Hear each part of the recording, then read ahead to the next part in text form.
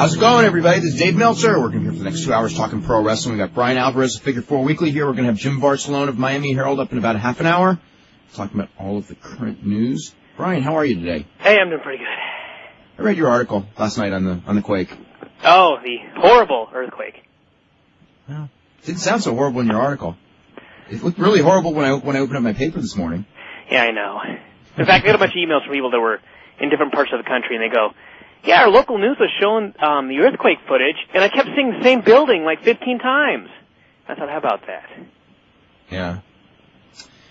That's because it's the building they had. Yes. Yeah. What would you expect? They show your backyard and everything's fine? I kind of thought that they might, but it didn't happen. All right. What do you think of Thunder? I thought the opening match was pretty good. I thought the main event was okay while it lasted, and like the rest of the show was just a show. It was like a bunch of matches that it's almost like when they used to have those matches where they go like a minute, we'd always complain, these things are too short, you know, these guys need to be given a little bit of time. Now it's like they're taking these guys that can't go 10 minutes and putting them out there for 10 minutes, and it just makes the show just drag on forever. Some of those matches they last forever. There's something about it. I think part of it, you know, we've talked about this for a long time, and it is going to change at some point. And that's the taping of the Nitro after the Thunder. Because, I mean, that building was so empty. And, you know, once you had that empty building and the crowd's already been dead from the Nitro, and they weren't that live during Nitro anyway. And it was like I had it on, and it was like just didn't sink in. Yeah. What can I say? I mean, I watched just about the whole show, and it just didn't sink in. I mean, Sean Stasiak and Johnny the Bull are out there, and I remember that really didn't sink in. The taping, of course. And your report here said to be boring. And I'm sitting here watching it about 2 minutes in, it's like, you know, this ain't that bad. And then it seemed like 45 minutes later, this match was still going on. And I thought, when the hell is this thing going to end? Yeah. What was it? I'm trying to remember what else was on. Hey, did Canyon do that interview with the Broom? Because I didn't see it. I missed it too because I did something else. I don't know. I don't think he was on there. I was told that was like one of the best things on the show. I mean, as far as like something right there. You know, did the Canyon interview with the Broom? Because what was I doing? I came down. I think I must have gone up and written something and came down, and Scott Steiner was wrestling Booker T. Yeah, there was right before, I don't know if it was right before Rick Steiner and Vito or right before Booker T and Scott Steiner, but they did a really long video package for Ernest Miller and Canyon. And it was it was just a video package. I mean, I fast-forwarded. When they started the video package on Ernest Miller, I went upstairs. Okay, I don't think they aired it. Someone can call in, but I didn't see it. Just let us know. Let's see. What else do we have here? I guess Dick Butkus is going to replace Jerry Lawler on the XFL broadcast on Saturday. Although that was like a pretty minor role anyway. Yeah. I don't know who's going to replace him as far as WWF goes. I don't think they've made the decision yet. Mm-hmm. I know that Bobby Heenan and Larry Zbyszko, as of a few hours ago, neither had been called. I don't know what the chances are that they will be called. I just know that neither had been. Let's see, what else? Maybe they're just going to try and work it out with Lawler first before they make any calls. They haven't done that. No attempts whatsoever? Well, Jim Ross and Lawler talked last night, but it was very brief, and there was no attempt to work it out. It was just kind of like, geez, you know, kind of too bad it ended like this. You know what I mean? Because they are actually friends. You know, I mean, they've been doing the broadcast together for years, and Lawler was actually very instrumental in getting Ross back after one of those firings. Yeah. Getting him back, you know, he kind of like told Vince, you know, like, I don't even know who was doing the announcing, but somebody was doing the announcing and he did something all wrong. And Lawler said to Vince, you know who can do that right? JR. And Vince goes, yeah, you're right, he could. And that was one of the reasons he got back on TV. You know what I thought was interesting about the whole... Probably Michael Cole, huh? Yeah, exactly. You know, I thought was interesting about the whole Jerry Lawler thing was about when we usually do the polls on the website, we usually average about 1,500 votes, sometimes a little more, sometimes a little less. And I remember a couple of weeks ago I did the one about guess Big Show's weight. And that thing was up there on the site for probably 5 days because I didn't do a new poll. And it got like 3,000 votes, and I thought, wow, this is the biggest ever. And yesterday I put up the poll about what do you think about Lawler's departure from the WWF. 3,500 votes. Just killed every poll we've ever done. So well, it's care. a hot story. Well, that's why I didn't do it. That's why I didn't do it on the Yada. But no. As far as Vince and Lawler, they have not talked. I'm trying to think what else there is. Lawler actually did a commentary on KingLawler.com. It's actually pretty interesting. It's blow by blow, and as best I can tell from talking to several other people, everything is pretty much exact. Now, I hadn't heard all of those stories. I'd heard probably 75% of them. But of the 75% that I heard, they were exactly like almost word for word how he described them. So the credibility of it's pretty high. I thought the interesting thing about that story was he's talking about sitting down in the office with Vince, him and Stacey. Oh, that was the best stuff, huh? And he's like, if you had a problem with her, why didn't you tell her about this first? And Vince is just like, well, maybe I should have. I didn't. It was like, that's it. He didn't even care. He came off so heartless, like, well, we didn't tell her. We probably should have, but it's over. That meeting, by the way, took about a little bit less time than it took for you to read that passage about the meeting. Was how long? I mean, it was like a split second. But the thing that I thought was just hilarious, okay, was that Lawler goes to Ross. And, of course, Ross goes, it was Vince's decision. And then he goes to Vince. And Vince goes, wasn't that a talent relations decision, which, of course, made a Ross decision. Exactly. I thought that was very typical. Classic Vince, too. Reaching out to shake the hand. Jerry, I want to thank you for everything you've done for this company.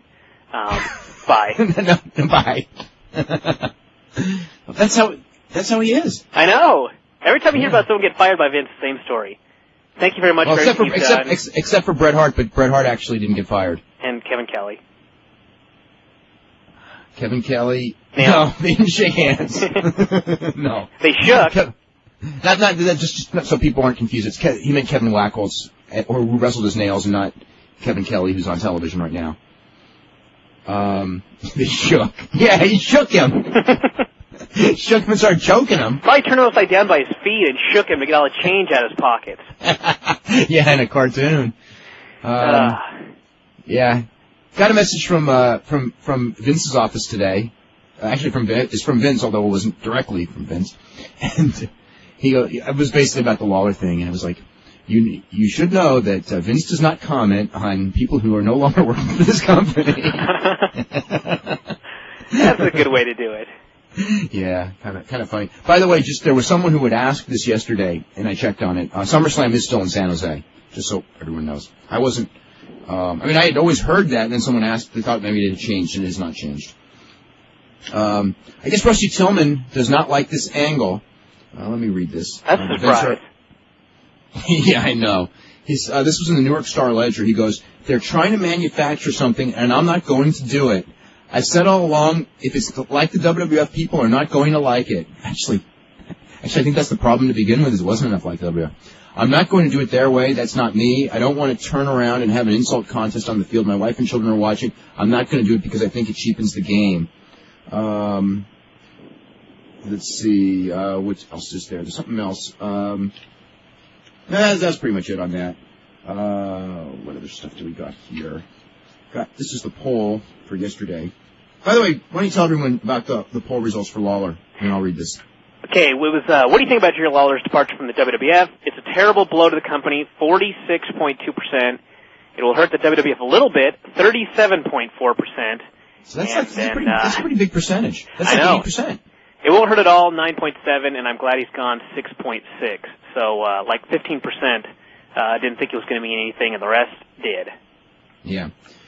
What do you think of the decision to release the women in WCW? It was a good decision, 23%. They should have kept 2 or 3, 50%. They should have kept them all, 7%.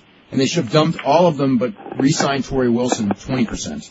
That 7% was every girl that was fired in Vince Russo.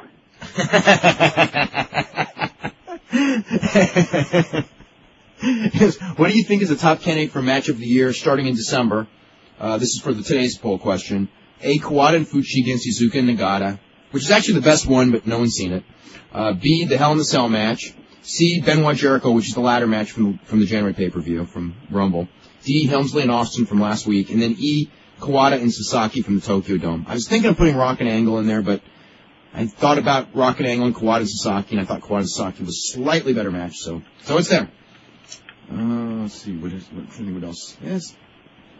What else? The Superstars of Wrestling tour, scheduled for I think next week in Australia, has been postponed until June because Jim Hellwig has had a problem with his passport and he couldn't get to Australia before June. God. What could that problem be? He probably doesn't have one. I don't know. I'm just thinking since he changed his name to Warrior or whatever. Oh. I can just see some goofball holdup like that. Like, how can your name be Warrior? I need a birth certificate. Oh, boy. I don't know why any promoter would ever want to deal with Jim Hellwig. Especially now. He hasn't even been on TV. You know, when was the last time Jim Hellwig was on TV in something that actually meant something? WrestleMania 6. Okay. No. WrestleMania 12. You think so? He came back. Oh, my God. I was at WrestleMania 12. That's the one with Bret Hart and Shawn Michaels Iron Man match, right? It was the one in 1996. Yeah, with him and Hunter. With him and Hunter in the 1 minute match, right. Okay, I was at that one, and live in that building, he was 10 times more over than Shawn Michaels or Bret Hart. I mean, it was scary I saw the line, because we got there hours early, and all these people are like, every poster was Ultimate Warrior. Everyone was screaming about the Warrior. They didn't care about Bret Hart. I flew down to see Bret Hart and Shawn Michaels do a 60-minute match, right? Mm-hmm. Everybody in line, they just wanted to see the Ultimate Warrior. It was like scary. So he meant something then, and I think he meant something for about a month after that. By the time, he was gone, when he left, oh, God, he was so horrible when he was there, but he did mean a little bit. When did he feud with Papa Shango? When was that? Oh, God, that's like 91. Okay. Right? No, 92. That's 92 because that was when the business fell apart. Ultimate Warrior Papa How Shango can that feud. Be? Ultimate Warrior Papa Shango feud coincided with the aftermath of Hulk Hogan leaving and the steroid problems and all that. That was like late 92, after WrestleMania 92, and that's when the whole thing like just fell off. Like the earth is flat, and they walked one step too far, and they went straight down for about 3 years. When Papa Shango put that voodoo curse on the Warrior and he threw up green slime, I said, "That's money."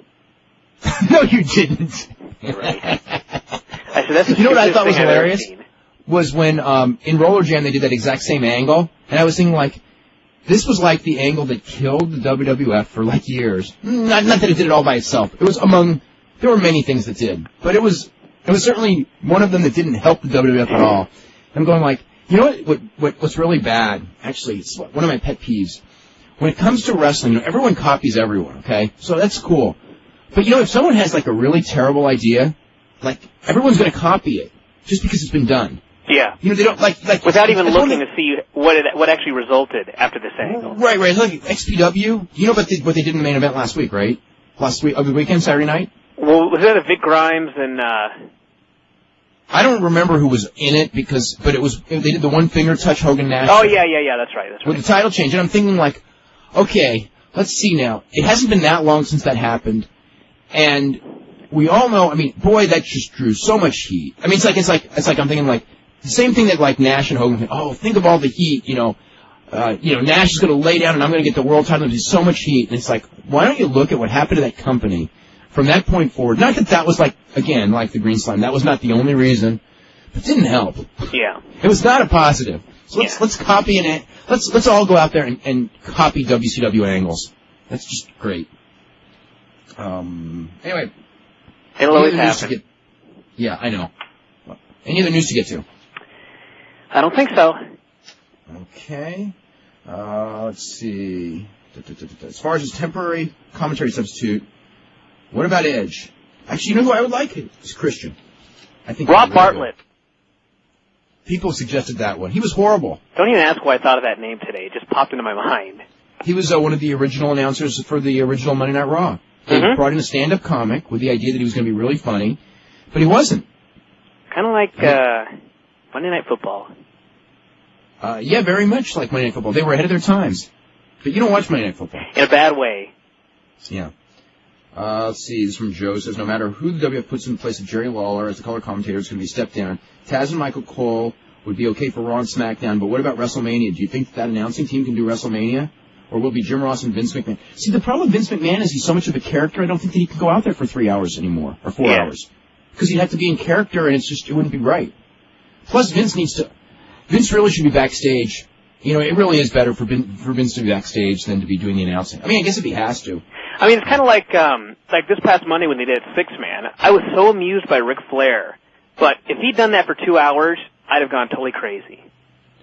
I thought Ric Flair carried the first half of that Six-Man. I mean, the second half was actually a good match. The first half I was going like, I think maybe it was because Cat was in a lot or something. I was going like, this isn't very good at all. Mm-hmm. But Ric Flair was making it entertaining. This was from Ryan Briggs, who goes, I was listening to an archive of when Vince Russo was on the show in December of 1999. Nothing much of note except the topic landed on Steve Regal, and Vince Russo said Steve Regal's work was good, but he was boring. I just found that funny. I would think that if you listen to those interviews, you'd find many things funny. Let's see. More suggestions. Missy Hyatt. No way. Rusty Tillman. Yeah, okay. Trish Stratus. Oh, God. Can you imagine her talking for 2 hours? Oh, boy. For Stephanie. Oh, boy. They could bring Shane back, but I don't know. Let's see. Bruce Mitchell made the comment about 2 Southern guys in Vince's booth. I don't think so. Since when has Memphis been considered Northern? That's actually true. Jerry Lawler is a Southern guy, but nobody thinks of him as Southern because he doesn't have the Southern accent really strong, like Ross would. This is from Josh Barnett. Josh Barnett just had a hell of a fight Friday night. Let's see. He goes, Brian lives in Seattle. Why doesn't he come to the AMC and say hi? So he's telling you should come to AMC Pancration shows. Actually, I went to one, but it was like a year and a half ago. Yeah. You saw him fight, too. Yeah, I saw him fight. He was in the main event. Yeah. I just don't know when those things are. Well, Josh, tell us when they are. Yes. Give us the upcoming dates, and I'll head out to one. Okay. Let's see. This is Brian's Uncle Wayne. Do you actually have an Uncle Wayne? Yes, I do. Is his email address Chico's Uncle Wayne? Yes. Chico's uncle. Chico's uncle. Okay, this is the real deal. Wow. Ask him if he thought the Earthquake was better than his match with Pistol Pete Cruz. I enjoy the Earthquake more, actually. Significantly more, now that I think about it. What is the contract status of Jerry Lawler? Okay, I actually just talked to him about this because the story in the Torch is not untrue, but he did have a contract. What it is that because I was confused because I had talked with him yesterday, and he had mentioned something about when he got his release from his contract, and he was talking about his contract. And then I read the thing in the Torch that he didn't have a contract, or that he'd had a signed contract but never signed it. And I was going like... Maybe just a 1H.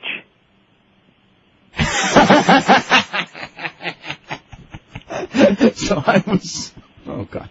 So I was like going like... but the story was so detailed, and like, he has the contract, hasn't signed it, and he goes, that's pretty detailed. So anyway, I asked, and the deal is that he had a contract.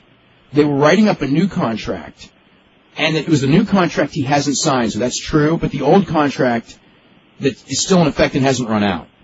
So he is under contract, but so that's the story. Do you know till when? What? Do you know till when?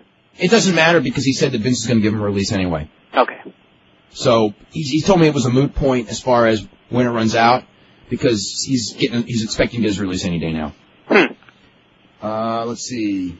It's from Stephen Cole, who goes, you guys always talk about WF and WCW making up outrageous numbers on attendances, like 1 million people at Road Wild.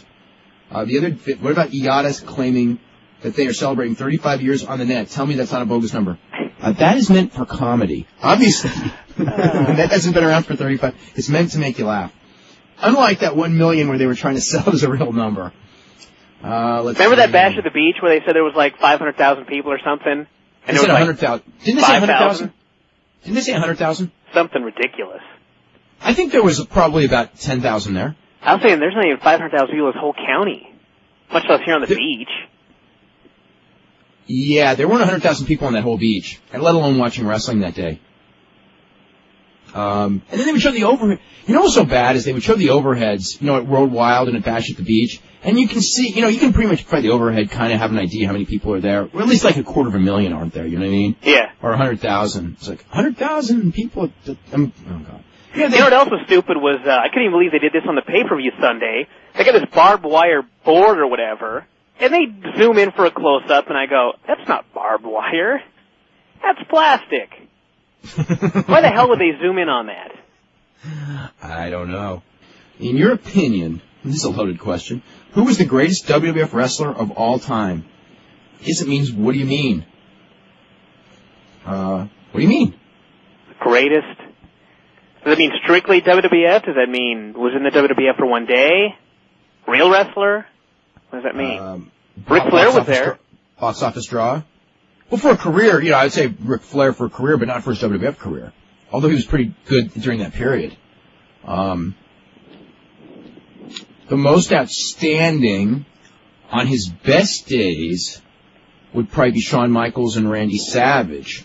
But Shawn was more consistent than Savage. But, I saw Randy Savage do 4-star matches with the Ultimate Warrior, and that is a task. Yes, and that is an amazing task. I saw Shawn Michaels do a 2.5-star match once with King Kong Bundy, which was almost as impressive. But,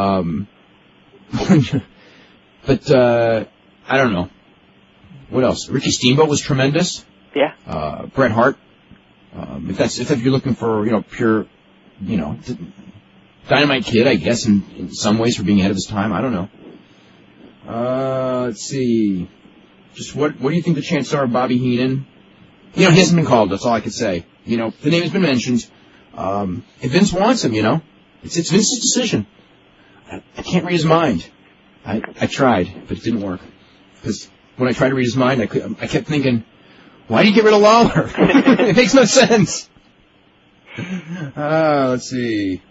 Yesterday, what do you got? William Regal. Hey, he's funny as hell. He'd be good. Yeah, maybe. I would hate to see him wasted with that, though. Yeah. How much paper do you go through each day? I don't know, but I go through those reams of 500. I think I go through one of those, seems like about every 2 days. For like the faxes? Yeah, for the faxes and everything, yeah. Between faxes and printing out, also printing out stuff too. Yeah. Is there any truth to the rumor that on Raw, Vince will show up in a Las Vegas Outlaws jersey with a name on the back, "He canceled me"? I like that one. Let's see. It seems so bad in WCW where on Thunder, the two top faces, Booker T and DDP, run out of the ring when they see 5 crummy heels run in. If the WWF had the RTC or a bunch of crappy heels in to attack Austin the Rock, they would give them the stunners and rock bottoms like crazy. And they wonder why their faces don't get over. Yeah, it's true. The Torch just reported that the Fusion talks with Time Warner have broken off without a deal. Is there any truth to that story? Wow. I may make a phone call during the commercial break on that one. I certainly have not heard that. Let's see. On tonight's SmackDown, does Michael Cole call the action and Jim Ross do color or vice versa? I don't know for sure. I think Michael Cole calls the action and Ross does the color, though. Pretty sure. Yesterday you talked about a goalkeeper blading in a match. Actually, people thought he bladed at first, but it came out that he used tomato sauce. Yeah, okay. It was the Chilean goalkeeper, and he ended up getting his country banned from competition for 7 years. I was thinking it would have been funny if he had used chili sauce. Yeah, that's pretty clever. Actually, I don't even think it was even a blade. It was just something sharp. I guess it's considered blading. Let's see. That's right, because it wasn't a blade. Yeah. Let's see. Can we attribute some of the King's departure to Vince's divided attention with the XFL backlash? He's really had little time to pay attention to the WWF. Lawler's retelling of the situation, work, shoot, little of both. I would tell you that Lawler's story is, as best I can tell, is totally a shoot. I mean, there were no inconsistencies in Lawler's story of the stories that I'd heard from several other people about what happened and his story. So I think that it's pretty darn real. And it appears Vince was making snap decisions because he didn't have time to think things over.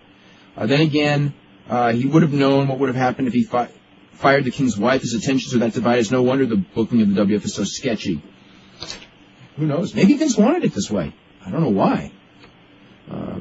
Let's see. On Raw, JR did mention Austin and Helmsley during the first segment. and also that Helmsley won the match, but they didn't push it any further because they didn't want to take the attention away from the Rock Austin segment, which is the focus of the show. And please tell Brian his newsletter rules. It rules. Helmsley was supposed to be on SmackDown and do a run-in in the match that's the main event tonight, which is Austin and Angle. And for whatever reason, he didn't do it.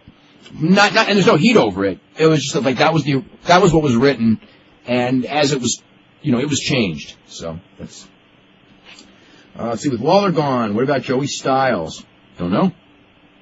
What about Brian Alvarez? No. He's funny, he knows the business, and he's a good talker. Yeah. He can tell some stories. I'd get way too mad at Michael Cole.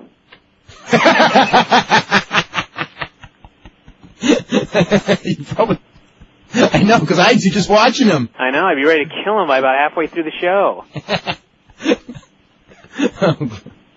We got Jim Varsallone of the Miami Herald up. Jim, how you doing today? Hey, good. How you guys doing? We're doing pretty good. We're just going over who will take the spot on WWF TV. Right, of Jerry Lawler. Do you know? I would say, you know what? I don't know, but I was thinking they could probably get someone like Dennis Miller to do the thing and then just kill the whole ratings altogether. I really don't know. What about Jesse? Wait, no one's talking about Jesse. Oh, he can't go on a Monday, right? How controversial would that be if they got Jesse to do it, especially with all the stuff he's doing and how all these high-up political figures who are so jealous of him want to just say, no, you can't do anything that you want to do in your own free time. That would be fun. That would be some good stories there, too. Jesse? What I'm worried about is it'll be a name that we've not mentioned, like Jonathan Coachman. No. He's not ready. No. Hugely depressing. No. They need, come on, look what Lawler brings to the table. It'll be Taz, I think. See, Taz is the one that, right, you see when Lawler is off the camera, when he has to do his match or whatever, they brought Taz in, so, and I guess they all like Taz's work from Sunday Night Heat, so it seems like he would be the next one that they're gonna plug in that spot. Yeah, it's just too much of a drop-off, though. But do you think that's a done deal with Lawler? You mean being gone? Yeah. Nothing's 100%. I mean, Vince, but the problem is Vince is not really good at calling somebody up and going, Jerry, I made a hasty decision. I'm under a lot of pressure. Please come back. Yeah. If Vince made that call right now, I would think Lawler would come back. Sure. As well. But Vince has to make that call, and Lawler is not someone, Lawler's not going to call Vince up this week and go, Vince, it's okay, you fired my wife. I changed my mind. I want to come back. It may happen it may happen down the road, but I don't think either of them is going to make that call. Certainly not anytime soon. All the tempers are high enough right now that neither one's going to budge, and basically bottom line is the fans are the ones that get killed in the whole situation. Well, though, I think if Vince called and said, look, Jerry, I'm sorry, I really want you back, but we can't take Stacy back, I don't think Lawler would go back. Really? Not right now. Okay. All right. In a couple of months, he might. Depending on the situation. It all depends on the situation. But you wait a couple of months, he's going to be on WCW TV. If they wait long enough. I can't imagine Eric not making that deal. No, Eric does that deal. That's one of the first things he gets done. If Lawler's not going to go back there, if they get anything done. Shoot, that's true. Yeah. But the thing is, and that's exactly one of the. Well, there's many problems with WCW, but that's one of the problems with WCW. You got to get somebody on there that could deliver the show, that could talk, that could, add some humor to the thing. And Lawler would be one of the perfect fit to do that, especially if they want to change the company around. I just think if they don't work it out, if Vince doesn't work it out, this isn't like Bobby the Brain Heenan leaving WWF to WCW. This is someone that's still very hot as far as commentators go. And I think it would just be a very good, very strong addition to WCW, especially with the commentators they have now anyway. Yeah, but Brian, think about this. Okay, you remember what you just said about Michael Cole? Mm-hmm. If you were sitting next to Michael Cole? Think about Jerry Lawler sitting next to Tony Schiavone for 4 hours a week. He's going to give him a pile driver. Yeah, but see, that might be good. Actually, you know what? These are bad news. Actually, you're right. We don't even know what Bischoff's going to do with those commentators. He might get rid of Tony. Yeah, he might. Well, he might be like Lawler and Tenay. I don't know. Who could Maybe Lawler work with there? Could be Lawler and it could be Lawler and Joey Styles. Mm-hmm. See, that would be interesting. See, I tune in and watch that. And, well, I should say this. I'll watch anyway. I'll tune in to listen to that. That would be... Actually, I like the chemistry of Lawler and Joey Styles. I think it'd be okay. Yeah. Because, I mean, Styles worked well with Gertner. Yeah. And Gertner was, he had to do the... I guess they had to do the in-studio for the TV shows just to go over it a million times. Lawler doesn't need that. Styles is pretty good as far as playing off a funny guy, too. He's a straight man. Straight guy. Whereas Schiavone, the weakness with him is, like when he would do the funny stuff, Schiavone never really played along. He didn't get it. He didn't get it. That's what I think. Really, I agree with that. I think he just didn't get it. I mean, but Schiavone's been there for so long. How this business, how loyal it is, but still, how loyal would they be to someone like Schiavone? Well, in this business, I mean, I don't know what it is. I mean, the old company, the TBS company, was going to say, he was just a fixture. Yeah. But I don't think that Bischoff, I don't think there's any fixtures with Bischoff. I think that, and he wants a new look and a new everything. Sure. And he'll just clean house.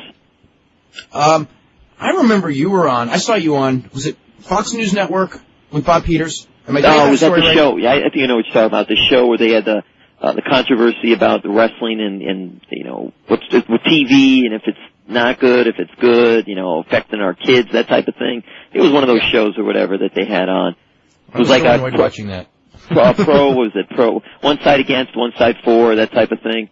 Yeah. It was a while ago. Yeah, they did something like that. It's just interesting to me that I love the fact that WWF does this RTC bit to sort of play off what the PTC has been doing and Brent Pozell and what they're doing and all. I don't know if it's a good idea to make your enemies mad when your enemies are effective. If Pozell was ineffective, I guess, you know what I mean? I would think that it would be a lot better. Well, it would. A lot smarter. But I'll tell you what, Pozell, this is what I heard anyway. Who knows what's true and what's not. But the thing is let's see, Pozell does a column. He has a syndicated column and the people that actually are in charge of distributing that and all, they called up here asking, would you be interested in doing an interview with Pozell? Sure we would. And he's saying, well, we'll see what we can do here. We might want to set this up. This is the time Vince and them were suing him, or they put him in the long list of people that they wanted to get at. And he's like, Brent's really shaken about all this. He's really upset by all this. And I'm like, really?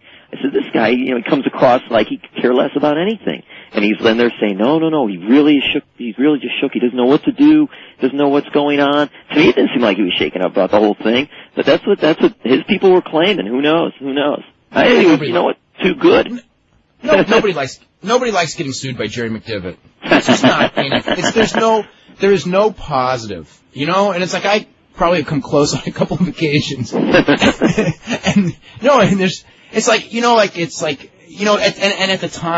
the time I was kind of like, this is cool, you know what I mean? Let's just go balls to the wall. You know what? That's cool. Let me go head to head with the WWF legal team.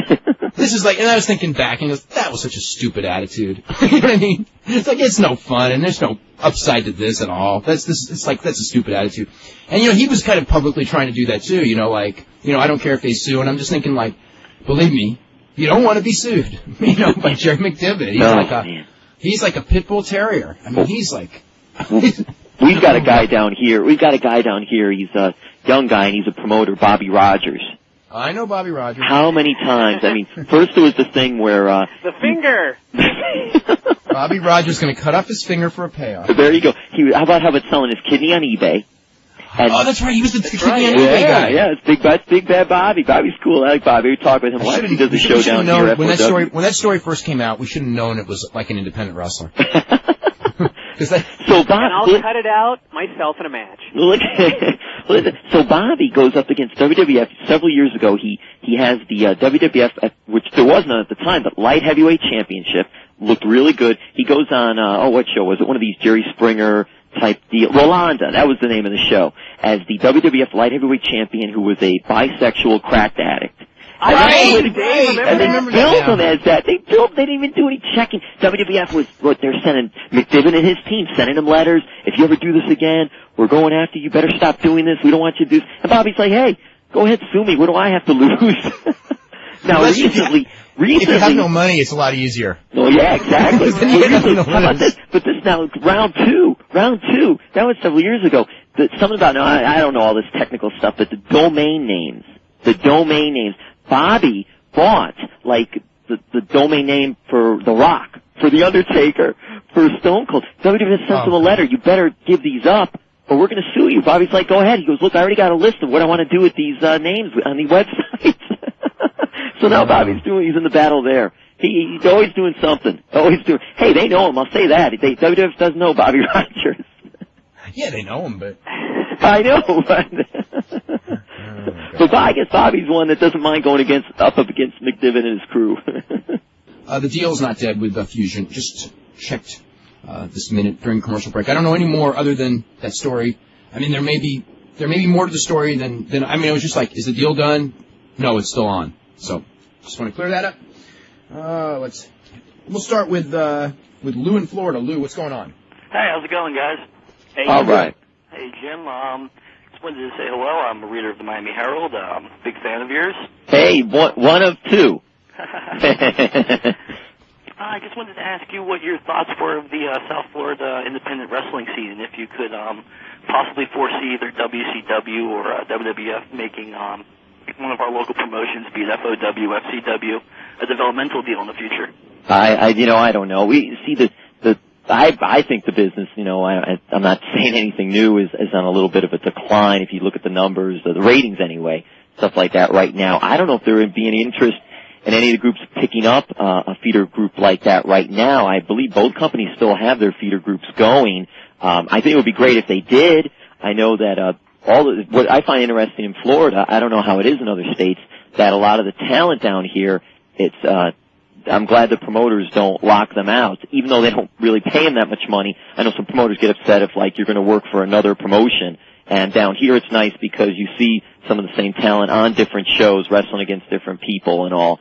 I think it's a very strong area. The one guy who comes to mind is Billy Fives, who's a great young talent down here. And whether they do a feeder program or not, I don't think so right now, which they would. But I think still the guys are going to get a look and a see. I mean, John Tenta, the Earthquake, I guess, opened his own school up, as so many do, or some do anyway, and he's up in the middle of the state, and they're supposed to have a big show on the 23rd of March. I was reading this today, actually talking a little bit with Prince Iakea, who's coming down to South Florida for a show this Saturday, and he was saying that on the show, and I read this too, that they were going to have Reina and Mark Mero. Mark Mero was supposed to wrestle, and Typhoon, who's, I guess, one of Tenta's former partners when they did the natural disasters of WWF. But the big name was Scott Hall supposed to be on the show, competing. So it'll be interesting if everybody does show up. But I just think there's a lot of talent in Florida. There are a lot of wrestlers, former wrestlers, current wrestlers that live in Florida, and it's a good area down here. Whether or not they're going to be a feeder program, I don't think so. I wish it would happen, but I don't think so. WCW actually got rid of Wildside. Really? I can't think of that one. Wildside, they just did it a couple days ago. Well, which player, A, B, or C, made this decision? Which was this something from Bischoff's group? Was this something from Kevin Sullivan's group? I don't know. It may be they switch their affiliations with Dusty. Maybe. Really? I just speculation. I don't know. And that's wild. That is wild. But anyway. Also, Jim, you mentioned Billy Fives.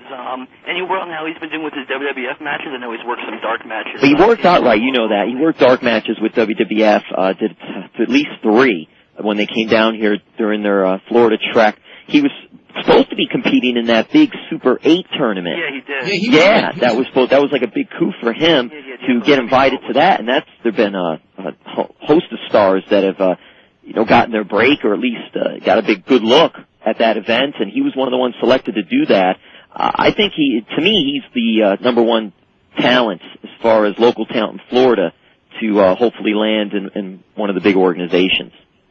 2 quick things before I go. To Dave, you think now that Lawler has been, from last I've heard, is available, that there'd be any chance of seeing him doing any independent dates?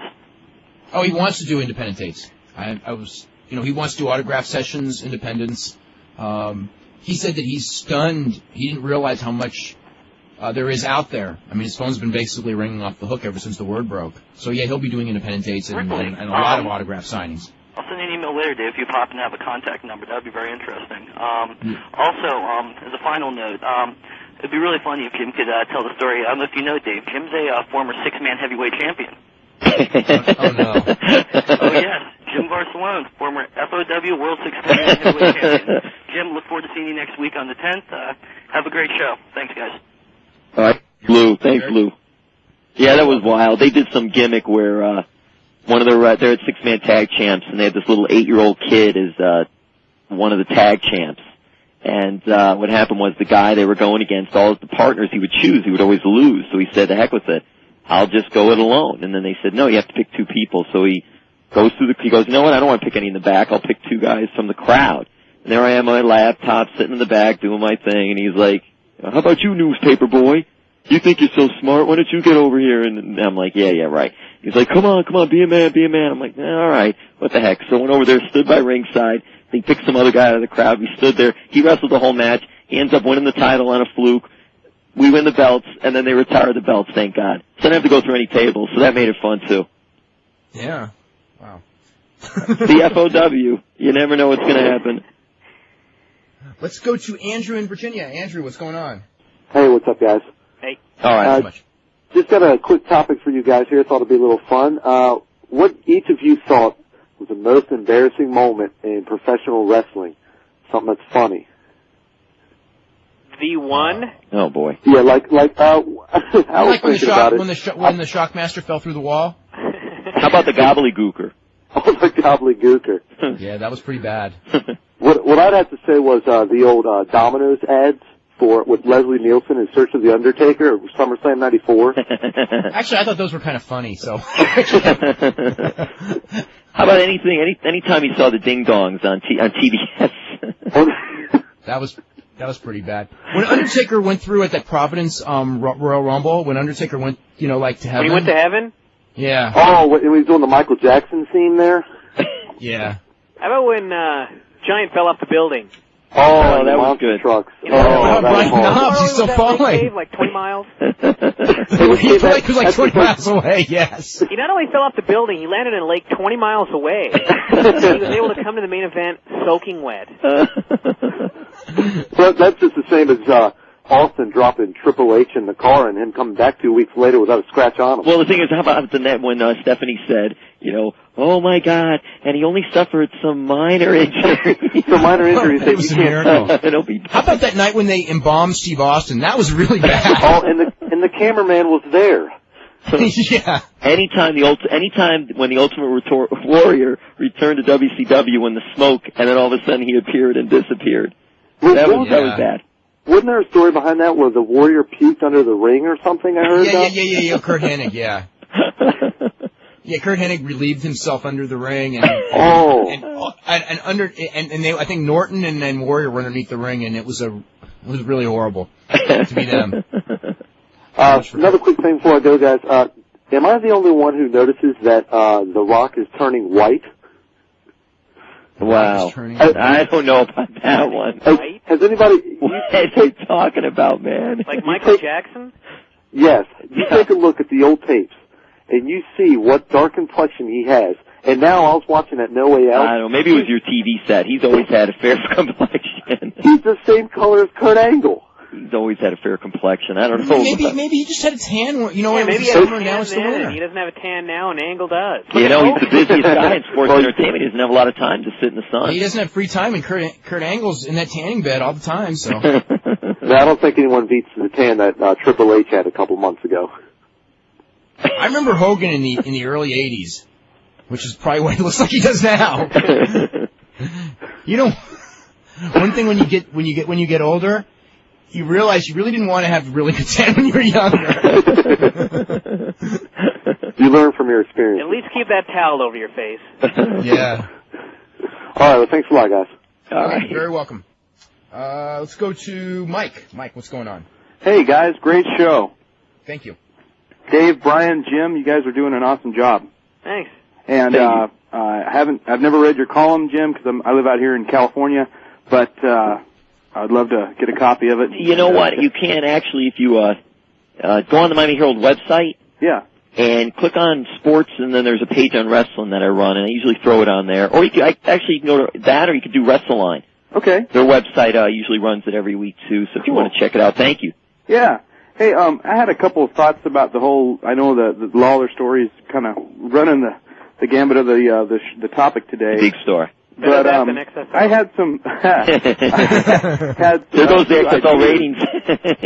Had a few ideas that haven't been mentioned yet. Randy Savage, possibly. We talked about that. I think that'd be a bad idea. Shawn Michaels. Oh, That's a real bad idea. We talked He's about been him in yesterday before. too. Al bad, Snow. though. Maybe Kevin Nash. Who knows? Oh God. And what's up with that ballet Nash that was came kinda in with funny tie and tie the other night? Wasn't she Taka's sister a few years ago? The girl, I think, Yeah. wasn't that Taka's girlfriend? Taka's sister, no, really. I think Taka's sister was not that girl. Taka's sister was a lot younger than that. Oh, okay. She looked a little skinnier too, unless she yeah, decided she was a to lot put on a little weight. I think that's Taka's girlfriend for real. Really? From Japan, yeah. Yeah, because Right on. he was traveling with his girlfriend. And they already blew her off by, on the SmackDown show, she wasn't evil enough or something, but she's gone. Oh, she's gone. Well, they can't justify getting rid of Lawler's lady and then keeping her. Exactly. That's what my next point was going to be. But also, as far as a few other things, the whole angle with Nash losing on the last WCW pay-per-view and losing his career and all that.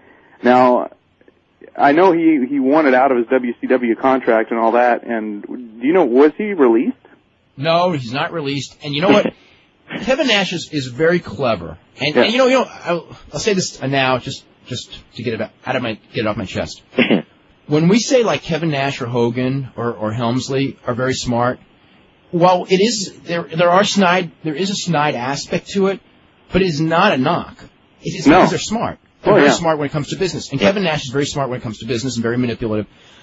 I don't believe that, maybe now Kevin Nash really may want to go to WWF just because WCW's crumbling. But, all that time when Kevin Nash was talking about, like, I want to get out of here and all this, he would privately tell his friends, it's like he was working 100 days a year and making $1.6 million a year.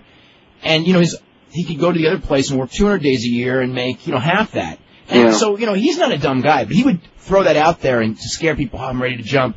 It was all leverage. Now, if he can't get this kind of a deal and stay with WCW, of course he would want to go to WCW. But this is all an angle, and he's, he's going to come back when they want to bring him back, however this angle plays out. Most of these guys, people, I guess, know this behind the scenes or whatever. In business altogether, it doesn't matter if you're in wrestling or not.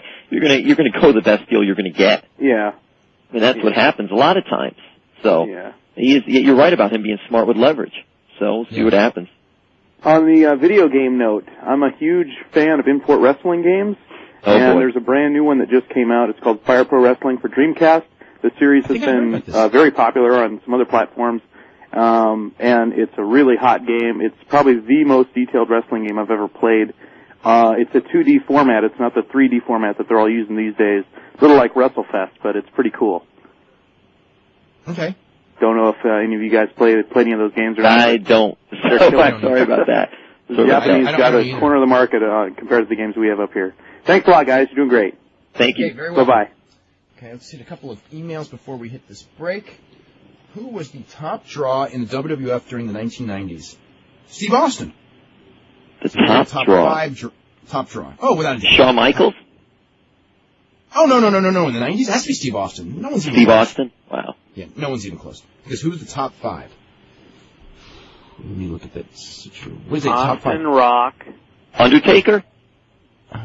Undertaker was never a huge draw, but he was around the whole 10 years. That's kind of a hard one. Austin by far. Nobody's close. Would Michaels be in there or no? Yeah, he'd probably be in the top five. Rock became a draw in 2000 or late 99. I think that I wouldn't put him in there. Probably Hogan. Because you had that middle period where nobody drew. Because their business was bad. Yeah. What about Brett? Brett and Shawn are pretty close. I think they would probably both crack the top five. So you'd have Hogan, Brett, Shawn. Would Warrior be in there or no? Man, no, not really. What about Papa Shango? No. That was my next guess. I'm trying to think if there's anybody else. Macho Man or no? Not by then. Maybe the first year, like 90, 91. But that would be it. Warrior was still on top. Let's see, he left in 92. What about Vince? Was it 99? it was 98. 98. Wow. TV ratings draw, not box office draw, because Vince never went on the road. Yeah, it's TV true. ratings draw, absolutely. Anyway, Wow. I think we got a bunch. Okay, I was a big fan of Rick Rude, and I was wondering if you ever considered him a world champion. I never worried about semantics. I don't know. What about Mick Foley? Rick Rude, if David Arquette can be champion, why not? Yeah. Mick Foley, I'd say probably may squeak in around number 5. Yeah. Just for the stuff at the end. Yeah. See, I mean, as far as Rick Rude, he held that WCW International title, which they called the world title, except it wasn't recognized because the NWA board wouldn't approve of the title change that WCW wanted. To me, it's like this. I don't know. I don't know if I consider him a world champ or not. I don't know. Can you explain the history of the WCW International title? It started as the NWA World title when they resurrected it after they had dropped it for a while. They brought it back. Ric Flair was the champion, and he was supposed to lose it to Rick Rude. And the NWA board and WCW were having problems then, and it led to their final split. It was the Chono thing later. I'm trying to remember. This would have. God, I don't remember this anymore. I don't remember the whole history of this. Okay, someone's going to have the Wrestling Histories book in front of them, so look it up. Okay, because they did the NWA stopped recognizing the title when they had the fallout, and that was right before Flair was going to lose it to Rude. So when Rude won it, it became the World Championship Wrestling International World Heavyweight Championship, as opposed to the World Championship Wrestling World Heavyweight Championship. And then Rude had it, and then those titles ended up being unified when Hogan... Flair beat Sting to unify the two belts, and then Hogan beat Flair right away, as usual. So that's kind of what happened there. Huh. How's it going, everybody? Dave Meltzer here, finishing up the week here on Wrestling Observer Live. We've got Brian Alvarez, Figure 4 Weekly, here for 2 hours. We're also going to be joined by Sheldon Goldberg, New England promoter, wrestling historian, wrestling writer, etc., etc. He'll be up in a little while. And, Brian, how are you today? I'm doing good. How's the media? The media? The media. Every day. Every news story. Starts in Seattle. I have not even been following it today. I just totally gave up. Oh, okay. Although I did notice, I was flipping through the channels last night, and I can't even remember what show it was, but there was some comedy show, and they were totally making fun of the earthquake coverage up here. And I thought, there you go. At least someone else noticed. Okay. Well, let's see. What else? SmackDown last night. I liked the show last night. Yeah, it was a good show. Yeah. You know what I was surprised with one of the best things on the show, at least I thought, was Benoit and Eddie Guerrero having that argument. Before the match? Yeah, I mean, the way it started out, it was kind of like, this isn't too good, but by the end, it was like, that was really awesome. Yeah.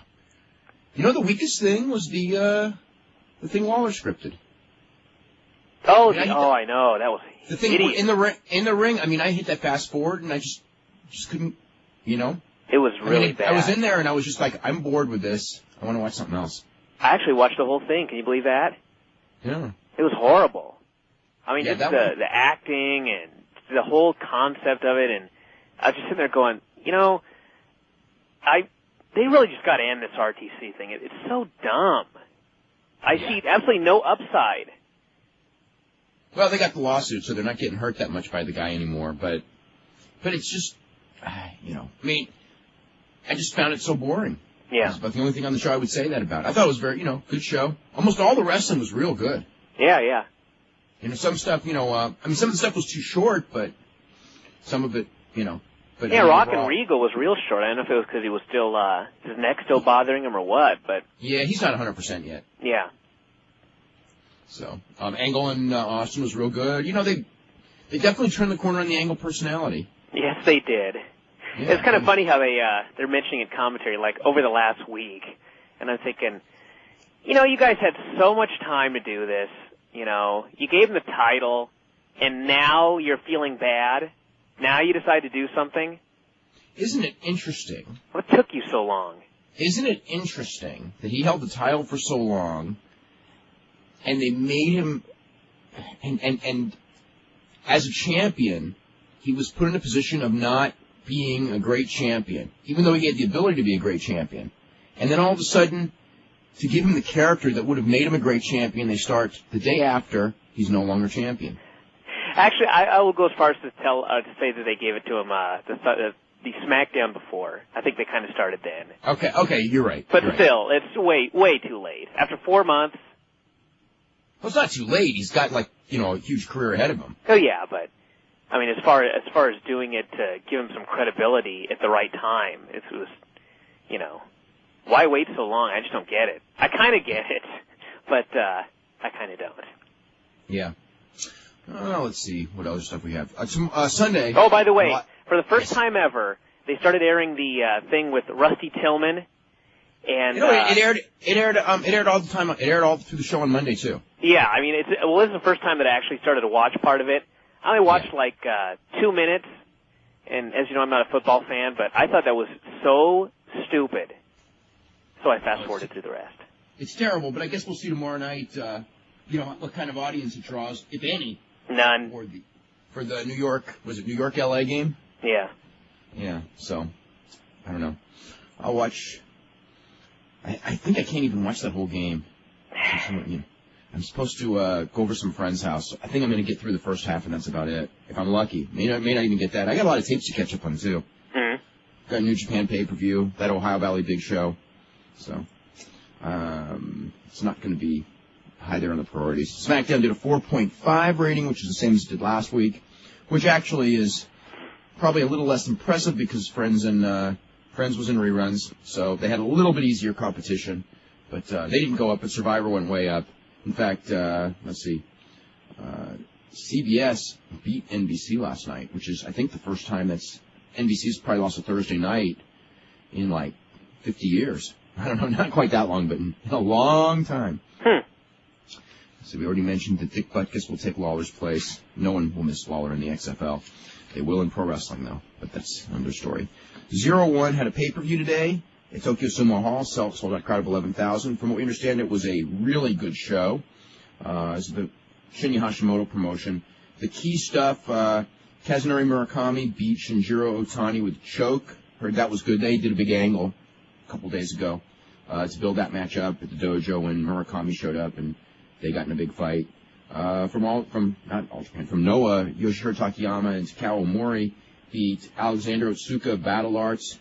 That Otsuka, we'll talk about him in a second, and Tatsuhito Takaiwa, formerly of New Japan, who's really still of New Japan, in a quick match, 7-minute match. And then the main event, Misawa and Jun Akiyama beat Shinya Hashimoto and Yuji Nagata in 19 minutes and 10 seconds when Misawa pinned Shinya Hashimoto with a released German suplex. Heard it was a really good match.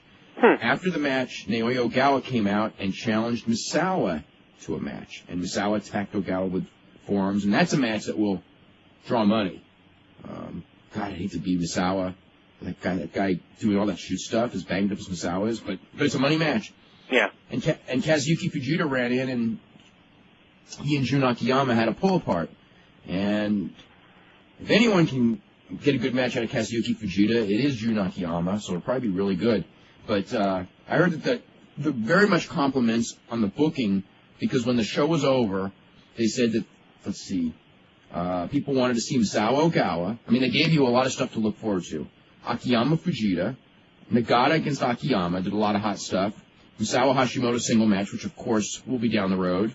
Hashimoto Ogawa, still more heat on that, which you can always do that match. I mean, that's going to end up being a legendary feud.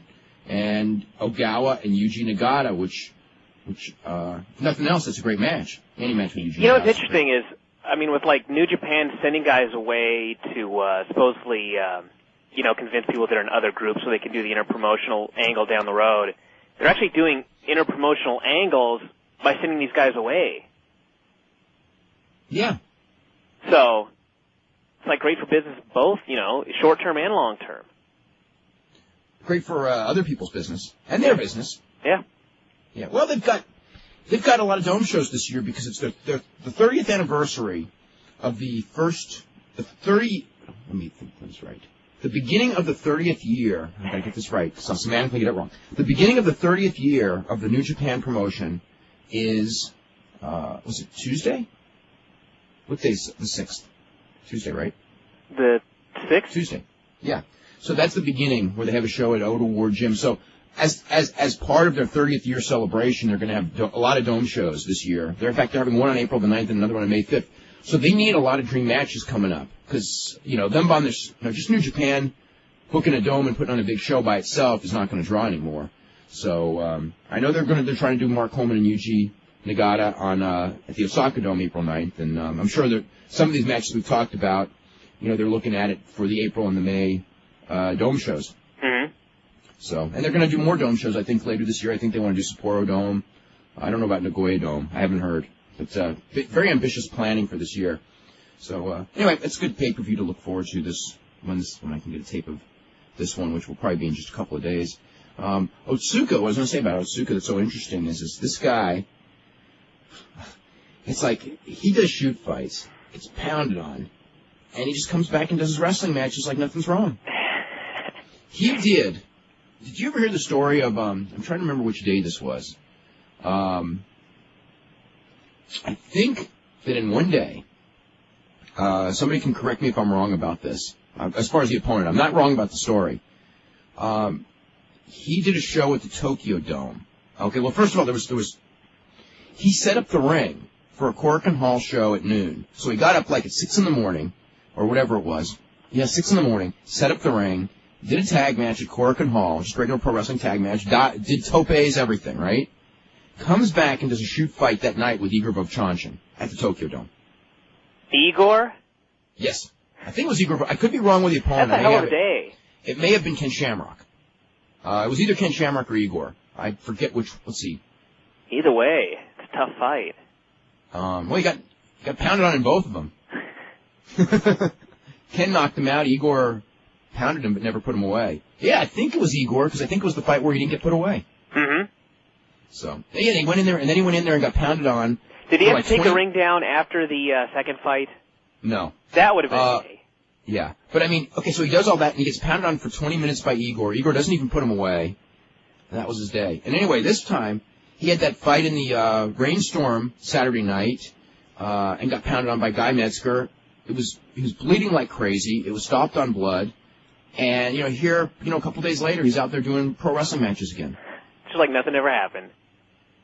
Yeah, I don't know. He's gonna end up with scrambled brains not too long if he doesn't have them already. Yeah. I mean, all that stuff, we talk about, it's like, wow, isn't that cool? You know what, though? It's not cool. Not.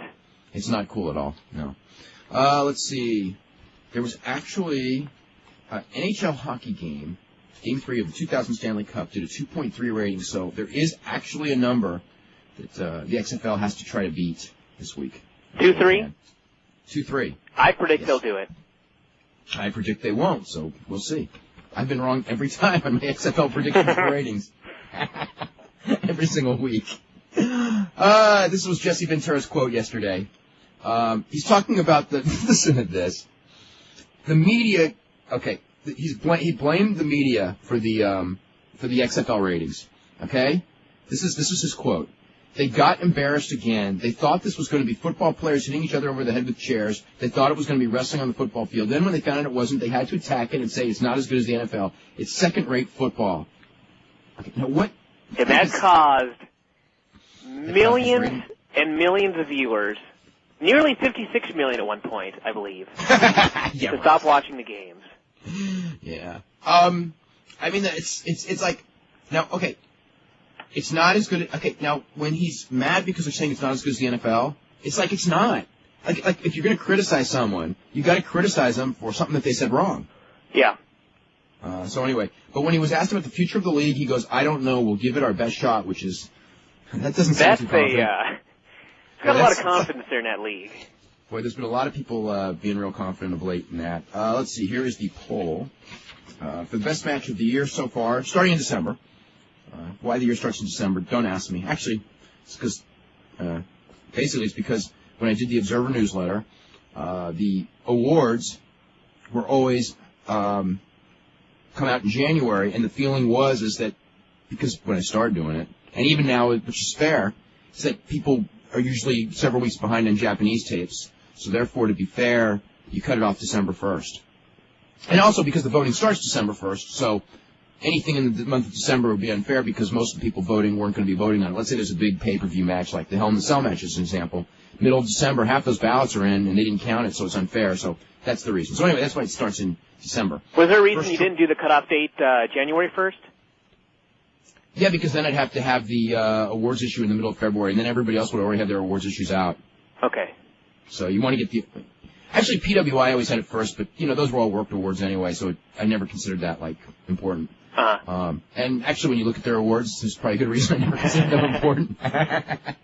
Anyway, let's see. Top candidate for match of the year, Kawada and Fuji against Iizuka and Nagata from December New Japan pay-per-view, 9%, which actually I think was the best match so far. Hell in the Cell, 5%. Shocked the hell out of me. 5%. That was a hell of a match to only get 5%. Mm-hmm. Benoit and Jericho ladder match, 36%. Helmsley and Austin from last Sunday, 45%. Kawada, Sasaki, Tokyo Dome, 5%. So that's that. Today's poll for the weekend is, what do you think about the WWF Jerry Lawler split? A, it's the best thing for the WWF. B, McMahon should call up Lawler and patch things up. Do not hold your breath, but if you think he should, you can vote it, but don't hold your breath waiting for it to happen. C, Lawler should call McMahon up and change his mind. Don't hold your breath on that one either, even if you think it's the best one. And D, Lawler should just forget the WWF and make a deal with WCW, which may not be that easy either because they can't make deals today. Any thoughts on that? I don't even know what I would vote for. I guess, well, I think they should just, actually I should go over our poll. Do you think Jerry Lawler and Cat will end up back in the WWF? Cooler heads will prevail and they'll both be back, 9%. Cooler heads will prevail and they'll bring just Lawler back, 41%. And Vince is way too stubborn to back down, so they're gone, 49.6%. Okay. So very few people think that Cat's ever coming back, basically. I don't think Cat's coming back either. Yeah. That's going to be that'll be a tough one. So I would kind of agree on that. And I was sitting there, I was trying to do, because remember we were talking about yesterday doing the poll for the website about who should be his replacement. Yes. And I'm sitting there trying to think of all these names, and it really struck me that they need to bring him back. I mean, either these names, there's no way they would ever do it, or I basically even ran out of... I had Bobby Heenan, Mark Madden, Joey Styles, Joel Gertner, Tom Zane. Joey, but okay. Styles isn't going to be a color guy. So yeah. That's why I told this whole problem with his poll. I was going, who could they really bring in? They could bring in Bobby Heenan. They could bring in Larry Zbyszko. Oops, I didn't put Larry on the poll. Gertner's obviously not ready for that. Yeah. There's no way. Yeah. Let me see who else. They could bring someone from within, like, Michael Hayes. Foley. Taz. Taz will probably be announcing on Monday, although no one knows for sure. Yeah. I mean, as far as Gertner, I think they should, if they really wanted to, eventually get Gertner in that spot, I mean, I would bring him in and have him do, like, just a Jack show or something like that. One of the pre-tape shows. And, try and do it live to tape. Do like 6 months just doing it like he's doing in ECW, then try 6 months live to tape, and then when he's ready, he'd be ready. But just to try and bring him straight into, like, a live Raw, there's just no way. The other thing with Gertner, I don't know, appearance-wise, you know what I mean? Yeah. They're kind of a stickler about that. I know some people who they considered and didn't, basically won't consider because of appearance. And for years. They never gave Finkel a chance. Yeah. And Finkel was a better announcer than almost every announcer they had when he in the mid-'80s. I'm talking about. I remember, like, for whatever reason, somebody was gone and Finkel had to do a show, and I was listening to it, and it's like, he's better than all their announcers. Mm-hmm. But, and I asked about that, and it was just like, well, it's just not in the cards for Howard Finkel. Yeah. So and that's how they are. By the way, I did get an email yesterday. The commentator, Heroes of Wrestling, Randy Rosenblum. Oh, yeah, I got a million of those emails. Oh, yeah. My God, that guy was hideous. Yeah, he was. He was not included on the list on the website, by the way, for possible replacements. Well, it's because it's impossible. What about... I don't know. No, Albano was not there either. Sorry. Well, I cannot imagine them bringing him back. It would get a pop, but... You really... I don't even know if it'd get a pop. It would. Okay, only if it was in the right state. It'd have to be in the Northeast. If it was somewhere besides the Northeast, you're probably right. Yeah. But in the Northeast, it's like one of those names that, like, if you live in the Northeast, I think that, like, you're a kid, even if you never actually saw Albano in the WWF, it's like you heard the name. It's like Bruno Sammartino. It's like you heard the name so much that you must think he's important. Yeah. You know. It would have to be the right. I'm just thinking back to, like, remember when they, I think it was Howard Finkel, actually, came out to the Ultimate Warrior's music. And when the music started playing, everyone in the audience just sat there like, what the hell is this? Didn't even recognize the music. Yeah. I'm waiting for the day when Hogan comes back, and they play his Real American music, and everyone expects Pat Patterson. It's Pat Patterson, Jerry Briscoe. Yep. Yeah. I think if he comes back, they won't play that music. Again, who knows? Who knows with Hogan? Let's see. What about Howard Finkel? We just mentioned him. People are reading my mind now. Can you get him on the show? Let's see. As soon as we can get people from the WWF on the show, it's going to come down to the first request, either Kurt Angle, Christian, and Howard Finkel. Okay? Let's see. How about Jim Mitchell? That name's been bandied about. Don't know. I know the WWF is looking for new writers, in particular Paul Heyman. Do you know when they will be hiring more people up to the writing staff? Like Monday. I don't know. Whenever Heyman comes in. Let's see. What do you think of the chances of Eric attempting to sign Val Venus? He's the one guy who's not main eventing the WWF that could have a tremendous impact on WCW with his all-around talent. Signing him. His contract's going to be up in like 100 years, right? Well, he did get out of the RTC. Yeah. Gosh, let's see. Whatever happened to Wendy Richter? Was her final match in WWF against Moolah a screw job? Yes, it was, and that's what happened to her. She was staying there in the gorilla position with Gorilla, ready to go to the ring. And the Spider Lady was in the ring. And the Spider Lady was, I don't even know who was playing Spider Lady in the house shows. But it was not Moolah. And God, who was, I don't even remember. So anyway, he hands her a contract and goes, sign it. You know, you got to sign this contract. And she goes, I got to have my lawyer look at it. And then her match was like ready to start. Her music's playing. So she leaves. And she gets double-crossed and pinned, and when she comes back, it's like, well, I guess there's no contract. I mean, think about this. Was that 88? I think that was earlier than that. I think it was probably 80, I'm guessing 86. Okay, 86. And Moolah is what, 74 now? Something like that. Moolah's very old. So she's like almost 60 years old. Yeah, she was really old when she but it's sort of like you're just working a match and she just grabbed like an inside cradle and just held on tight and then just wouldn't let her go. Yeah. So it's like, and you're not really trying, you know what I mean? It wasn't like they had to shoot. Yeah. It was just like, they asked Moolah like, and Moolah's been in the ring for 40 years by then anyway, so she knew the tricks in the position. It was, you know what I mean? Mm-hmm. Now what I think is very strange is Richter supposedly not knowing that it was Moolah the whole match. That's a little suspicious. Yeah. That part's suspicious. Especially if the person that originally played the Spider Lady was nowhere near 60 years old.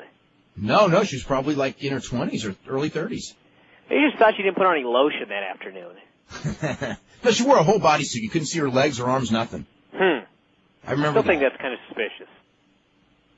I thought that she didn't know Moolah was suspicious. The rest of the story, I mean, it's pretty much true. I mean, half the time when someone's in a mask or in a bodysuit, just look at Ray Jr., just looking at him, you could tell who it was. Imagine not only not being able to look at them and know, but actually be wrestling them. Well, especially because Richter wrestled Moolah a million times. I mean, so many horrible matches, you would think she's like, walks up with her and go, I can smell it, it's Moolah, I'm having a horrible match tonight. Not to mention calling spots in Moolah's voice. Maybe Moolah disguised her voice. No, I believe me, I don't see how she didn't know it was Moolah. But as far as, at that point, maybe she should have I don't know. Nobody ever just walks out and says, actually, I should take that back. If it was Brody, he would have just walked out of the ring and left. Because he did that.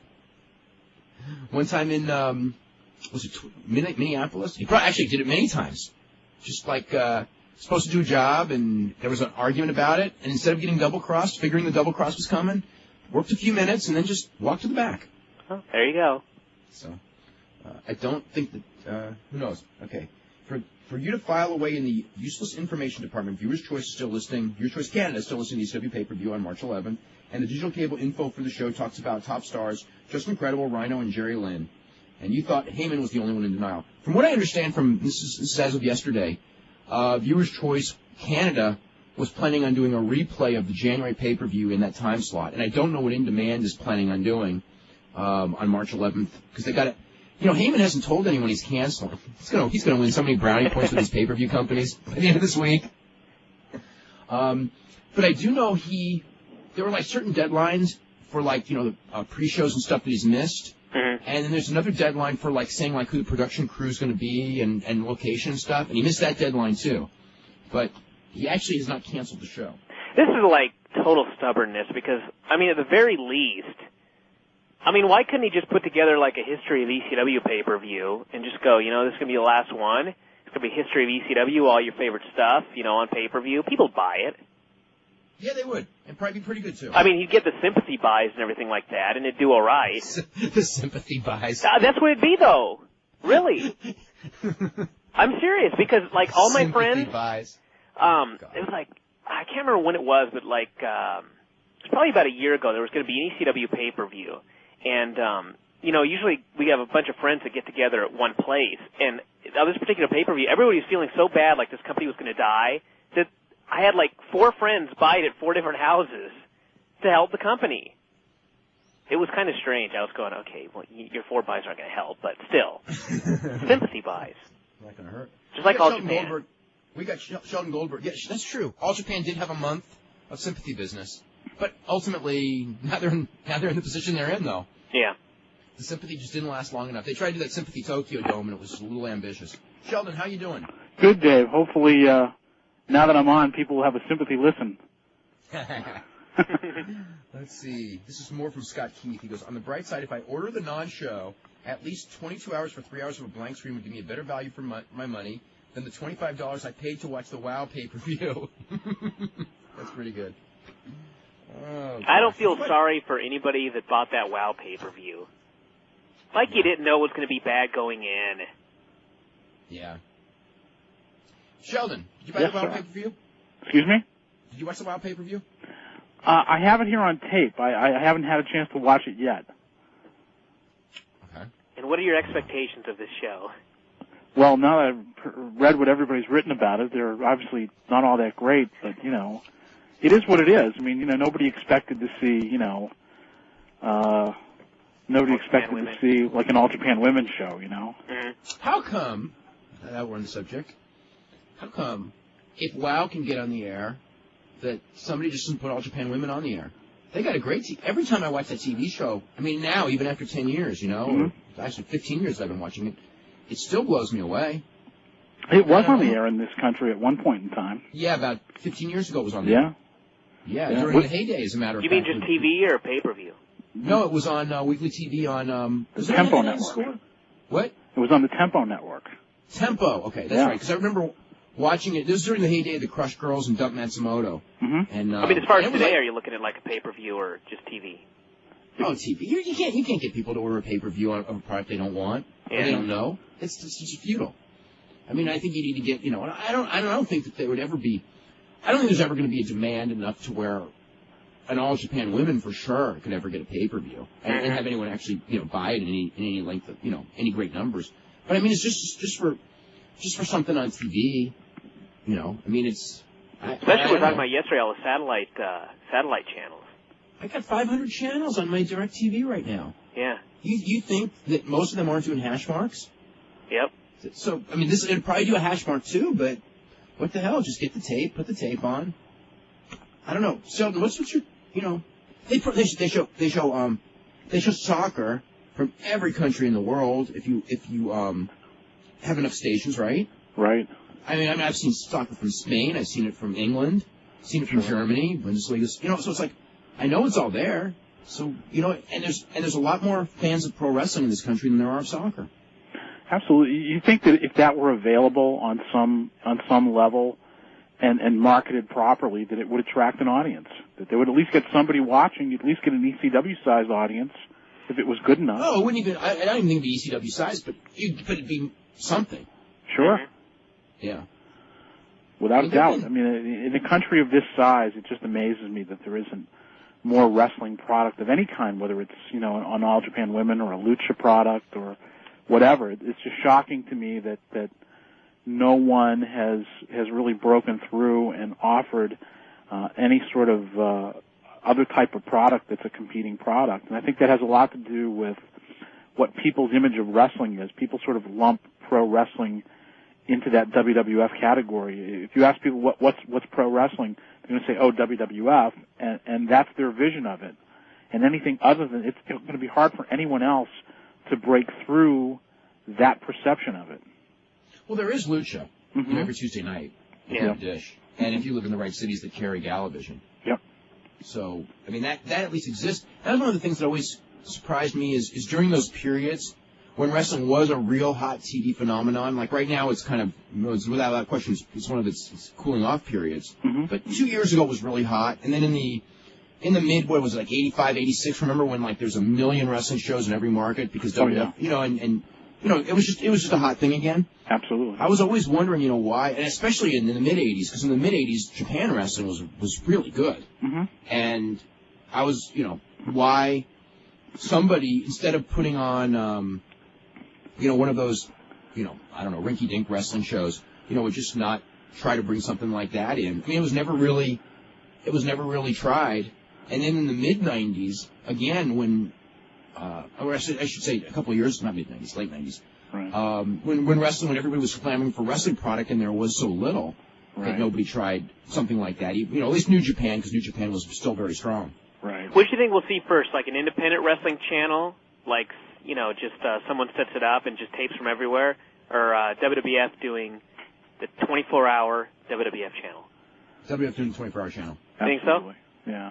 They've always been at the forefront of technology and new things. Well, I mean, that Fight Channel, the thing is the Fight Channel idea, and I don't even know where that stands. I haven't talked to the guy in, God, it seems like 6 months. Mm-hmm. His idea was to include, pro wrestling, boxing, and I could see a Fight Channel where you include boxing, kickboxing, pro wrestling, shoot fighting, 24-hour channel, similar to Samurai TV in Japan, right. Perhaps beating WWF, but pure wrestling, where you would show old tapes and things like that. Yeah. I mean, if you could get the Bill Watts collection of all those old Mid-South tapes and the Vern Gagne collection and all that, I mean, you could do it, and it'd be, I don't know how viable it would be, but, there's 500 channels. How viable are all those? There's more than that now, probably, but how viable are all those channels? Sure. Yeah. Sheldon, what's your thoughts as far as the current wrestling scene? Boy, it's funny. Every time I come on here, I always say that everything changes week by week. It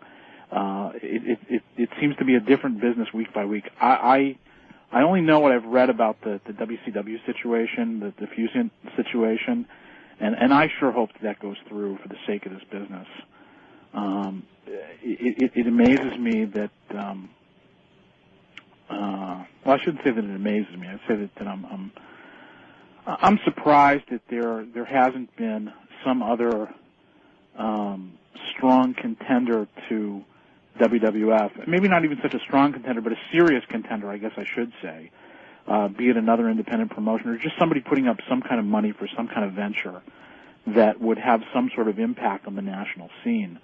And I don't think that it's going to be too long, maybe a couple of years before something like that comes about from somewhere, because the market is so wide open for it.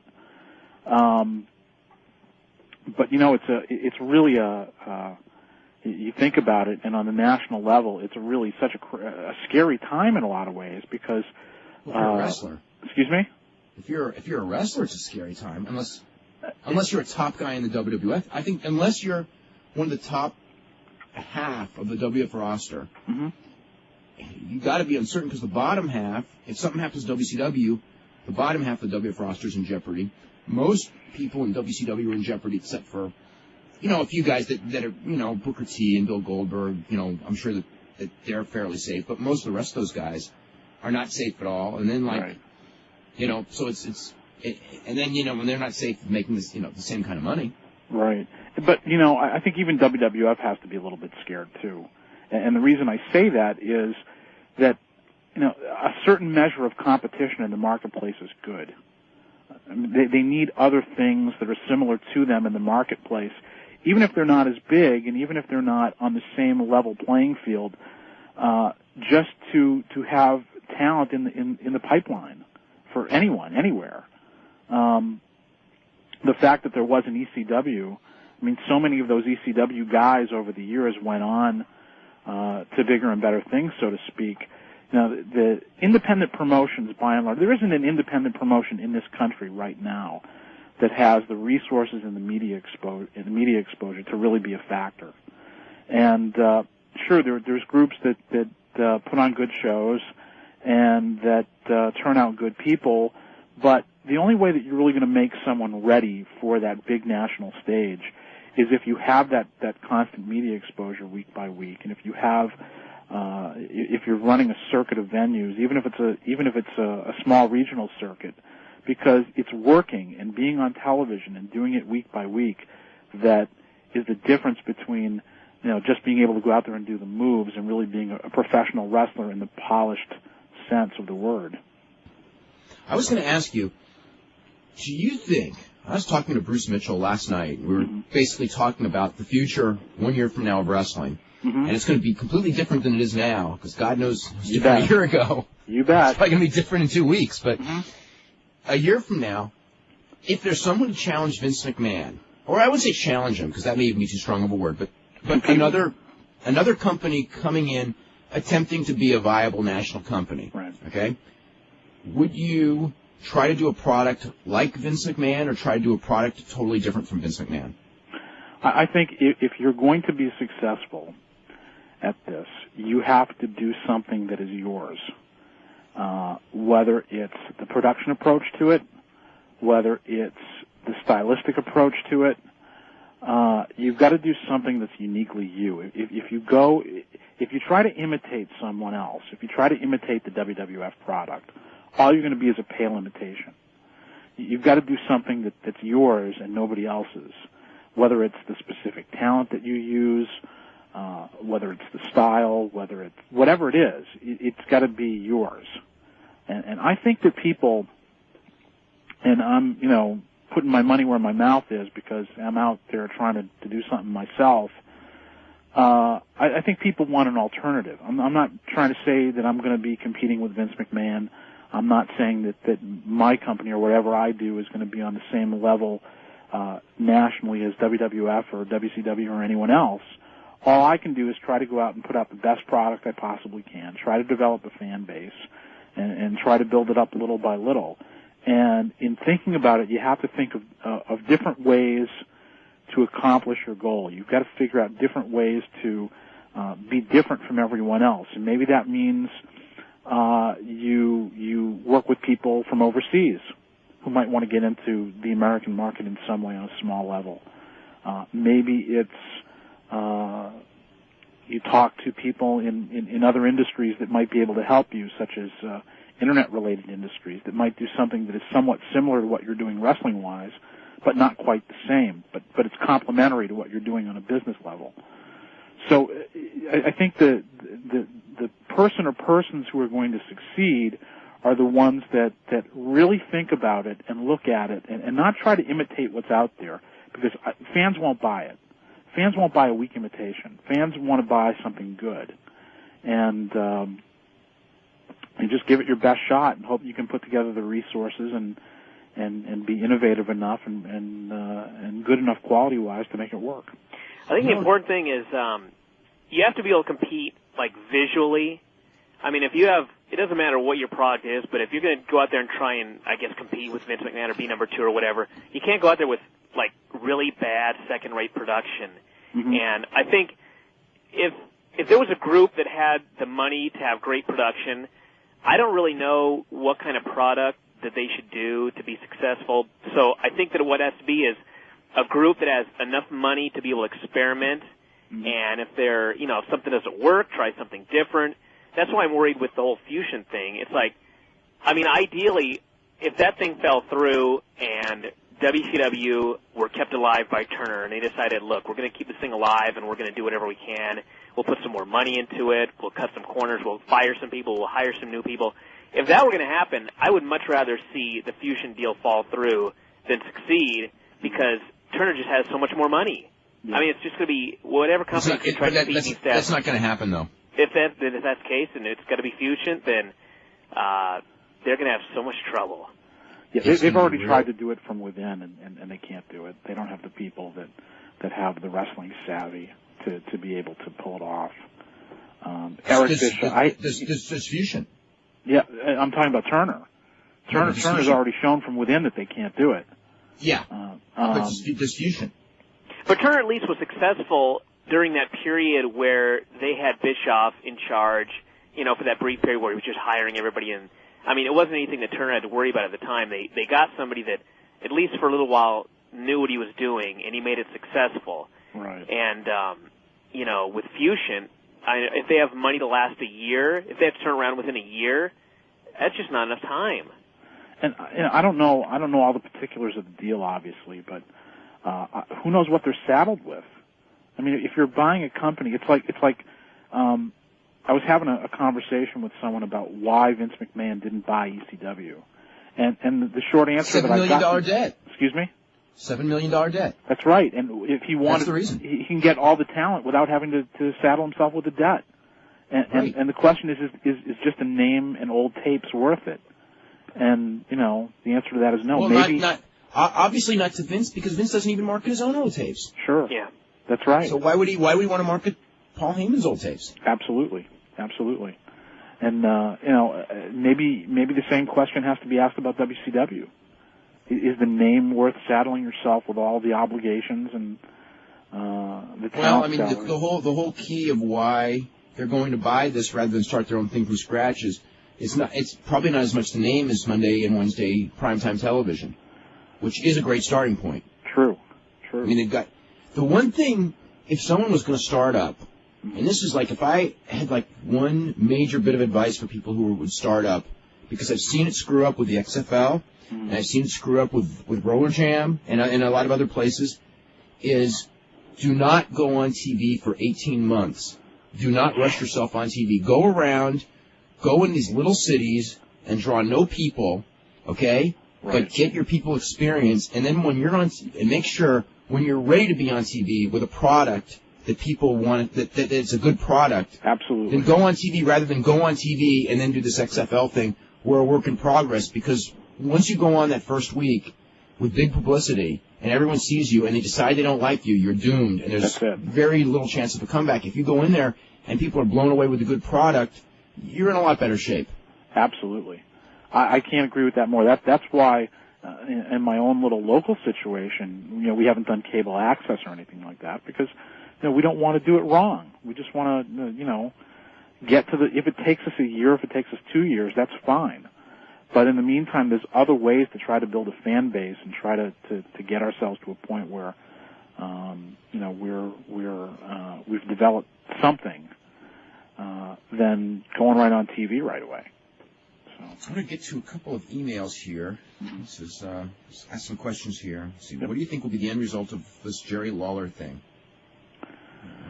He's either going to end up in WWF or WCW. I don't know which one. He's not going to end up without a job. I'd say he goes back to WWF. Okay. Do you think WWF will bring in Jesse Ventura about... Jesse Ventura, let me say this, because the name has come up. Mm-hmm. No way. There's no way that Jesse Ventura will be coming in. I mean, he could never... it just can't be done. Right. Whether he would want to or not. I mean, he can justify going away on Saturday because it's a weeknight day. He cannot justify leaving Minnesota every Monday and Tuesday to do pro wrestling. I mean, he'd be, aside from the fact he'd be roasted for deservedly, it just ain't gonna happen. Yeah. Let's see. There's something here.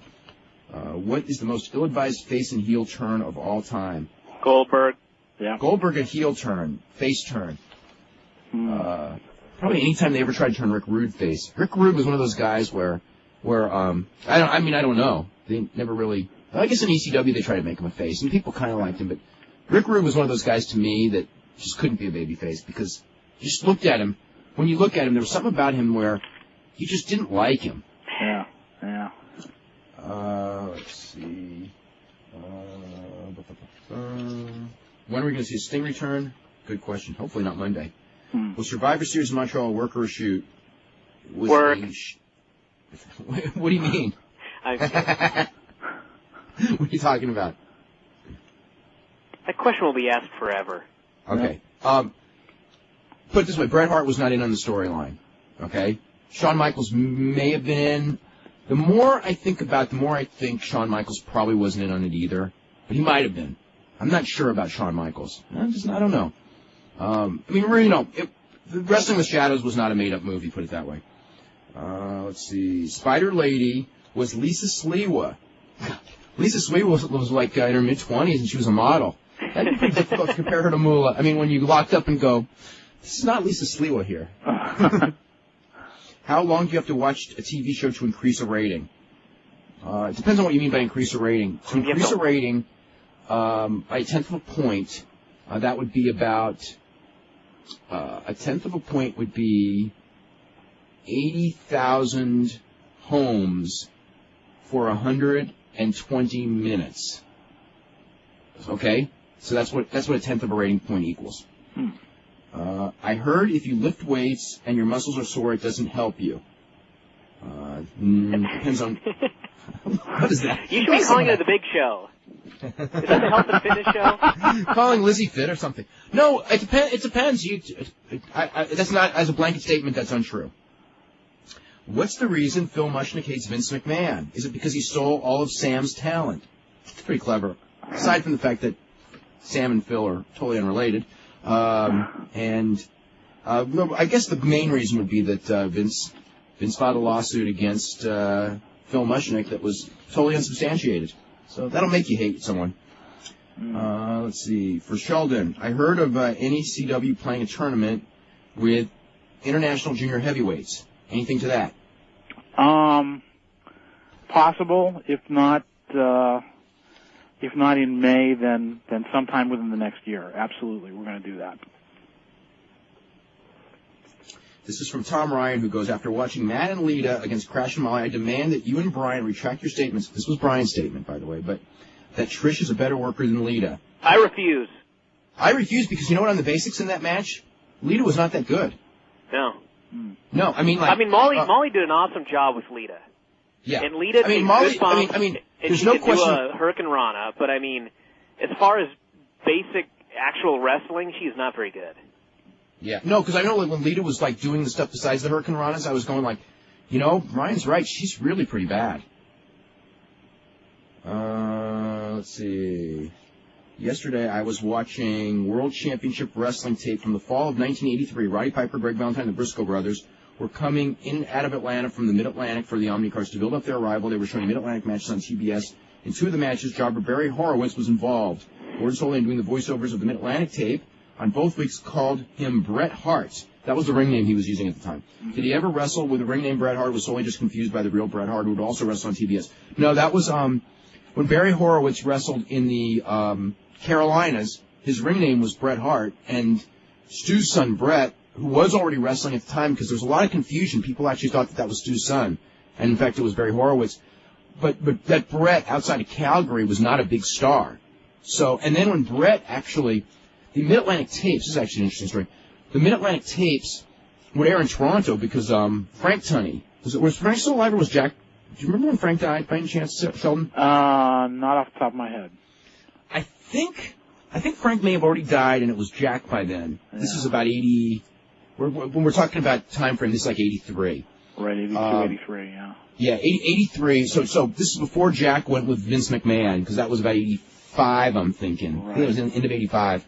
Maybe end of 84. Mm-hmm. When Jack Tunney went with Vince. But Jack Tunney promoted Crockett stuff and did very, very well. Toronto was a big hotbed with Ric Flair on top and everything. And they would show the Mid-Atlantic television show, but it would be called I think the Worldwide Wrestling Show. It was called Worldwide. Actually, it was called Maple Leaf Wrestling when it was aired in Toronto. And they would have a couple of local matches with, Dewey Robertson and Billy Red Lions and the local guys, and mix it in with the Mid-Atlantic shows with Steamboat and Youngblood and Ric Flair and those kind of people. Mosca was a local guy at the time. And they brought in Bret Hart from Calgary and made him wrestle under the name Buddy the Heartthrob Hart, because Bret Hart was a television jobber name. How about Bret Clark? That's only when Buffer announced it. There was wrestling on... Okay, let me just get this one thing and then we'll go to a break. There was wrestling on WF last night, really, because all I saw were skits. A 2-hour program with 5 matches. None of them went longer than 5 minutes. Okay. See, you can't be writing these letters unless you know what you're talking about. The Angle match with Austin was a lot longer than 5 minutes. I think it was close to 10. So, see, and I got to throw the letter away. I was going to read the rest of it. You can say only one match had any length of time, but you can't. See, you can't do that. A lot of Bret Hart, Shawn Michaels emails. You know, we hadn't got them for a while. The Bret Hart, Shawn Michaels thing. I almost am afraid to bring it up. If you want to know what happened, serious, the March 17th and 24th and December 1st issues of 1997 of the Wrestling Observer newsletter, you will hear everything virtually you ever would want to know about that situation in full detail, with the exception of the conversation that between Bret and Vince. And I actually got that, and I wish I remembered the date off the top of my head, but it was in December 1998 issue of the Observer. I got the whole conversation before the match in Montreal between Bret Hart and Shawn Michaels. It's in December 98, yeah, because it was a year later when I put the transcript in. Okay. It was coincidental with the coming out of the Wrestling with Shadows movie. Yeah. I hope you have plenty of those issues, because you're going to be getting a ton of people requesting them.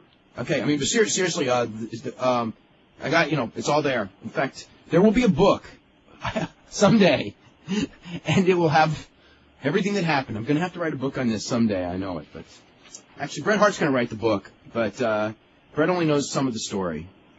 He knows a lot of it, actually, but there's stuff that he doesn't know as well. Let me see.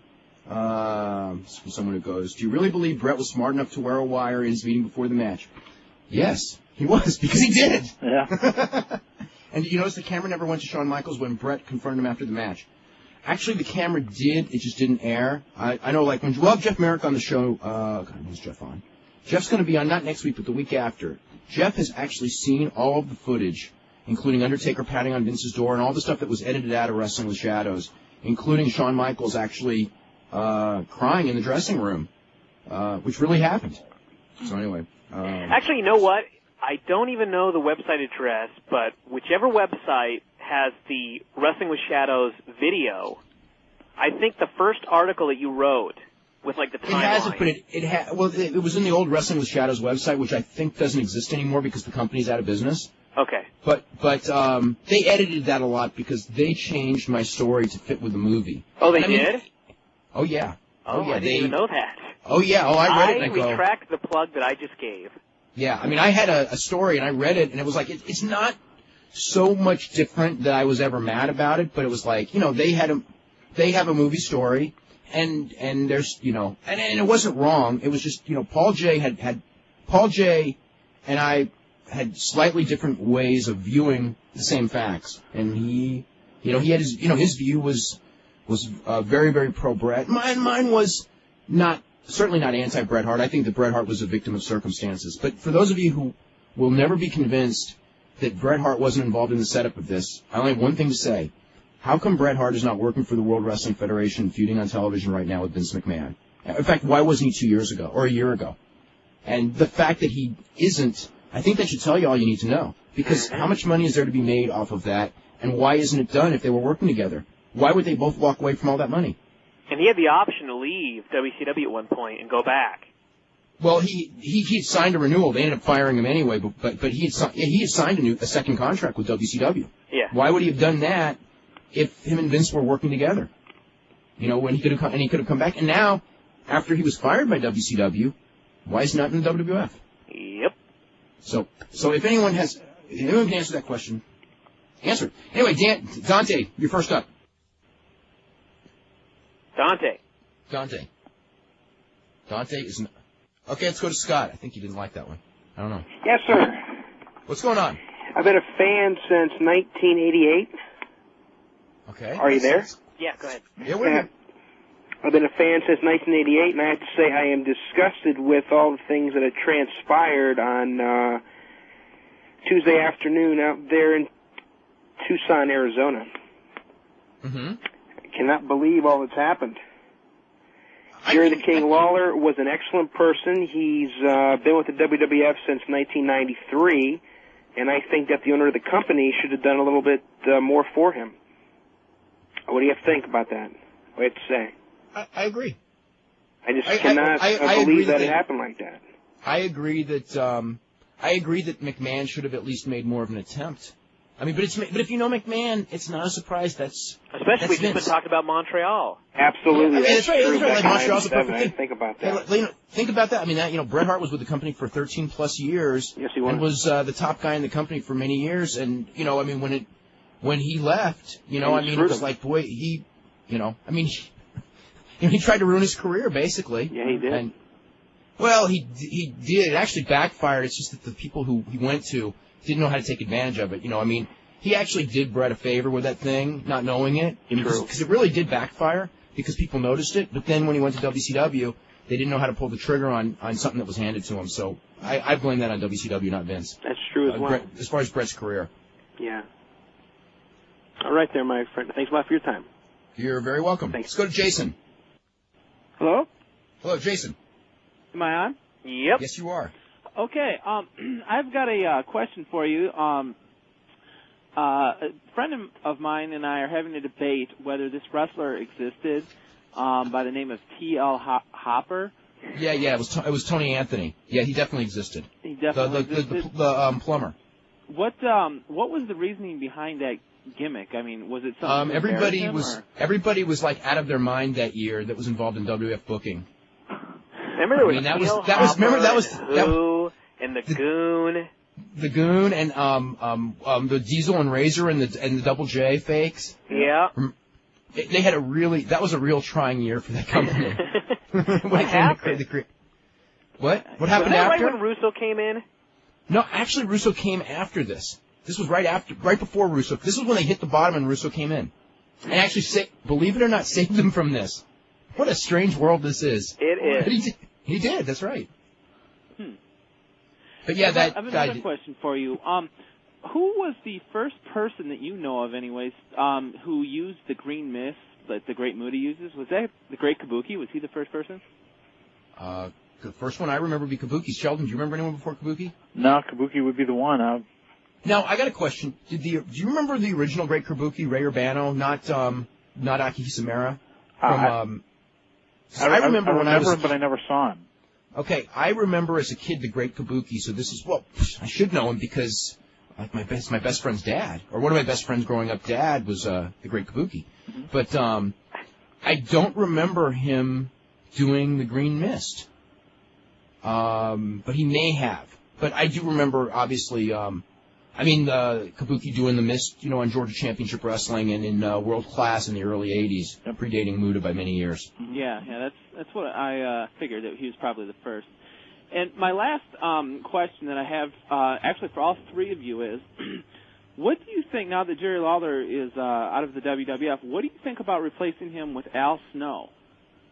That name has come up so many times. I don't know. To me, Al Snow is completely underused, and I think there's a sense of humor there that just can be exploited, and they haven't done so. The Al Snow Mick Foley stuff was tremendous. Yeah. Remember Al doing a lot of commentary. And if he has, it really hasn't, stood out to me. All I remember is, do you know who was unbelievable? Now, it was when Regal was doing the commentary of Al Snow matches that was the unbelievable, not vice versa. Remember? Mm-hmm. But yeah, some of Regal's commentary was really good. If I didn't like Regal so much in the ring and backstage, I'd vote for him. Yeah. Regal might be a good choice. I think that if they pick Regal, though, that would take away from his main event push that he's kind of receiving. Yes, it would.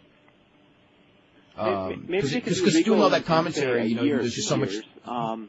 Although that wouldn't fix their immediate problem, but that would provide something for the future. What did you say? I missed what you started with that. I just said that maybe in the future, in 1 or 2 years from now, that's something Regal could do. Although it wouldn't fix their immediate situation, it's definitely a solution they have for down the line. It could be, let's say 4 or 5 years from now, when it's time for Regal to slow down, as an active wrestler. Right. That wouldn't be the worst idea. What's interesting is look at all the debate about a WWF broadcast team. Yeah. And then look at WCW and the fact that it's like an afterthought to them. Should we have a 3-man crew this week or 2? Let's just put Tony in there. Let's put Stevie Ray. Let's put Hoovy. even though Hoovy was just Russo's entertaining idea. choice for a while. Well, it was great for one show. Brian Just not brings for a second up show. a good point in Stevie Ray. When he first initially started, I actually I liked him, and I know actually Brian did as well. And as time went on, he just went got downhill. worse and worse by the week. And my question is, do you think that if he wasn't working alongside Tony Schiavone, if he was working with a better team, he would be able to improve? Maybe. You know, a lot of this comes... Everybody can be clever until they run out of their lines. You know, Harvey Whippleman, who used to be a manager at Downtown Bruno, when he first came to Memphis, mid-'80s, he was, had worked Pittsburgh Independence and nothing else was his first territory. And for the first month he was down there, I thought he was like the greatest manager, the greatest prospect that I'd ever seen. And then after a month, he'd used every one of his lines, and he never came up with a new one, and he actually turned out to be a pretty crummy manager in the long run. And maybe Stevie Ray was like that. I never was a big fan of Stevie Ray, even from the beginning, although some of the things he said was kind of cute. But then after a while, I don't know. Remember that one interview with Paige and Nash? What a horrible bit of TV that was. Yeah, that was just... I was just waiting for, like, the lights to crash, actually, like, on the air, instead of just in the background and Nash turning his head. Oh, my God. You talked, I guess it was yesterday, you talked about embarrassments to pro wrestling. That was definitely one of them. Oh, with all those Scott Hall bleeps? Yeah. If that thing ever made the air. On a taped show. Yeah, that was, you definitely didn't want to sit down with friends of yours that aren't wrestling fans and watch that, and they would just be laughing at you. Actually, they'd have sympathy on you. I will admit I laughed really hard watching that. Yeah. In fact, I watched it like 3 times. Yeah. It wasn't good for the twice company, I couldn't but believe it the first time. It was pretty damn funny. Yeah. Okay, well, I thank all 3 of you gentlemen for your time, and keep up the good work. Okay. All right, this is Monday's Nitro. Let me see, what do we got here? Sean O'Hare is going to battle Lex Luger in singles competition. Oh, my That's going to get him over. They haven't figured it out. They haven't figured it out. I'm so upset. Even if he pins him. Palumbo pinned him. It didn't help. Okay. Especially the way it was put together. Yeah. Well, maybe they'll bring Arn Anderson back and he can book the same match and they'll suspend him again. I mean, I understand storyline-wise, because the rest they're building up to the pay-per-view. So that, it does make sense in that regard, but the problem is that Luger doesn't put people over in a good way. Many wrestling insiders have predicted that Sean O'Hare will be the next Bill Goldberg. Well, that's a way to doom him for sure. Don't ever say that. Keep it on the internet. Don't ever say it on television. The minute you say it on television, he's done. Air Paris and AJ Styles gives primetime Il Skipper and a mystery partner, who I believe is going to be Kid Romeo. It's a match. Shane Helms and Chavo Jr. Non-title match for the pay-per-view, so Shane can beat him. It's a great match. Good job. Good. Conan and Lance Storm. And that's the only stuff that's announced so far.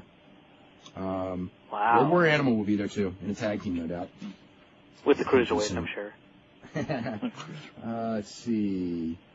Wade Taylor is reporting that the WOW pay-per-view got 6,000 buys. What does that translate to in terms of a buy rate? Let me see. I got my calculator here. Give me the numbers. Okay.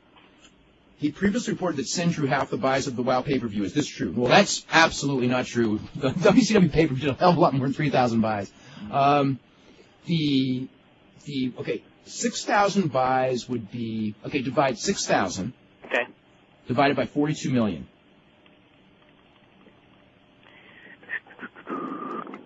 $7,000.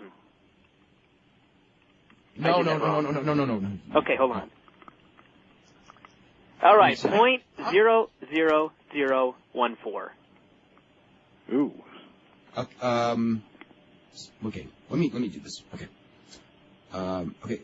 A 0.1 is 42,000 buys. A 0.01 would be 4,000 buys. So it's 0.014. 0.014. Okay. 0.014. Ouch. As opposed to 0.14, which is probably what the WCW Super Brawl did in the neighborhood of. It's from Adam, who goes, can you tell me how Bob Mould got involved in writing for WCW and why did it end? Bob Mould, who was a pretty well-known cult music figure. In fact, he was in the band Husker Du and everything like that. He is a long-time wrestling fan there are people who I know that know him. I've met him, but I really don't know him well, although he subscribed to the Observer probably for, over 10 years. They said he has a very good wrestling mind, so anyway, they brought him in. He was friends with Gary Juster, and so he would have been brought in after the first Russo reign ended, so that would have been early last year.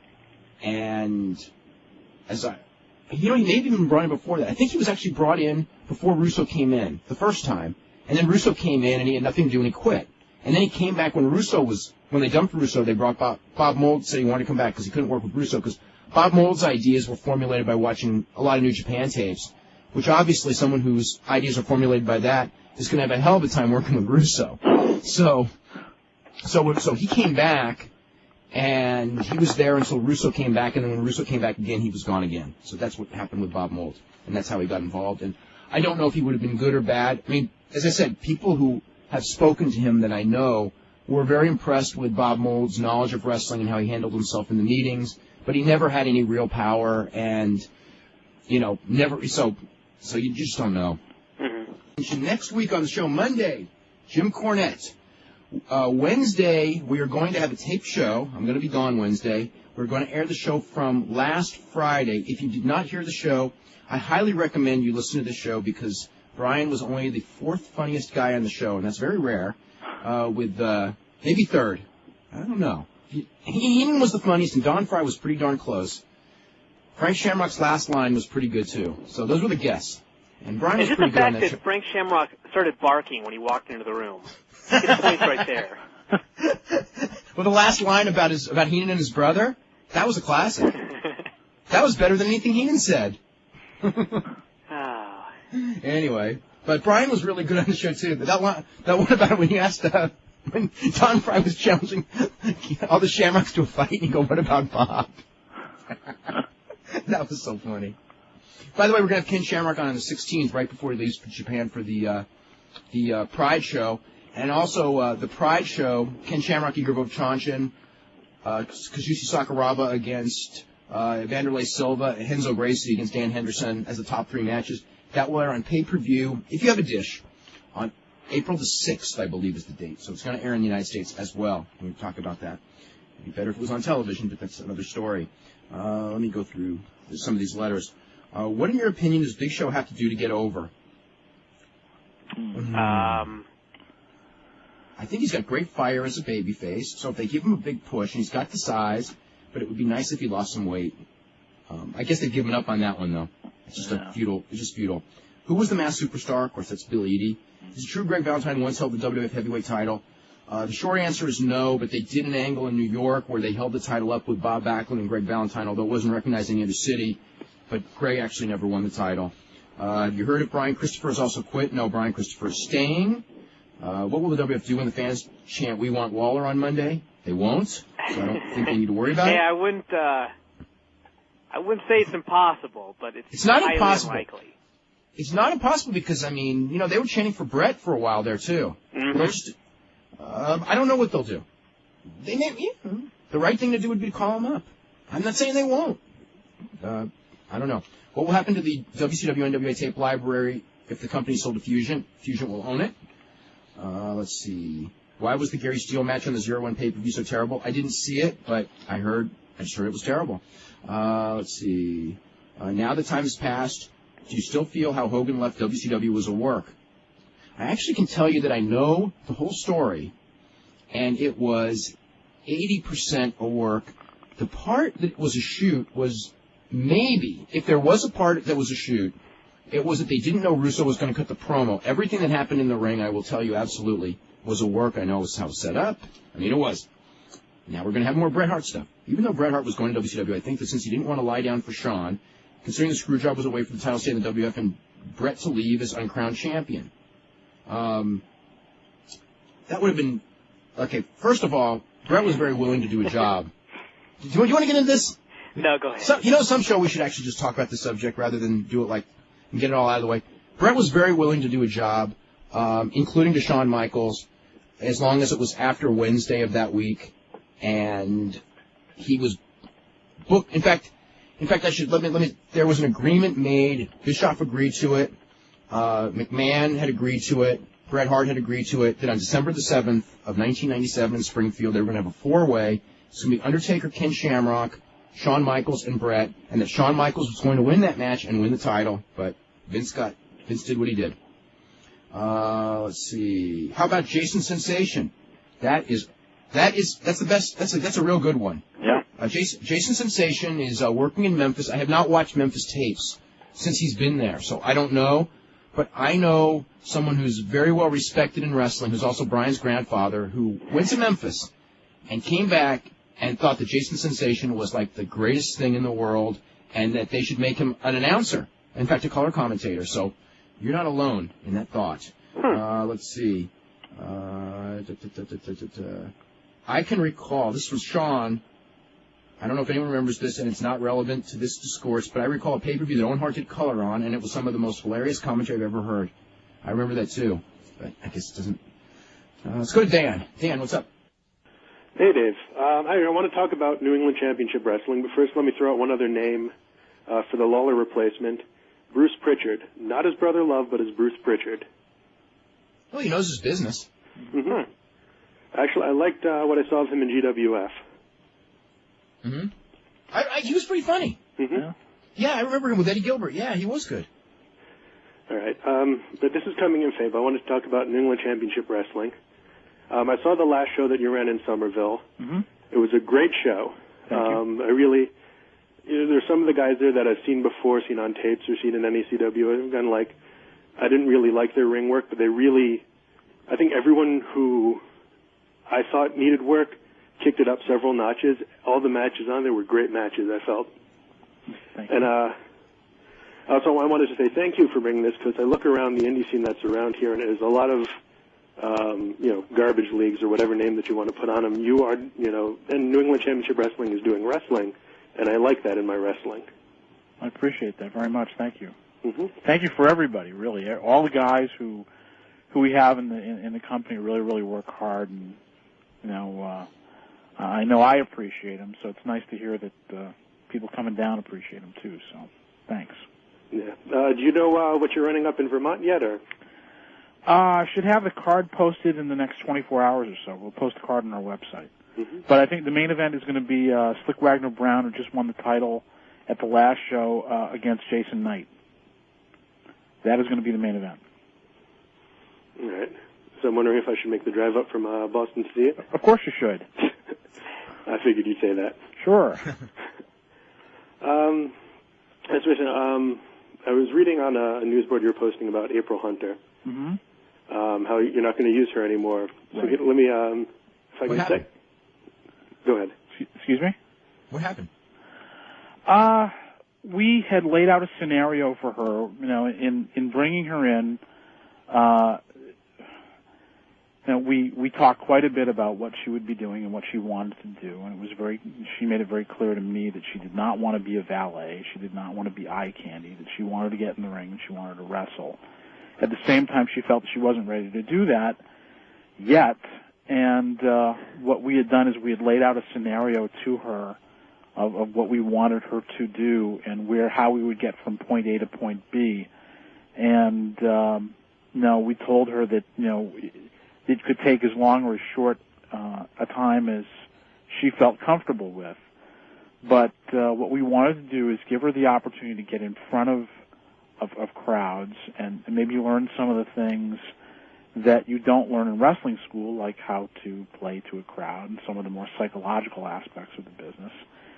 And I guess she just didn't want to go along with a lot of the things that we wanted to do with her, and we sort of had a creative difference of opinion. And nothing against her. She didn't leave on bad terms. We wish her the best and all that, but and she didn't want to do what we wanted her to do, and we just, I guess, agreed to disagree.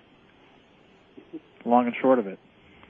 Because I was wondering about the Robbie Ellis match that show, where you had the no DQ clause.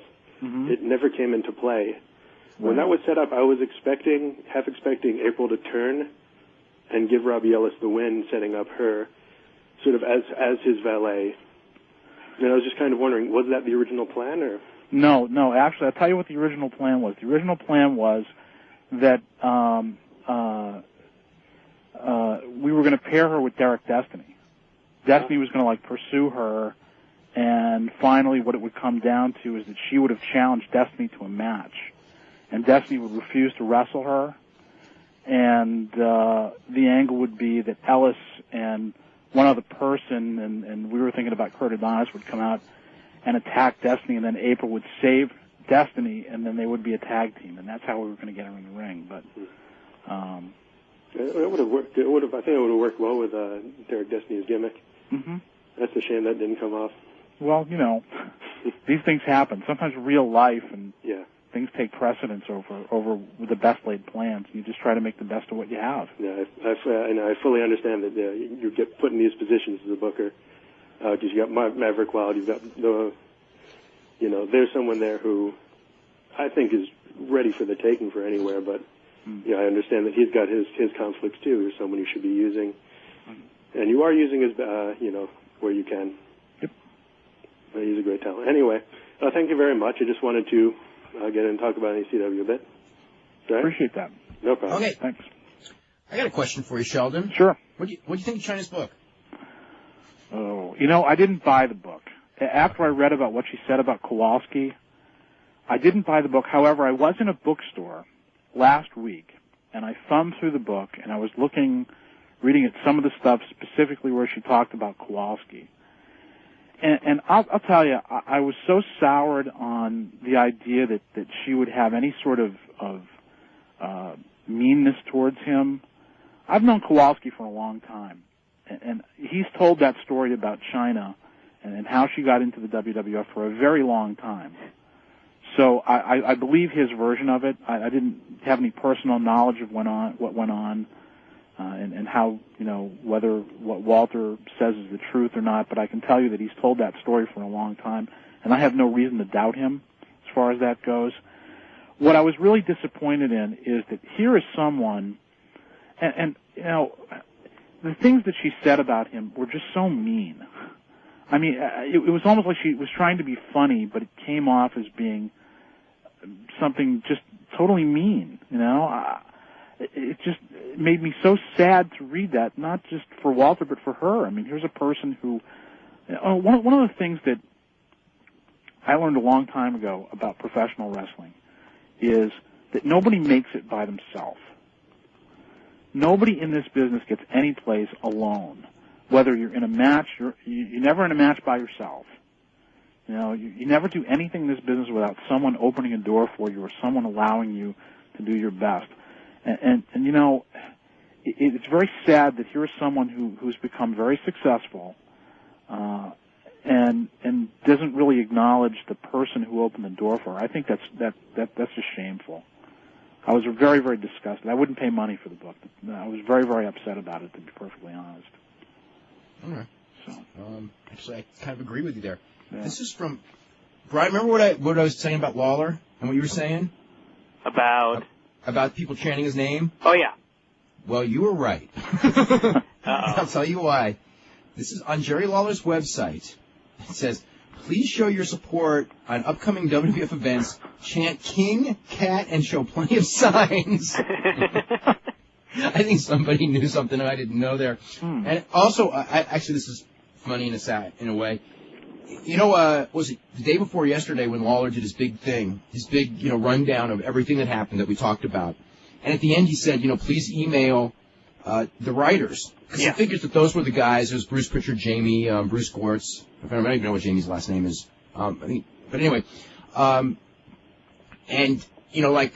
Anyway, of course they blocked their email address and changed their email address immediately because they're getting all that negative letters. And, that was a pretty cheap thing for Lawler to do.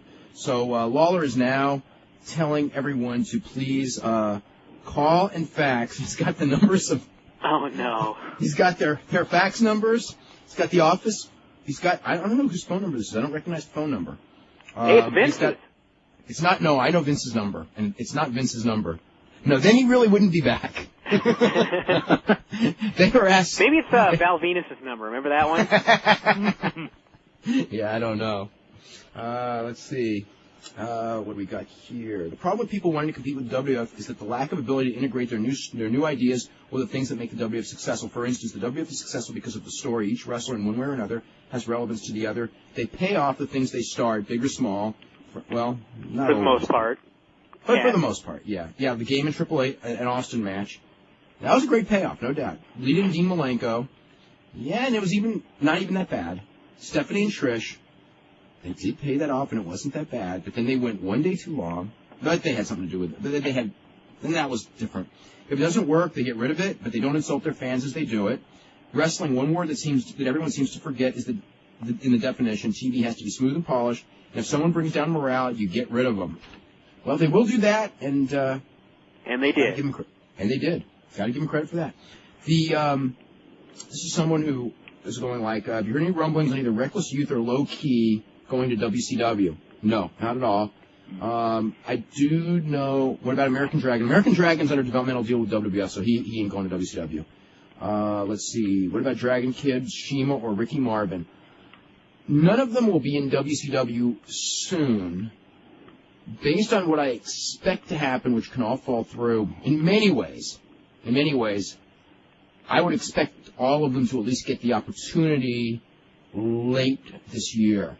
That may not happen. Again, it requires obviously Fusion buying it. It involves people being hired that I'm expecting to be hired. It also involves the company still being in business at the end of the year, and it also involves many things. But I think there's a pretty decent shot at all of those guys coming into WCW. A decent shot. Let's see. Let's go to Dave. Dave, what's up? Not much. How are you doing? Doing very good. Did you get that thing I sent you? Tell me, because I get things you sent me I'm sorry? every day. Which one? The picture. Oh, yeah. You see the cat? Yeah. Oh, okay. Anyway, I really don't think that Jerry Lawler... I think people are making too big of a deal out of this. Like, I really don't think people tune into wrestling to see an announcer. If that were the case... I mean, Jerry Lawler was with the WWF in 1995 and 1996 when they had their problems. So I think people are making... Nobody expects the ratings are going to go down because of Jerry Lawler. Nobody tunes in... Because if it was just that, nobody would watch SmackDown because Michael Cole's terrible. But the thing is that... It'll hurt the quality of the product. It hurts the hype. Because Jerry Lawler knows how to hype because he's got 30 years in the business of hyping. And knowing how to hype. And plus, he's very quick-witted. So I think it hurts the product a little. I mean, it hurts the TV presentation. I'm just afraid of seeing Lawler and Tony Schiavone together. I mean, if you look back at the history of announcers that have gone to WCW and look at where they were when they first entered and look at where they were when they left. It's Jesse Ventura, Bobby Heenan, Mike Tenay. Yeah, you've like got Scott a good Hudson point there. 2 years ago. Scott I remember Hudson. he did that Nitro where he filled in for Tony Schiavone. I thought he was just excellent. Now I just can't even stand hearing this guy's voice. Remember that when he filled in and he did so great, he did better than Tony, and then he never got to host it again? Yeah. They even did an angle to get rid of him.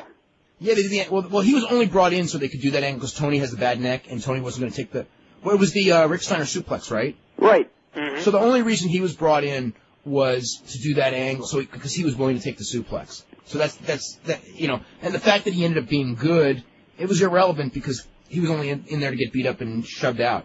The thing is, I think it's even if the WWF product isn't exciting, I think it's the way it's worked out. I think you can get excited about it, but the WCW product, if I were an announcer, that'd be a tough job to get enthusiastic about that product. Do you think you could do that? I don't think they do it. They can't do it. That's like, going from announcing WWF to announcing WCW, that's like going from eating at fancy restaurants every night to eating out of a gutter. I mean, that's going to be a huge drop-off, and I don't think he's going to be as good in WCW as he goes there, based on the product he's calling. Well, if the product's the same product we've been getting for most of the last couple of weeks, I don't know if there's going to be an argument that you're right. Contacted him? What? Do you know if Eric Bischoff has contacted Jerry Lawler? I can't say I know, but logic would tell you that he has, yes. But I can't. I mean, I asked Lawler. He said no, it hasn't happened. But I got a sneaky suspicion. If it isn't directly, it has to have been indirectly. everyone in wrestling knows how to get a hold of everyone, and everyone's got their little intermediaries. The thing that's interesting is they just got rid of all that women, all those girls. Do you think that they're going to hire the Cat? Well, that's interesting. I think they will, so they could get Lawler. But I mean, is that going to do anything for morale? What will that mean for morale? Plus, here's another one. Okay, she goes there.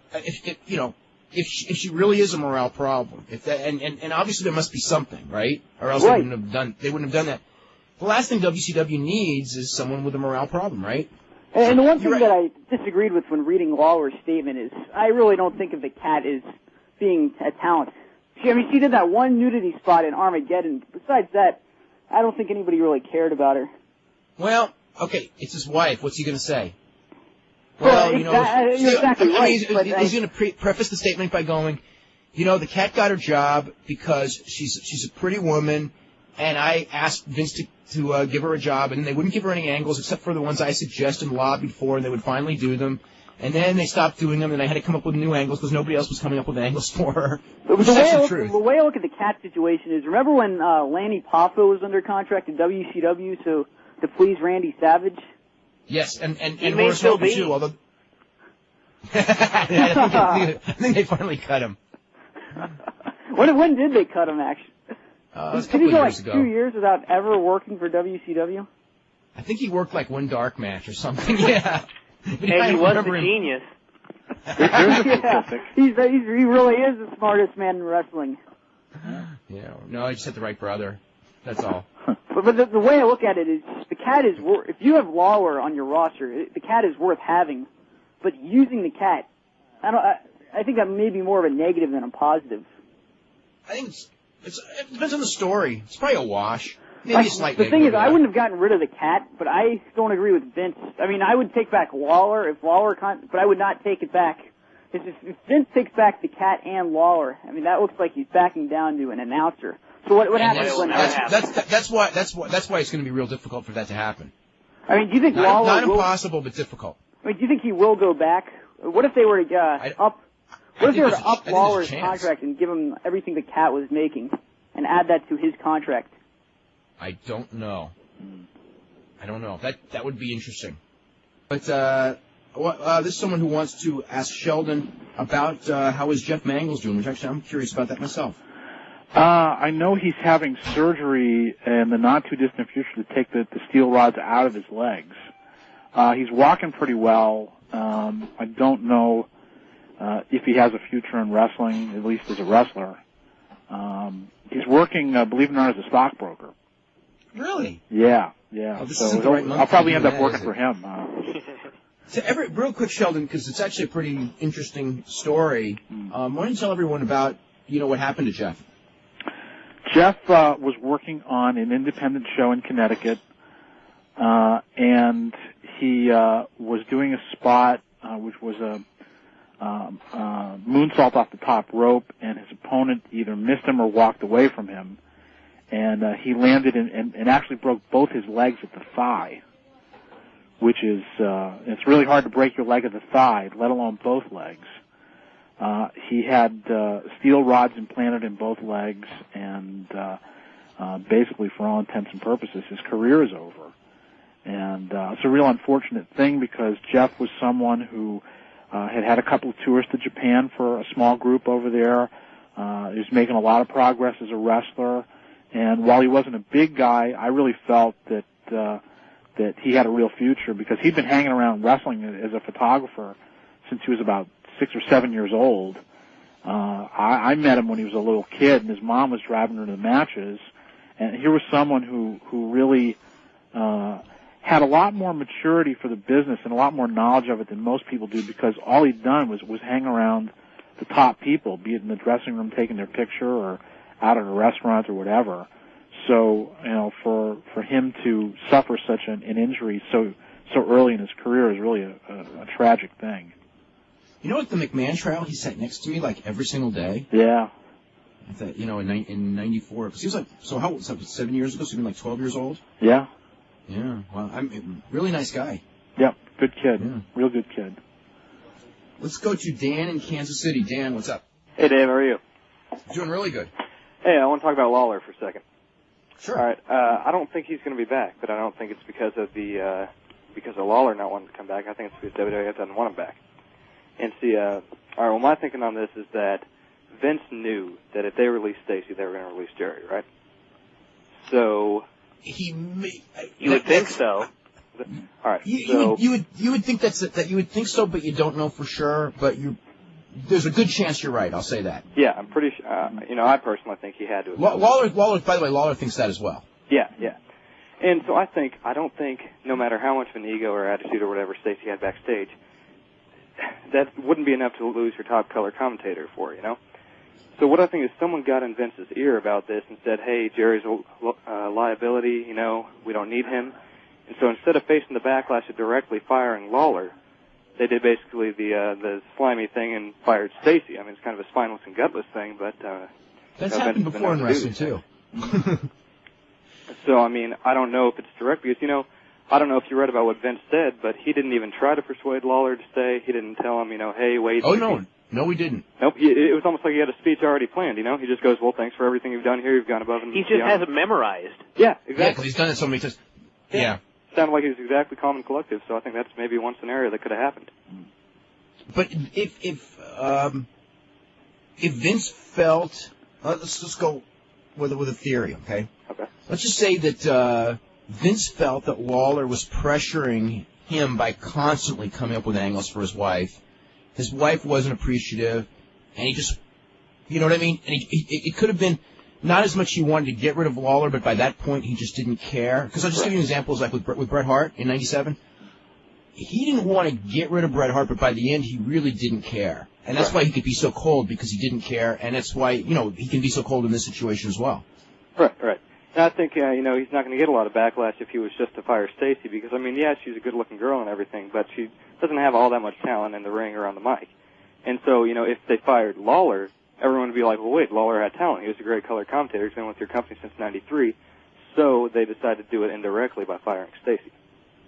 Very well could be.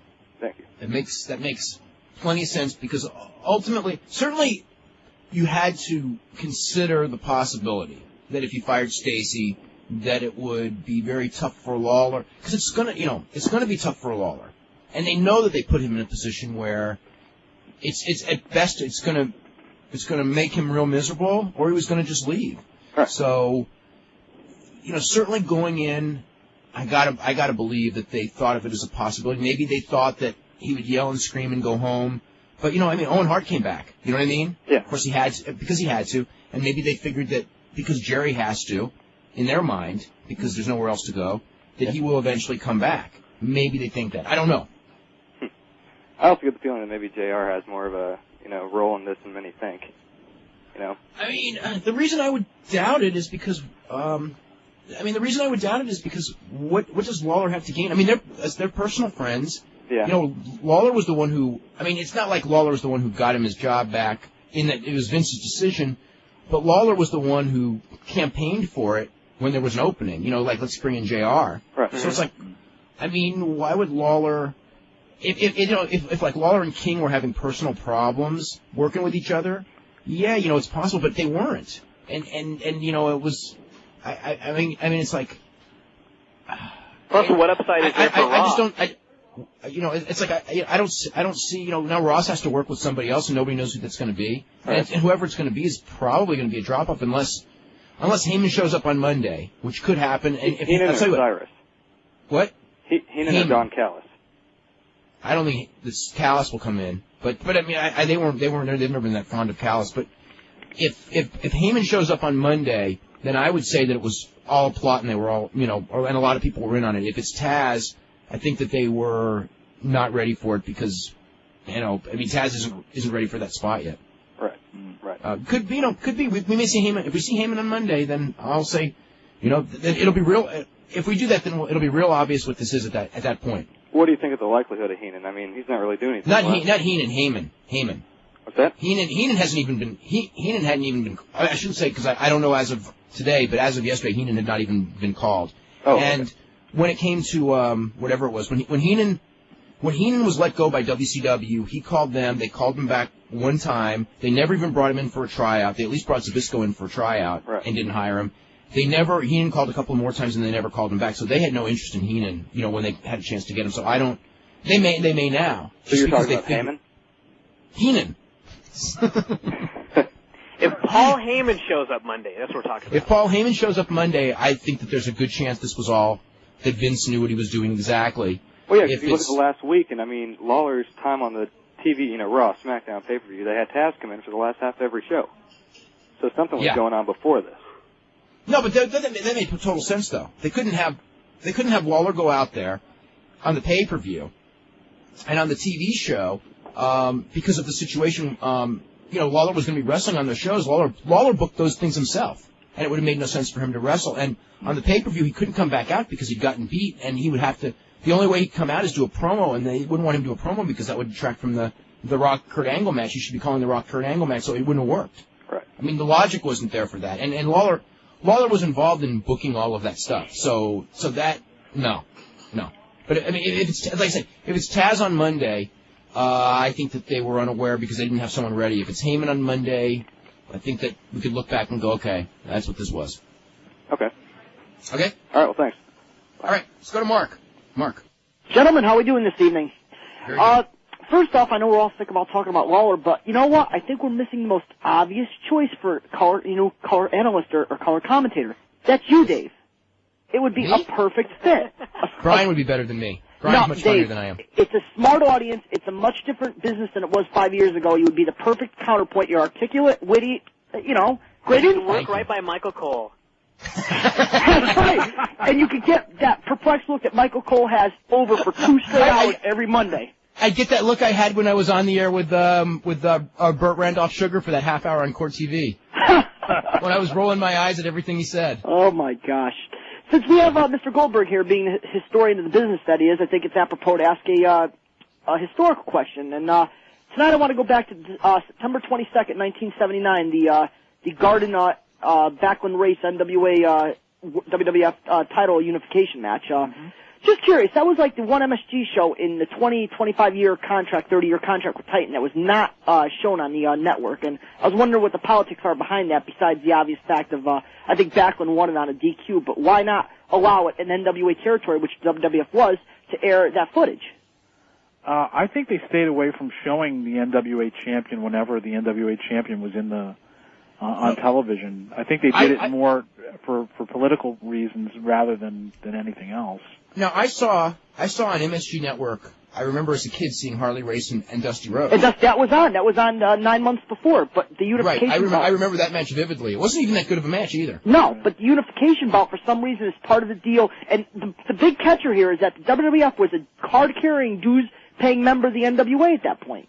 Didn't they have the right to show that match? I don't know the politics. That's 22 years ago. No, I never knew that match never aired. But now you bring it up. I actually never saw that match. That was the only show that never aired. Wow. Yeah. No, wait a minute. You know what? There was another show in the mid-'70s, okay, where they were supposed to have, and I don't know what the politics about this was either. There was a show at the Garden in the mid-'70s that didn't air on MSG, and Vince Jr. announced a show from the Omni because I remember seeing. It's like Mr. Wrestling 2 and Jay Strongbow and all those guys on a tape, and I never knew what it was. So I know there was another show, but I don't know what the story was as far as that show goes. How's it going, everybody? This is Dave Meltzer. We're finishing up the week here on Wrestling Observer Live with Dave Meltzer. That's me, of course. Brian Alvarez of Figure 4 Weekly, and we're going to have Les Thatcher, longtime veteran of pro wrestling. He was a wrestling fan from childhood, going back to the 50s in Columbus, Ohio. Wrestler going back to around 1960-ish, wrestled for over 20 years, television announcer, promoter, wrestling trainer currently. You can talk to him about any aspect of wrestling. He's one of those guys, and there aren't a lot of them, who is totally familiar with everything that's going on today, but also can relate it to the past, and excellent knowledge of wrestling the last probably 40, 50 years. One of the best guests we have on the show. So anyway, he'll be up in about half an hour. Brian, how are you today? I'm doing good. That's good. I guess before we start on SmackDown, which we can talk about in a little while, there's just I am so depressed about wrestling right now. I don't know. You probably have not got the Observer yet, but I was trying to think of like where wrestling's going to be a year from now, and it was just like I could not come up with like anything a year from now that looked positive. After today, is the Observer already outdated? No, it's not at all. Okay. No, I know I write the WCW story on Tuesday, and then by the weekend, everything's changed anyway. Yeah. So there's total uncertainty in WCW right now, and that's no one knows anything. Eric Bischoff's in Wyoming, and there are not officially any dates on the April calendar. The March 26th Nitro could theoretically be, I don't want to say the last show. That's being so ominous. Although we did say that before ECW, and it turned out to be the last weekend. Remember when they had that? And nobody wanted to say it was the last weekend, and it was. It could be. There are no tickets on sale for any shows in April. There are no advertising out for any show in April. There are buildings booked for April, but they are not announced, and no one knows what's going to happen. Basically, after March 26th, everything's up in the air. If there's no sale, I don't think that TBS wants to run it anymore. And the thing that worries me most about the sale is, the effort just doesn't seem to be there right now. In what sense? Just like among the wrestlers, or no, like Bischoff's in Wyoming. Guys are going on vacation. It's like, can you really be that concerned about selling a company? Shouldn't you be negotiating every day, all day, till it's done? Unless they don't care anymore, they just gave up. Unless there's two things. One is that the deal is just about done, and they only have to finish up, minor negotiations, which is not the case. Or that they maybe when that thing fell apart, or when the negotiations stopped, I should say, that they have irreconcilable differences. Yeah. And that's not good. And the other thing is that if that was the case, Siegel going on vacation is really bad, because that tells you that he's not trying to put together a deal to save it. With anybody else, yeah. Yeah, with somebody else coming forward. It's so funny that a year ago, when, what was the company, SFX, that was trying to buy the company? Mm-hmm. Yeah. They asked $600 million, and which is why SFX backed out of the deal, because it was just so much. Now SFX is having its own problems, which they were bound to have. But now, it's, they're getting it from, I think that the Fusion sale price originally was about $70 million, maybe 75. And now, no one, there's just no one out there. It's really strange. I was just thinking about, how WCW Saturday Night just ended after, 30 years of that show, or almost 30 years, because I think it started around 72. So 28 years, whatever, last year. And it just ended. Nobody even thought of doing a special show to commemorate the ending of it. And it was like, there were people, myself included, who that Saturday night at 3 o'clock Pacific time, 6 o'clock Eastern, that was like, you rushed home to watch Georgia Championship Wrestling and World Championship Wrestling and all that. It was a traditional time. And, they let it, the ratings declined and everything like that. The ratings at the end were pretty weak. And then it just ended with no fanfare after 20-plus years of television. Mm-hmm. And now, the history of wrestling on this station, TBS, which goes back to the early 70s, it could be over in just a couple of weeks. There are no plans. And, I asked around, and it's like, literally nobody knows anything. No one knows, are they going to put reruns of wrestling on? Are they going to put a movie on? Are they going to, are they going to do the big angle to blow it up to build for a return? But without saying when the return's going to be, because nobody knows? And then the other thing is without a new ownership, can there be a return? Or is this just, all of this secrecy an angle? Remember, we're dealing with Eric Bischoff. Yeah.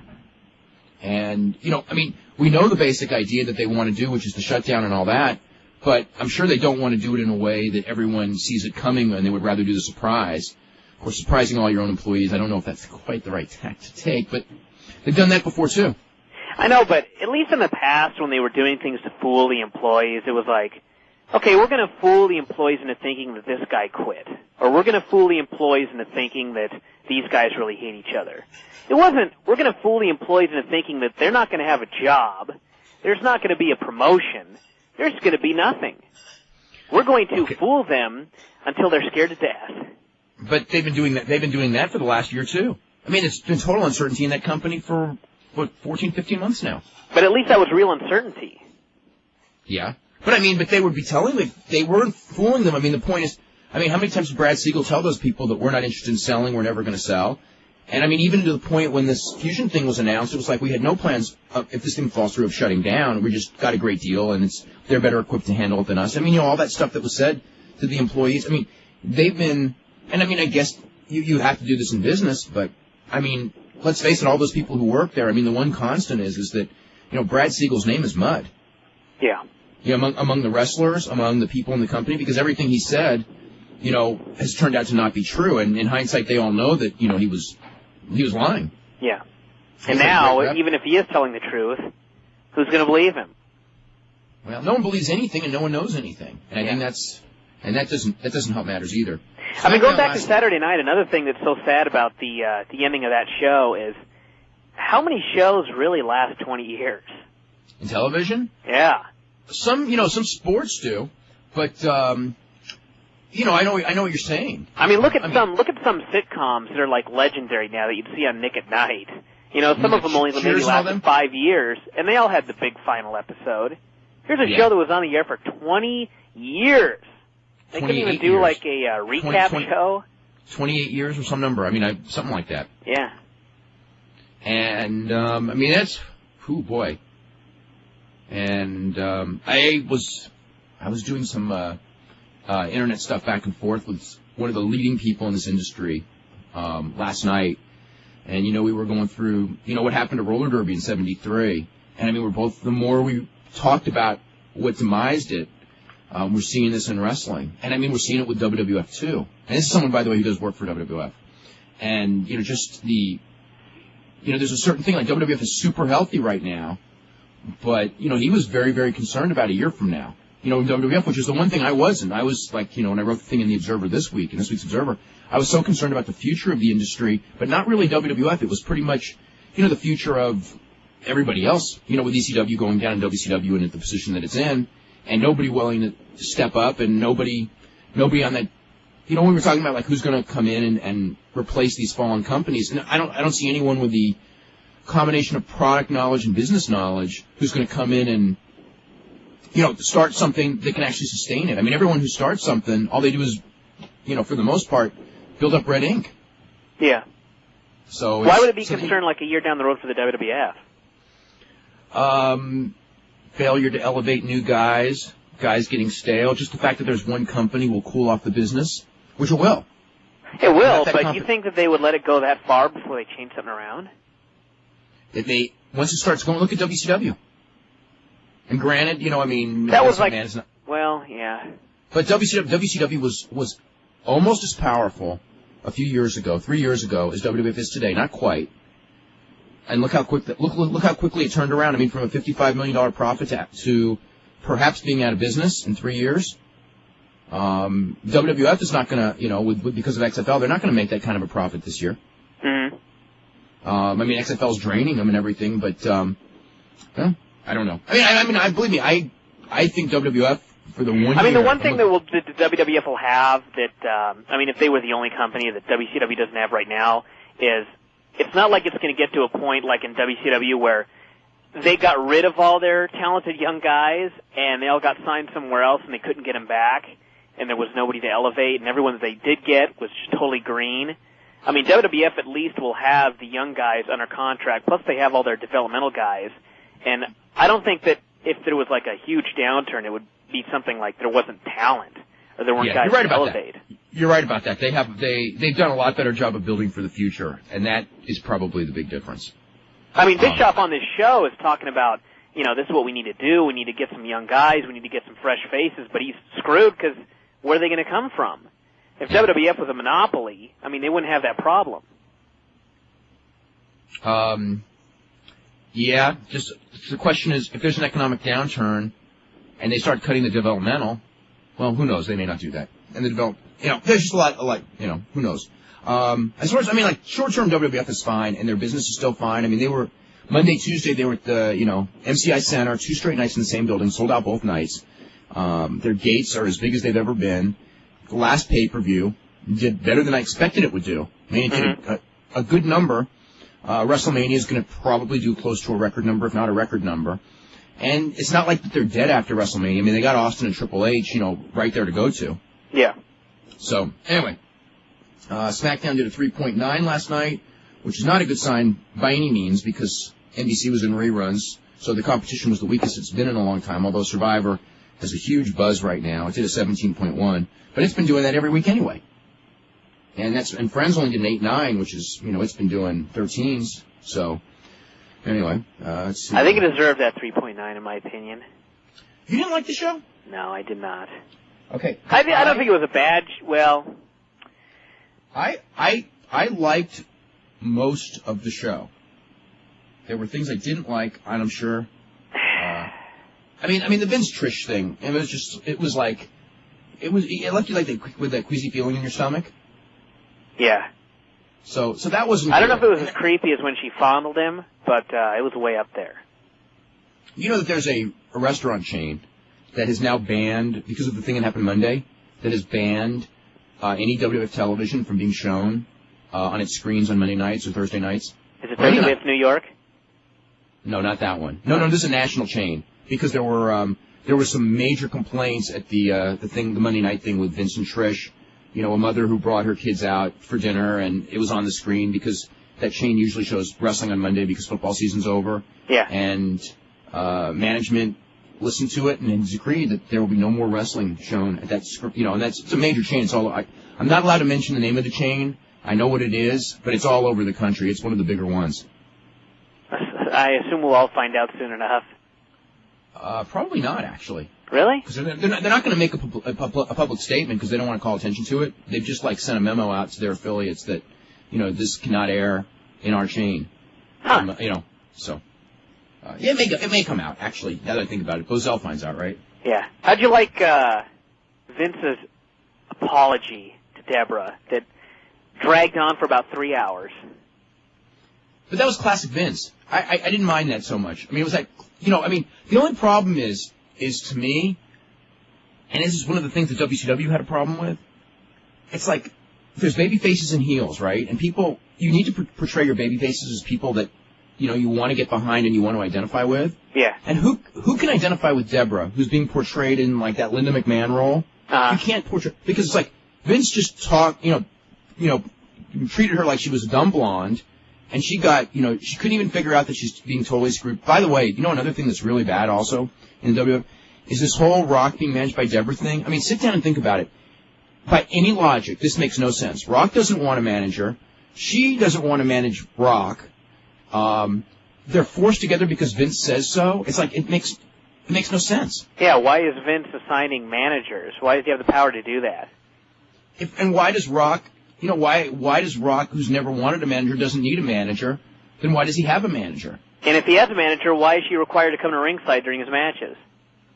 Yeah, and then the other thing also with, it's like they had an idea of what they wanted to do, which is the marital conflict is kind of like a soap opera thing building up to WrestleMania.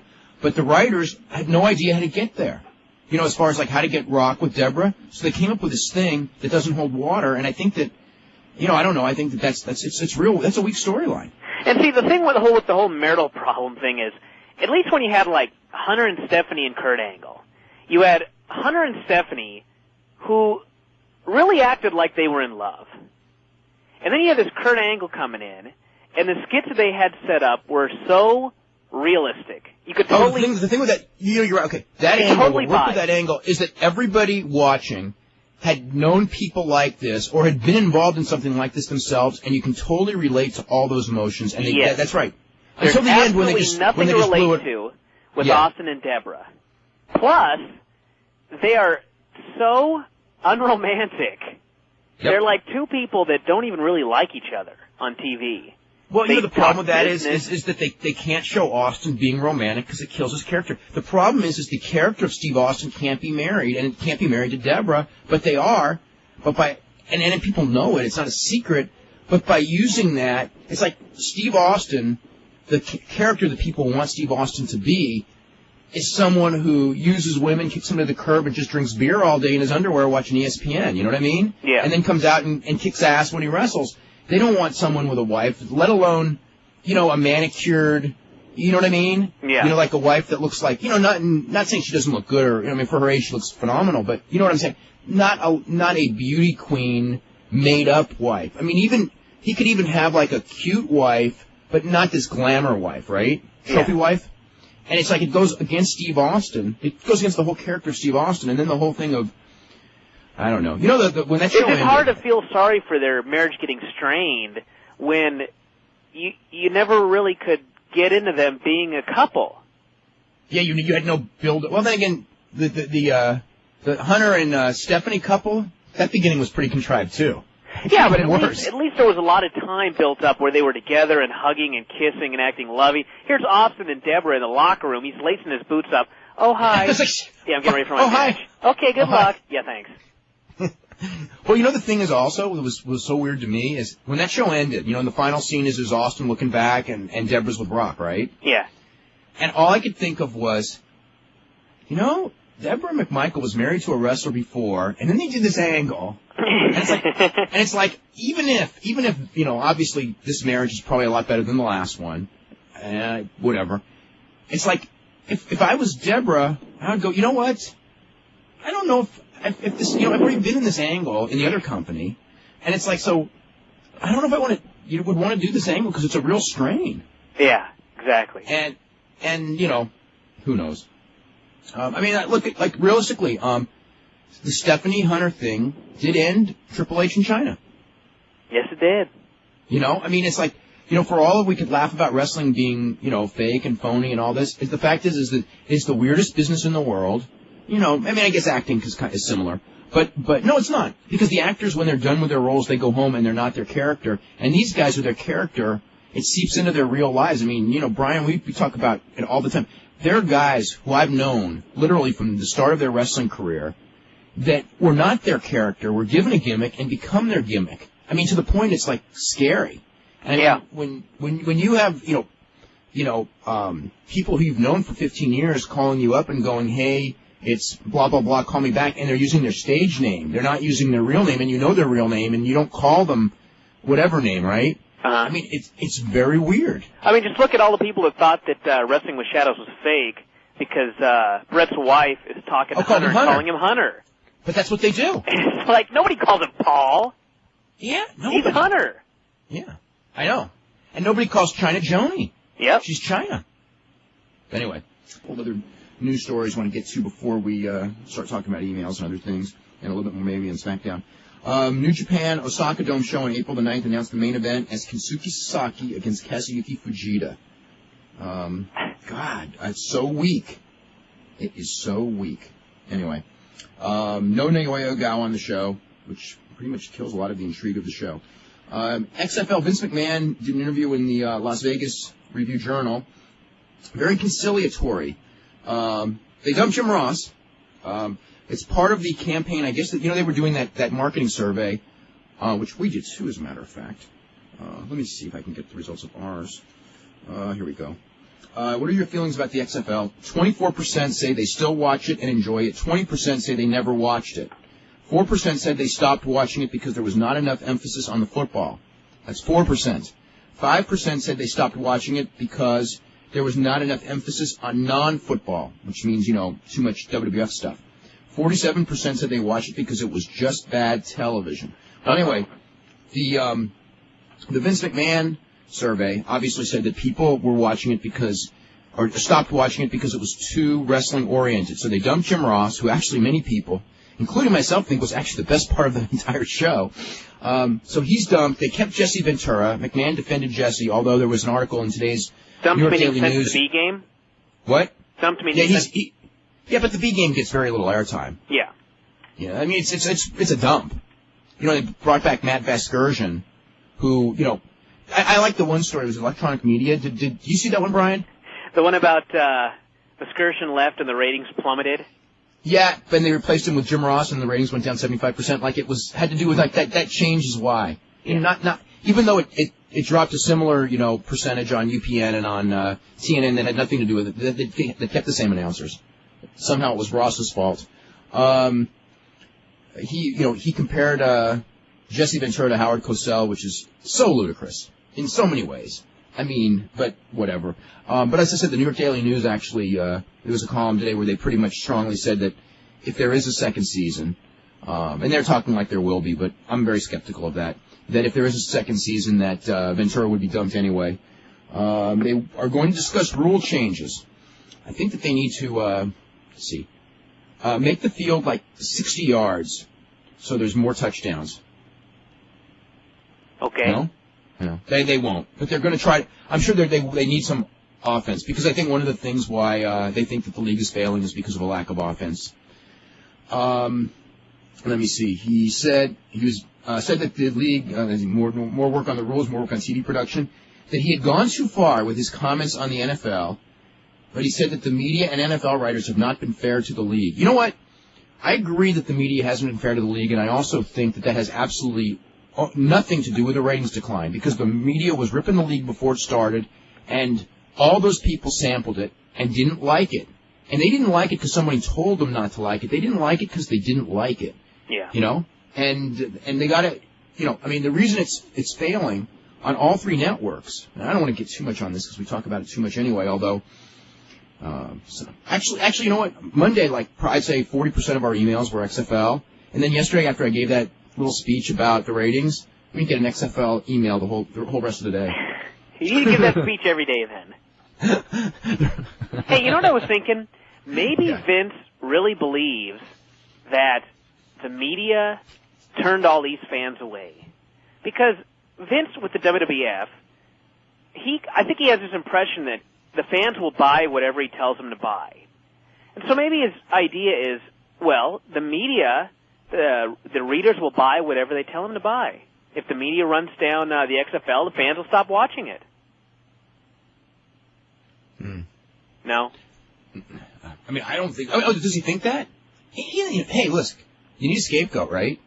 Of course. Who's going to say, I blew it? Although, he was, again, with the... But I just like trying to figure out how Vince McMahon's mind works, like if he really believes these things.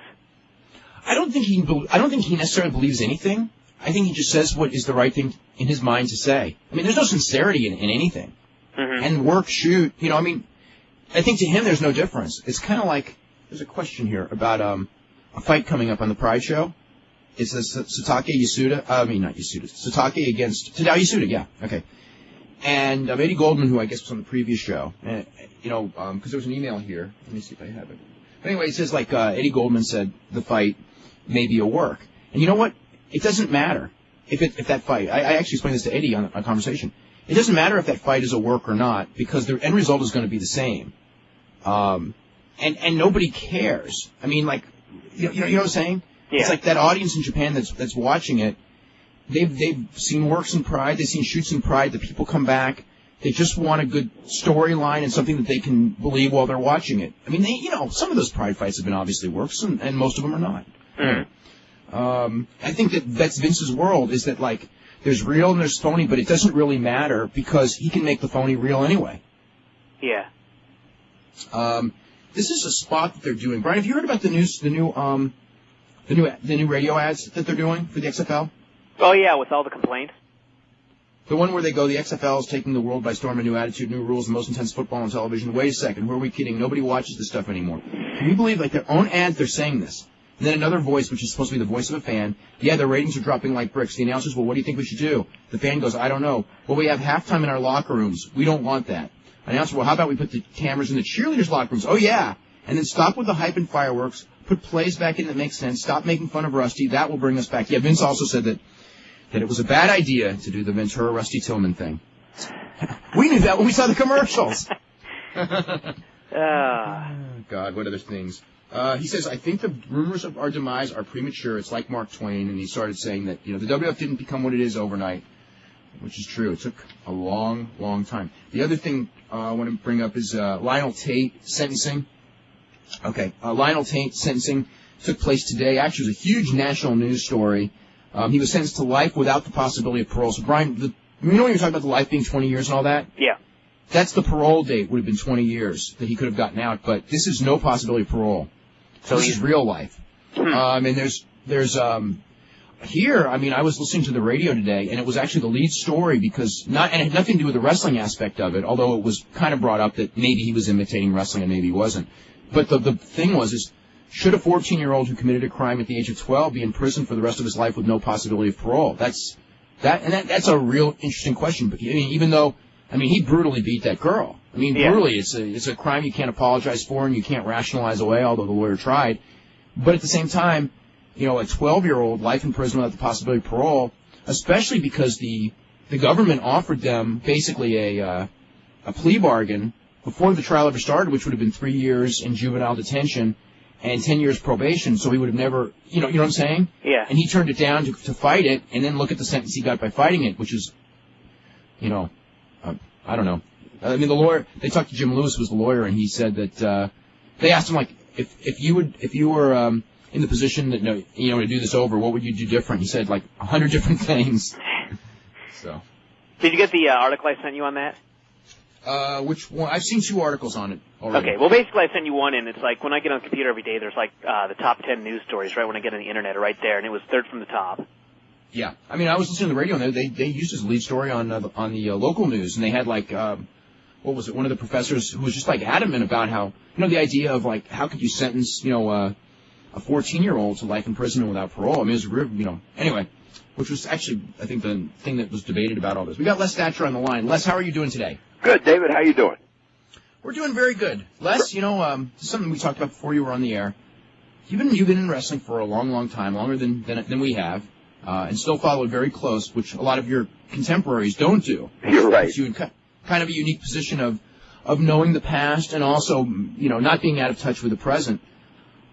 My feeling on wrestling, if I look at wrestling, not so much today, although today as well, but a year from now, it is not that positive an outlook. And I'm just wondering if there have been other times in the last, 30, 40 years that you've been associated with wrestling where, in many ways the business is bigger than it's ever been, but in other ways, when you look at the long-term future of every company but the WWF, there's no one who would not be considered struggling or making big money promoting wrestling.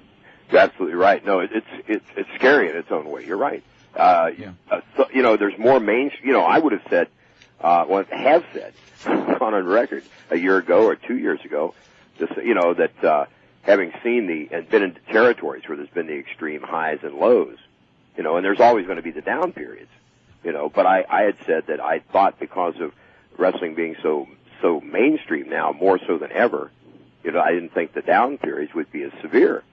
But I don't know. Right now, it can end up with one company, period, major company, and which is not to say they're not doing a hell of a job at this point in time. But the problem is, with no variation, no variety, I think the people that get burnt out are out. They don't switch to another company or something. There's no opportunity to do that, and I don't think I've ever seen, before when there were, 30 territories in this country, when business was down one place, you always had someplace to migrate. And business was always up someplace else. There was never a period when the whole country was like that, but of course, ever since it got down to where there are 2 or 3 companies, that's the only way it can go. It is the whole country, because it's all built around those Monday night television shows. But even in the old days, if you had a territory that was doing poorly, you could theoretically sell it to ownership who could spend money, bring in top talent, and get the territory back going. Right, exactly. Now, that method, which is the method that Bischoff originally used, you really can't, okay, let's just say he was bought by someone with money to burn. They can't get Rock, they can't get Austin or all these guys because they're locked up. And then there's nobody else out there, that's kind of floating around that in and of themselves, you're going to put them on TV and they're going to turn the territory around, which, like could have been done in the old days just because of, the nature of, I guess, just the competition, competing with Vince McMahon, maybe. Right. There was always surplus talent someplace, and now there's not. You're right. That's to me why it sounds so silly when they start talking about whether it's Hogan or you or me or anybody else is talking to this network about starting a whole new federation, and what are we going to found that on? And talking about somebody with deep pockets to do that. I don't care if it's the smartest wrestling man in the history of the business. If he doesn't have the talent to carry out his ideas and his angles, well, it doesn't work anyway. And whether it's Hogan or Jesus Christ, you can't build around one person if everybody else has no name at all or name value. And I would think to start from scratch with no centerpiece, of any, you know, like a Rock or Austin. I can't believe it would take less than 4 or 5 years to actually get ahead of steam. I kind of think that, like, you know, the point of having these contracts is these guys can't go somewhere else. And if there was only one major promotion, you wouldn't really have the need to have all these guys under contract. But they would. But they would, just so people couldn't start up. Vince is not gonna like say, okay. Vince is not gonna fall prey to the idea that his guys are. He wouldn't put anyone on television without having a contract on him for the very reason that somebody could start up and steal him. But the point will be that if there was only one company, there's only so many slots on TV. And you're only going to need a certain number of contracts. I mean, if you only have room for 30 or 40 guys on TV, and theoretically you have 200 guys or something that you'd have to have under contract so no one else could start up, is that even feasible? Well, probably what they'll do at that point, you're right. I think that they won't keep as many people under contract, but they'll keep anyone who they think has any potential of being box office under contract. Uh-huh. I mean, you know, they may, you know, like, you're right, there are guys on the WWF roster, let's just say Scott Vick, just his name, okay? He's under contract. I mean, they may let a Scott Vick or a Duck Brothers, they may let those guys go. They may let them go tomorrow, I mean, for that matter. But they may let them go, but the idea is that, okay, I'm a promoter, WWF has just cut, you know, Scott Vick, and they've just cut Glenn Ruth, and they're going to cut, let's even say D'Lo Brown, just as a name. Maybe, you know, I'm just throwing a name out there. You pick them up, it's still nothing. Yeah. You know, it's not like they're going to cut Chris Jericho. You know what I'm saying? Or someone, you know, or even Eddie Guerrero. You know what I'm saying? And not that they could turn it around either. I'm just saying, you know, the guys who they think have something, you know, even like a guy like Leviathan, Cornette's guy, okay, he won't be cut. You know, anyone who they think in the future even you can build around, those are the guys that they'll protect. They've got to. You know, and the other thing is they're in a financial position now that they can just block somebody that they don't, you know, and not even utilize them. I mean, it's being done anyway to a certain degree. I think that they're doing that. I think they're doing that now. Yeah, but I mean, you know, you know, years ago, the little territories you couldn't afford, to, you know, to pay a guy to sit out. You know, yeah, nobody did that. But I think. Well, you know, here's the thing. I think I would like to see ECW continue. I would like to see WCW get in better shape because I think the competition is good for business. Well, I think that anyone who looks back at what fueled this boom, it was the war. Monday Night Wrestling Wars. You know, took this business, which was not, Vince was not making money, WCW was not making money in 1994, 95, and that war, you know, I mean, Vince actually had a couple of bad years, but ultimately the war led to both of those companies reaching unheard of heights, and then WCW squandering it. But it brought all that mainstream recognition into wrestling and made it, for a brief period of time, I'm sure bigger than it ever was. And now we're in the downside cycle. There's one thing, I guess we better go to a break first, but I want to talk to you about the creation of the Mid-Atlantic Territory. Okay. That is kind of like if you say that the Mid-Atlantic Territory is what spawned WCW, which would be a fair way to say it, it's now maybe on its last legs, and how because you were there when they made all those new stars, when they made Steamboat, when they made Flair, and all those guys, and for whatever reason, it doesn't seem like these guys are able to make it, and I want you to talk about how these guys, like a Flair and a Steamboat, and, you know, all the guys that, Greg Valentine, and all the guys, Piper, came in there, and how they were made, and what, you know, made that territory great during its period. You know, when we talk about, you know, the Carolinas, when you were there, they had, when I think back of this, because of the, perhaps the, you know, I don't know, the ending, so to speak, of this company perhaps happening. I don't know. I mean, I just remember as a kid, you know, it was tag team territory, Johnny Weaver, George Becker, you know, a lot of older guys. Right. And then Johnny Valentine, who was older, came in and kind of revitalized the territory. Yeah, that was when George Scott took the book. When George Scott took the book. Yeah, and George made that, you know, basically told him he was going to kill the territory to rebuild it. Because it had always been predominantly a tag team territory. At least, you know, if there were 5 matches or 4 matches on the card, 2 were usually tag matches. So, you know, it was a lot of more action with tags. Guys stay fresher. You know, more high spots as they were, you know, what they were at that point in time. They obviously don't equal what goes on today. But nonetheless, it was, well, and Becker was the booker. He always had a younger partner, Johnny Weaver, Dickie Steinmore, and I worked some 6-mans with him. As the partner for them against whoever in the manager, because they had like probably 3 or 4 managers at all times with teams there through most of the 60s and 70s. But George Scott brought Johnny Valentine in, and Valentine was a very methodical worker. In fact, Johnny Valentine didn't get warmed up till 20 minutes in. I mean, that was a short match for him. And you could see when they first started pushing him, because of the slowness of his pace and the time it took him to get his style over, you see people get up and leave because they were more accustomed to tag team main events. And, so he actually brought the territory down a little bit, but a year later, they were selling out the same buildings with Valentine on top. But it just took the time to build it and change the people's opinions, change their outlook. Now, while this was going on, with Valentine at his peak, there was the famous plane crash that ended Valentine's career. So there they were. The guy they built around was gone. Boom, he's out. There's no comeback. There's no angle. He's just out of the picture. And they went and started rebuilding with Ric Flair more than anyone else, Rick Steamboat. Now, what did they do to get these guys over? Because within a very short period of time, Ric Flair and Rick Steamboat were running around doing great business with a lot of other people. It wasn't just them. Right. Well, there were a lot of solid veterans there, Dave. But when I look at it, like what WCW has been unable to do or unwilling to do, whatever the term would be. Yeah. I think that formula is eternal. It's how this business works, and that is to build somebody slow and give them credibility and give them a foundation. And you can hotshot somebody on the short, for the short period, but there's no longevity to that. Let's take Goldberg.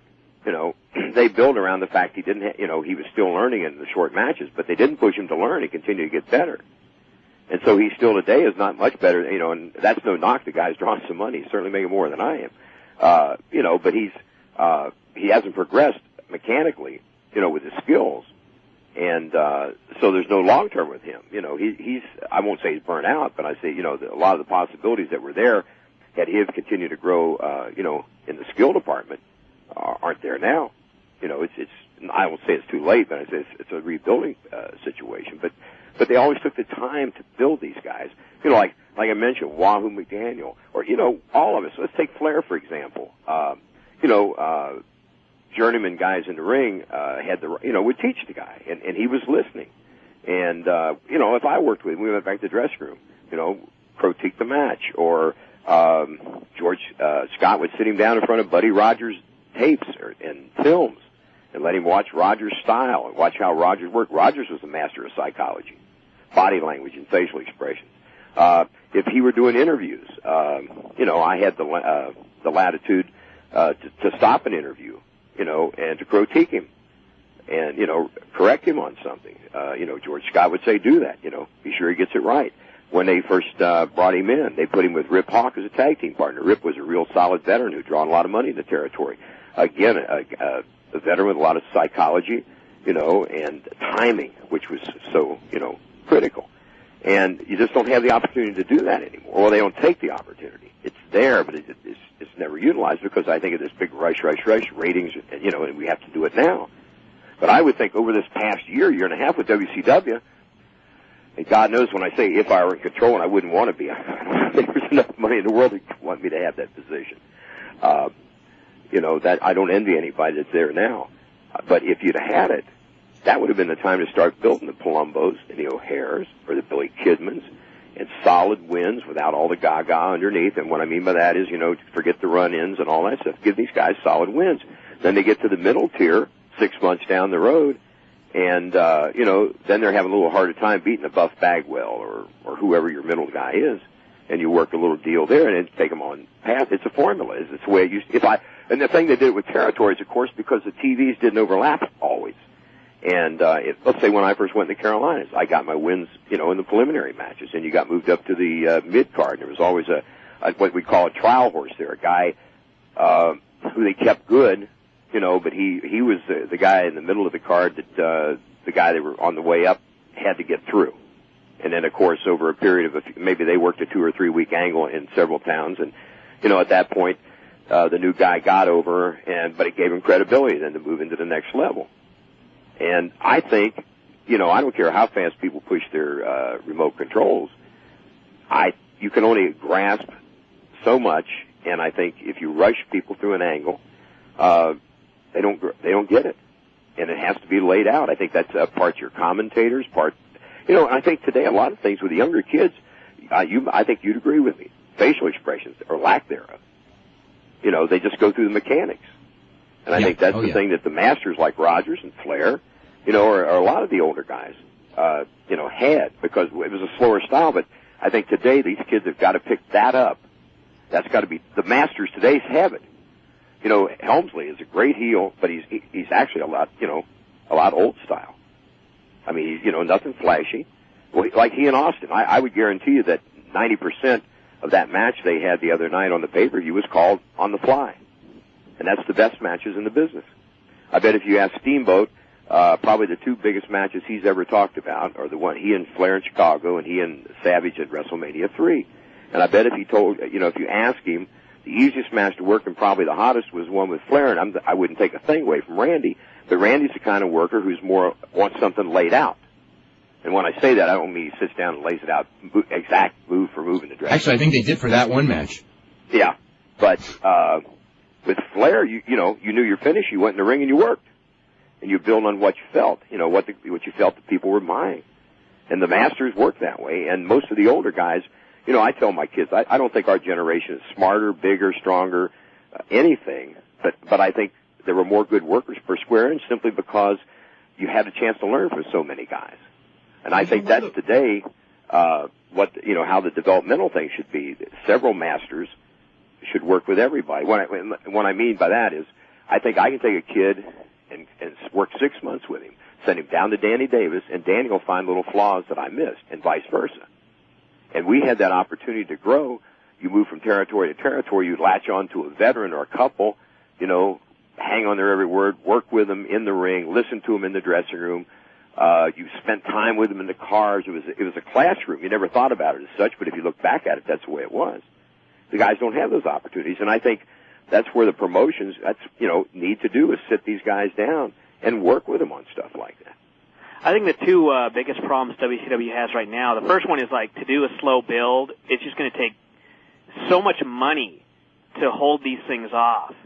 And I don't think Fusion has that kind of money. I mean, it's not like something you're just talking about. You can't rush things on TV and everything like that. To build something up slowly for 6 months or 12 months, you're going to have to sacrifice something on the way. What they can do is go ahead and whatever they're building for this next pay-per-view with Luger and Buff and Flair and Dusty and that whole 9 yards, but take these other kids and start building something solid underneath, like Palumbo and O'Hare and Kidman and whoever, and I'm just throwing names out there. I'm sure they've got better, they've already got some sort of plan of attack, but take the time to do credible angles with these guys and make your commentators make those as important as the other thing. And when I saw Luger do a job for Palumbo the other night, I thought that was great. Then he did it again. Mm-hmm. And that's the right track. And when I say that, I don't mean just stop everything and start building it from scratch. You can't do that. Go ahead and use, what they've got until they can get this foundation under it. And as they do move the stuff at the top that doesn't have any lasting qualities anyway. I think that's the biggest problem now. Fresh ideas isn't all they need. They need some fresh faces.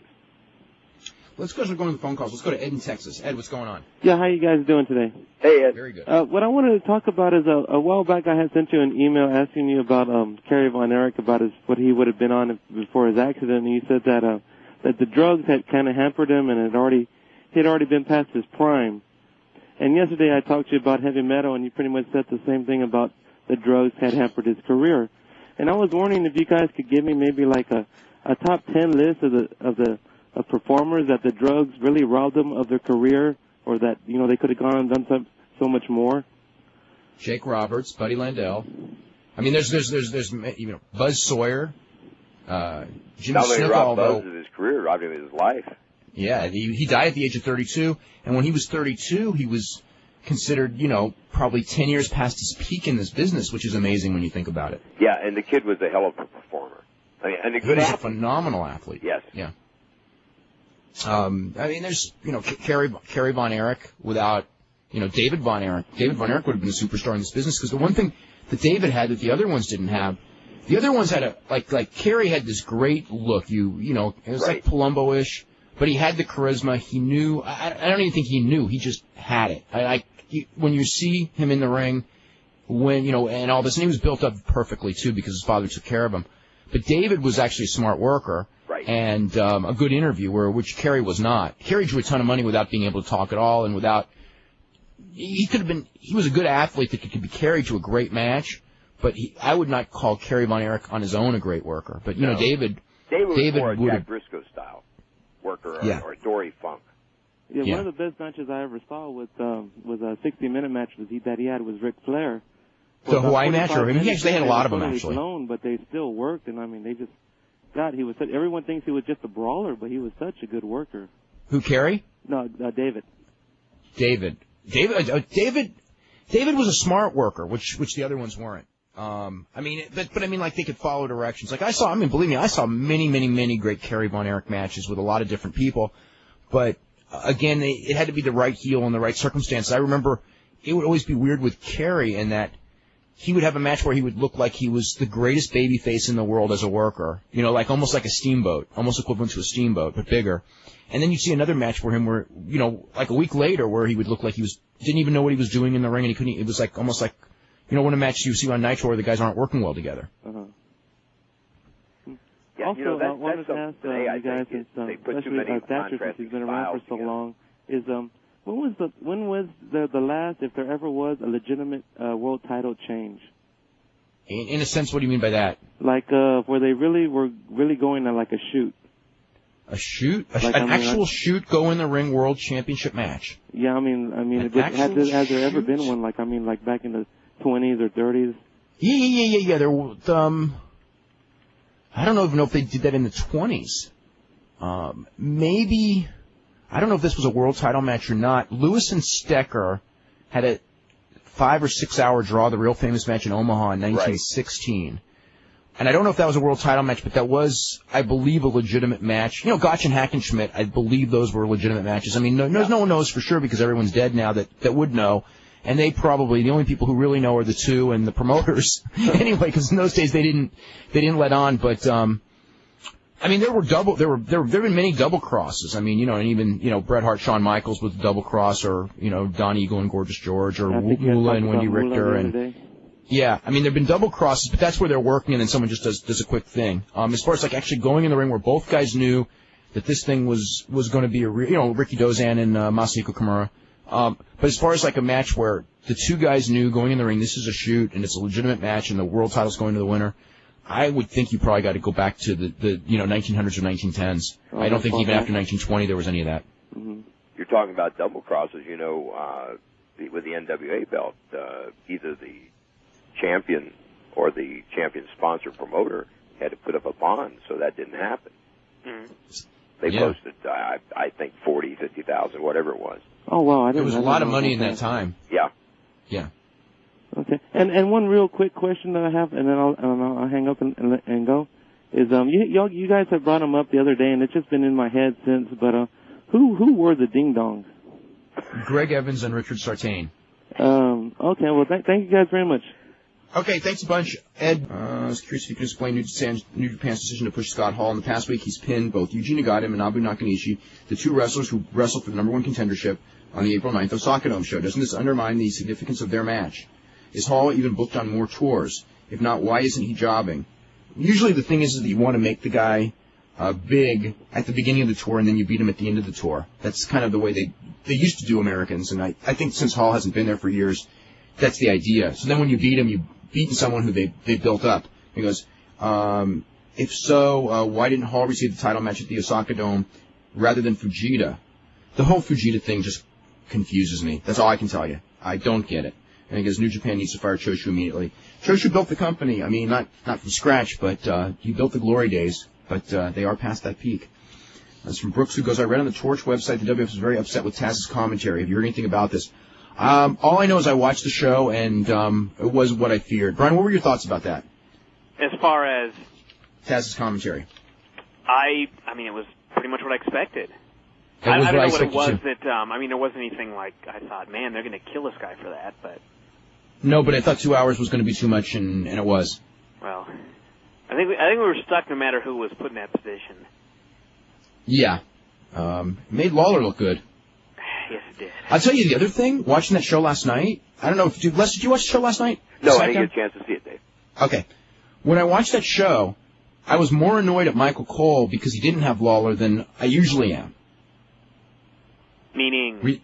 Lawler you mean just his regular comments because Lawler wasn't there to make fun of him? Yeah. Yeah. Yeah, I mean, it just was like to me, Michael Cole came off a lot worse than usual watching that show. Even though I liked a lot of the wrestling on the show last night. The Vince Angle's the Vince Angle. What can I say? Obviously, what did you think of the Vince and Trish thing on Monday night? I did not like it. I didn't either. Okay. And you know what? I'm under the impression I heard that he didn't either. Vince didn't? No. Well, then who did? I thought that nobody liked that Vince after the did. fact, that was a comment that someone had told me had been made. Then why didn't he do the thing the next day? If he didn't like it the first day, it was worse on SmackDown. That's why he did the long apology to Deborah. He was talking to the fans of America. But then that would have been fine, except then they did the thing of the same thing. It's not the same thing, but they did, Wow. That was sort of repulsive. They did this French kiss with a camera on their tongues. They just, David, if you're sincerely my friend, take your clothes off. Right? I mean, if it were, I'm not averse to the TNA thing, but I think if you find some creative way to get, like if she walks by, there's a hook and it grabs her blouse and tears the blouse. Okay, that's creative, and you've got your TNA. And now I'm entertained a little bit, right? But I mean, just to say, hey, take your clothes off. Now, are you people impressed? No. I just think it was too smack you in the mouth type of stuff, It was too cruel, too hard to be entertainment be entertaining. Too much like a bully in a scary situation and almost like a preliminary of a rape scene, and that's just not entertainment. Right. I mean, like making Chris Candido wear a diaper. Now that's funny. It's giving him, doing something that he wouldn't want to do, and it's entertaining, but it's not over the edge. I don't know if that's a good parallel, but you get my point. Yeah. I mean, but yeah, it was just, like I say, it hit me in the face. It was just too strong. Yeah, exactly. This is good one thing also about that show tonight, I wouldn't call it a bad match, but if Chris Benoit were ever involved in a match that was not good, it was last night. Who was he again? Was it Perry? Yeah, it was Perry? And then he did that. He was doing like a German on Dean Malenko and fell down. Yeah, that's true. But I still thought that was overall good. I thought that the Chris Perry match was good, although it was rough in a spot. The one spot in the Benoit match with Dean, and the Eddie thing was just like 2 moves. It was just, the Brainbuster and the Frog Splash. But, when watching that, now that we think about that thing, when I watched that segment, before to set up that match, I don't know how anyone could have put that, and I would say put that segment together. Okay, I don't know what they were thinking when they put it together, but viewed that segment and not thought that Chris was going to come off as the heel. And Eddie is the babyface. I mean, it blew my mind because it was like, before I had seen it, I was told, that the fans kind of didn't go for Chris. He didn't really get over as a babyface, and it was because of something they did earlier, that they kind of had the psychology all wrong. And I watched, and I was like, they had the psychology 180 degrees wrong. I mean, it's like Chris is just being a total prick. Eddie's wanting to fight him, and he's being held back. I mean, Eddie's totally the babyface in this thing. And then when Eddie comes out after Chris has beaten Perry and Dean, Eddie gets the big babyface pop coming out until they all stomp on Chris. And then by this point, now they're all confused. Yeah, no one knew what to think, but it ended right away. But yeah, I mean, I could see, and they're going like, Eddie got a babyface pop, Chris is supposed to be the babyface. It's like, that segment, there was no chance of any other reaction after they played that segment. Yeah. Let me just read this one, and we'll go back to the calls. This is a good discussion about the Deborah inclusion in the WrestleMania main event. Plain and simple, it makes no sense with Austin's character. But why even add her to the mix? I mean, you've got the two of the biggest stars, not the biggest stars of all time, paired against each other. What else do they need? Why add pointless storylines? I mean, there's nothing wrong with a storyline, but not a storyline to negate it, or not a storyline for storyline's sake. Like, they have a storyline, which is the two biggest stars, and they can do stuff where they build the tension week in and week out and things like that. Where they finally don't like each other and have a reason not to like each other. But to say we have to have a soap opera going into this match, that only takes away, to me, the seriousness of a match that people want to see just right there. Rock versus Austin, it'll sell tickets all on its own without doing anything. Anyway, let me finish this because what else do they need? The reason Hart Michaels, Flair Rhodes, or Hogan Warrior got over was because it was two big stars flat out delivered and the fans reacted. I don't understand why everything has to be a soap opera. Okay. Any thoughts on that, Les? Yes. I was, now, that's the thing that flabbergasted me worse Monday night than the Vince Trish thing. I mean, I was blown away because the first time I ever saw Steve taken out of character, 2 segments on any show. And I'm under the impression Steve's never supposed to be out of character. I mean, to some degree, I mean, you know, if he's on Howard Stern's show, but I'm talking about, you know, on the air.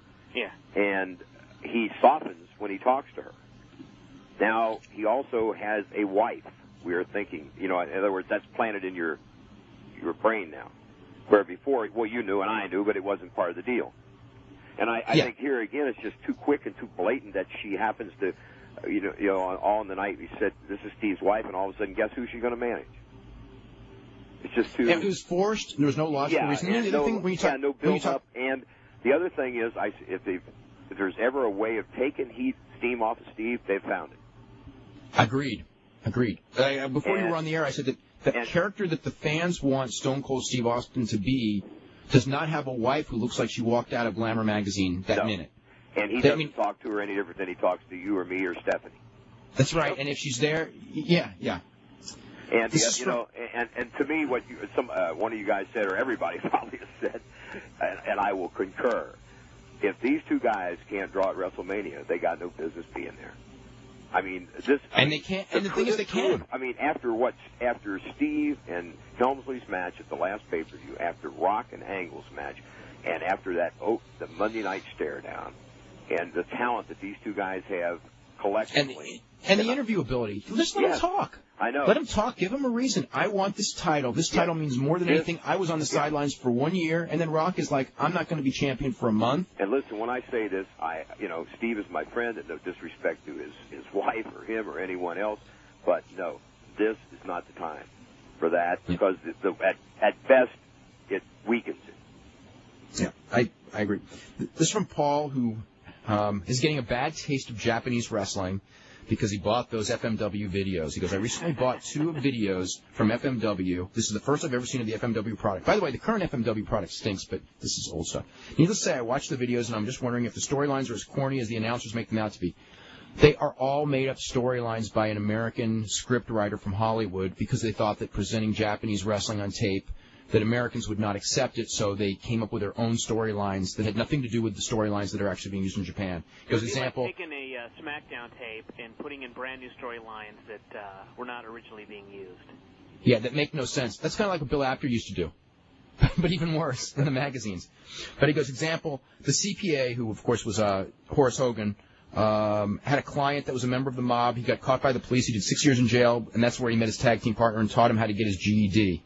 These are not only made-up storylines, but they're terrible storylines. I'm starting to really like WCW right now. Example number 2, a female wrestler they called Shark, maybe that's Shark Chichia, was found on a desert island where she had been living since World War II.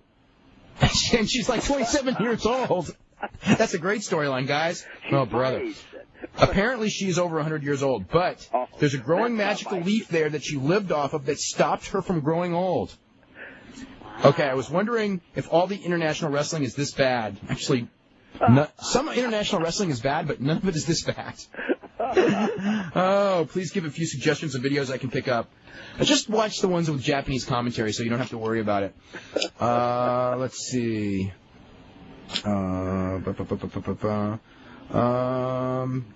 This is someone, Jim Kopoulos, who says, upon listening to yours and Brian's discussion about the potential downfall of the wrestling industry, I began to think of the events that truly brought down WCW. In the beginning had to be the main event at Starrcade 97 when Hogan refused a job clean to Sting after the year and a half of build-up. Do you honestly believe WF would have had the same ending if they had a year and a half build-up? No, I don't think so. But if it was Hunter, it might. I just want to say that. It might. I wouldn't say absolutely not. With Hogan. The Hogan thing was so... Well, that's because the referee made it so bad. Yeah. You know, I mean, that was like... Sting was so double-crossed on that match, and he was never the same. We got to get Nick Patrick on the show one of these days and ask him about that. Is he still working there? See if he got the big payoff. Yeah, he's like a road agent. Okay. He's back refereeing again. Yeah, I heard that. Yeah, I think so. Let's go to Wes. Glacier coming back.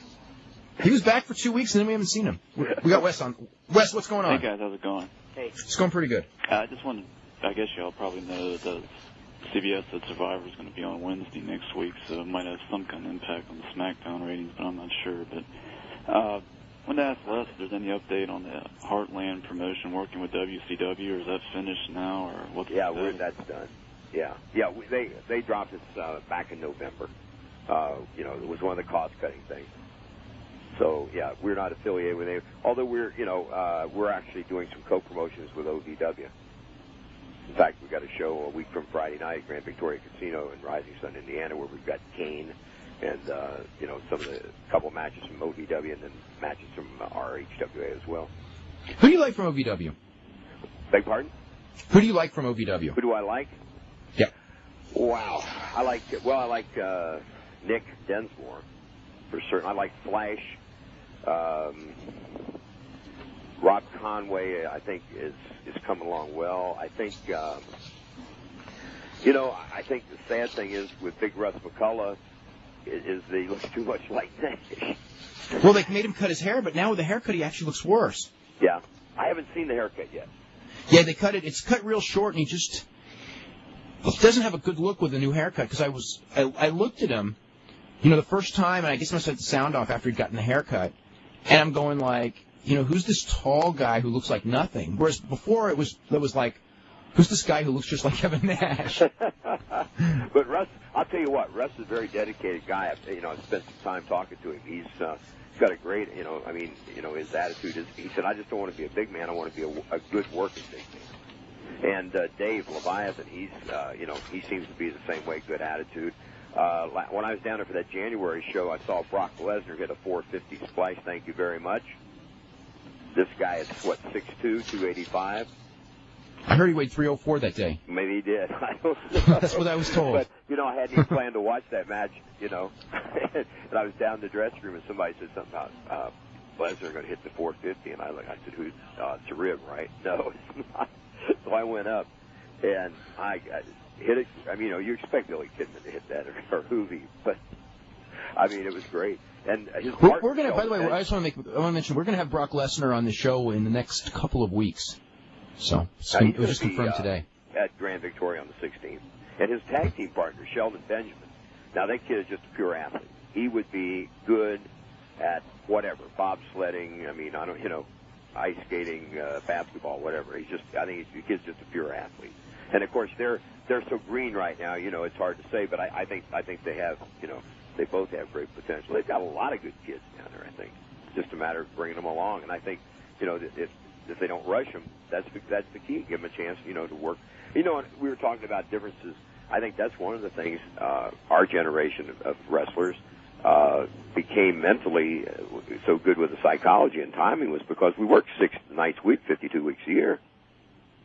You practice your dance routine 5 times a week, or you practice it once. That's the difference in how good you become at it. That was one of the things before this whole, when the WCW thing was going, the way it looked like it was going, where I was afraid, as far as like the pushing of new guys, is that, by only having these guys work, 1 night a week, sometimes 2, and often that one night's a 3-minute to 4-minute match, that their progress will not be as rapid, like in a year, as you would expect. I mean, as compared to say, losing money on those house shows should almost be considered like an investment in the future. Right. At least for the short term, maybe not forever. But yeah, that's what I was thinking. But the way you do that is you run, like how Les would do. You don't run 16,000 seat buildings every single night, 6 nights a week. You can run. Why don't you just run a Georgia circuit? Sure. And get those guys in the ring. And you'll lose money. You'll lose money probably every single night, and you'll probably have these guys working in front of 150 people. But the bottom line is, if they're out there 4 or 5 nights a week working like that, in a year, they'll be able to draw you money in the big buildings, hopefully. Right. So why'd they cut out the Wild Side deal? What and the Heartland deal? I don't. With us? Well, Les can talk to us about the Heartland. They're the Wild Side deal. I don't know. I think they're just trying to slash. What? Isn't it going to Dusty? I heard TCW might be. Yeah, I had heard that rumor. Why would you eliminate one developmental promotion to set up another? You should have like as many as you can get. Well, I don't know what, I think they change their mind every so often as to what direction to go. It's Don't like, I know? when we signed on, it was, I was supposed to get guys for, maybe 3 months at a time, from any place from 3 weeks to 3 months at a time.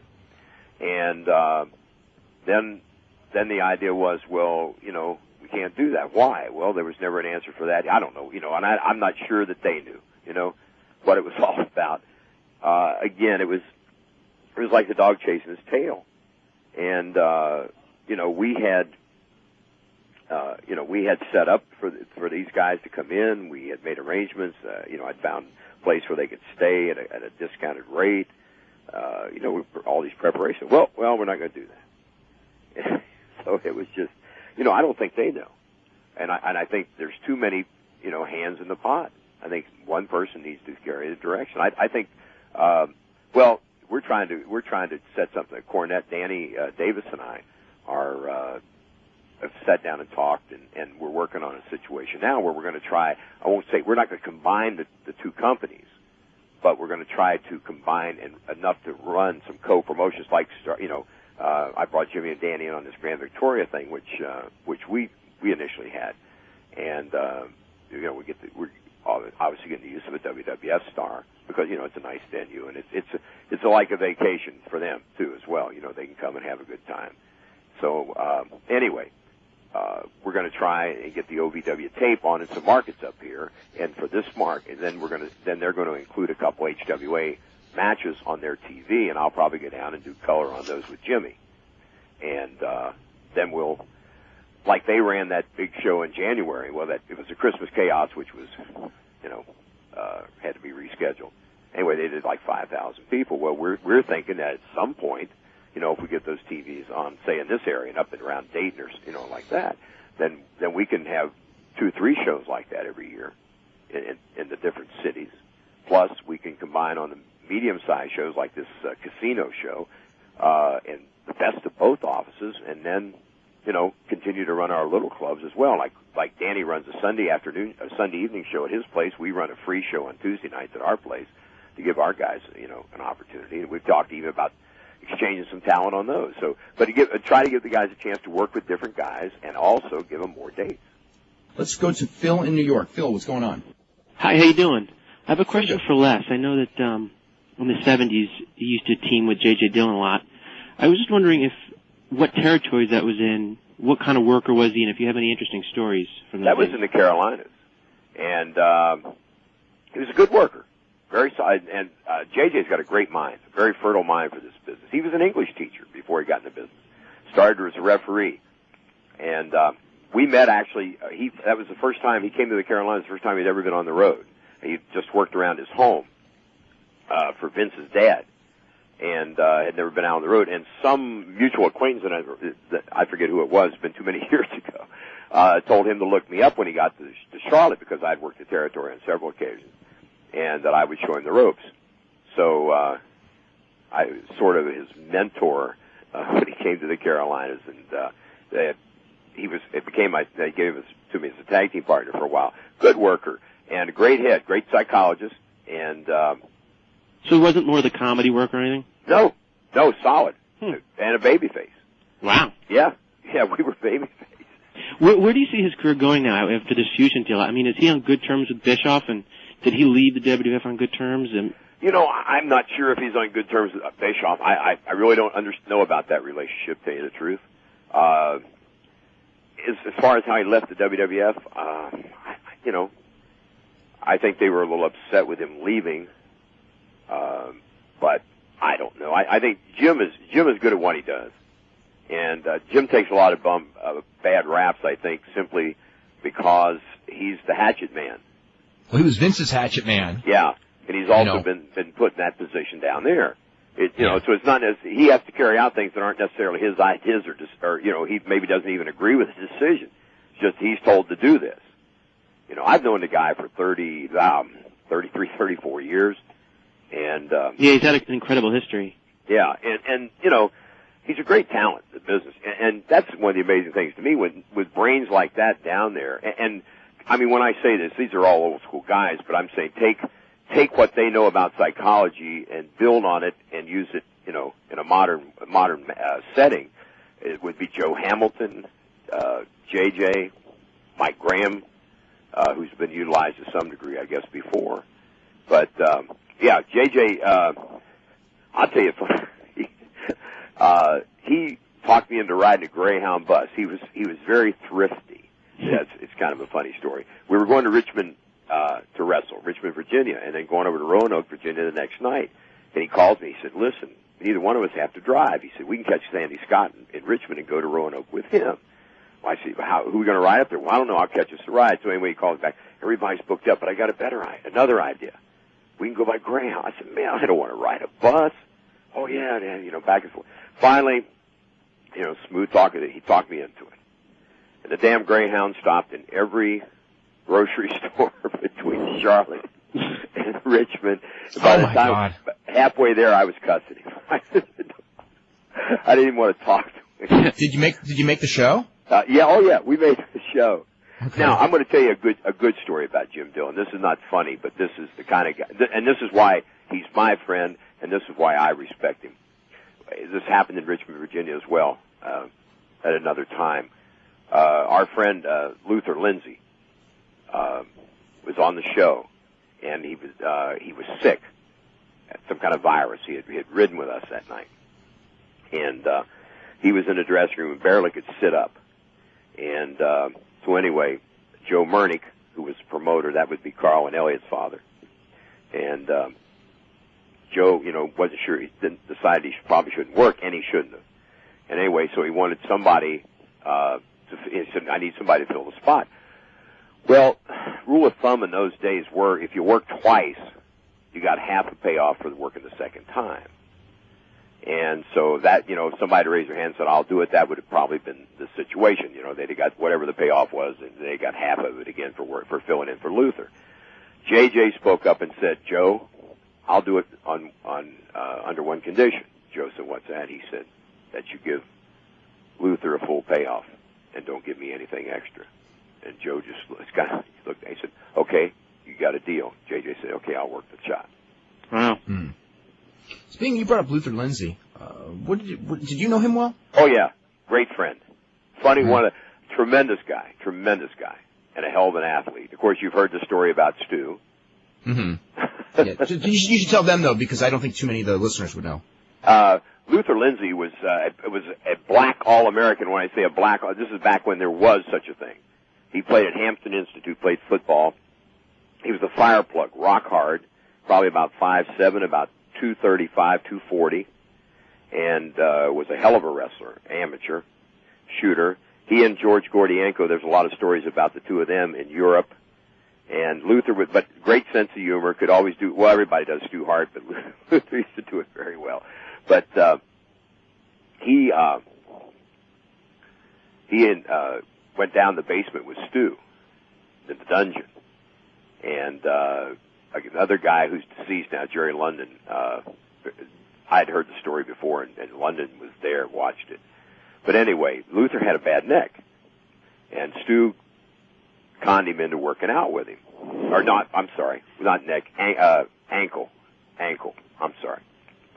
And so anyway, cons Luther into work, but Luther said, "Now you stay away from my, yep, I'll stay away from your ankle." So they get in the down, Luther gets in the down position, Stu gets behind him, and can't turn him, and the first thing, and then he drops the knee in on the ankle. Oh. Yes, and Jerry London, as he told the story, he said it was almost like this calm before the storm, where everything went silent for just a millisecond, and then Luther exploded out from under, sat out, spun, turned, front face locked Stu, drove him back against the wall, Jim, and had him with his rear end up against the wall, front face lock, and his feet were off the ground. And said Stu is tapping out. His nickname was, everybody called him, and he called everybody Buffy. Luther did. But Jerry said that Stu was saying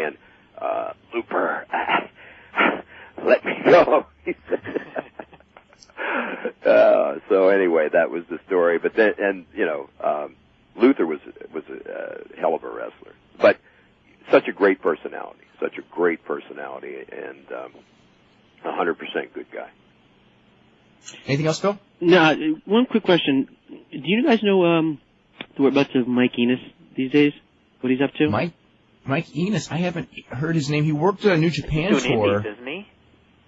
Yeah, I see his name. Not that often, though. Yeah. Yeah. But every now and then, I think he's based in Minneapolis. I always thought he was just very underrated. He was. Yeah. It was one of those guys. He was real more suited for Japan in a sense, in that he was a solid worker, but he didn't have a lot of charisma. You're right, David. Yeah, not a lot of facial expressions or anything. Yeah. So I thought he was his last run with WCW. I thought was his best. I thought he worked harder. Yeah, he looked good. Yeah. He was with Duncombe. I do have one quick question. Like in the 1984, with the beginning of the rock and wrestling thing, with Richter and Moolah at the Garden, that first match with Cyndi Lauper and Lou Albano, the ending there was really weird. It was like a double pin, and it was just suddenly announced that Wendy won the belt, but it didn't seem that way at all. Was that a double cross, or? No, I think that's probably how, Moolah had held that belt forever, and this was like, it was supposed to be the end for her, although it turned out to be not the end for her. Things worked out. But I think that, that probably out of deference to her, she picked the finish, and she picked the finish where she wouldn't look bad. Since she was doing the job. I'm just assuming. But I just remember that being a really bad match. Yeah. I mean, it was like, it was like this big match, because it was on MTV, which at that point, it was a huge audience. I mean, they did like a 9 rating, which nobody does now. And it had been built up because of Cyndi Lauper and everything. Like this big thing. It was kind of where Hogan and Piper first started getting over with their involvement in that as well. And I'm just thinking, like, this is the biggest audience to watch wrestling in years and years, and I'm watching this match, and the match was just so bad. The ending was so odd. Yeah. All right. Well, thanks a lot. Okay. Very welcome. Let's go to Charles. Hey, Dave. Hey, how are you, Charles? Pretty good. Hi, Les. How are you? Hey.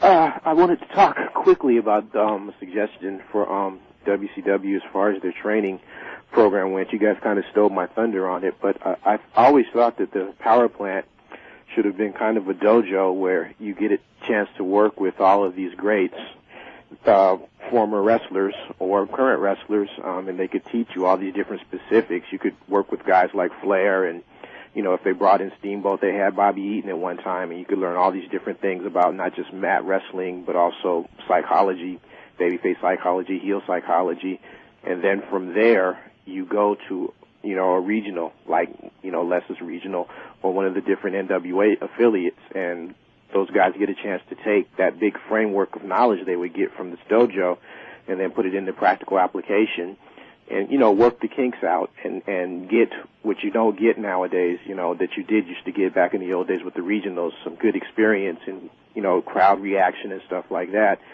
And then you send reports back on the guys, and, for the guys that are making good progress, their little gimmicks and whatever are starting to pick up, then the company starts to develop vignettes for them. And you show these vignettes maybe on the Saturday show, and, now you've trained the guys, you've given them, experience, they've got a chance to take it and make practical application with what they learned. And you've also created a buzz for them, and then at that point they're ready to be debuted on national television. They're kind of going at that in reverse. The one thing about the power plant is, it's not like the power plant is in Seattle. I mean, there's guys that live in the area, and I mean, if these veterans wanted to go in and work with these guys, they could, and nobody does. I mean, I think Paige goes down there, but I mean, other than that, I don't think they have any interest in it. But you know what? They should. It's an investment in their own future. I think like some of the older guys though would look at it as like, if I go help these guys, they're going to take my spot. Yeah, Brian, you're right. That's the difference between now and the older days. Like Les was saying earlier, the older veterans were happy to take the young guys under their wing, and you listened and you learned. Well, I think that because there were so many places to go, there was and I don't know, I mean, I didn't know a lot of wrestlers in that era, and I was very young then, but I just sensed that the paranoia about work when there's 30 different places in the country to work was certainly not like what it is now, where, you get one promoter mad at you and then you screw up with the other one. It's sort of like you're done. You're sitting on the sidelines, even if you're a talent. I mean, like a real talent.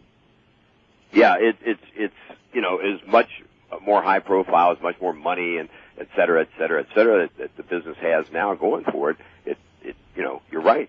There's not a, and I think you need some stronger, I think instead of just the camps, I think actually Vince should try to build a territory. I mean, isn't that what he's sort of doing with Ohio Valley and Memphis? Yeah. Well, you know, or that's what, like I say, we've talked, you know, Jimmy and Danny and I, that's what, you know, when I say we're trying to, not a territory as such, but, you know, if you can, you know, your better guys are going to be working 4, maybe 5 times. Well, what if there was good financial incentive to train, and you use guys like Steamboat that, you know, are no longer active wrestlers, but have so much valuable knowledge?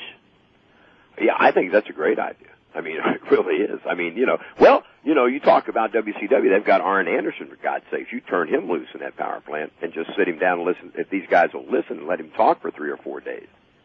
I mean, you know. I agree 100%. He's one of the top guys on my list, you know, not just for the wrestling, but also cutting promos. Skills. I mean, just the whole deal. Even as Zbyszko, who they had under contract for years and let him golf every day. I mean, it's like Zbyszko, even though in the ring he really wasn't that great, Larry Zbyszko was a great ring psychologist, and at his peak, I thought he was an awesome interview. Yes, absolutely. They had Bobby Eaton for years, and now he's working for the competition, and he's another guy that could have imparted a lot of wisdom to these guys on what to do in the ring. And attitude. And attitude, and you know what else also? From experience, what not to do when it comes to high spots, because Bobby did everything, and Bobby will know, like, you know, don't do too much and don't kill your body before you make it, and you know, like, what your body can take, having done it for 20 years, what your body can take and what your body can't take. He would be better to explain that to these guys than a lot of the other guys who wrestled a style that was not so much like what the style that these guys today are working. Well, you know, I think the perfect style, guys, is a good blend, and I, you know, like the Flyers. Instead of just, I don't like Spot Fest. There's no storylines, and there'll always be openers or mid card. There'll never be anything other than that. But I think if these guys who run spots and at the end of them are standing looking at each other with their mouth hanging open, nobody has a hold. Get a hold. Now you've got a chance to rest and catch your wind, so you're fresher into that next spot. If you work that hold. And when I mean work it, I mean the guy who has the offense works the hold. The guy on the other end sells it and keeps trying to fight back. The announcer sells it. You know, the other thing, they got to sell that there's pain in these holds rather than these are rest holds. Yeah. Because then that's why, you know, I mean, that's why so much of the audience, when you sit down there, they go, okay, this is the intermission in between the next high spot, as opposed to, you know, an important part of the match. And, you know, and you can get over. You know, once you get those submissions over, you don't have to kill your body to have a good match. Look at the pop ankle guy last night for that ankle lock. Well, you know, say that, Dave. I have guys watch O'Connor and Rogers from Comiskey Park for facials, body language, and just plain psychology and timing. And you know, and I tell them you're not going to see any great big, you know, high spots here, but what you are, you know, you're going to learn all these other things. Now take those and apply them to the current style. And you've got the whole game. You've got the whole package.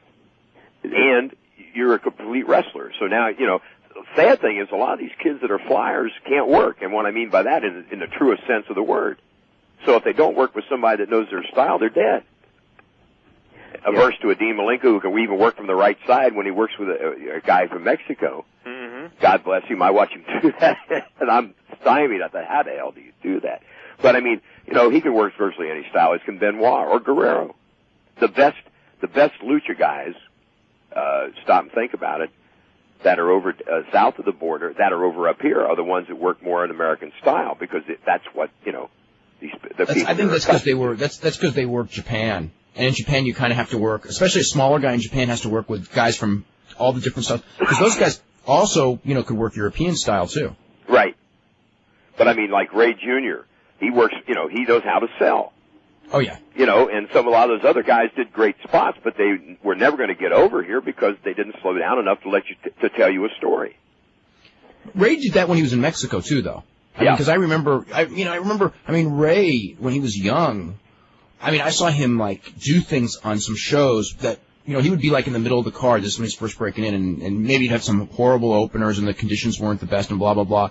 And the crowd wasn't really into it. And Ray would come in there, and it was the Ricky Morton thing. I mean, he just sold and sold and sold, so that when he tagged out to his uncle, who was his tag team partner at the time, the place would come unglued, and everything his uncle did looked like gold because, he was making the comeback for the little nephew. Well, you talk about working hard selling. Now, here's a story that Brian Pillman told some of my kids when he was up at our gym one time. And I was laughing because I was seeing it happen. He and Steve Austin were working with Steamboat and Flair over Germany, England, I'm not sure, but anyway, in Europe, in a tag match. And Brian was telling the guys, he said Flair worked so hard at selling for him and fighting to get back to the corner to tag Steamer that he blew Steve and Brian up. And they were the ones that were on off. So it was interesting that you said the job of the announcers is to put those holds over, not as rest holds, but as holds that cause excruciating pain. It just made me think of an old example during the 70s. You've actually talked about it before, but I can remember the matches with Dusty and Pak Song when like you say, Dusty would blade the shoulder and Pak Song would just have the claw hold on, and even though it may have been a rest hold, for us as kids, it wasn't, because it was put over that this guy had this superhuman strength in his hand and he was killing the other guy, and you see the blood gushing. So we never looked at that and got bored with it. We just wanted to see the comeback. Well, plus one of the things with that I remember is that you bring a guy along. I mean, Dusty was a master at this. Dusty would take a heel and give him a move, and he would destroy everyone, up and down, up the card.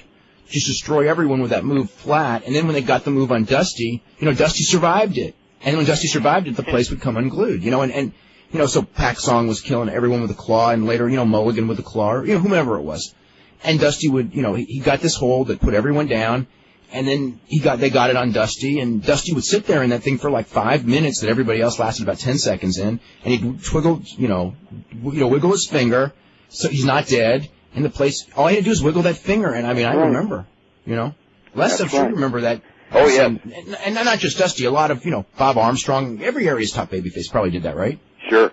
Oh, yeah, but that's the thing, timing, and it's not how much you do, but how you do it and when you do it.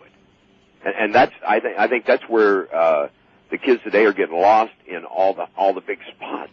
And don't get me wrong, I am not adverse to the spots, I'm just, to minimize them, to maximize the value, minimize the amount, and so that it means something. Yes, and work in more psychology. Absolutely. Well, it's. I'll tell you an example that I use with my kids, and you'll probably think it's crazy, but very simply, if you walk into your office tomorrow and Jennifer Lopez is sitting there naked, you're going to freak. But if she sits there naked every day for a month, and your buddy happens to wonder at the end of 30 days and says, "My God, Jennifer Lopez is naked in your office," you're going to say, "Yeah, J-Lo's here every day." Right? Great example. Let me just say, visualize this. I didn't mean to create any problems here, guys. I wanted to thank you in advance, Les, before I get off, and then I'm going to ask another question. But just to thank you in advance for all your contributions, both in the ring and outside of the ring, to that great Mid-Atlantic promotion. I grew up watching it, and it's part of the entertainment I enjoyed as a young man, and it's helped mold me to the man that I am today. And I really appreciate it. When you're on the show, I always try to listen, and if I have a chance to call in and talk to you. Well, God bless you. It's when people say things like that, it makes it worthwhile. Believe me. Thank you. Charles, when you say that, because it reminds me sort of like that whole thing of that kind of a realization that TBS era could be over. It's really weird. It's really weird. I mean, it's like when it finally hit me, and it really was this morning. I mean, because I didn't hear any of the rumors and everything, but, you didn't really think of it. And then, basically talking to someone, and it was like, we're booked through March 26th. Right. And then it was sort of like, well, what about April? And it's like, there may be no television in April. It may be over. And it's sort of like over. Like over as in done, if the sale doesn't go through. And it was like, this thing may be over. I've been watching wrestling on TBS, since 1978, 1979, whenever. Right. And, you've been watching, you guys have been watching from the spawning of the Jim Crockett territory longer than that. It's like it's a part of your life for so many years. And it's just one of those things that it's not like a sitcom where 5 years, 7 years is going to be over and they're going to move on to something new. This was something that you figured would be a constant, and it's really hanging by a thread today. It's very sad, Dave. It really is. It makes you dust off some of the old videotape and stuff. And, at the same time, you question yourself, well, why does it have to end? Why can't things just get in order, and I guess that kind of leads into my last point. When I look at the WWF and I look at their top 3 guys, you look at Rock, you look at Hunter, and you look at Austin. These are phenomenal guys, charisma-wise, in-ring work, the whole package. But when I look at WCW, when I look at Goldberg and I look at Steiner, I go, with these 2 guys alone, they should still be able to compete. I mean, from the standpoint of perception, when you match Goldberg up with any of those guys, it's easy to sell this guy as being able to kill those guys, and Steiner as well.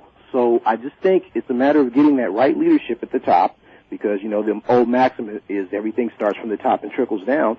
The right guy with the right vision and the right mission statement, and then running the company correctly from that point, because they still have the potential to do it.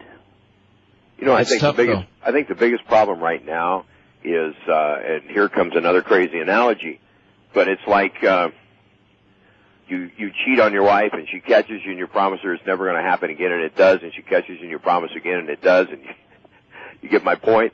Yep. Mm-hmm. And at some point she doesn't believe it no matter what you say. And I think there's been too many false starts, and I think what they need now is, and believe me, I'll be the first to say, I don't know what it is, but what they need is something that's just going to smack you in the mouth. I understand what you're saying, Les. I'll take that same analogy and say, put a new husband in there and see what happens. Well, yeah, they need somebody that's going to, I wouldn't say Bill Watts at this point, but they need somebody who comes in there with very strong, management skills, and that goes in the locker room and starts calling the shots. Exactly, and can't be worked by the boys. Yes, exactly.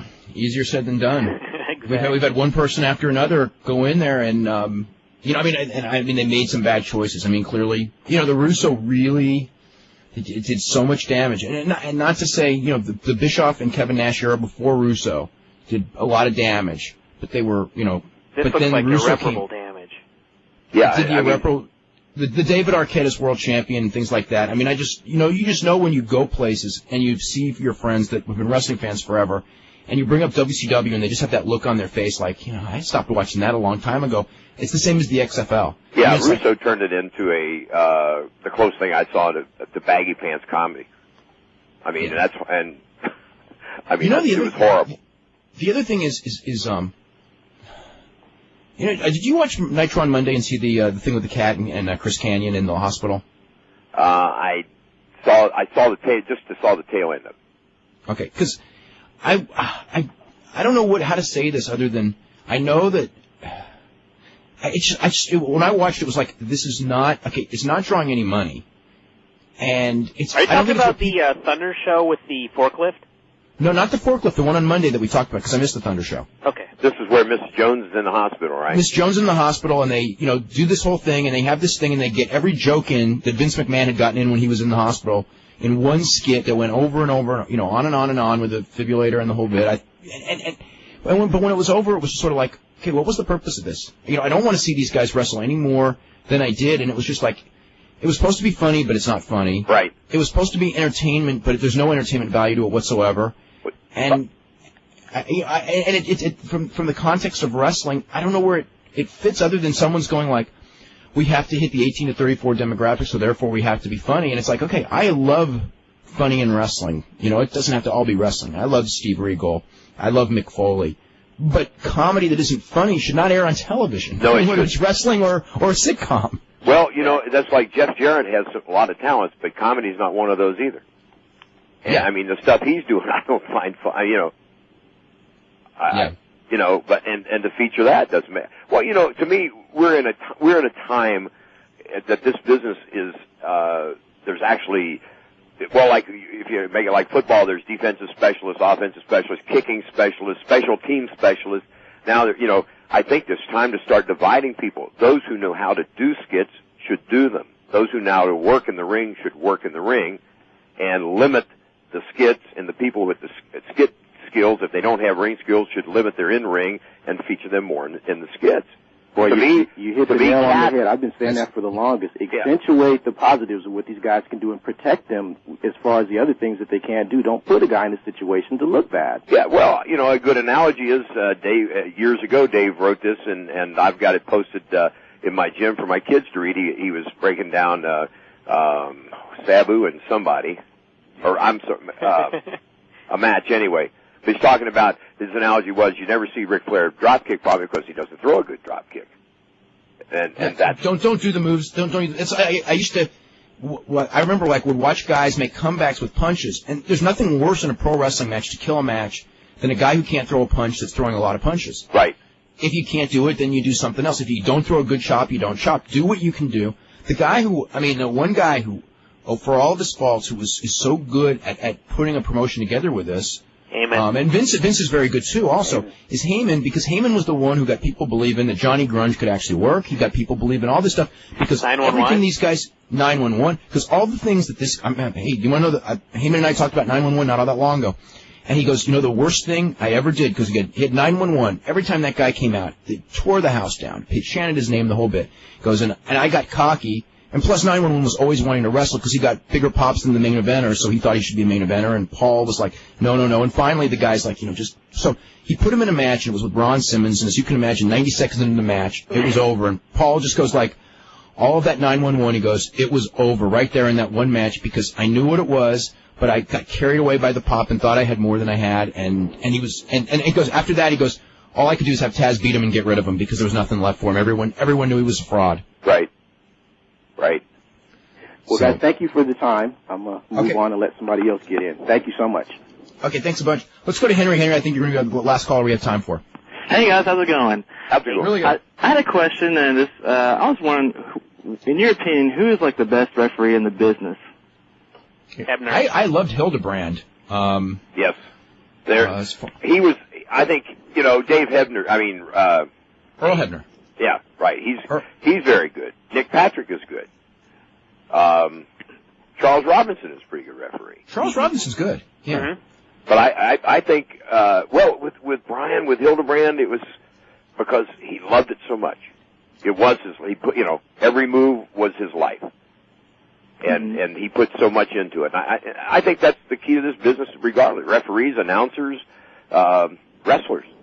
Mm-hmm. Those with the passion, the Helmsleys, the Austins, the Benoits, the Flairs, the Andersons, and all those guys have a passion, and they dedicate themselves. And that's another thing I think with the younger guys, they've got to stop and think. And I think most trainers will say the same thing. You find a lot of guys come in with talent and skills, but they refuse to dedicate themselves, and focus. They think it's going to be too easy. Yes. Yeah. And it shouldn't be. It's not. To do it right, it's not. And I think to get to the top in this, there's no half measures. You either, dedicate and devote yourself or you don't. Mm-hmm. That's another thing as far as, Angle, that you got to give this guy, aside from the fact that he's gotten so far so fast, credit for leaving his ego at the door in that Kurt Angle did more in sports than anybody else in this business practically. There may be one or two exceptions, but almost anyone. And he could walk in here and just go, if it was a shoot, I could beat everyone. And he didn't have that attitude. Right. Or, why should I do a job for this guy? Or look at me, you know what I'm saying? And he came in there and learned, he learned to sell. A lot of those shooters don't want to sell because it goes against everything they were taught from the age of 6. Brock Lesnar and I talked about that in January down in Louisville. And he's got a great attitude about that, And I said, years ago, some of your predecessors put a bad taste in some people's mouths. Carl Gotch with me once. And he said, Les, it's a show and it's entertainment. He said, I want to learn to entertain people. He said, the hell with the other stuff. The thing with Brock Lesnar that's going to be so difficult as compared to Angle is that Angle, if nothing else, the one thing is he sells good, but he's also not a huge guy, even though he's probably way stronger than anyone really realizes. Brock Lesnar is like a monster, and I watch him, it's I can't buy him selling even if he could because of just how when you're doing that suspension of disbelief thing, you're looking at this guy. Because he's it's like Bill Goldberg, where you look at him and you just go, when he sells, it's almost like it doesn't click because.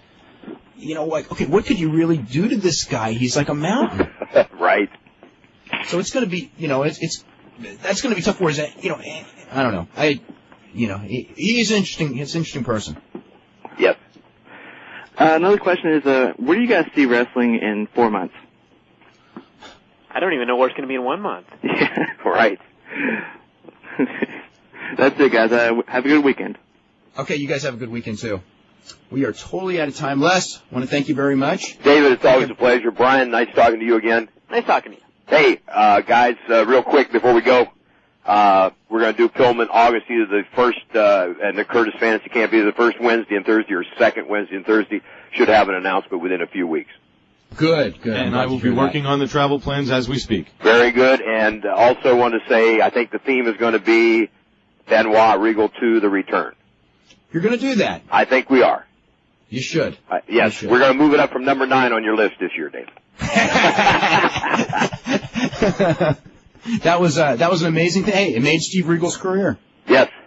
We can't bring that part of it back. God knows you couldn't have written that script, but I think they'll have a hell of a match regardless. Yeah, and I think everyone will enjoy seeing it. I think that they'll enjoy doing it. Yes. Yeah, that's a great idea.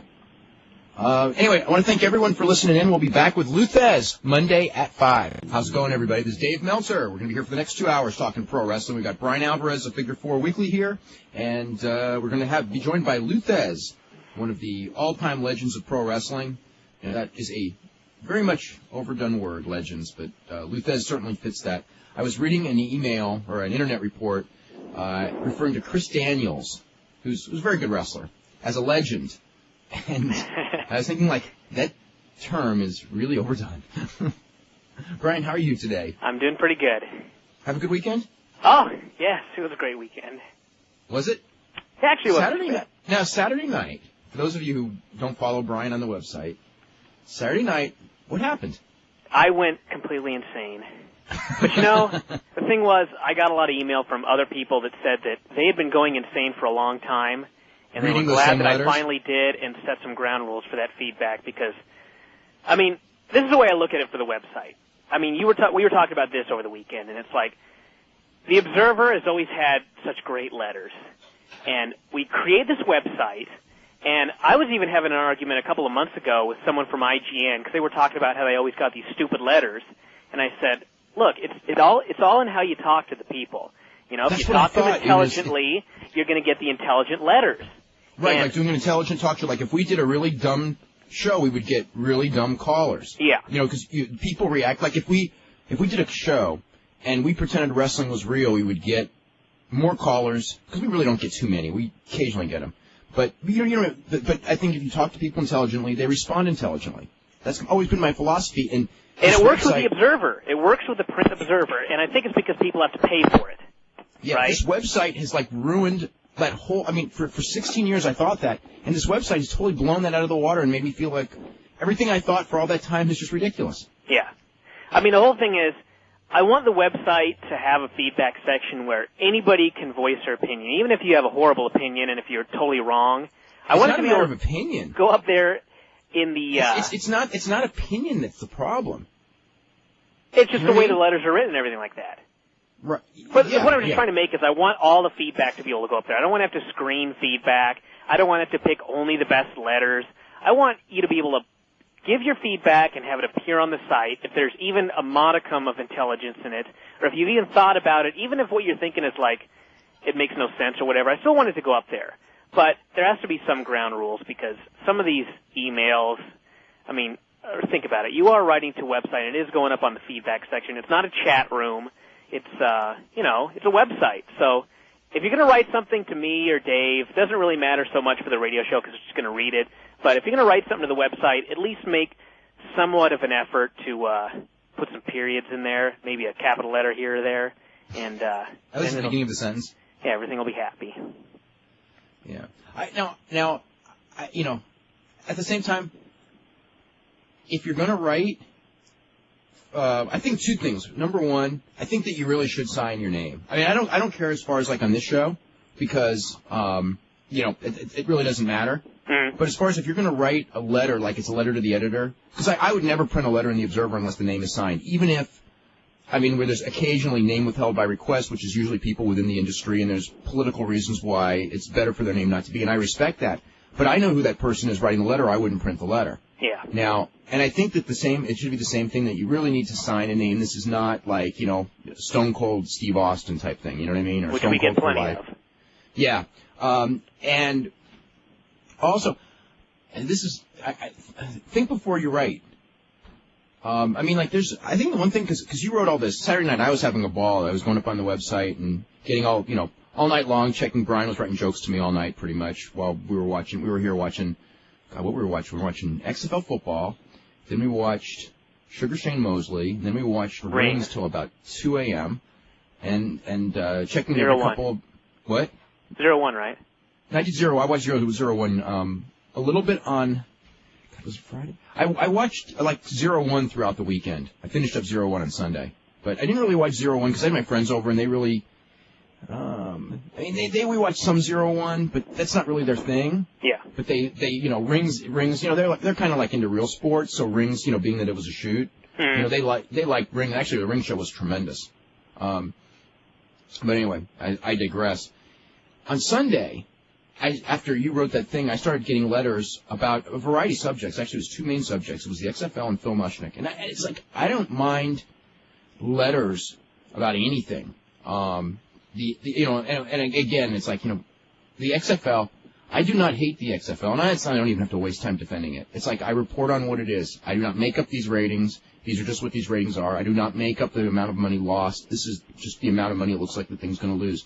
It's like if you go to a game and you're having fun, that's well and good, but eventually, this is a television product, and if it doesn't draw competitive television ratings, it's in trouble. Me saying it's in trouble because the ratings are down is not like someone who wants to see it go out of business. I do not want to see it go out of business. I don't see anyone go out of business. Okay, so much for that. On Mushnick, again, if you can disagree with anything Phil Mushnick writes, as long as you have an idea of what he wrote. I was so sick of reading letters from people who were disagreeing with something he didn't write. He didn't write that Vince McMahon caused that shooting in California. He didn't even hint at it. Now, you can say it was a bad column or a good column, and I thought it was actually, my own opinion was, I thought he had two good ideas for columns, and by mixing them together, it weakened both.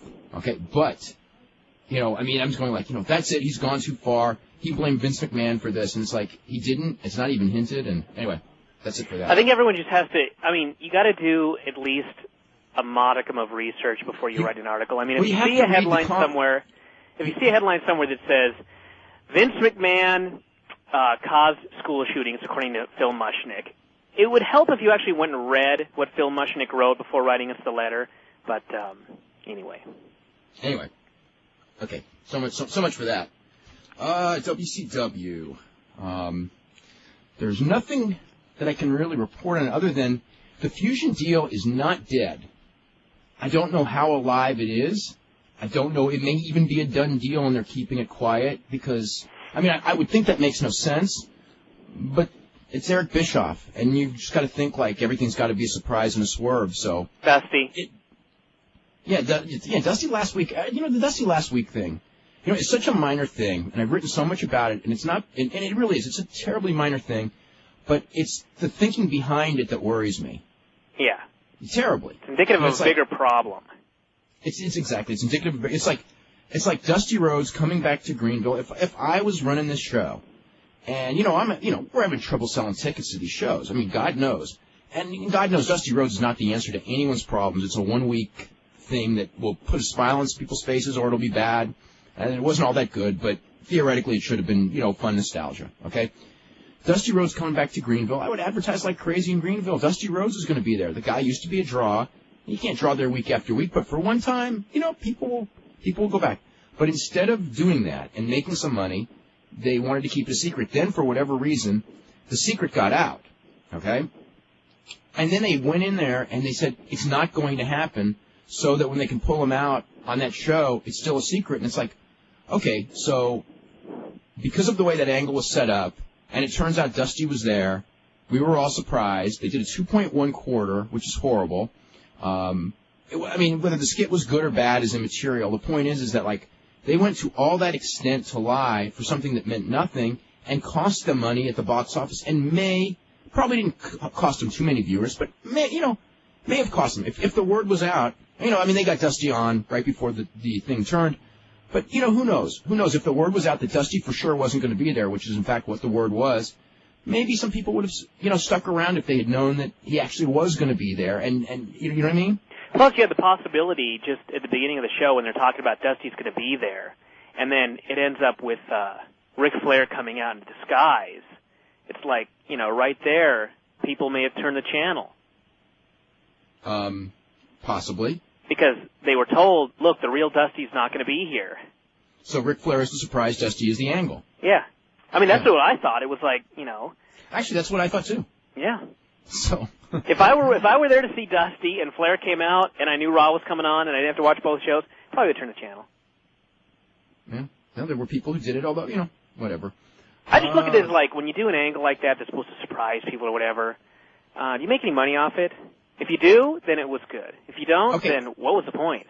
Okay. There are times where a surprise is good. When it has to do with, like, a bigger thing down the road. But when you have somebody coming back like a Dusty Rhodes, which is really a one-time pop, why give away the one-time pop without advertising it? Yeah. Because that's all you're going to get. I mean, nostalgia act, there's no legs in a nostalgia act. I mean, let's get an example would be, say Hunter didn't have an opponent for WrestleMania still, and it was like 2 weeks out from the show, and then the Raw 2 weeks before WrestleMania, all of a sudden, it's a total surprise that fooled everyone. There's Shawn Michaels challenging Hunter to a match. Okay, you did nothing for that show, but you built up a match for a show at WrestleMania that's going to make some money. Right. Yeah, so there's a point to that surprise because you're making money with it in the end. Yeah. But there's also another thing. WWF can get away with things that WCW can't because they are making money and they have full houses. And the fact is that all of these, it's like just as an example tonight, LA is sold out. Okay. Yeah. If Shawn Michaels is coming in or not coming in on tonight's show, and as best of my knowledge he's not, but that's another story. But if he is coming in on tonight's show, it will not make one difference in tickets sold. Yeah, because all the tickets are sold out. So when you have there's a different mentality when you have sellout crowds than when you're struggling to draw 2,000 paid. Yeah. You can't go by, well, WWF doesn't do it. It's like, yeah, because they have their seats are already full. They don't have to advertise everything. They can they can do it. Their product, the name WWF is so strong that the individuals don't matter. With WCW, I mean, their product and the name is so weak that they need to get out basically everything they can, and keeping main events a surprise and things like that serve them no purpose. Yeah. I mean, that's part of the problem with WCW is because, 4 years ago, business was great, but we could all see that it was going down. But, to them, they could do no wrong because everything was so hot.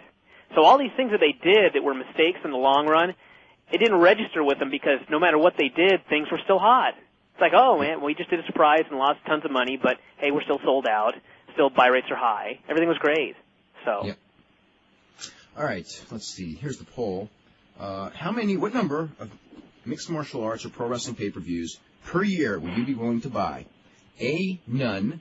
B, 1 to 10. C, 11 to 20. D, 21 or more. Or E, as many as I think will be good.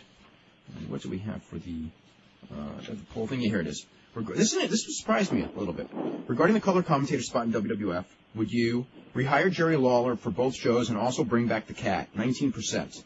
Not bring Jerry Lawler back at all? 10%.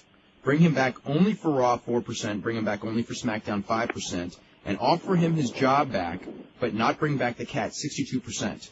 So actually, the majority think that majority think they're handling it the right way, because that is basically where it stands right now. Is that I think that Lawler could come back, but they're not going to take her back. And as of right now, his thing is that I'm not coming back without her. That may change, may not.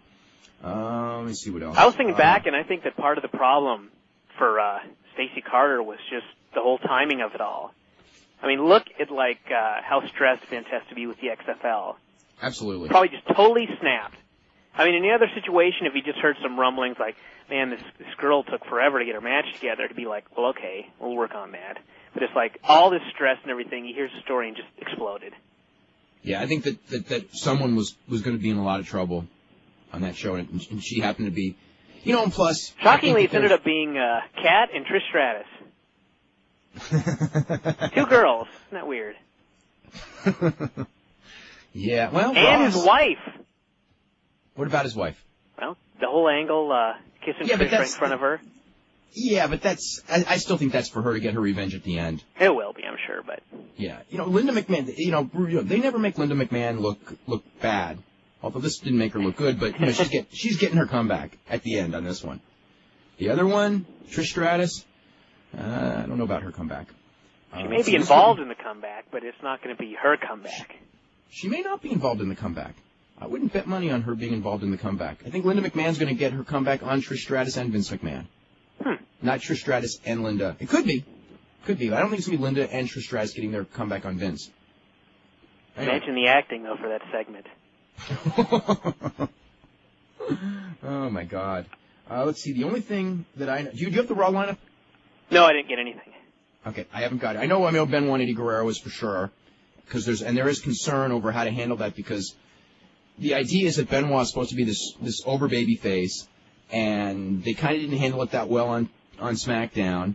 And now the feeling is they're going to Los Angeles, and Eddie might get cheered in Los Angeles, which actually there's a little bit too much worrying on that one because the feeling is the Guerrero name in Los Angeles, but that's like from the 70s, and none of those fans are still around. I mean, Chavo Guerrero, was a huge star in L.A., but I remember.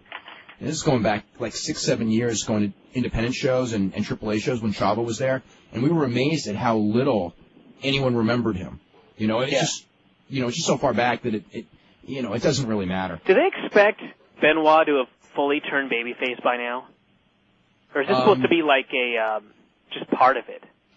No, Thursday was supposed to be it. Believe it or not. Well, actually, Monday and Thursday of last week. It used to be like if someone was going to turn babyface and someone would do this terribly dastardly thing to him. Now it's like, remember when Rock was this heel and everyone was starting to cheer him, so they turned him babyface. I cannot even remember what they did, but it was like, I just remember watching and going, this guy's babyface turn? This is so lame. He didn't make a big save for another babyface or anything like that. He was just one day, he's working against the heels, and it was like, this is lame. Well, that's how they've done a lot of their turns because their feeling is that if the guy's getting the babyface reaction, then we just position him against heels. I remember, who was it? I'm trying to remember who the guy was. Hunter. When this happened. Remember they were... No, not Hunter. That was I'm not talking about Hunter. I think it may have been a Shawn Michaels at one point. Years ago, like going back 4 or 5 years, and I may have the guy wrong. For some reason, Shawn Michaels rings a bell because I remember the discussion I had with someone there. And he was a really good heel, but he was starting to get cheered. It was not Austin. It was before Austin. I remember that because Austin already everyone knew. I think it was Shawn Michaels. It may have been Shawn Michaels after the WrestleMania where he wrestled Kevin Nash. Remember that one? Yeah. And he was like a baby face like the very next week when Sid powerbombed him. Yep. And I was going like, your heel side's weak. Shawn's a great heel. Why are you turning him? And it's like, well, he was getting cheered. And it's like, yeah, because he's a great heel, so there's going to be people cheering him.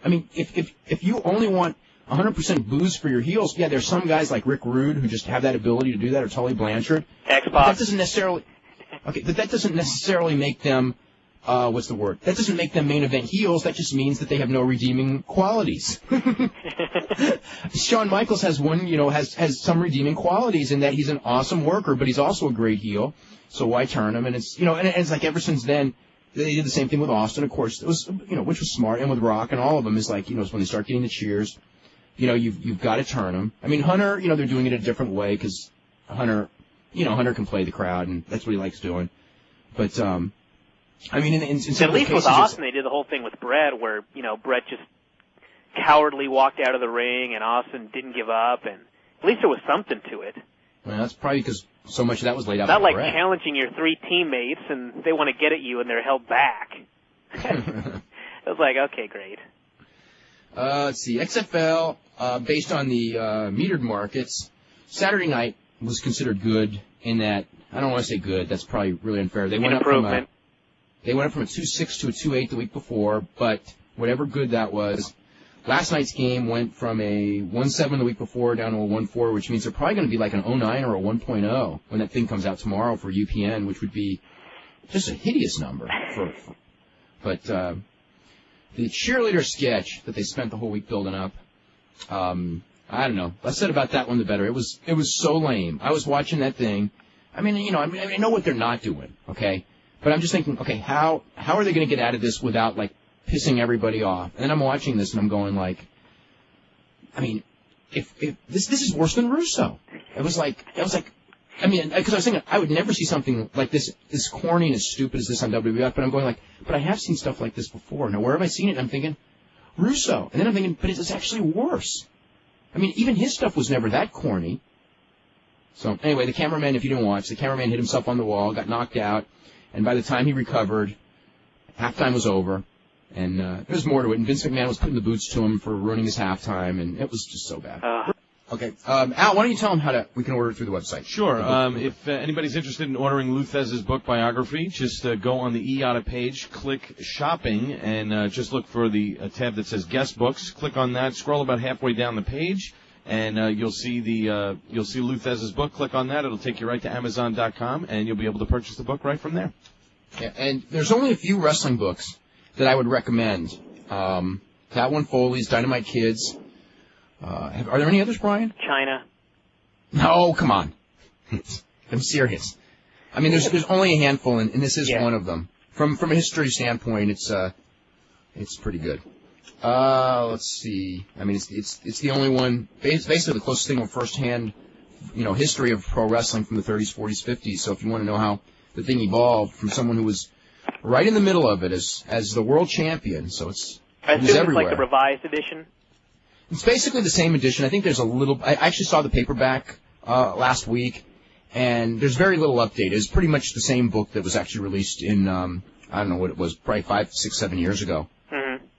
So, let's see. Okay, I was going to actually finish up on the thing. My presumption on WCW, and this is just a presumption, is that either on this pay-per-view this coming Sunday or on the Nitro on the 26th, there will be a big angle, and the company will close at that point. Now, after that, there will be, if there is a sale, if the thing is sold to Fusion, if that actually has happened or does happen by that time, it'll be a shutdown and it'll be relaunched with a lot of changes at some point, and probably not that soon. And we're probably going to go, a couple of months maybe, a month, several months with no wrestling from WCW. It's going to be a very interesting period in American wrestling with going from with so much product, like last year. I mean, pay-per-views every Sunday, to this year with so few pay-per-views. That's one of the reasons why I mentioned that thing. And if there is no sale, or no sale can be completed, wow, who'd have thought it would happen so quick? I know. It's really shocking. A couple other notes as far as Nitro tonight. Alex Skipper and Kid Romeo against the Young Dragons is the cruiserweight tournament match, which may be a hell of a match. Lance Storm and Mike Awesome against the Mamalukes, Shane Helms against Evan Courageous, and Canyon against Disco. Anyway, I don't want to complain about seeing Young Dragons and 3-count wrestle. I know they're not wrestling tonight, but they wrestle every couple of weeks. But I just put up the 1 year ago in Figure 4 on the website this weekend, and I'm reading the Nitro report, and it was like 3-count beat 3-count beat Young Dragons, and it was like this thing's been going on for a year now. Yeah, they haven't figured out who to program those other guys with. Also, Nippon TV officially announced, I guess it was yesterday, that Pro Wrestling Noah will start Friday nights in the middle of the night, 30-minute show. So that's pretty much that was the plan, right? It's been the plan for probably 6-9 months, yeah, but it was the official announcement starting on April the 6th. The first show will be headlined by Jun Akiyama and Takao Omori in that tournament that they're doing. So, want to mention that?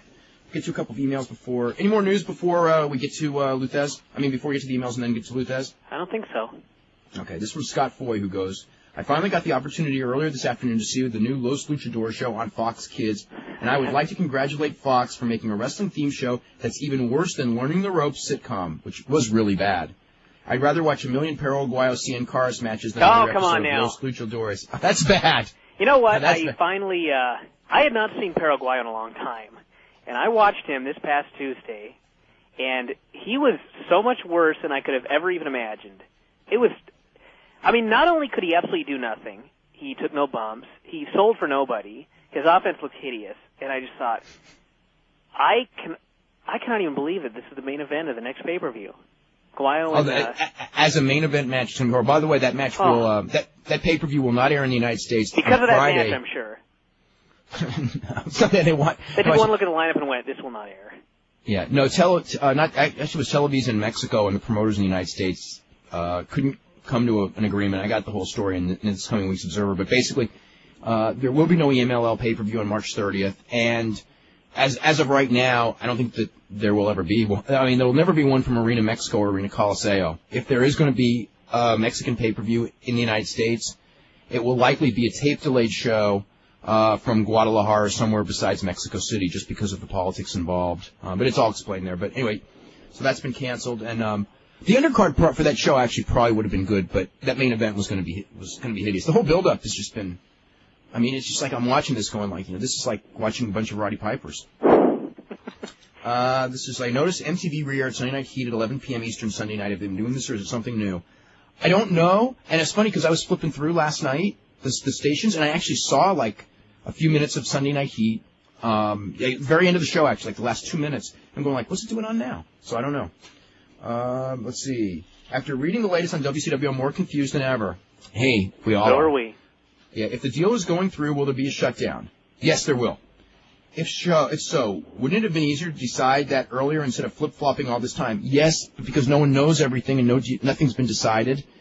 That's why everything flip-flopped. I mean, we've had Bischoff on the show several times. The original shutdown was supposed to come, wasn't it like after the February pay-per-view? I think it was after last pay-per-view.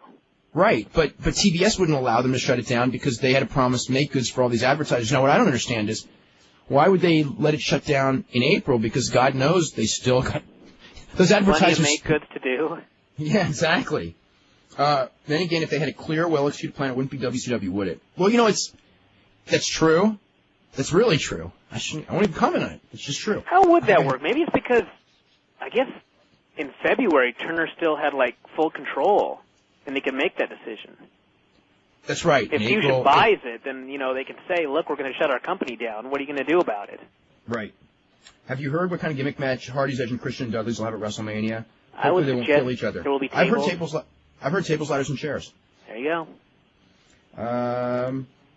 I've heard people say the XFL skit over the weekend was the worst skit in any sport or professional wrestling. Well, the XFL skit was 100 times better than the skit that ran on a Fox pregame show at the 1999 NFC Championship game. Jimmy Kimmel, the comedian, after a season-long war of words with Terry Bradshaw, dressed up as Bradshaw and made references to inbreeding and bestiality. Believe me, if you saw it, you would know what I mean. I think someone wrote us a letter about that this weekend saying that the XFL skit wasn't that bad. Look at the other skits that we've seen. Like that was justification. Yeah. Who's the main eventer WCW is teasing to be on Nitro tonight on their website? I don't know. But I actually made a phone call down there. Actually, someone else made a phone call down there and gave me the answer when I asked that question. And the answer was Kid Cash. But then I've heard that he's in a dark match anyway, so I don't know what's going on. Let's see. Am I the only one starting to get worried about WrestleMania 17? If Ivory and China and Undertaker are on the card, there are two matches that could be pretty bad. I think Hunter and Undertaker is going to be a good match. Not a great match, but a good match. China and Ivory, there's no hope. I shouldn't say no hope, but I think it'll probably be pretty bad. Also, I don't want to see another tables, ladders, and chair match again. I don't really want to either, because I like those guys, and they'll kill themselves, but it'll probably be a good match. I can only hope that Vince learned his lesson with the last two, and that Benoit Guerrero and Regal Jericho will save the show. Let's see. On Eric Bischoff's vacation to Hawaii, is there any chance he met with New Japan or any New Japan representatives? Wasn't that the plan? I don't think so, because they're in the middle of their tour. No, the plan was he was going to go to Hawaii to meet with them at the end of the tour. He may have, but as far as I could tell, the last I'd heard there was no meeting scheduled with Tori Human. There could be. Let's see. I was thinking Ken Shamrock would be a great opponent for Kurt Angle at WrestleMania 17 since Angle is using an ankle lock submission. It's just not going to happen, though. So it's just not going to happen. Ken Shamrock may come back to WWF in a year. We got him on the show, by the way, Friday. He may come back to the WWF in a year. He may feud with Kurt Angle when he comes back. That's not even the worst idea. But right now, nothing. Let's see. In response to your question, if Rock doesn't want a manager, Endeavor doesn't want to be Rock's manager, why is he the manager and why is she managing him? How does Vince have the right to assign managers? I think that's where it's going. We all know Vince is an evil boss, and the evil boss makes decisions what he wants. He's trying to mess up Austin's marriage. That I know. I just wish that they had thought this out and made more sense with the angle. Let's see. At least explain it on TV where Vince cuts his promo and goes, "Look, I don't care what you want. I'm in charge." They didn't do anything like that. It's just Rock cuts a promo and goes, "Well, I couldn't do anything about it." Yeah, but shouldn't a manager be someone that the person hires? And it shouldn't should a manager? Be, but it could be hired by the guy in charge. Okay, they made that even clear. then, you know what? They could actually do a storyline, because I've actually seen promotions where, let's say, the heel manager is managing the top baby face and they come up with some weird thing, contractual thing that happens, and they're kind of like in bed together, although neither wants to be. Mm-hmm. But they actually would come up with a storyline to make it make sense, as opposed to this one, where they didn't even bother with the storyline. Yeah. Vince just said it. Let's see, I keep reading negative comments about Helmsley's backstage influence. What makes him different from The Rock and Steve Austin? Because he's in Vince's ear all the time, and he has far, far more influence. Rock could have tons of influence, but Rock basically, I think, attempts to have a life outside of wrestling. Hunter's life is wrestling. It's not a knock on either guy. That's just the reality. And Austin, I think Austin's concerned about himself, but I don't think that, Hunter's, he's better at it. Yeah. Put it that way. He's just with Vince more. But, you learned with the best. Yeah. Why did Missy Hyatt get fired from WCW in 1994? Bischoff just fired her. Why did Paul Heyman get fired from WCW in 93? That was a lot more complicated. Bill Watts wanted rid of him because what happened was the guy who was running WCW before Bill Watts was a guy named Kip Fry. And Paul Heyman talked Kip Fry into a contract that was a really great deal. Bill Watts came in, saw that contract, and, Bill Watts, if you don't know Bill Watts, you just got to understand, he's from a different era. And Bill Watts came in and looked at whatever that number was, 250,000, 275, I don't remember what the number was. It was in the twos. And Bill Watts is just like, there is no manager alive that is worth this kind of money, and proceeded to do everything in his power to make Paul Heyman quit. And eventually, I think they did have a blow-up, and I think he was fired, and I think Heyman ended up suing WCW and got a settlement, which is a lot of money, which ended up being spent to keep ECW alive, I guess, in the long run. Let's see. Please tell me this WCW deal is going through. If we are left with nothing but WWF, then count me out as a fan. This is not knocking against the WWF. It's just that for years now, it was the competition, or even the lack of the competition, that made wrestling fun to watch. I may be in the minority in thinking that, but once one of the two is done, then so am I. You may be in the minority of thinking that, but in the long-term ramifications, you're not in the minority, in that this business will be so much less interesting if there's only one company. It's a reality, and it's a reality that I'm not saying it's going to happen. Okay, when I wrote that thing the other day, it isn't that it's. I don't know what the end result is going to be, but I want everyone to be prepared for the possibility that could happen, because it's a possibility. And if it doesn't happen now, it could easily happen 6 months to a year from now as well. If WCW can't make it financially. I mean, WCW has fallen so far, and there's absolutely no competition between the two right now. But even today, like on Monday night, I still kind of have that feeling like, man, the two shows are on tonight, maybe something will happen, even though I kind of know that nothing's going to happen. But I still kind of have that left over from, like, the war. And it's like Wednesday and Thursday, it's just like a night of the week, and I know I have to watch wrestling that night. And I'm not really excited about it because, there's no competition. Maybe it's because I already know what the taping results are, everything like that. But there's something about Monday, the fact that there's two shows on, that makes it a little bit more special. And I think that if, like, when Nitro goes off the air, it's going to be like, well, Monday night, Raw's on. Well, as far as Nitro going off the air, that one, no matter what happens, I think that's pretty much definite that that's going to happen within a few weeks. Yeah. It may come back on. Probably will come back on Mondays. See, if Eric Bischoff had not, this is from Chris, who goes, if Eric Bischoff had not put Nitro on Monday nights, head-to-head with Raw, where do you think wrestling would be today?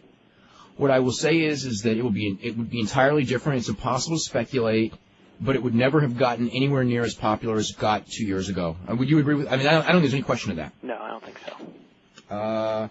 With the end of ECW, what would you and Brian recommend as the greatest match in the history of ECW?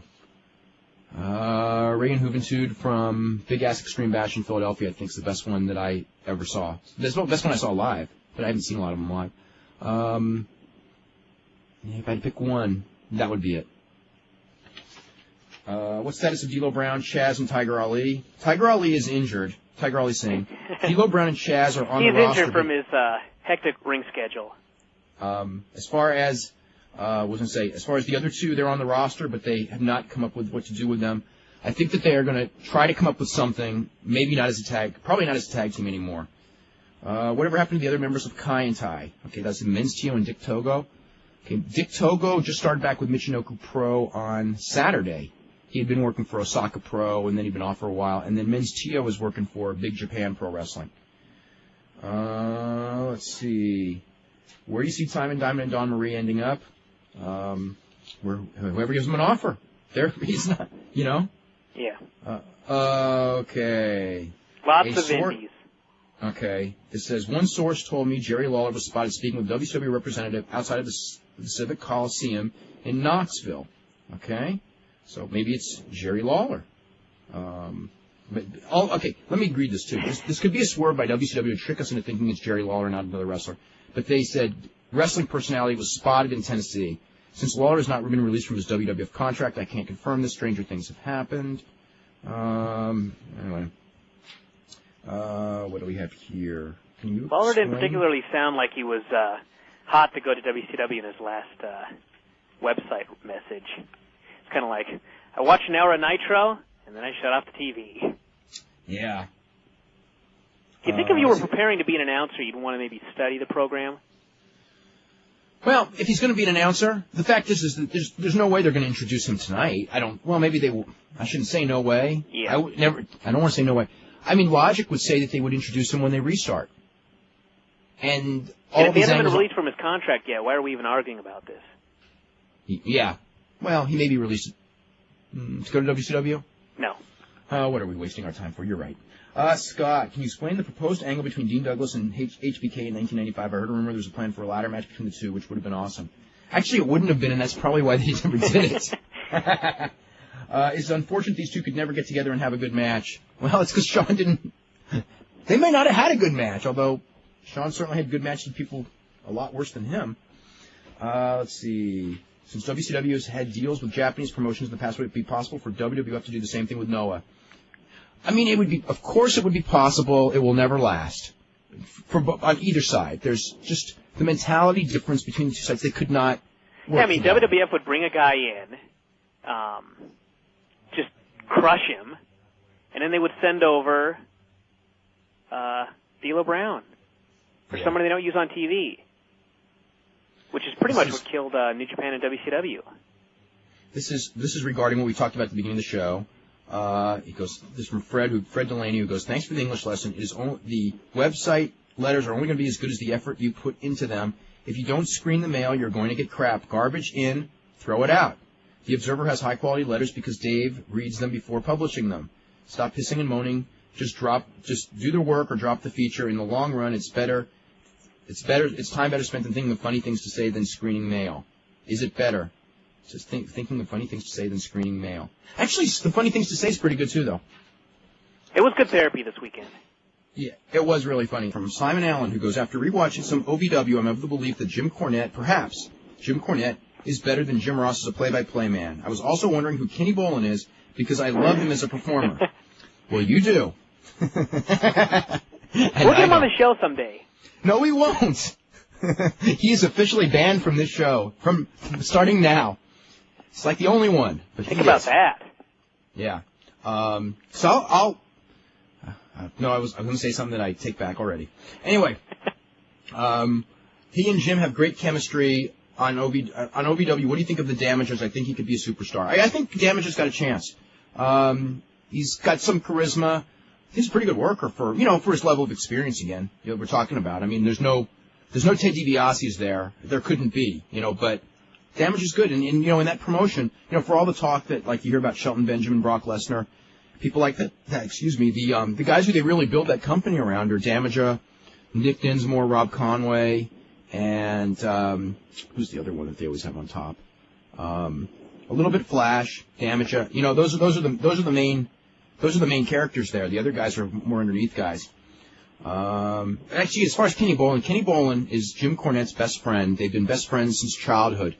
When Jim Cornette tells the stories about, like, being 10 years old and setting up the rabbit ears on the top of his friend's roof.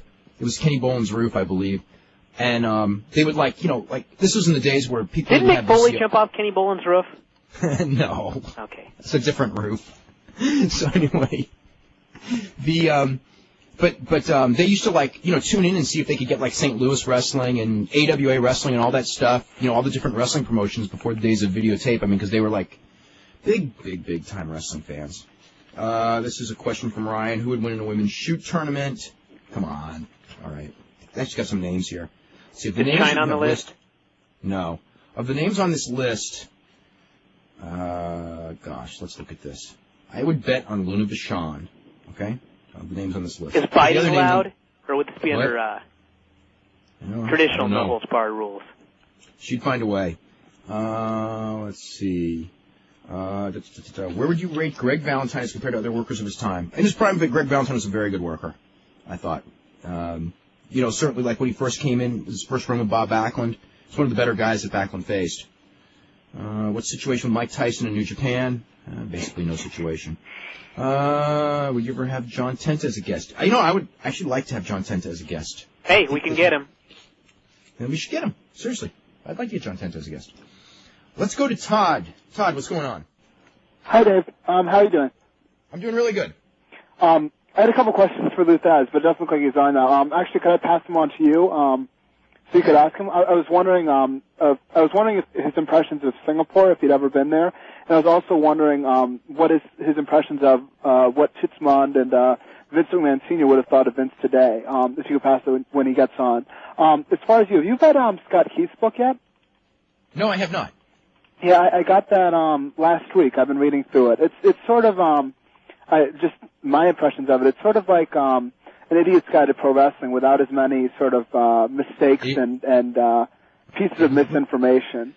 It's You sort mean of without being written by an idiot? What? Without being written by an idiot? Yeah, there you go. Exactly. Yeah, I was just hoping to talk to Thesz, so I don't really have anything for you. Okay, well, if he's on, why don't you just call back? Okay. Okay. Bye. Okay, let's go to Edward in Texas. Edward, what's up? Yeah, Dave, I had some things for Lou Thesz, but maybe you could just pass them along. Okay, you can call back too, but if you have any other stuff, you can talk now. Okay, actually, there's a few things that I wanted to ask about the Super J Cup, 94, the one where Chris Benoit fought Sasuke at the end. Yeah. Was that number 6? Yeah. No, that's a joke. No, it was the first one, Brian. Just checking. Okay. Just a few questions from there. I noticed that all the finishes were clean except for Gatos. It's like Dean Malenko and the Super Delfin. It looked like they had kicked out at the 3 or right at the 3. And I was wondering why were those so close when everyone else was so decisive? Was that to make them look like a dark horse? I don't know. I don't know what the politics involved were there. So I don't. It may have been. If there was ever a dark horse, it's Ghetto. So maybe. Yeah, maybe it was one of those things where they had to have like the New Japan. It was a New Japan tournament, and Dean Malenko was a New Japan guy, and maybe it was one of those things where, there was some just politics involved when you have interpromotional matches where the guy would go down, and lose the match, but he really wasn't, or the company wasn't, maybe wasn't even the guy willing to let their guy look that bad. It was kind of like, interpromotional stuff is always great on paper, but when you have the heads of the two companies running it, it always ends up being screwed up. It's like, I think interpromotional stuff should always be booked by fans. I'm just teasing when I say that. because the companies, their egos get so big that it's never done right. Yeah. Okay, and another question from the Super J Cup is, at one point before one of the matches, they started to play some country music, and I was really expecting Benoit to come out. But we got Ricky Fuji in a Canadian jacket, and I was kind of wanting to know what the story was about. Ricky Fuji. Hard rock Ricky Fuji, and he came out to country music? With a Canadian jacket on. Maybe they have their own CD. No, Ricky Fuji, the gimmick with Ricky Fuji was, when he first started there, was he had worked a lot in Calgary. So he and Calgary to the Japanese at that point in time was kind of this mystical, because of Dynamite Kid and everything, it was Bad News and Davey and all them, was kind of like this mystical place when it comes to wrestling. So for Ricky Fuji to go to be a Calgary guy, it was kind of like, that's what that was all about with the Canadian jacket. And plus I think he held some junior heavyweight title for an independent promotion in Calgary, and he brought that to FMW. I forget what the initials were now. It's many, many years ago. Okay, and the last one is, you had mentioned that Sasuke and Liger had botched the ending of their match. Yes. Actually, that's kind of disappointing, because I thought that really made the match, was that where he messed up and then Liger laughed at him. So when Liger something got the pin, to me, it was more dramatic. Go ahead, Brian. I just think Liger saved that. I remember that. It was like, I think Sasuke was going for a dive or something. He just slipped on the ropes or something, just totally crashed. And Liger just laughed at him, And then he went and did the They went right to the pin. away. It was awesome. Yeah. But that was a missed spot. Really? Okay. And if you could just ask Lou Thesz, I just wanted to know how many people actually tried to shoot on him in the ring? And I bet you the number is very small. But you know what? That reminds me. I'm going to bring up, if we can find him. If not, we won't be able to ask him. But Brian, if I don't remind, let's do the Paul Bosch story. Do you know the Paul Bosch story with Lou Thesz, Brian? No. Okay, well, hopefully we got him on, and we'll get the Paul Bosch. It's a great story. I mean, because I've actually heard it from both sides, and I'll tell the Paul Bosch version of the story and Lou will tell the Lou Thesz version. But it's a great. Is there a chance that they won't mash? Well, we'll find out. Anything else, Edward? Can I ask just one more thing? Yeah, go for it. Sure, of course. You guys have been talking about blunders in wrestling the other day, and I just thought of one. I was remembering when Haku body slammed Big John Studd a few weeks before the big body slam match at WrestleMania, and I was wondering what happened. Really? There. Oops. I didn't even remember that. Yeah, he was King Tonga at the time, and he just, you know how everyone would try it, but they could never do it, and he went to do it, and he did it. And I think the excuse the announcer gave, it might have been Gorilla, but they said that, well, he didn't get him the full rotation, but he did get the full rotation. He gave that more means body Luger's slam body than slam Luger on gave Yokozuna. Yokozuna shouldn't have counted either. You know, that moment must have been so funny because, you know, John Studd obviously, you know, he knew he wasn't supposed to go up, and he's going like, I'm not supposed to go up, and you know, and that's a tight note about Haku. Yeah, you know, he goes like, you know, Haku's not a bad guy, and then he's going to screw something up. I'm sure it was like a miscommunication, but I guess like, you know, John Studd like didn't like rake his eyes or anything for the good of keeping the Andre thing alive, right? Yeah. Well, it's like I had to do it for business. It's like sort of like he's up there, and it's like, well, okay, that's fine. Do whatever you want with me. Okay. Well, that's pretty much all I had, guys. Thanks a lot. Okay, let's go to Hector. Hector, what's up? I was waiting for Lou too, but I have a few questions for you. Man, we're no one likes us today. Yeah. I'm just. One moment. Hector agrees. Who's Jericho going to wrestle for WrestleMania? Rumor has it, Steve Regal or William Regal, but I think we'll probably find out in the next 2 days because I'm of the impression that the card is supposed to be finalized today. Oh. And when are you going to be in the chat room? So we'll probably start seeing angles tonight. What? And when are you going to be in the chat room? You said you were going to go one of these days. I don't know. Good question. Maybe if you tell me how to do the thing, maybe later this week. Not Monday or Tuesday, but maybe another day later this week. And what do you think of an angle like Kat going up to Vince and saying woof woof, like apologizing for leaving, for her behavior or something like that? Meow? If Lawler was to come back. I'll tell you, I would guarantee that she would apologize if they would take her back. I think the problem is that they won't take her back. I don't have any question, because I'm sure like when the whole thing happened, you know, she probably was apologetic anyway, just going like, or, you know, certainly by now it's just like, oh, you know, I mean, I'm sorry, I didn't mean to cause a big fuss. I'm sure she would do that. I don't know that I think that they, you know, this is they're at the stalemate right now.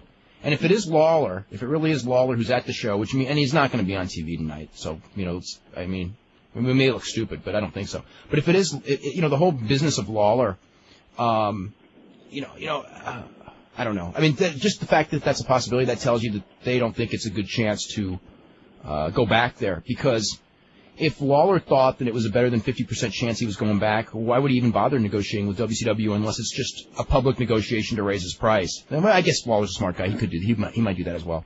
Yeah. Well, all right. Thank you. Okay, we are joined by Lou Thesz, one of the real, what an overused term, real legend of professional wrestling. Lou, how are you today? I'm very well, thank you.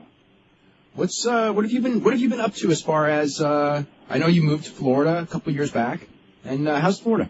Oh, we moved here about a year ago, and of course we spent a lot of time down here prior to that, but nevertheless, I just thought it was time to hit the sunshine a little bit, and we like it very much.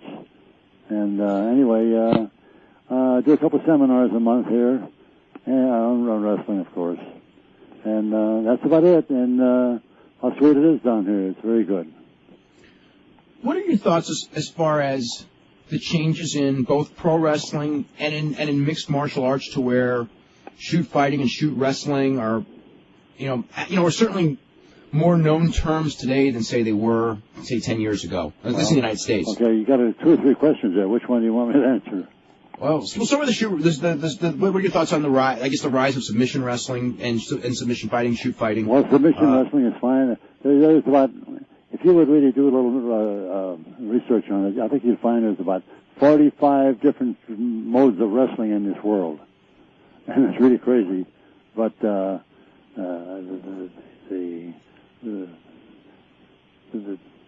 what they're doing now for what they call shoot fighting and various things is very good, and I even teach some of it. And I teach hooks and so forth, and submission holds, and it's going very well. And it's not related to what they're showing on the tube, of course, because as you well know, that's choreographed tumbling. That is not wrestling. And what they do, they're selling not wrestling. They call it wrestling, but that isn't what they do. And it's really disappointing to me. But if you do a little exploration, if you're a wrestling fan, you can see some kind of competitive matches and that are really straight and on the level.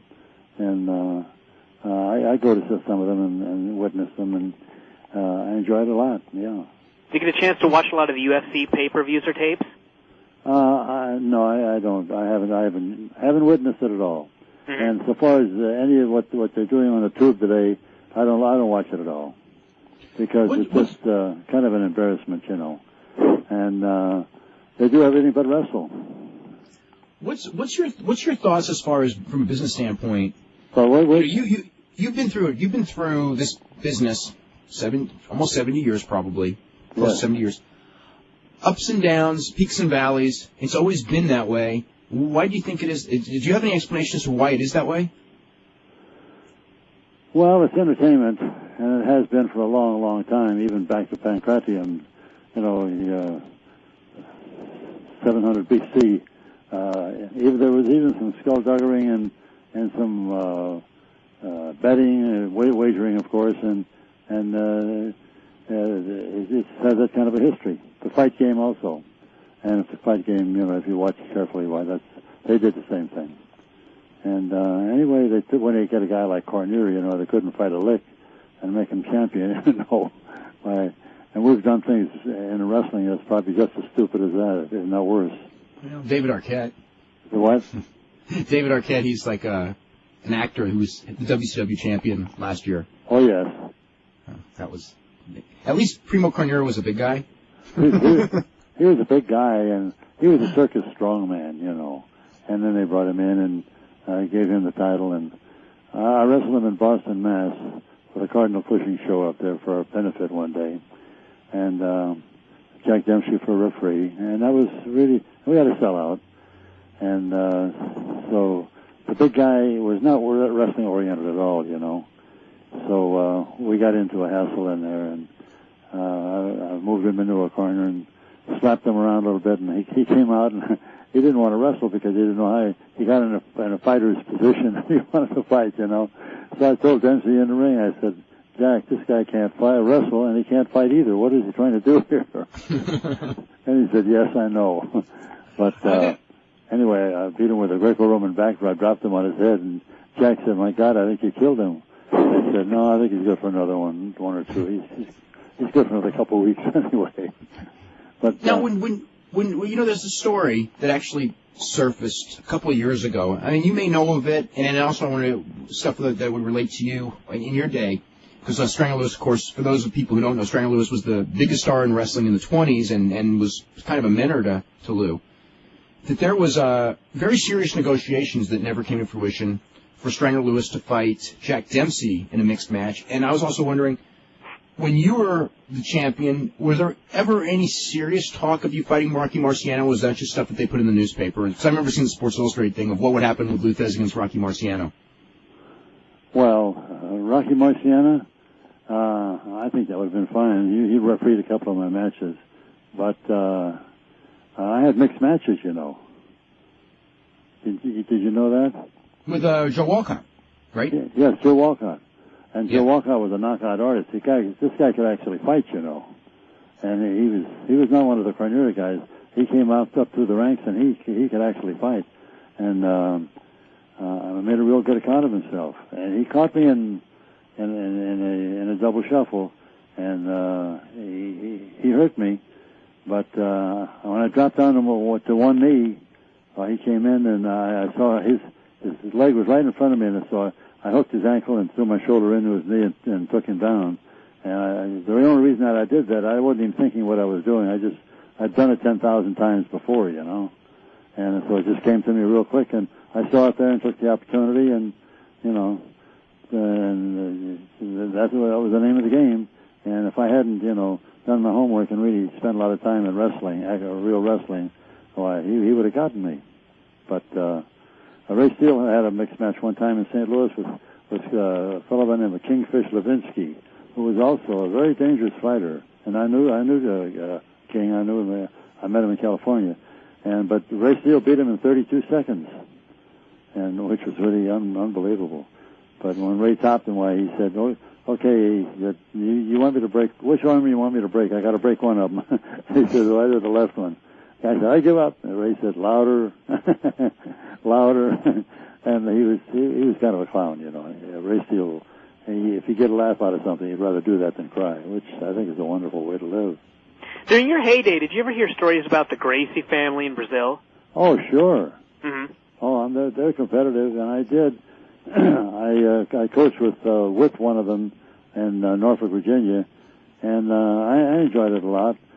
Excuse me, but any time that you put a man on the bottom, and he's going to get a scissor on you and try to compete with you on the bottom when he's on the bottom. That was a real. I saw the first move when they made that thing, and I was with Mike Chapman in Des Moines, and I said, "That's a perfect out card right there for a step over toe hold." I said, "It's step over toe hold and follow with a crossface." And I did a seminar here, and I did that, and with one of the Gracie people in Norfolk, and he did the scissor thing. And all I did is do a step over, which is a very simple thing. And he had to concede because in that position with a crossface, actually, if you really wanted to put the juice to him, you could break his neck. Mm-hmm. There's a story that I was going to bring up of a match, and you actually wrote about it in your book. When you were down in Texas defending your title against Paul Bosch. You want to tell everyone that story? Well, Bosch and myself were wrestling in San Antonio, and the Houston office had made some suggestions that what I do in wins and losses, I said, just get the guys in there, and I'm going to do my thing, okay? And anyway, they had a lot of heat on me down in that area because I didn't cotton to what they wanted me to do, and they weren't too happy with me either. But he on the break. Oh yeah, I'm trying to remember the match. Yeah, it was in San Antonio, and on the break, I dropped my hands, and so I go for the break, and he caught the Sunday on me, meaning he tried to knock me out, and he did. He hit me, but he didn't get the job done, and I dropped down, I took a 9 count, and I took a 9 count twice, and then I came up and I went after him, And and this is a terrible thing. I really felt ashamed for him, and that I was a part of something like that. He said, "Well, it wasn't me. He said, please, he said, don't hurt me, I said, "Well, you son of a bitch." I said, "You're trying to knock me out, now you're begging for mercy?" But after that, he talked to me, and he said, I'm very sorry. And he said, you know who is responsible for this. He said, I do the booking, but he said, they make the matches. Yeah, he actually told me the story, and I want to relate to this, that I guess you had him in a move, was like a STF or something similar to that? The what? STF or crossface or something? Whatever move, I don't actually know the move, but you had him in some move, and he recounted the story to me, that he was actually near the ropes, and you whispered in his ear something like, "As far as you're concerned, those ropes are a mile away." Oh, that's another story, another person. Oh, that's a different one. Okay. Yeah. That was one of the wrestlers down in Atlanta, Georgia. Paul Jones was the promoter down there. He and myself, we went to the match. Anyway, one of the wrestlers, he was trying his wings a little bit. So I did. I put a step over toe hold with a crossface on him. And he looked at the ropes, and I said, "You can look at that thing all night." And I said, "It's just as close as China to you right now, and you're not going to get any closer." But with that crossface, with a nail to the cross, what it is actually, it's like put him on, like the rack, you know. You put him on a rack and you stretch him, and they used to kill him that way, you know, just stretch him, pull their bodies apart. And that is a reasonable facsimile of that. And when you get the neck and the guy's out of gear and he can't move, he can't do anything, all you can do is punish him. And if you do it correctly, and unless he's got an unusually well-developed neck, you could kill him. You could break his neck. Did you watch any of the Olympics? The what? Did you watch any of the wrestling in the Olympics, the last Olympics? I saw some of it, yes. Did you watch Karelin or no? Yes, I watched Karelin. And Karelin was his manager and coach was a guest in my home about 3 months ago. He was over here, and we had a wonderful relationship. And I think Karelin was the best amateur wrestler that ever lived, and no one will ever even get close to that kind of a record again. And the guy's a super wrestler.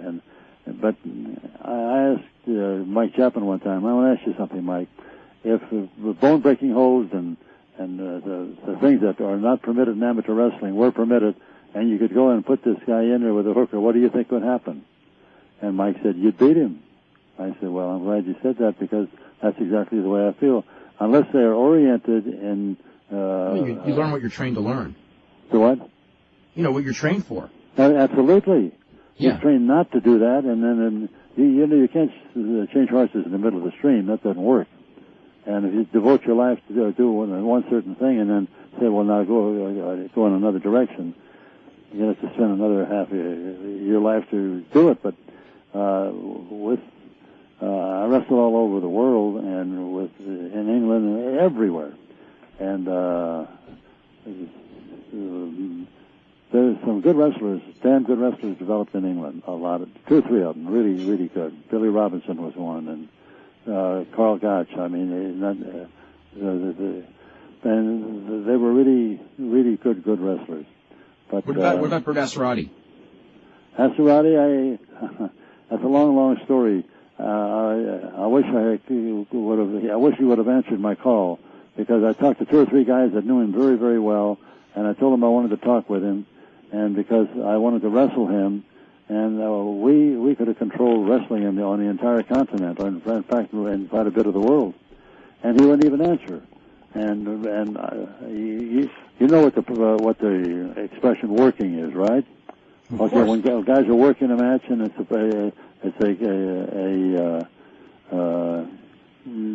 not a competitive match. It's what they call, what we call, they used to call a work. But if the people are oriented in one thing, like we said a little bit earlier, it's pretty difficult to get them to do something else. What do you think happened with Karelin in his match with Roland Gardner? And who? Gardner, the Olympics? Well, do you think age just caught up with him, or what happened? Gardner wrestled the right kind of a match. He did exactly what he should have done. He wrestled defensively, and that was Ed Strain Lewis's ploy. Do it defensively, and that's what he did. And he told Karelin, he said, "You're the greatest wrestler in the world," and he said, "I'm very lucky," and he's right. But I think he's a fine young man. He wrestled his match in a very defensive way, and that was the right thing to do. And something came to light of course, even prior to their match. Excuse me, but because Karelin had a back problem for about 3 or 4 months prior to that. Excuse me, and you couldn't turn him over, you know. But he couldn't do the lift anymore. You know what? He couldn't do his move. That's right. Yeah. That's right. But Don't you think it was kind of sad, though, in a sense that this guy, I mean, literally, whatever the record was, 250 straight matches or 13 straight years unbeaten, that it ended on almost, I mean, like the fingers coming apart.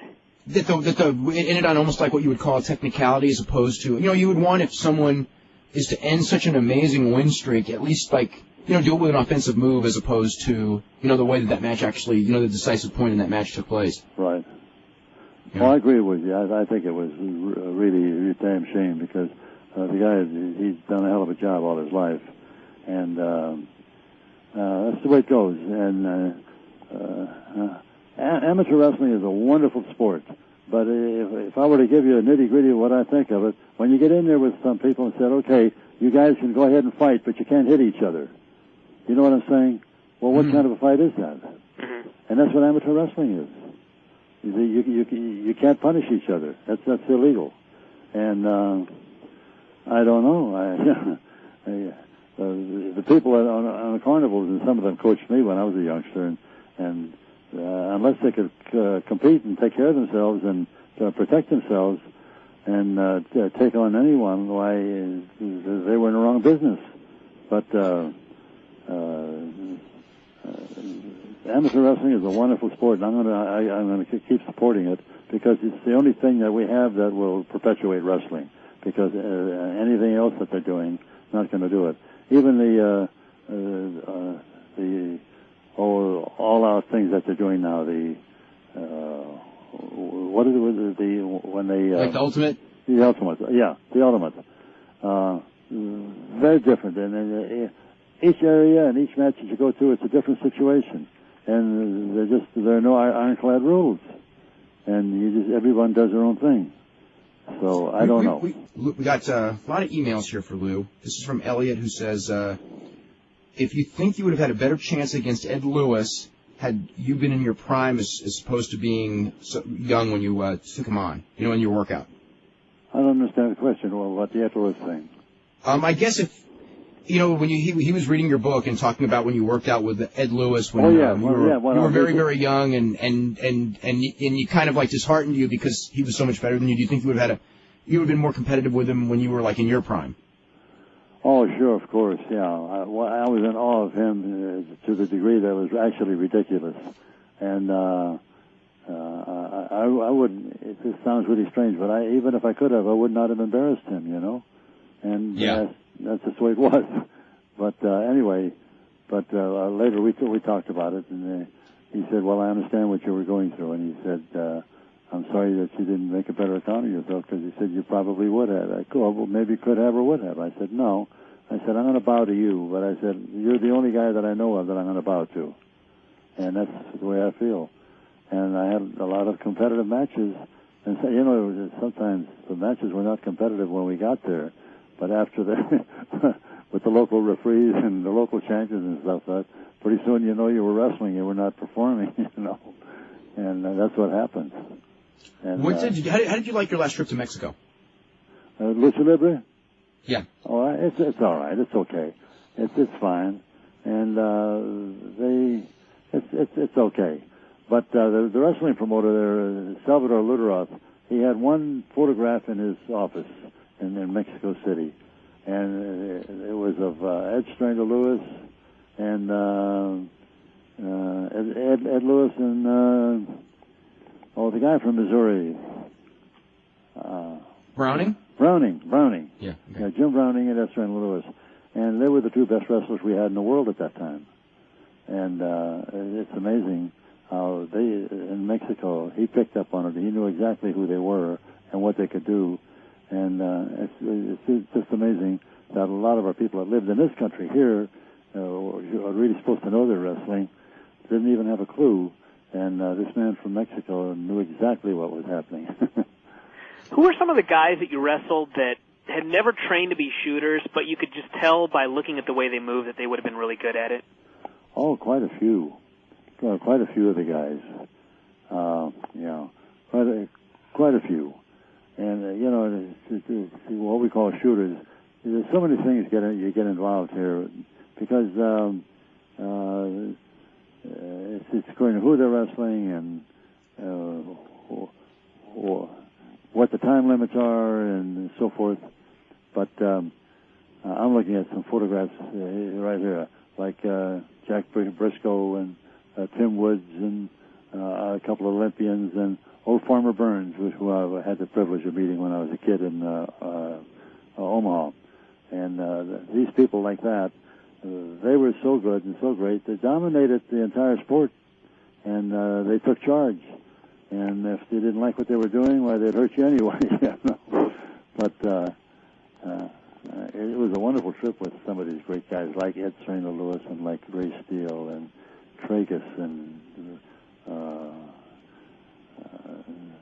just wonderful, wonderful, knowledgeable people. And they would give you their knowledge, and you couldn't pay them if you had the money to pay them. You couldn't pay them to do it. They either wanted to do it, they wanted to help you or perpetuate wrestling and teach you, or they did not want to teach you. And it's really amazing.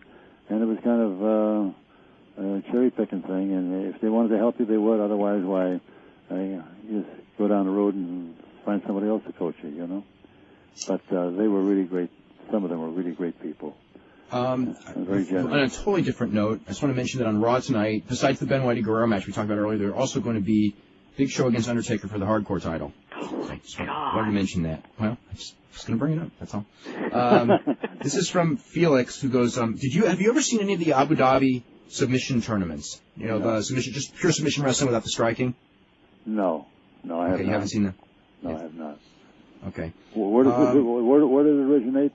It's in Abu Dhabi. They have it once a year. I think it's coming up in about a month or so. God, I should know. I think it's in April, maybe. Al,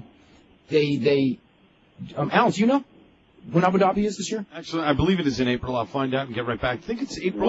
Where is it going to be held? Abu Dhabi. It's in the Middle East. There's this is it like this sheik or king or something? And he brings in like the best fighters or best submission guys, and they pay them very, very well. And they have like tournaments in like every weight class. And I mean, many of the top guys go over there, and it's kind of like the big submission event. You know, guys come from all over the world. Guys, the Abu Dhabi tournament will be April 11th to the 13th. Oh, that's interesting. The thing with that is there's somewhere. Yeah. The thing with the Abu Dhabi is there's so many rules as far as points, and what you get is like a lot of guys like Mark Kerr learn how to work the points, and they don't even go for submissions because they're so much stronger as wrestlers that a lot of the pure submission guys, you know, can't match power with them, so they can get beat, even though you're not, you know. So it's like a weird thing because go ahead. There's some other parallels in amateur wrestling. If you're a good scorekeeper, you might be able to win the match and not be the better wrestler. You know. Well, if you know how to work within the rules. That's Any sports like that. Yeah. That's exactly right. And if whoever handles the thing, if they had an athletic commission that can handle it, and to be sure that it still remains competitive rather than just a game, you know. Part of the things there, like I think that there was even in the Abu Dhabi thing, they give points. They give like not points, but a cash award for the quickest throw. I mean the quickest fall or the quickest submission or something like that, and the most spectacular fall. And then it turned out that like two guys who were training partners ended up doing the most spectacular fall. I mean, or spectacular throw, and everybody was kind of like, they were going for the cash prize. Sure. Yeah. Makes sense. Yeah. That makes sense because someone's going to learn to use the rules, you know, and use it to their advantage, and that makes sense. Yeah. What were your feelings as far as when the time came for you to drop the title to Bronco Nagurski, being that, you know, Bronco Nagurski was a great athlete, but not necessarily a great wrestler? Oh, I would have done anything for Tony Stecker. He was a wonderful man and my very dear friend. And even his brother, who was in a sanitarium at the time, I even ended up working out with him. And every time Tony would talk with him, Tony said, he would call me sometimes, LD, and just say, Joe's as you know, he's still in the hospital or in the home, but he said, he can not remember your name, but he said, tell him, I said, hello to that kid from St. Louis. Yeah, no. So I'm glad that at least he remembered working out with me, because the guy was so superior to everyone that was around. Even Ed Lewis told me, he said he was the best wrestler in the world. He said he was better than I was, but he said that's the reason I didn't mix it with him, because if I'd have mixed it with him, he would have hooked me. But he said I I was stronger. I had more endurance, and he said I just wore him out. That's all. But he was, even if someone would come up with something new and innovative, and he had a natural counter for some of these things that some people thought were just unbeatable moves or holds, and he could do that, and he was a gifted wrestler, is what I'm trying to say. Now, as far as Bronco goes, what were your thoughts? As far as I know, you wrestled Bronco many times. You actually, wasn't that one of your worst ring injuries? Was in the match with Bronco? Yes, I went out of the ring in Houston, Texas, broke my left kneecap. Yeah, trying to have a good match, trying to be a good performer. Instead of that, I ended up with a broken kneecap. It kept me out of wrestling for nearly a year. Yeah. But what was your role in? I guess in '78. Jerry Jarrett, Nick Goulas promotional split. This guy, Garen Shea, goes, I remember you being with Goulas and then jumping when did Goulas tip you on money, or what was the story behind that? Oh, yeah, well, he tried to short me on money. That was Goulas' ploy, that's why he lived that way. And I told him, I said, don't play games with me, because I said, I'm going to get you down on the stretch. And we did, so anyway. They gave me $5,000. I could have gotten 10 or 20 from them, I'm sure, just to change my allegiance from Goulas to them. But Goulas should have had, if he had any sense at all, should have known that I was very unhappy with him. And anyway, it was just a matter of business manipulation.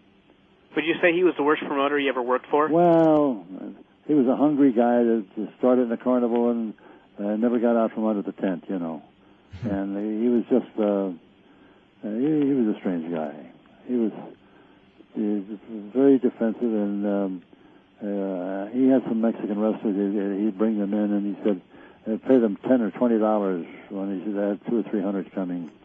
And he said, if you complain to me, he said, I'll get you deported and get you back to Mexico. And he just, terrible things just to dominate people, And I told him, I said, don't do things like that with people. I said, you just, you got a bad reputation already, and you got to bury yourself. And actually,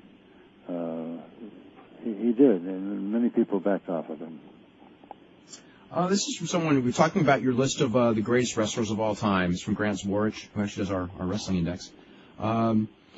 He goes, he mentions that you list the name Dan Severn, who everyone knows is a great collegiate wrestler, but not necessarily a very charismatic pro wrestler. Then he asks, what about Kurt Angle? What about Ric Flair and Harley Race? Ric Flair, he did some wrestling. Harley Race did not wrestle. He was, and who else? Who else? Kurt Angle. Kurt Angle. I think Kurt Angle is the sharpest young man we have on the horizon right today, and we have a good relationship, and of course I'm very selfish about that, and I really admire the guy, and he's done a hell of a job, and I think he's about as good as anybody we've got in our world today, and I hope he makes a barrel of money. And he told me, he said, I know that you're not pleased with what I'm doing, and I said, well, yes, I really am. I said, Kurt, get the money, invest it wisely if you possibly can, and then go ahead and do whatever the rest you want to do with the rest of your life. But I said, you've got a great future ahead of you, and negotiate tough. I said, don't be too easy with people, because they're going to use you and abuse you. And you might want to give him that advice again. You may want to call him again. Exactly. That's what I was going to say that too. So what? You may want to call him again and tell them that one more time. Yeah. What do you think? I know that you were not by any means friendly with Vince McMahon's father or with Toots Monk. Oh, yes, I was. Oh, you were? Okay. Jeff McMahon, his grandfather, was really wired politically, and Ed Strangler Lewis and Jess and myself had a great relationship, and he had all the Pennsylvania towns and cities, and Ed and myself would visit with him and have lunch with him, and we'd ride the train up and back, and we had a good relationship. And who am I to second guess people that are trying to make some money, and they're doing a hell of a job of making money too. And but when Vinny's father was pretty well ruling the roost, I wrestled two of his so-called champions in Toronto, Canada, and beat both of them right up there. But they never used that publicity in this country. That's crazy, isn't it? But what were your thoughts as far as Toots Monk? I mean, I know Toots Monk was a great wrestler. Yeah, he would steal the cream out of your coffee, and he actually played the ponies all the time, and a bright man shouldn't do that, you know. But he actually did a thing, like a terrible thing.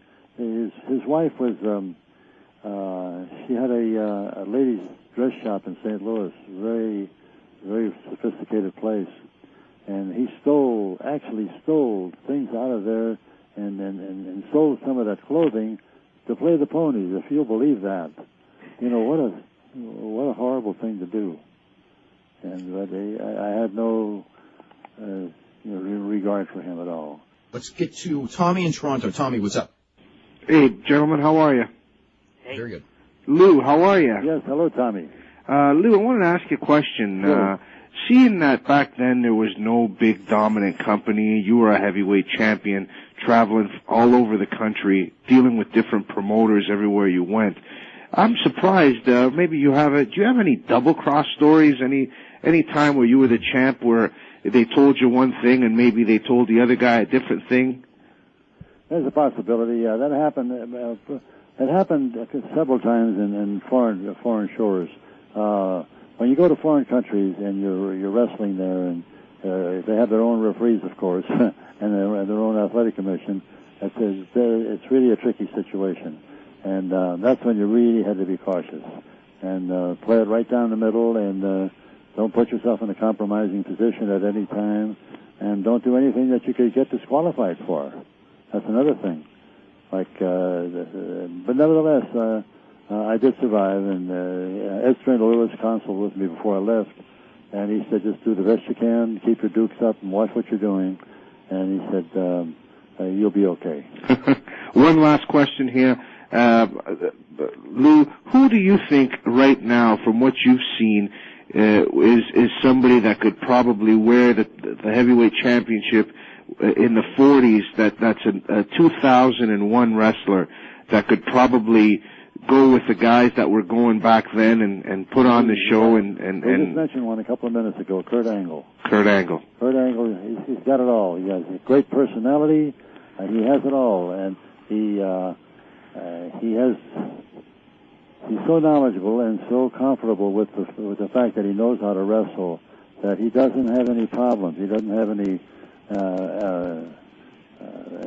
problems of going in and facing the barrier with anyone. And that's great. Thanks very much. You're welcome. Let's go to Ray in New York. Ray, what's up? Hey, guys. This is Razor. Everybody in Undernet Wrestling Hello. I had two questions, if that's okay. First off, I wanted to know what you think will happen if WCW doesn't get sold. I mean, how do you think it will affect everything? WWF hasn't had competition in a while, but do you think it will detriment it even further, or will it be good? Well, that's a tough call, because WCW, they had everything going for them, and Turner had the deep pockets to handle everything, but I think he made the error of hiring television people rather than wrestling people, someone that had a wrestling background, to run their business. But anyway, when you make mistakes like that, you got to pay the price. And they did, and I would have enjoyed a lot more competition from both sides. I think it would have been great, but it looks like they dropped the ball, and it's just a damn shame that they would let a thing like that get away from them. But that's the way it goes. You got to do your homework, or it's not going to work. Okay. My second question was, when Shawn Michaels come back, which I'm hoping is tonight, do you think he will be involved in a a heel or a face program. I myself think he's the best heel ever. But who? Shawn Michaels. What he's going to do? What they're going to do? Well, I'm just wondering what kind of program you think he'd be involved in. Oh my God, that's a wild card and a wild guess, man. There's no way in knowing what kind of a nightmare they're going to come up with. And I just think he was the greatest ever as far as a heel went. I was just wondering if you think that WWF is going to try to make him do that again, or kind of make him be a face. Oh, I don't have any idea. I just don't have any idea. When you get into entertainment, starting in Hollywood and going anywhere in the world, or whatever mode you want to get into, you never know what they're going to do. To get the international attention, they'll do anything, and they do. I think when he comes back, I think that they'll probably program him as face. As far as long term, from there, who knows? Well, I mean, they don't. Often they don't plan long term anyway. Yeah. Depends on what kind of a wrestling background did he have? Shawn Michaels, not really. I mean, he's just not really any kind of a wrestling, that aspect of wrestling background. But he's a tremendous performer though in the ring. He was the best performer I've ever seen. I mean, really? Honestly, as far as modern wrestling goes, there's no one better than him. What he does is it related to wrestling in any way? Not classic wrestling. No, it's more performing. I mean, he's more tremendous showmanship style wrestling. I see. Sure. Well, that's the way it is today, right? Yeah. Well, that is what it is today. Completely. Sure, of course. Yeah. I mean, the other thing is, there's the one thing. I mean, there is all forms out there if you look hard enough. I mean, there's submission wrestling. There's anything goes fighting. There's rings in Japan. There's semi-shoot stuff like that looks semi-realistic that isn't New Japan Pro Wrestling style. Yes. Total Entertainment Pro Wrestling, garbage wrestling. I mean, it's all there. There's a lot of different. Like if you don't like one form, there's plenty of forms out there that you can get behind. That's why, sometimes when people will go and say there's no good wrestling at all, it makes me mad because it's like. Just gotta look around. WWF may not be your cup of tea. It may be your cup of tea, but there's something out there. I mean, if you don't like WWF because it's too much like this, well, find something. Find something else. I mean, New Japan's got its style. You want something that's real. There's real stuff out there now. That's good. I agree. Well, I hope they do a good job, or maybe. I shouldn't be critical. I hope they do a better job than they do sometimes, because when they get into the porno stuff, and they just running a circus, it's not related to wrestling, and they're even getting into killing people now and saying, well, it was a wrestling move, well, that kind of stuff. It really reflects on wrestling and. The murder thing. That was. A lot of that was a defense attorney. Yeah. I mean, I don't know. There's so much to that. That's a very strange. That case is actually a very strange case. I mean, the thing that was really weird about it is you get no truth. You just get people who take sides that, whether they know the truth or not, they're going to take their sides. Oh, sure, yeah. Like in any legal proceeding. Right, they want to participate. Yeah. Yeah, I mean, both sides on whether that was related to wrestling or not related to wrestling.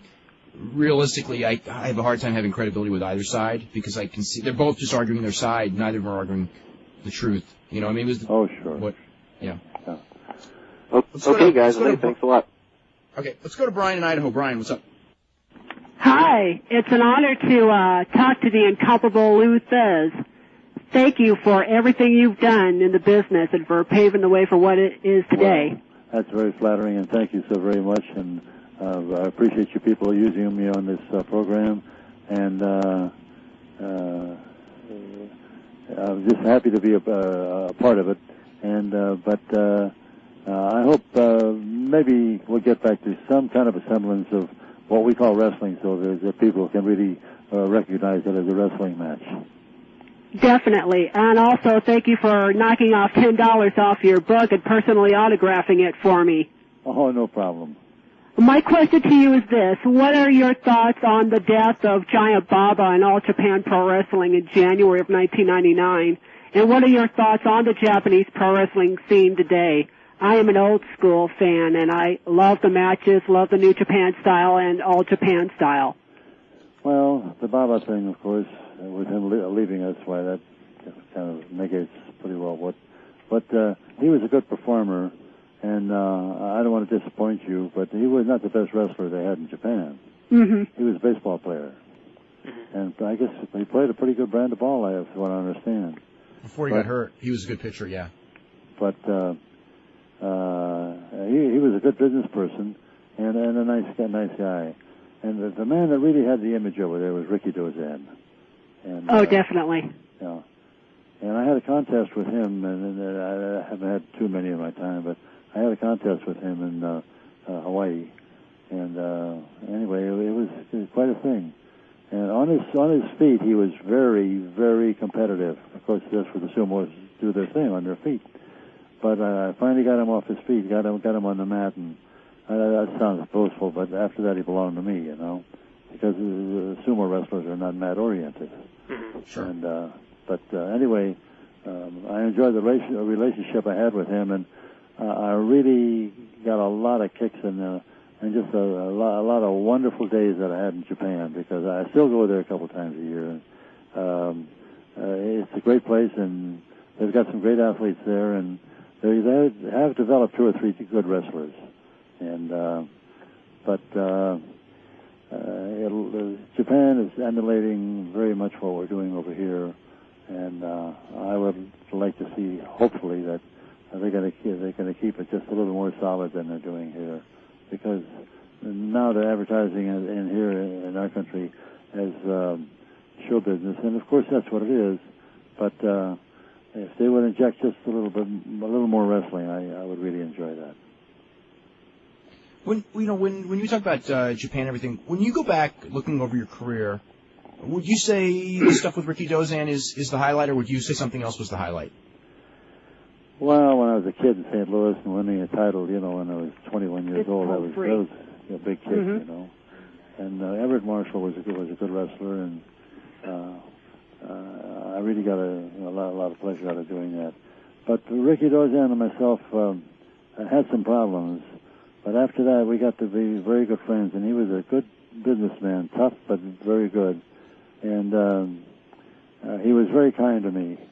He put me in a really wonderful position, not only in Japan but all over the world. He was a very, very bright guy. A lot of people thought he was just a wrestler, but he was a lot more than that. He was a pretty bright guy. What are your thoughts on Gene LaBelle? Gene LaBelle is he tells me, he said, "You're my hero." I said, "No, you're my hero," because Gene really knows what he's doing out there, and Gene and Carl Gotch and myself, Billy Robinson. There aren't too many of us that can go out there and do our thing and keep our head above water. And but LaBelle, number one, and he really knows what he's doing, and I can't say enough good things about him. How about Danny Hodge? Danny Hodge, I was with him a week ago. We were in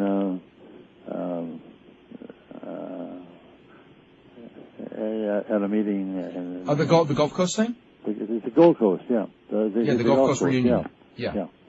Well, Danny was there, and Danny and we were in Japan together, and we were the 2 wrestlers they had there, and we really enjoyed working together over there and training together, and he did very well and left a very good image with the Japanese people, because the guy can really go, and we had a lot of fun doing it. Yeah. There's a lot of people who would say that Danny Hodge, pound for pound, was the best wrestler this country, ever had. Would you rate that, or do you think that's too much, or? Well, that's a little heavy, I think. Okay. Yeah. He's very, very good, and even as an amateur, he was never taken off his feet as an amateur. But when we're talking about the best ever, he lost a couple of matches. One guy by the name of Smith beat him, and a couple of other guys, but that's no disgrace. The idea that we always congratulate each other. If you know the guy went out there and did his very best, that's the name of the game. And Danny did that many, many times. And he's a very dear friend of mine, and I just hope that he continue to do as well as he's been doing. Do you have any stories about going to Singapore? About Singapore? Yeah. Yeah, I wrestled a fellow in Singapore. Damn. Is that King Kong, maybe? Who? King Kong? King Kong. King Kong was King Kong was a legend over there, and it was just really a strange thing. But the guy was not really a wrestler. He ran out of gas in about 12 minutes, you know, and he had a great image over there and did very well, but he just didn't have the stamina or the I don't think he had the facility or the will to want to train. He was a big, heavy guy, fat actually, and he wanted to rule the roost, and he did. He got a lot of help and a lot of cooperation over there, and I never could figure it out. I didn't know where he got his juice, you know. But anyway, Brian, are you familiar with King Kong, Brian? No. King Kong was like Vader, but even bigger, I think. Bigger than fatter, or just a big man? Bigger and fatter. Yeah, but a huge man. Yeah, big guy. Yeah. And before we look at this, what are your thoughts on Stu Hart as a wrestler? Stu Hart, I wrestled him when we were both 17 years of age when we wrestled in a little town outside of Minneapolis. And Stu was a good wrestler, but so far as the training is concerned, he was a good demonstrator, but as a competitive wrestler, I would say he was very competent. Mm. And that's it. Who would you as far as Brian brought this up earlier in the show, are there any guys that you wished that you came across that were just like great athletes in pro wrestling and go, I wish I could train this guy for something, maybe we could, he could really do something if he had the right training, so to speak? Oh, you see some of those when you're going up and down the road. But when I was really in my prime, I was doing one-night stands, and it sounds like I was really a self-centered person when I probably was, but I just didn't have time to devote to anyone else. I just didn't do it. I'm just saying, is there someone who you came across where you just go like, wow, if this is a guy that, could be trained to be something, but, maybe just doesn't have the training type of thing? Well, I would like, we just mentioned a young man a couple of minutes ago, Kurt Angle, and if the promotion world were just a little bit different, or I was a little closer to it, and I had kept myself closer to it, I'd like to participate in some of the moves that he makes, but I think he's doing very well the way he's going. He really doesn't need me, but we all think we know something that someone else doesn't know, but he's a star in my eyes right now. When you were in Mexico, what did you think as far as some of the guys there, some of the older wrestlers there have a lot of mat technique. They do a lot more, obviously a lot more because they're doing longer matches. They do a lot more mat wrestling. I'm not sure if you're familiar with different guys, like say Blue Panther or someone, but like who? Blue Panther. No. Okay, he's a mask guy. He's very good, good mat technique. Is there anyone when you were down there the times you? Because I remember it wasn't later in your career you actually were in Mexico quite a bit, weren't you? Oh yes. Yeah. What was your, were there guys there that you liked wrestling with, or even though the style was more acrobatic style, obviously, than a wrestling style? But they had a little bit of both too. Well, I know I'm not giving you very much help here. Kenneck, I think was the best thing that Kenneck and myself had two or three sellouts, and he was at the top of the heap at that time. And I saw him about a year ago down in Mexico City, and the guy looks terrific. He still trains all the time, and of all things, we went in there and did some training for about an hour. Sounds pretty stupid. I don't know what I was training for. But anyway, we enjoyed doing it. But he was a good man. I liked him a lot. And we wrestled all over. I'm trying to think of some of the spots we wrestled. What the hell, I can't say. Yeah, I don't speak Spanish, so I can't remember some of them. But as far as like some of the, do there any of the older guys from the 50s or something like that ring a bell with you, or the older guys? Yeah, maybe like Gory Guerrero or Santo. Oh, Gory Guerrero. I wrestled Gory there. Yes, I wrestled him there. And it's a funny thing, but Luteroth, Luteroth Jr., he came to me and he said, that was Olympic wrestling, wasn't it? I looked at him and I said, have you ever seen the Olympic wrestling matches? Oh, I don't know, but he said, that looks like Olympic wrestling. I said, no. I said, that was not Olympic wrestling. I said, that was the United States version of Lucha Libre, I said. But anyway, the guys down there, they work very hard, and they have a good image, and they wear that mask, and they have the imagination of the people right under the thumb, and it's amazing to me that they can retain that thing and keep going with it. But they do a good job, and I got 2 or 3 old timers down there that we have recognition, and we see each other and have a sip of the grape and eat some Mexican food and have a nice time. Lou, I want to thank you very much for joining us. I want to also remind everyone that Brian and I will be back tomorrow. We'll be talking about Raw, Nitro, and the rest of the wrestling scene, and we'll see everybody tomorrow at 5. How's it going, everybody? This is Dave Meltzer. We're going to be here for the next 2 hours talking pro wrestling. Guest today will be Jeff Marek of Live Audio Wrestling, so this will be a fun show. Probably Canada's leading authority on pro wrestling. And, of course, we have Brian Alvarez of Figure 4 here tonight. And, Brian, are you tired? Yes, I am, actually. How did you know that? I just figured, well, Tuesday night, Wednesdays, you know what I mean? Yeah. I know it's hard for you as it's going to be for me, and I was up pretty late last night finishing up the issue, so. Anything as far as in the issue? Just sort of a big, long thing. I started doing the story on WCW, and I was just, basically writing about what's going on, and it's like, throughout the night, it's like, I didn't even know what to write. Do I write it's more likely that it's going to be shut down? Do I write it's more likely that it's not going to be shut down? And it's like, I ended up writing about both. Well, it's going to be one or the other. It's going to be shut down temporarily one way or the other. Yeah. I'm not 100% on that, but I'm pretty confident you can say that. The conclusion I came to was it's going to be shut down, and it's either going to be a transitional period or permanent. And that actually revealed absolutely no news whatsoever, but it was something to write about. So did a big, long thing on that, and Lionel Tate, just a bunch of stuff.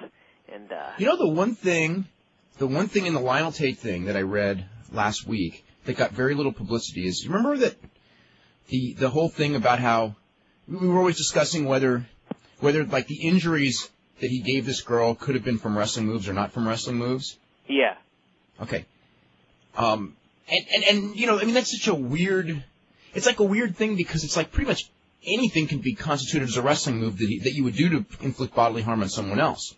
Yeah, that's the whole thing. You know what I'm saying? It's not necessarily, it doesn't say he learned it from wrestling, but it does say, but pretty much anything you could do to hurt someone, dropping an elbow, dropping a knee, it could be called a wrestling move. It's been done in wrestling, right? Yeah, what has not been, they joke about it all the time. He used everything with a kitchen sink, and then Raven uses a kitchen sink. And it's like, what can you actually do to a human being that at some point in the history of wrestling has not been done to another person? I know, we can't even say, like, throw her out off of a third-story window because we've seen that, too. Yeah, throw her off Cobo Hall. Yeah. But the thing is, which I found... Run someone over with a car. Next time someone gets hit by a car, is that going to be, like, inspired by wrestling? Next time someone pushes someone's car off the balcony or a ledge or something like that, is that wrestling? No, but at the same time, okay? It's not, if someone runs someone over by a car, it's pretty weak to say it was inspired by wrestling. And I think few people would actually say that. But at the same time, wrestling cannot defend it and say that we don't do this when they do. Do you know what I'm saying? Yeah. It's sort of like that Jerry McDevitt thing of like the injuries he sustained could not have been from wrestling moves. And it's like, well, they probably really were. I mean, that's not to say that wrestling's at fault. And even, even if he was, again, even if he was inspired by wrestling, I mean, it's certainly not a defense in a court to me. I mean, and I've had people argue with me about that one, but I don't believe that it should be. But the WWF or anyone can't say he did not use wrestling moves. And one of the reasons, which scared me, I actually wrote about this, it's in this week's Observer, was that the judge said that, like, I guess the expert that testified basically felt that her injuries were that she was on the ground and he was, to use a wrestling phrase, although he didn't know this phrase, he was doing the wrestling move known as stomping a mud hole into her, which is something that Steve Austin does in every single match. Yeah. Basically he's on the ground and stomping her. And then the judge, one of the reasons, that he threw this out, and I'm reading this, I'm going like, oh my God. You know what I mean? It's like, granted, I don't think that, again, wrestling should have probably never been in this trial at all because it was just a murder. And whether you're inspired by wrestling or inspired by a movie or inspired by your own fantasy, if you kill someone, you know what I mean? Yeah, you're responsible. I just don't know no that matter you're wrong for it. I don't think that you can. I don't think you can blame something that you watched on television for doing that. Well, anyway, he threw it out because he said that nowhere in wrestling has he ever heard of where someone stomps on someone on the ground and stomps on someone who's half their size. And I was just thinking, like, it's like threw my pencil in the air and I go, oh my God. You know what I mean? It's like, it's like actually that happens in wrestling all the time. Yeah. So it was like, oh boy. It was kind of like that thing, I don't know, sometimes I'll read stuff in articles where someone's like discussing wrestling. Like the commission fight in Georgia from last week, which I also wrote about that too. In the commission fight where the legislators going like, they have this argument, and I mean, you just throw, it's like, the guy who's introducing the bill goes, we've heard rumors that people occasionally get hurt doing this stuff. You know what I mean? Yeah. And I'm going like, well, at least do your research. Yeah. And then on the other hand, then we had, the wrestling promoters saying, actually, no one ever gets hurt. And I was going like, great. Which is stupid. Yeah, I'm going when like, you're lying about something like that, you're just setting yourself up. And I don't feel sorry. I don't feel sorry for any promoter who says something like that and then gets caught in a lie and something happens to them, like their show gets shut down. I don't feel sorry at all. Why lie about it? No, I don't either, because like to go in there and say like that like nobody actually ever gets hurt doing this. We're just we're not even. Well, I mean, there's a terminology. Ron West said like we're not even professional wrestlers. Where I forget what the word is. Do I have the word here? I don't have the word. But he just goes, we're not even professional wrestlers. We're like entertainers. And I'm just thinking like, actually you are professional wrestlers, which are entertainers. Yeah. But don't say you're not professional wrestlers. It's like, come on, Anyway, exactly. We should probably. I'm still trying to figure out. I mean, I was reading about the whole Lionel Tate thing, and I think, there have been many articles where like the lawyers have said, the kid. The lawyers. He didn't really know that he was going to kill this girl. He didn't mean to kill her or whatever, blah, blah, blah. And I'm still trying to figure out why wasn't he charged with manslaughter? Because of the feeling that while it wasn't premeditated, that while he was doing it, the injuries were so severe that he didn't mean to kill her. Because he wouldn't have done as much as he did, much damage. I mean, it wasn't like he woke up premeditated. Because it was charged as a premeditated. I guess that the idea is that while you're doing it, if you're thinking about doing it, an accident. Oh, I see. Okay, yeah. While he's doing it, it's premeditated. I mean, it's not like he woke up that morning and says, later today I'm going to do it.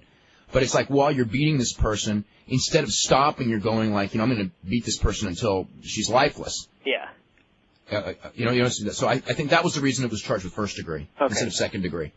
And then this other strange part is in that case, I don't want to get too long in that case, but in that case was that the prosecutor, after getting the conviction for first degree and then the judge sentences to life without parole, the prosecutor comes back and just goes, we didn't really mean to charge him with that.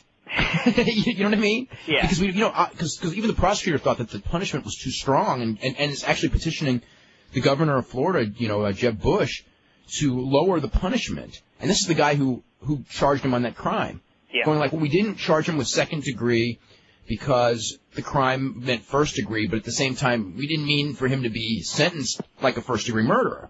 Yeah. So, I mean, which I guess I do sort of understand. It's just, what can I say about it? With, what can I say about our system? Our system's very bad. Yeah, I don't. Not that I have a better one. Just, turning it down just is. the plea bargain offer. The plea bargain offer where he would have spent no time in prison. He would have spent 3 years in juvenile detention, 10 years probation. And they turned it down to go to trial because Lewis, who scares me to death, by the way. I mean, I certainly don't want him as my lawyer. Lewis thought he could win the case. And it's like, all the evidence is against you, and you're going to go in, and your big defense is that this guy watched, Sting in a TV commercial that the judge immediately threw out, and that's your defense of getting him off, instead of a plea bargain where, he gets 3 years juvenile detention. I mean, come on. I mean, for someone who did that to someone else, the 3 years juvenile detention, to me, that's too little. Life in prison without possibility of parole for a 12-year-old is scary. But hey, guys, I don't mean to jump in for a minute. We had a listener just call in. Apparently, he was charged, Lionel Tate, with felony murder, so there's a big difference in the plea bargaining issue. There's not as much leeway. So apparently, I guess it was first degree. I mean, as far as leeway in the sentencing. Yeah. Yeah, but that's the prosecutor's trying to get the sentencing down. Yeah, I mean, they could have accepted the plea. The mother could have accepted the plea bargain in the beginning, and he could have been. Oh yeah. We know that. Right. Yeah. But they didn't. I guess the way they had given the charges, there was no way to drop it to a manslaughter plea. Apparently, that he was charged with first-degree murder. No. Once he was convicted, they couldn't sentence him to a second-degree murder because he was convicted of first-degree. Mm-hmm. But they probably could have given him parole. I mean, because everyone was shocked at the sentence. I mean, it was going to be a steep sentence because he was convicted, but no, the steepness of the sentence was the big issue.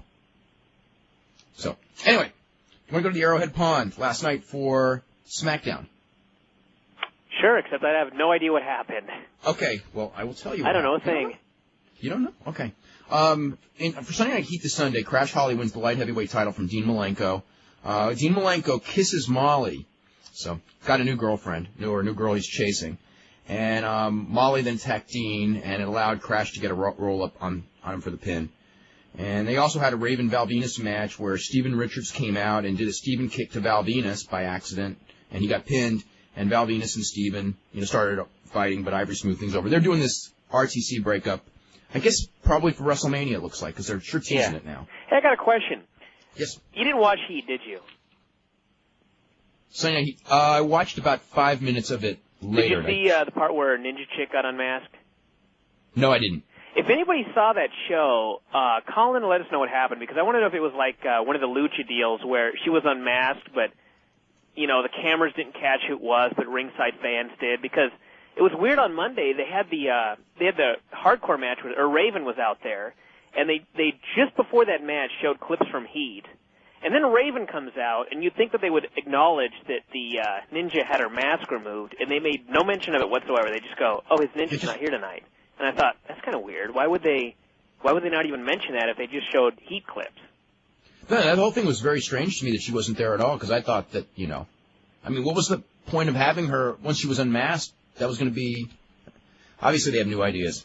I guess so. For SmackDown, Test beat Eddie Guerrero. Perry Saturn and Chris Jericho both interfered. Obviously, Jericho's interference was a little more effective because he nailed Eddie Guerrero, and Test won with a big scary boot. Jim Ross did an interview with Steve Austin talking about his match with Kurt Angle and later with The Rock. Undertaker was stalking the parking lot waiting for Triple H to arrive with a lead pipe. So he's trying to do Goldberg. Let's see. The Hardys and Billy Gunn, no contest with X-Pac, Albert, and Just Incredible. Regal came out and tried to reason with The Undertaker, which probably is going to be really funny. But The Undertaker scared him off and he ran away. Then Hunter and Stephanie showed up in the limo, and The Undertaker started smashing the limo with a pipe. Luckily, not with his fist. Thank God. Well, at least someone. And the police arrested Undertaker, and while he was being taken away, Hunter got a sucker punch in. So... a little bit and of that. Of course was not arrested. I always love that. Yeah, that's right. And then it was revealed that it was Steve Regal who called the police. So let's see. Then Dudley's beat Chris Jericho in a handicap match, so Regal's still screwing with Jericho. 3D through a table. It was a tables match, too. Kane demanded a match with Triple H, which, of course, he lost. Anyway. Oh, come on. Yeah, he did, really. So let's see. Grandmaster Sexay had a match with RTC, but he needed a partner because, Scotty Too Hotty's injured. So Steve Blackman came in and said that he would team with Grandmaster Sexay as long as he kept his mouth shut in the dressing room.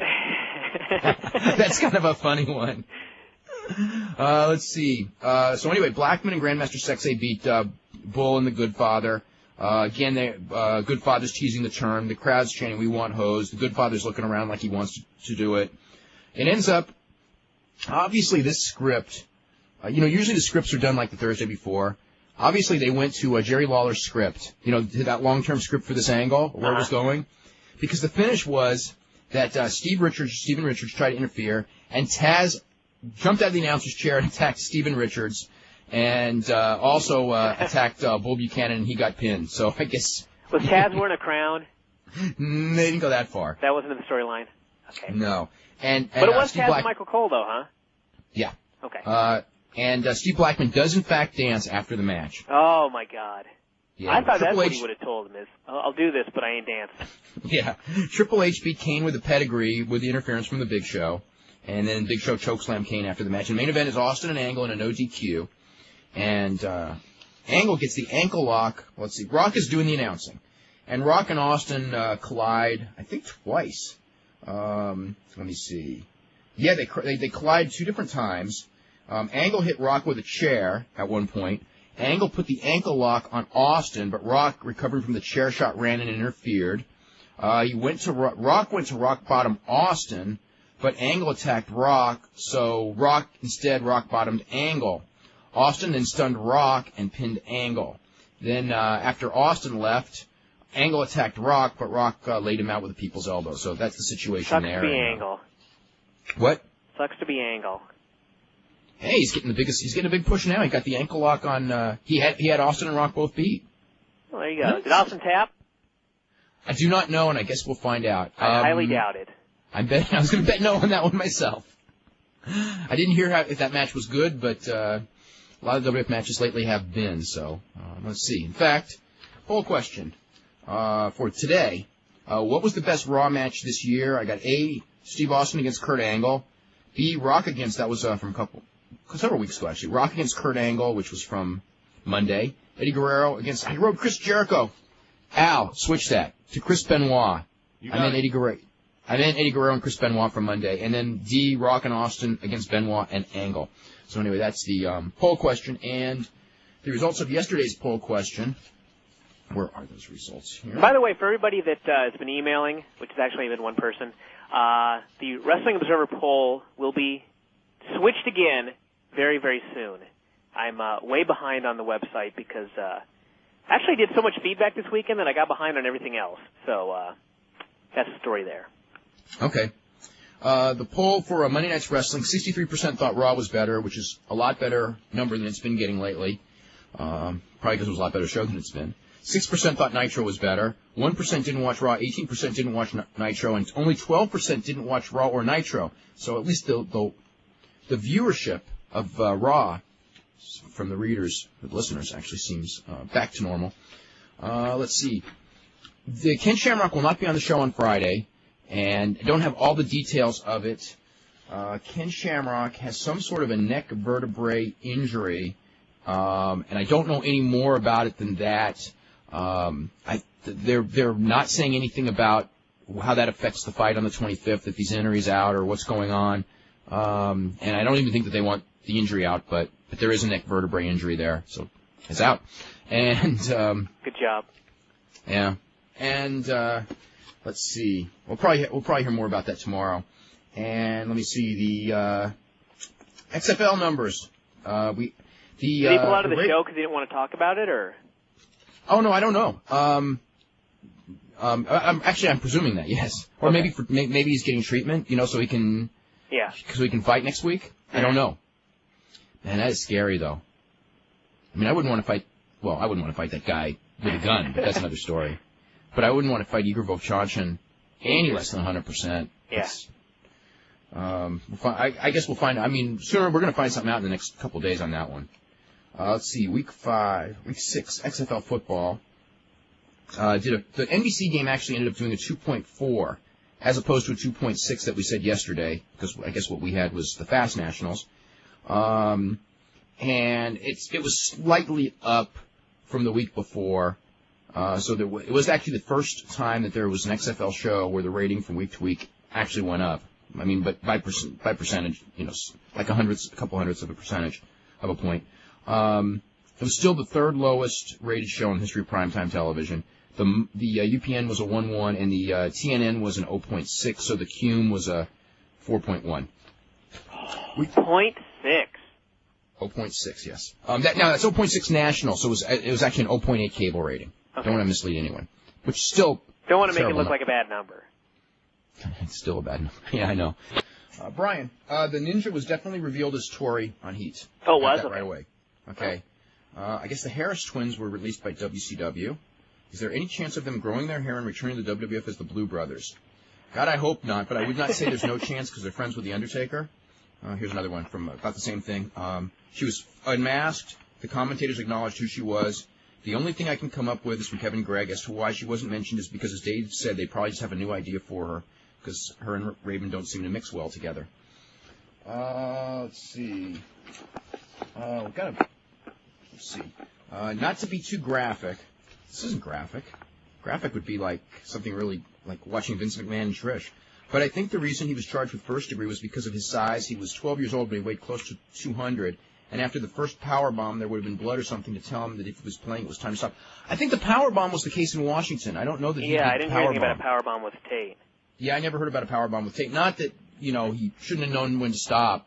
Yeah. And all that. Well, I think we're going to have a bunch of calls on this, actually, about this issue. So we will get to them in just a second. Jerry Lawler was on a local radio show. I think probably the Chicago show. Talked about what happened in Tucson the day he left. He said there's more to the situation than meets the eye. He said one of the WWF superstars could have pulled a power play. The King also said he thought he knew who Vince really was, but now he feels he doesn't. He's not the last person who will ever say that. Jerry Lawler thought that Paul Heyman did a better job on his first week than on his second. He was not surprised that what the WWF said about him and the Cat on television. He was surprised they didn't say more. And he also said he was surprised they didn't say more. Yeah, I'm not surprised they didn't say more. Why would that be surprising that they said is what they did? I mean, surprising they said anything at all. Yeah. I guess they felt they had to. Jerry talked about running for mayor of Memphis. Well, that's probably why, because he's talking about running for mayor of Memphis again. He doesn't realize that, he is a great talker, but how anyone who put pictures of his now wife on the internet, some of the pictures that he put up, and then wants to run for mayor of Memphis, I mean, come on. It's like, I'm not, he can do whatever he wants. I think he just put some new ones up, too. It's like he can do whatever he wants, and that's fine, but it's like, who's going to ever, he can't run for mayor. I mean, there's no law. I mean, he can, and he'll get 10% of the vote, but I mean, no one's going to, which is actually more than a lot of candidates are going to get, but come on, let's see. He also said that his son is a better dancer than he was. Did not say he was a better wrestler. Let's see. What do you think about Hulk Hogan in WrestleMania 17? I don't think he's going to be there. This is from Chris, who goes, I noticed the judge's complete misunderstanding of professional wrestling, too. It was nice to see I was not the only one. If WCW closed tomorrow, who would WWF be most interested in? I don't know. I would guess... guys you'd expect, like Goldberg. Bill Goldberg, Booker T. Yeah. Maybe Billy Kidman. Not most. I'm just trying to think. I think they sent a lot of the guys like O'Hare to the developmental deals. I'm sure they would sign O'Hare. Not put him on TV immediately or anything like that. No, I'm sure they would send O'Hare to Memphis. Maybe Louisville. I'm trying to think who else. A lot of those little guys, boy, they're that are good workers, or great workers, even like Kazuyashi. They're not going to be very lucky. No, they're not. Boy, who else on that roster? Scott Steiner, I think they'll sign. Yeah, Scott. Rick, I would say no. Page, maybe yes, maybe no. It depends on the mood. I mean, it's not. I don't think it's a lock.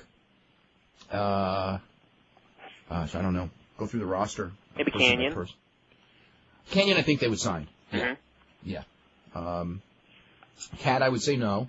Oh, God. Although I wouldn't say 100% no, because he's pretty funny. What about Flair? as far as some form, I'm sure that they would give him some form of a job if he asked for one, yeah. I think there's a role for him. Oh, there absolutely is a role for him, yeah. In fact, I would say Flair, they would. Nash, everyone in that company says no, but I still believe that they will. Yeah. And I know you think the same way, don't you? I think so. Yes. It's from Chris. Do you think any of the WF superstars will be looked upon as legends in 5 or 10 years? Hunter? Any of the WWF? WWF guys from today, yes. I think there's some now. Hunter, Austin, Rock, and I think Angle will. Some of the other ones might. I mean, depending on what they do the rest of their career. But those, I would say, that's pretty much all. Those guys are a lock. What? Austin, Rock, and Hunter and Angle, I think. Ross, even though he's not a wrestler. Jim Ross already is, I think. Yeah. Let's see. Are there any plans to do best of WCW shows during the proposed shutdown? I think they were actually meeting today about what they were going to do during the shutdown, as far as TV. So I don't know. Be a bunch of 1-minute episodes of Best of Nitro. This is from Ben Smith. I'm hoping the sale of WCW goes through and that they turn their act around. As a wrestling fan, I'm not looking forward to the industry being controlled by just the WWF. Boy, I'm not either.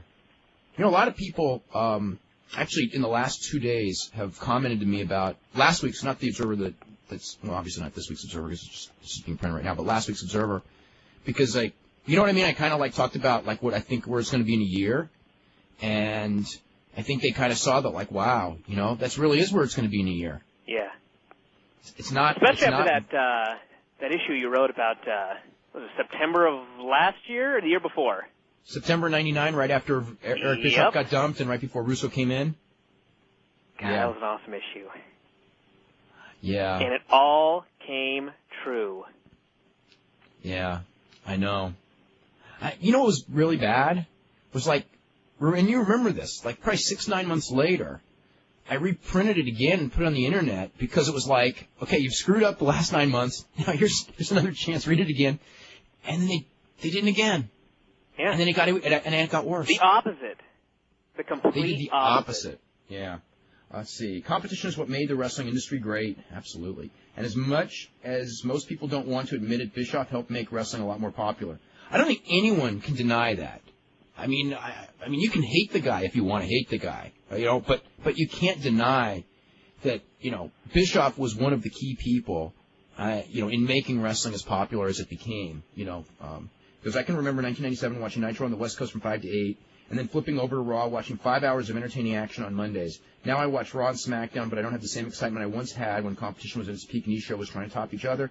Hopefully WCW can get turned around, but I'm not holding my breath. If they do, it'll be one of the worst. If they do fold, it'll be one of the worst things that can happen for the fans. Yeah, You know what, though?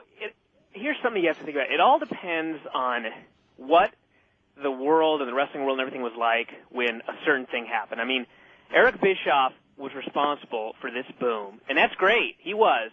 But that means absolutely nothing in the year 2001. It means nothing. It's like Gorgeous George was Mr. Television 1949 or whatever. Would he do that today? No, because it's a totally different world. I mean, there were so many things in 1996 that Bischoff had going for him that he absolutely does not have now. So many things. In fact, that's actually what I was writing. That's what I wrote about last week. The whole cruiserweight thing was something, Paul Heyman had brought some of those guys in, but basically for a national audience, a wrestler like Eddie Guerrero, nobody had seen him. Chris Benoit, he was in WCW a few years earlier, but they didn't know how to push him. But that whole sort, Rey Mysterio was a phenomenon.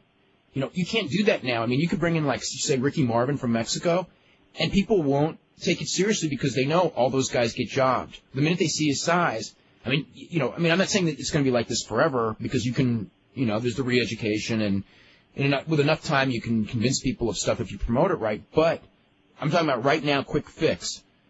You can't bring in a bunch of foreign guys and have great work rate and turn this thing around. You can't, there's none of these legends like a Randy Savage or a Roddy Piper that are sitting on the sidelines a few years past their prime that you can bring back and get big buy rates with a Hulk Hogan. They don't exist. Yeah. It's all of those things. When they brought the cruiserweights in 95 or whatever, not only was it a bunch of new guys, but it was a new style. And now you can bring guys in, but it's going to be the same style. It's just different faces. Yeah. Plus, the whole thing with not even looking at WCW, but looking at how the WWF was back then. It wasn't like Vince was making $300 million a year and Eric just scooped him. I mean, Vince was really Vince was struggling. They were totally behind the times. Yeah. I mean, they were that was at the wheel. T.L. Hopper in the that was that period. I mean, it was the thing where you know remember they had no recognition for new stars, and they had all those big slow guys like they always had for 20 years, and people were tired of the big slow guys. I mean, they don't have that. I mean, yeah, what they're competing with now. I mean, WWF has got there's there's like 5 guys in the whole roster, 6 guys that really aren't good workers. Mm-hmm. Some number like that. I mean, whatever. Maybe there's a few more, but most of them are. It wasn't like you go back to that roster that they used to have where, you had a couple of guys who were really good, and then you had, Diesel and Mabel and, all of those kind of guys. And they were in main events, Sid Vicious, Yep. Nash versus Mabel at SummerSlam. What were they thinking? This is from Mark Smalley, who goes, in the last few days I've been involved in a lot of discussion about what was the greatest tag team match of all time. The 4 that caused the most discussion are All Japan Women, November 26, 1992, Ozaki and Dynamite Kansai against Toyota and Yamada. It was an awesome match. All Japan Women Dream Slam, the rematch. It was an awesome match. June 9, 1995, Kobashi Misawa versus Kawada Taue. And December 1996, Real World Tag League Finals, Kawada Taue versus Misawa and Akiyama. I'm interested in your opinions on these 4 matches, as well as any others you think are on a comparable level. God. There are so many of those Misawa and Kobashi versus Kawada and Taue matches that I saw that were, unbelievable, or even years earlier with Saruta, and it was Saruta and Taue against Misawa and Kawada. Just so many. As far as those 2 women's matches that you mentioned, they were off the charts. I mean, I can't pick I don't know. There's one match that when it happened, and I think it won Match of the Year. So Brian probably just watched it, because you just watched all the matches of the year in the last couple of days, right? I haven't watched all of them yet, but I'm getting through them. Okay. I remember, and this is a match which I did not think was the best match of the year, but I remember when it took place, or actually not when it took place, but when it aired on television. It was Ken Kobashi and Tsuyoshi Kikuchi against Crawford and Furnace, that everyone was just writing me letters. This is the greatest tag team match in the history of wrestling. And I didn't think it was, but I was wondering, have you watched that match? No, I haven't watched that one yet. But on a similar vein, I did just watch Hase and Sasaki versus the Steiners, and I want to chastise every person that voted for that for Match of the Year, because that did not age well. That did not hold up to the times, because, I don't know. It was all right. If you look back at a lot of the matches of the year, some hold up and some don't. Yeah, that absolutely did not. Okay. I mean, I haven't watched that match probably in years, but the one thing about what did so well with that match is that I think that was the first time there was ever a pay-per-view from the Tokyo Dome, and at that point, the Japanese style was, from in the ring, was way above the American style at that point in time. Yeah. And so it was like it was the first time that the masses in America saw a Japanese, a really great Japanese main event, which at that time that was a really great match. So it's like the one of those deals where just so many people from the U.S. saw it, and you have a bigger U.S. reader base. Yeah. Okay. And it was one where all the and it wasn't necessarily the best match in Japan, but it was probably the best match of that year on American television. Okay. So anyway, we got Jeff Marek here. Jeff, how are you? Good. How are you guys doing today? Hey. We're doing really, really good. You hear anything new on WCW? No, I've been talking to a couple people today. Actually, had a number of people call and ask me that question, what's going on, and I really don't have any answers today. I've heard a million rumors and same thing we've been hearing for a while. I mean, I've heard, the sale's gone through and, Eric's just kayfabing everybody. I've heard there's no sale. Eric's going to walk away. I mean, I'm sure you guys have heard the same thing. Yeah, I've heard enough of it that I don't want to hear anything until someone says, okay, this is what it is. Because last night, I was hearing from WCW wrestlers, and it was an alternating thing. One of them was the sale is just a formality; it's going to go through in 7 or 10 days, and the other one was that we heard from Eric's friends, and it's not going to happen at all, and who knows what's going to happen to the company. And it's but no one knew, no one really knew anything though. I mean, I've heard a lot of it from WWF guys, too, who are really concerned. I mean, if the deal doesn't go through, what's going to happen with World Championship Wrestling? Because, I mean, the leverage power goes out the window if WCW collapses, and that's it. Not only that, but if you're a lower third of the card WWF guy, you got to know that they're going to bring in, 5, 6, 8 guys, and the lower third guys are going to be in jeopardy. If you're an upper two-thirds guy, I don't think you're in jeopardy right away, but you certainly are when you negotiate your next contract. Yeah, absolutely. I mean, some of the names that we've heard already, other people that I've talked to already, it's going to be like, we're interested in Lance Storm, we're interested in Mike Awesome, of course, we're interested in Goldberg. I mean, like, where's the spot on the WWF roster for these guys right now? There's just no place, and someone's got to go, and it's always obviously going to be those lower end guys. Here's the other one too. If something happens to WCW, it doesn't exist, and they sign up, let's say 5, 6, 8 of those WCW guys or more or whatever, you know that all of those guys, when they come in, are immediately going to be beat. Oh yeah. It's not like we're going to get Bill Goldberg run through Hunter to set up this big dream match with Austin that can do a big buy rate, even though it can and would. He'll run through Angle. He may not. I don't even know if he'll go through Angle. No way. I don't know. Goldberg's an interesting one because, of all the heat there is between Goldberg and Vince and Hunter right now. And Hunter's probably the most powerful guy in that locker room. They do bring in someone like Goldberg. If WCW does collapse, very interesting to see how they book him. Because, like you say, there are a lot of dream matches you can do with Goldberg. But the thing with Goldberg is of all those guys, though, Goldberg's the one who initially will draw the biggest buy rates. In fact, correctly done, Goldberg could really up the buy rates of these things. Because if they put Goldberg over real like WCW did originally, and have him just plow through people until he gets to Rock and or Austin, those matches will do, they could do WrestleMania buy rates. But to do that, he's got to squash all those guys, and there's going to be, will they let him do that? And my gut feeling is probably not. No, my gut feeling is they wouldn't either. I mean, they didn't let anyone else who came over from World Championship Wrestling do that. They didn't let, Giant do that. They didn't let Jericho. They didn't let Benoit. I mean, no one. It just doesn't happen anymore. Yeah, and they pissed away initial buy rates for Benoit, too. Oh, totally. I mean, and it worked when wrestling was territorial, but now that it's just two big national companies, you can't do that kind of stuff anymore. And, Jeff, one thing we were talking about a little bit earlier, and we talked about this on your show when I was on a couple days ago. What have you? We've actually, I've discussed this many times. What are your thoughts of this business 1 year from today? It's actually kind of frightening. I mean, when I sort of blue skied, I think, well, WCW is going to be back on track, and Eric and Fusion will stabilize that company, and UFC will be a strong third alternative. But really, when you look at it realistically, I have no reason to believe that WCW is going to turn around at all. And UFC is a big question mark. The WWF will probably be the only product out there, and without competition, it'll probably be a stale product because, what motivation is there for Vince? Yeah. This is also a question for you. It says, because I know that Trish Stratus co-hosted The Law with you, and you know each other, and you're probably good friends. Has she said anything to you about why the storylines are making her look like a complete idiot? To me, the recent stuff with Vince seems like some sort of perverted joke that him and the writers are doing to get back at Trish. Has she pissed people off? She seems like she's a team player looking at it from the outside. Yeah, she was pretty wide-eyed and naive going into the World Wrestling Federation. I mean, she always had the WWF blinders on. I haven't talked to her in the last actually I haven't talked to her in about a month.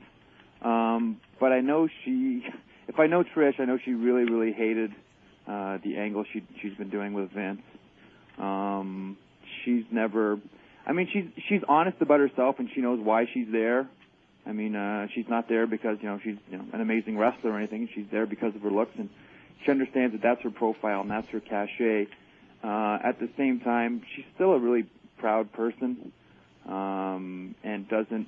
I mean, one of the reasons... I mean, she was going to go to World Championship Wrestling originally. I don't know if you guys know that story. At the Mayhem pay-per-view a couple years ago, Vince Russo talked to her and sort of laid out a plan for her. And it was a lot of TNA and stuff like that. And that was one of the main reasons why she didn't go, even though WCW was offering her more money. So I know she can't be thrilled. As far as having heat in the locker room, or why they'd be doing this to her, we knew when she came in she'd have, heat with the women. But I can't imagine that, heat with a few key women. We probably know who those are too. Would find her, in this angle. I mean, I don't see it as something like Vince is doing this because he's angry at her. I think it's more like Vince is he's going crazy. He's just frustrated. That might look really crazy, but he's just so stressed. I don't think that her. I think that if it wasn't her, it would have been somebody else. It's not like it's about. I don't think the angle's about her at all. Yeah. Interesting though that it's not Deborah, it's not China, it's not anyone that. Well, has it can't be. It can't be Deborah, and it can't be China. Oh no, I understand that from the storyline reasons, but from behind the scenes reasons. I mean, it's not going to be Austin's wife, right? And it's not going to be Hunter's ex. Yeah. So I mean, and she's. But it can't be China anyway because it has to be a woman that I mean, China theoretically should just. It has to be a real good-looking young woman. Mm-hmm. Yeah, it had to be real good-looking and young, and also China theoretically would belt Vince in the mouth if he tried anything anyway. She couldn't, you know what I mean? Well, she couldn't be portrayed like that. You know what though? If apparently Vince and the writers had so much heat with Stacey Carter with Kat, why didn't they book this with her? She'd have done it. Sure. No problem. Had fun doing it. Oh boy. Yeah. Maybe they felt that she would really, that whole thing about she was going to turn into Sable. Mm-hmm. I mean, if she could, and if that's true, that they were afraid she would turn into Sable, putting her in a main event angle with Vince McMahon, she would turn into Sable. Yeah, I mean, she's thrilled to have that spot. Like I remember when she first got the spot, where she was first on the ramp with like Shane and Stephanie. I think Vince was out there too. I mean, she was really excited. Like, wow, I'm getting this amazing spot. And then obviously everyone, some key people in the locker room got their backs up. So I know she's kind of torn. It's like, wow, I have this amazing spot on television. I'm out there with Vince.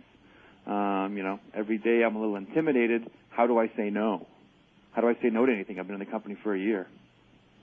Yeah, and if she does say no, then she's Sable again. Yeah, totally. So, I mean, she's caught. She's trapped.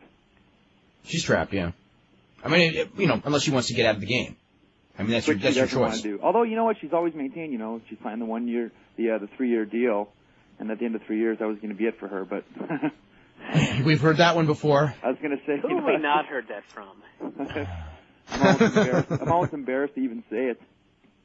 Did I send you that whole USA Today online chat, Dave? With Hunter? No, you only sent me the one line about Hunter when they asked him if he... when the person asked him what kind of drugs he uses to get his physique, and he said that he's never done any drugs for his physique. Yeah, but I don't know anything else. He just died it down after his debut, and now he's just bulking back up.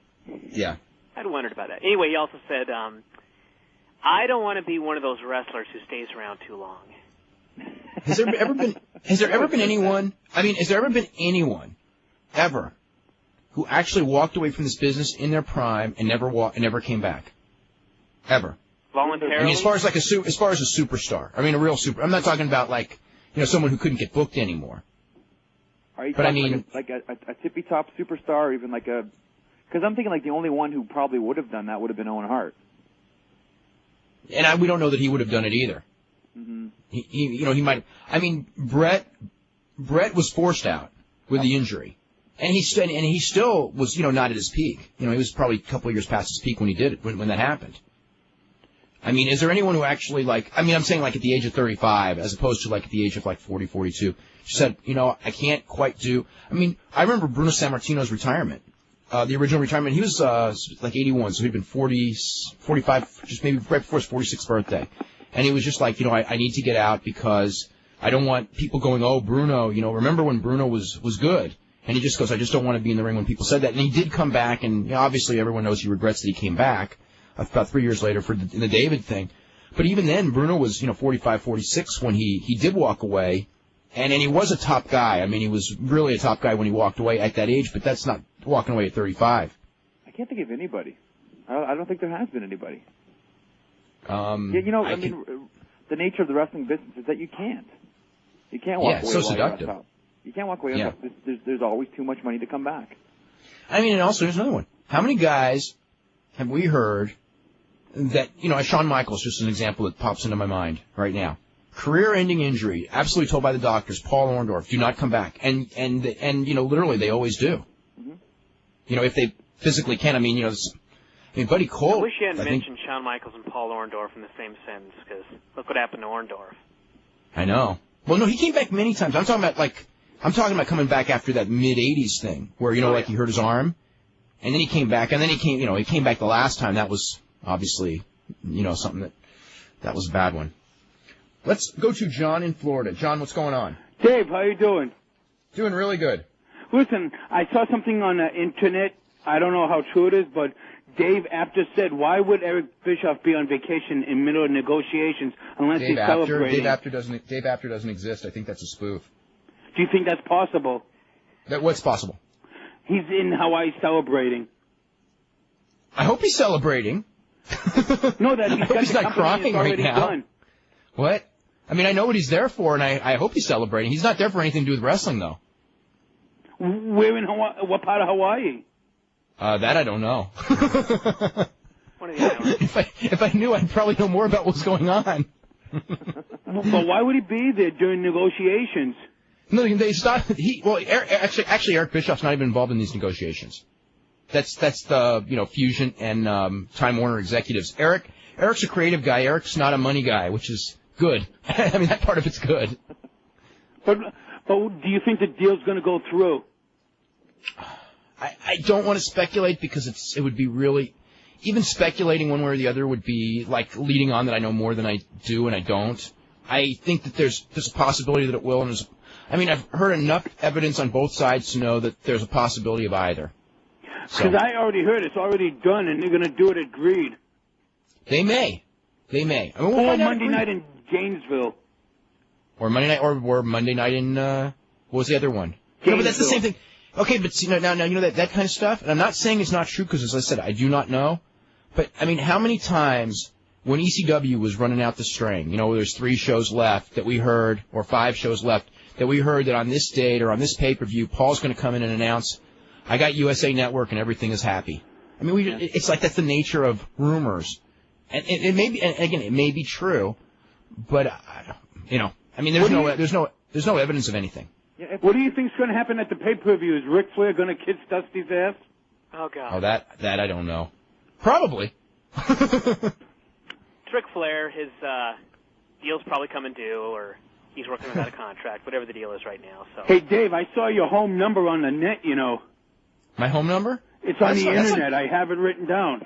Well, don't. That's okay. I mean, my home number's in the Observer every week. I think it's on the website too. It's not a big deal. My friend called and he said he got some guy Rick. Then maybe it's the wrong number that's on the internet. I don't know. I don't know. But let me ask you this: why is Vince McMahon the way he is? We've been trying to figure that out for years. Do you think he killed? I think it's a product. I think it's a product of his upbringing. Seriously. It was an accident. You think so? What makes you say this? Because that's the only answer I could give you. It's heredity and environment that causes. He's talking about Owen Hart. He's talking about Vince killed Owen. Vince didn't kill Owen.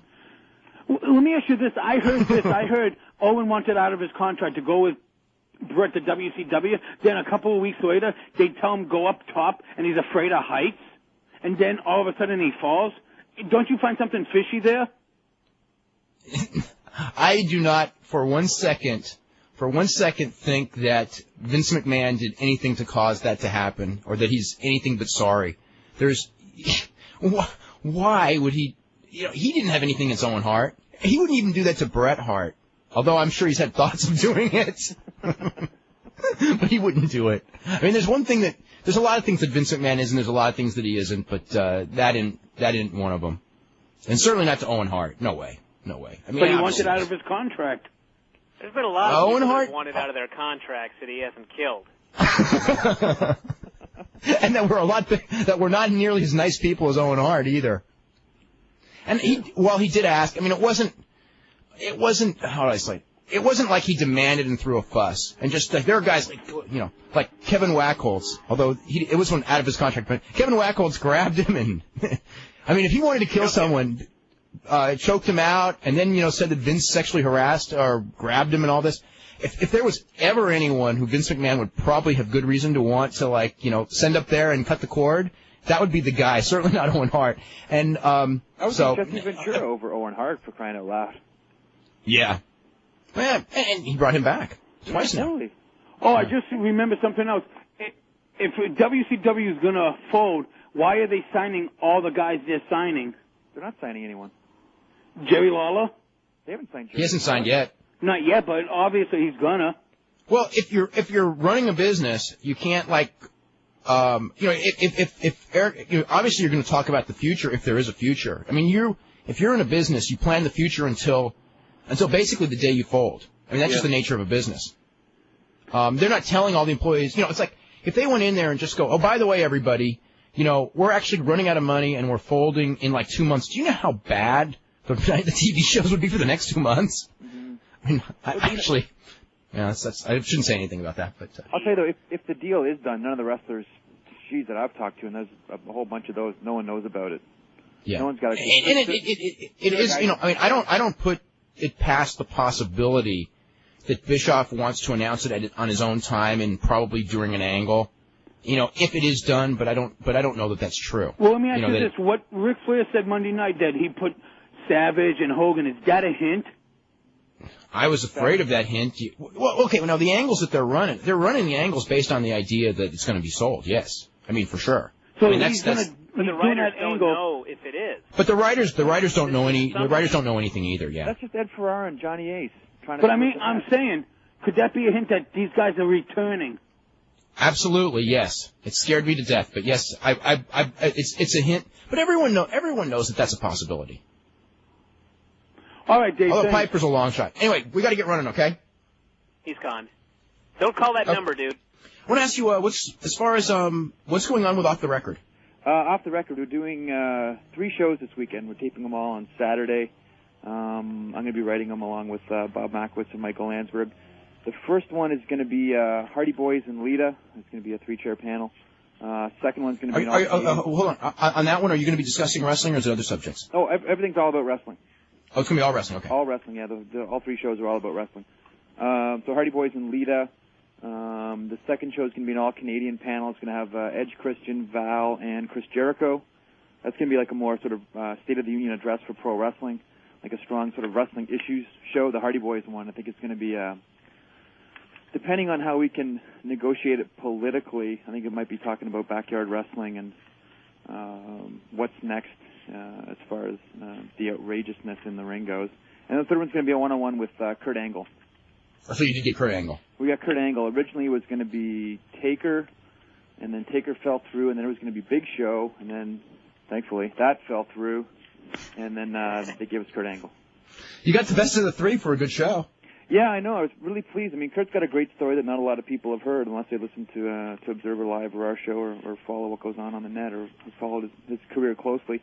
That one's going to be kind of a biography-based show, sort of get to know Kurt Angle. And, we're going to focus on the difference between Olympics and pro style. And actually, I had someone email me a question today, which is probably a really good one that we'll use on the show, is, what are the differences between how political the Olympics is and how you got in there and how political pro wrestling is and sort of what are the differences and do you know who your enemies were or are in both? That's an interesting one. I would think, and Brian would know this more than me, but I would think that in sports like gymnastics and figure skating, the politics is probably more similar to pro wrestling than a lot of people would admit. But, like a sport like a amateur wrestling or a track, I mean, obviously there's going to be politics and everything. I think that would probably have less. I don't know, Brian, what are you, as far as like gymnastics? Because I know that's, some sport that you know very well. As far as like the politics of what exactly? Like who makes the team? I mean, as far as a lot of it. I mean, isn't your reputation worth a few points? Yeah, things like that. The way I look at it as far as comparison is, there's actually a lot of comparisons to wrestling, just as far as the cosmetic deal, who you train with. I don't know. It's just like we were talking about that book, The Little Girls in Pretty Boxes, and it's like you read that book, and it's almost like reading about wrestling. That's so weird you bring that up. I got that book right here in front of me. I just started it a couple weeks ago. Really? It's a fascinating book. Yeah, the Joan Ryan book. Yeah, Joan Ryan book. Yeah, it's awesome, isn't it? Yeah. The thing with the one with the gymnastics though is, I felt that gymnastics was far more scary than wrestling. The reason it is because it affects young girls. It's children. Yeah. It's not like grown men making their decisions, like, okay, I'm going to put this in my body, I'm going to look like this, or grown women starving themselves. It's like 12-year-old, 11-year-old girls. The thing with even with the steroids, which can be dangerous, especially if you get hooked on them, and then some of the other drugs. And people have died at a faster rate in wrestling than in the gymnastics, where they were pointing out. I think I read about 2 deaths in that whole community that they found in that book over a several-year period. But the nature of starving yourself to keep your size that small and the whole, I mean, it was, and the idea that, mentally, I mean, the idea of a sport where you peak at 14, 15, 16, and when you're 18, if you miss that one Olympics, you're done, because you're 18 and your body's developed and you're done. I mean, that's just, there's something so scary about reading about that. And the whole thing is, I mean, you can look at certain wrestlers who are in their 40s right now, and you can say, man, this guy's been on the juice since he was 18 years old. It's been like 30 years. And, I mean, he's still going. But, I mean, you're talking about doing all this damage to your body when you're still developing and growing. And it just does so much damage. And it's such a fast rate as compared to, someone that's already developed physically, like these wrestlers. Mm-hmm. Yeah, and then by the time you're 20 years old, you're a has-been, and you're destroyed pretty much for the rest of your life. Yep.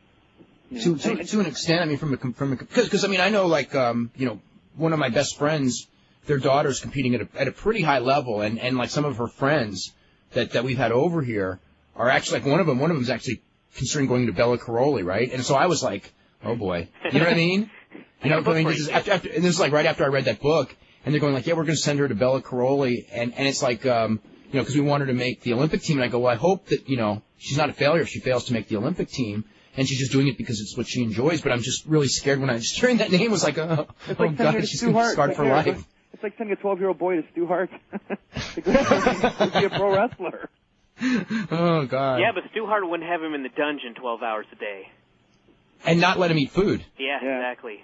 I mean, the food thing was more than training's hard. And the fact that they got to train through injuries is hard, but a lot of athletes do that. I mean, but the food thing is what scared me. Having to sneak food and having all and having to like stay, little having kids plotting how to sneak food into a room around security guards outside their door. Oh, and then also have like turning the little kids on their parents as well. I mean, that's and the parents on each other. Tremendous psychological damage to these kids for years.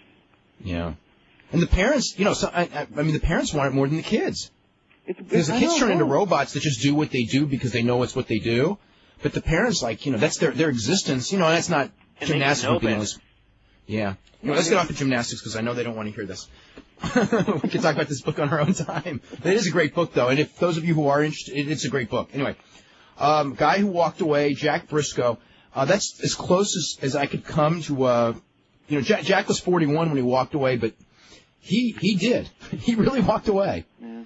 Well, one day he was on the road. He told his brother, "I'm going home." Yeah. And he never came back. More disgusted with the WWF. Yeah, it was the early days of the WWF. It says, didn't Mick Foley leave on top?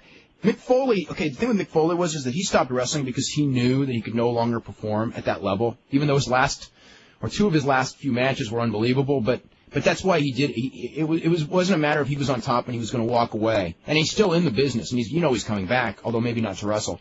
So I don't know that, he didn't walk away from the pop. He's just taking a hiatus because, for family reasons. He'll be back to wrestle. Let's not kid ourselves. What? I said he'll be back to wrestle. Let's not kid ourselves. I don't know if he's maybe never full time. I'm sure he'll do it. I would expect he'll do a match at some point in the next 10 years. Sure. He's not I don't know that he'll be on the ring, and he may. You never know. He's not going to do 200 house shows a year, but he'll do key TV match and he'll do pay-per-view matches, and I wouldn't be surprised at all. Yeah. This is, when did the WWF start? Who was the first promoter, and how many generations of McMahon have been promoters of the company? Well, the first... 1905. Okay, Jess McMahon, who was the boxing matchmaker at the Garden in like the 20s and 30s, also promoted a lot of pro wrestling, or some pro wrestling. So he would have been the first McMahon. And then Vince Sr., who was Capital Wrestling, who promoted the Garden from the 50s and the 60s and actually through 1982, and then Vince Jr. So that's the lineal thing. As far as the term Worldwide Wrestling Federation started in 1963, although the McMahons promoted wrestling. I don't know where Jess probably started in the 30s, I'm guessing. But the term Worldwide Wrestling Federation started in 63 when Buddy Rogers was the NWA champion. It's actually an interesting story. And he was being booked by the New York office. He was a big draw. And they were taking all the plum dates. And basically the other NWA promoters were having a really hard time getting dates on their world champion. And it was kind of well known in wrestling that Vince Sr. and Toots Mondt, who ran the WWF at that point, were wanting to kind of pull Rogers out and pull away.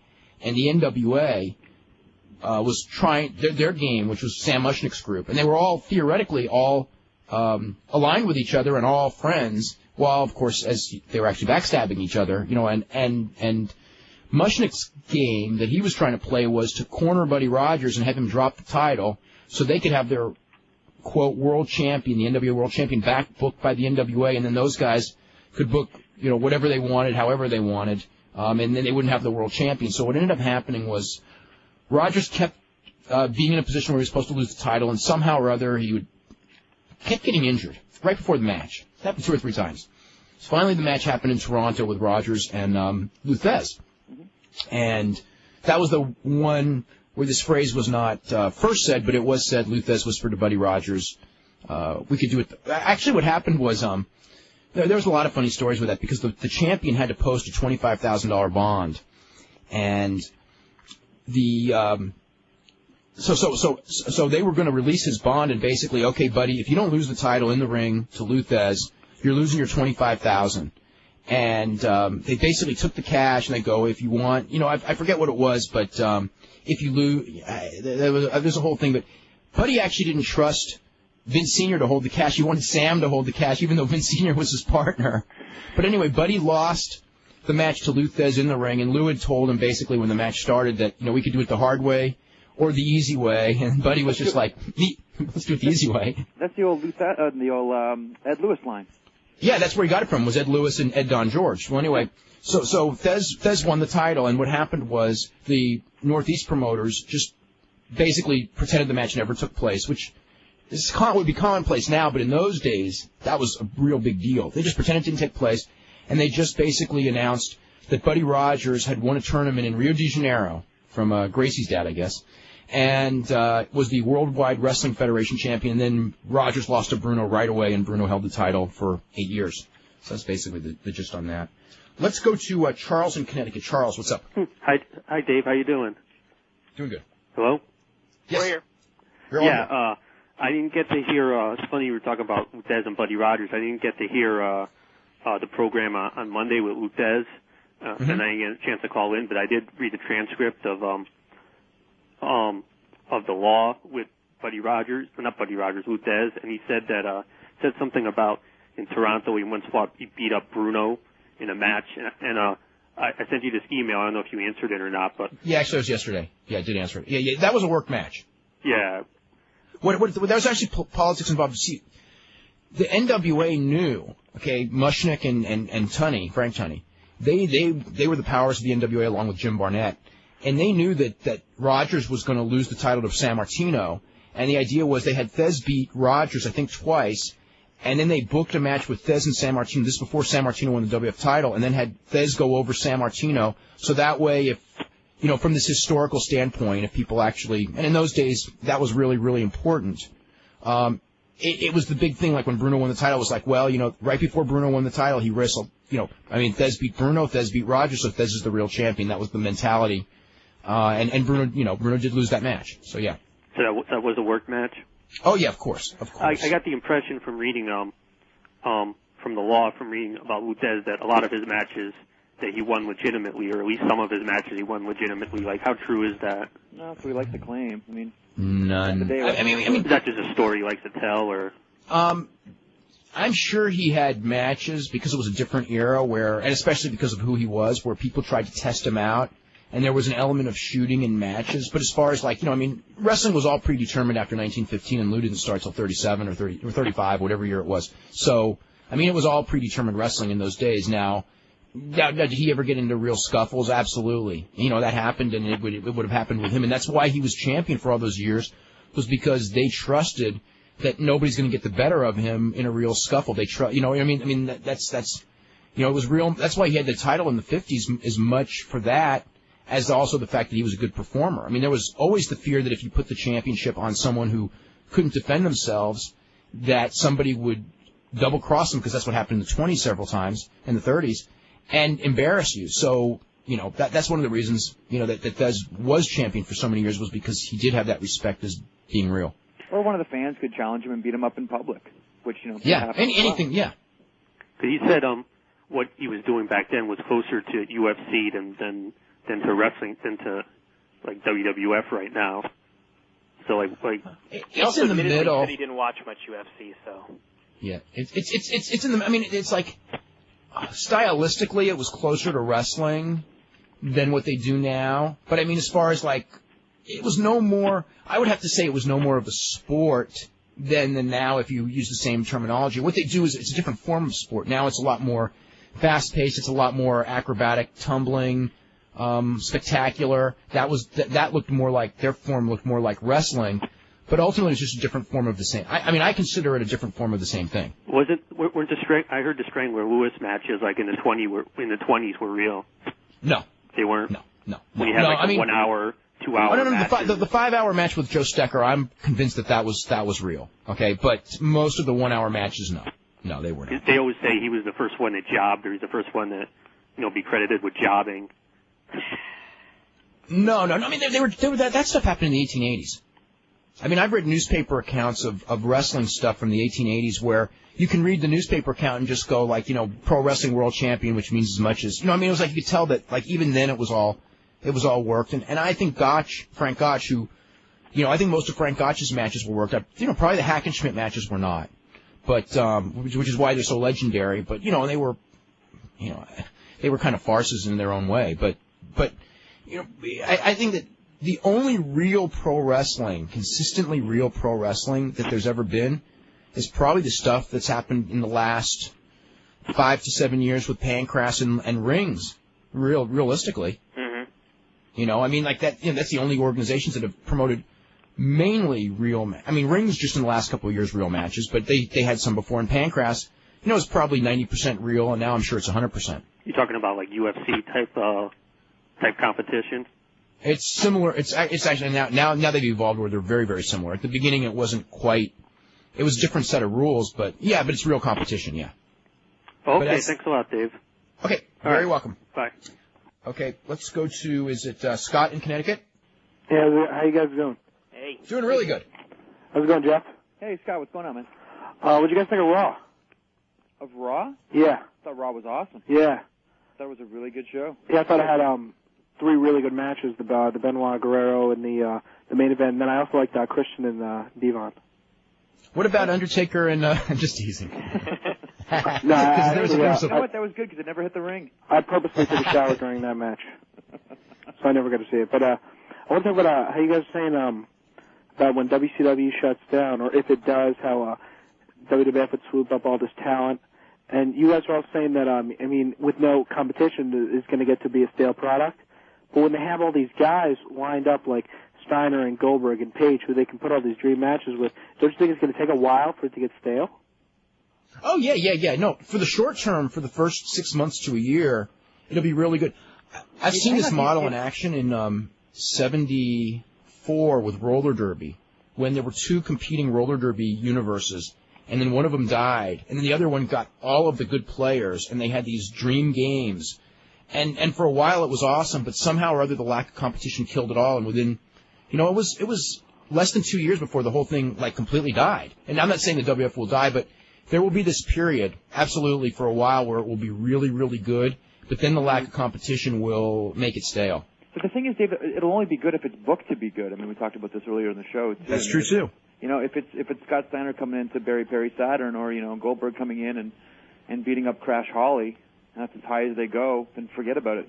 I really wonder how the mentality will be, though, because, like, for example, the Benoit thing. You had Benoit coming in as WCW champion, and even though he was under contract to WWF, there was still a WCW organization.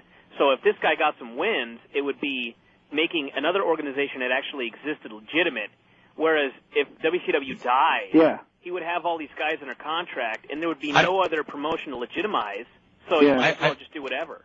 I don't think the mentality is any different, though, because just going back to that same model, the first thing that happened in that roller derby thing was that the promotion that lost, which was roller derby, their stars went into roller games, and the first thing they did was make sure that on every team, the roller game stars were bigger stars than the roller derby stars, for that, even though they owned them all and roller derby was dead. Yeah. I mean, I've never seen interpromotion where the powerful promotion didn't dominate the interpromotional thing to where it never reached its potential. Even with New Japan, that knows how to do it. I mean, we just saw the We just saw it this year With Kawada, on January 4th with Kawada and Saki. I mean, every one of us knew that Kawada needed to win that match again for a long term, but he didn't. Yeah. Are the WWF guys that stubborn though that they're going to say, "Oh, I don't want to put over Goldberg," even though that could boost up the ratings or the pay-per-view buys for our company? It's not the guys. It's the guy who runs the company, and he's very stubborn. And that in Vince's mind, and I don't think the fans' minds, but I mean in Vince's mind, if they come in and Scott Steiner beats Hunter on television the very next day if WCW shuts down, I think in Vince's mind that's him saying to the fans that all this time that I've been telling you that WCW is a lame product, I was wrong.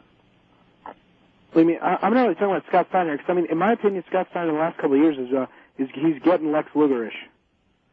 I think he tries as hard as he. I think he tries as hard as he can. I mean, he used to be awesome. I mean, in the early '90s, I remember he used to be really good. But when he started bulking up, I think he bulked up to the point where he can't really move. Oh, no question. That's true, but the difference is Luger, I think, has the ability to move, and he does not. Well, Luger's atrocious, but Scott Steiner's just like, he's got this. His look is perfect for a world champion, but his mic work is just, it seems like. I don't know. It just seems like he stutters and stuff. It's kind of like he doesn't like. On phonics on Nitro. Yeah, he says key words in the promo wrong that'll ruin the night. Like he'll say, But it's funny. He'll be saying, "You're going to fight him in a ladder match," and he'll say cage instead of ladder. Yeah. Just weird stuff like that, And I'm thinking when I'm talking about like the guys that can really do something in WC, I'm thinking Goldberg basically only. If they let him, if they book Goldberg wrong, we've all seen Goldberg's got to be so careful because he's not that great, but he can draw when he's booked well because of whatever reason. And it's a question: are they going to go in there? To book Goldberg great, you have to have him go in there and squash everybody in 2 minutes, and you have to have him squash, the top guys too. And I just don't know that they're going to go in there, Goldberg and Hunter, the month before Goldberg challenges Austin. And have Hunter do what he needs. He may. What if you go slowly though, like they did in WCW? Like you start off putting him in there like mid card, and then he keeps beating guys. So it's almost like they have to put him in there with the top guys, And yeah, that precludes everybody there laying down for that quick match. But these guys, when it comes to like them having a job or not, it's not like they're going to care if they're losing to Goldberg, who was on top. It's not like I said again. It's not the guys. Yeah. It's not the guys. It's the guy who makes the decision. And is he going to go in there? And in the case of when you get to the top guys, no, it's not the guys in the middle and all that because they're going to do what they're told because they have no choice, especially if there's no other organization. But when you get to the Undertaker level, it's not. It's like, is Vince going to allow Bill Goldberg to squash the Undertaker in 2 minutes? Well, does he want money? What? Does he want money? That'll make him money. He doesn't. That's the same thing we've had with every interpromotional. The exact same thing. Don't they want the money? Don't they want the money? But somehow ego gets involved with in the way of money and that whole thing of we have to prove that we were always better. Why did Hogan never put Flair over? For money, for Hogan's money, for everyone's money, it would have been the best thing for a long term for a Hogan-Flair feud for Flair to actually win one. I'm not talking at the end when he actually did where Hogan put him over, but in the 94 feud and in the 91 feud, Hogan would not put him over. And the same, it was for Hogan's benefit to do it, but that ego thing gets involved. And there's also locker room morale as well to take into account. You've got, if you're marching Bill Goldberg in, you can say, okay, we're going to put him over, we're going to put him over Taker. There's all those guys that have done house shows for the past 3 years that are close to getting to that level where they should be going over Taker, and then you bring someone in from the outside to go over Taker, and all those guys are like, oh, well, that's my spot.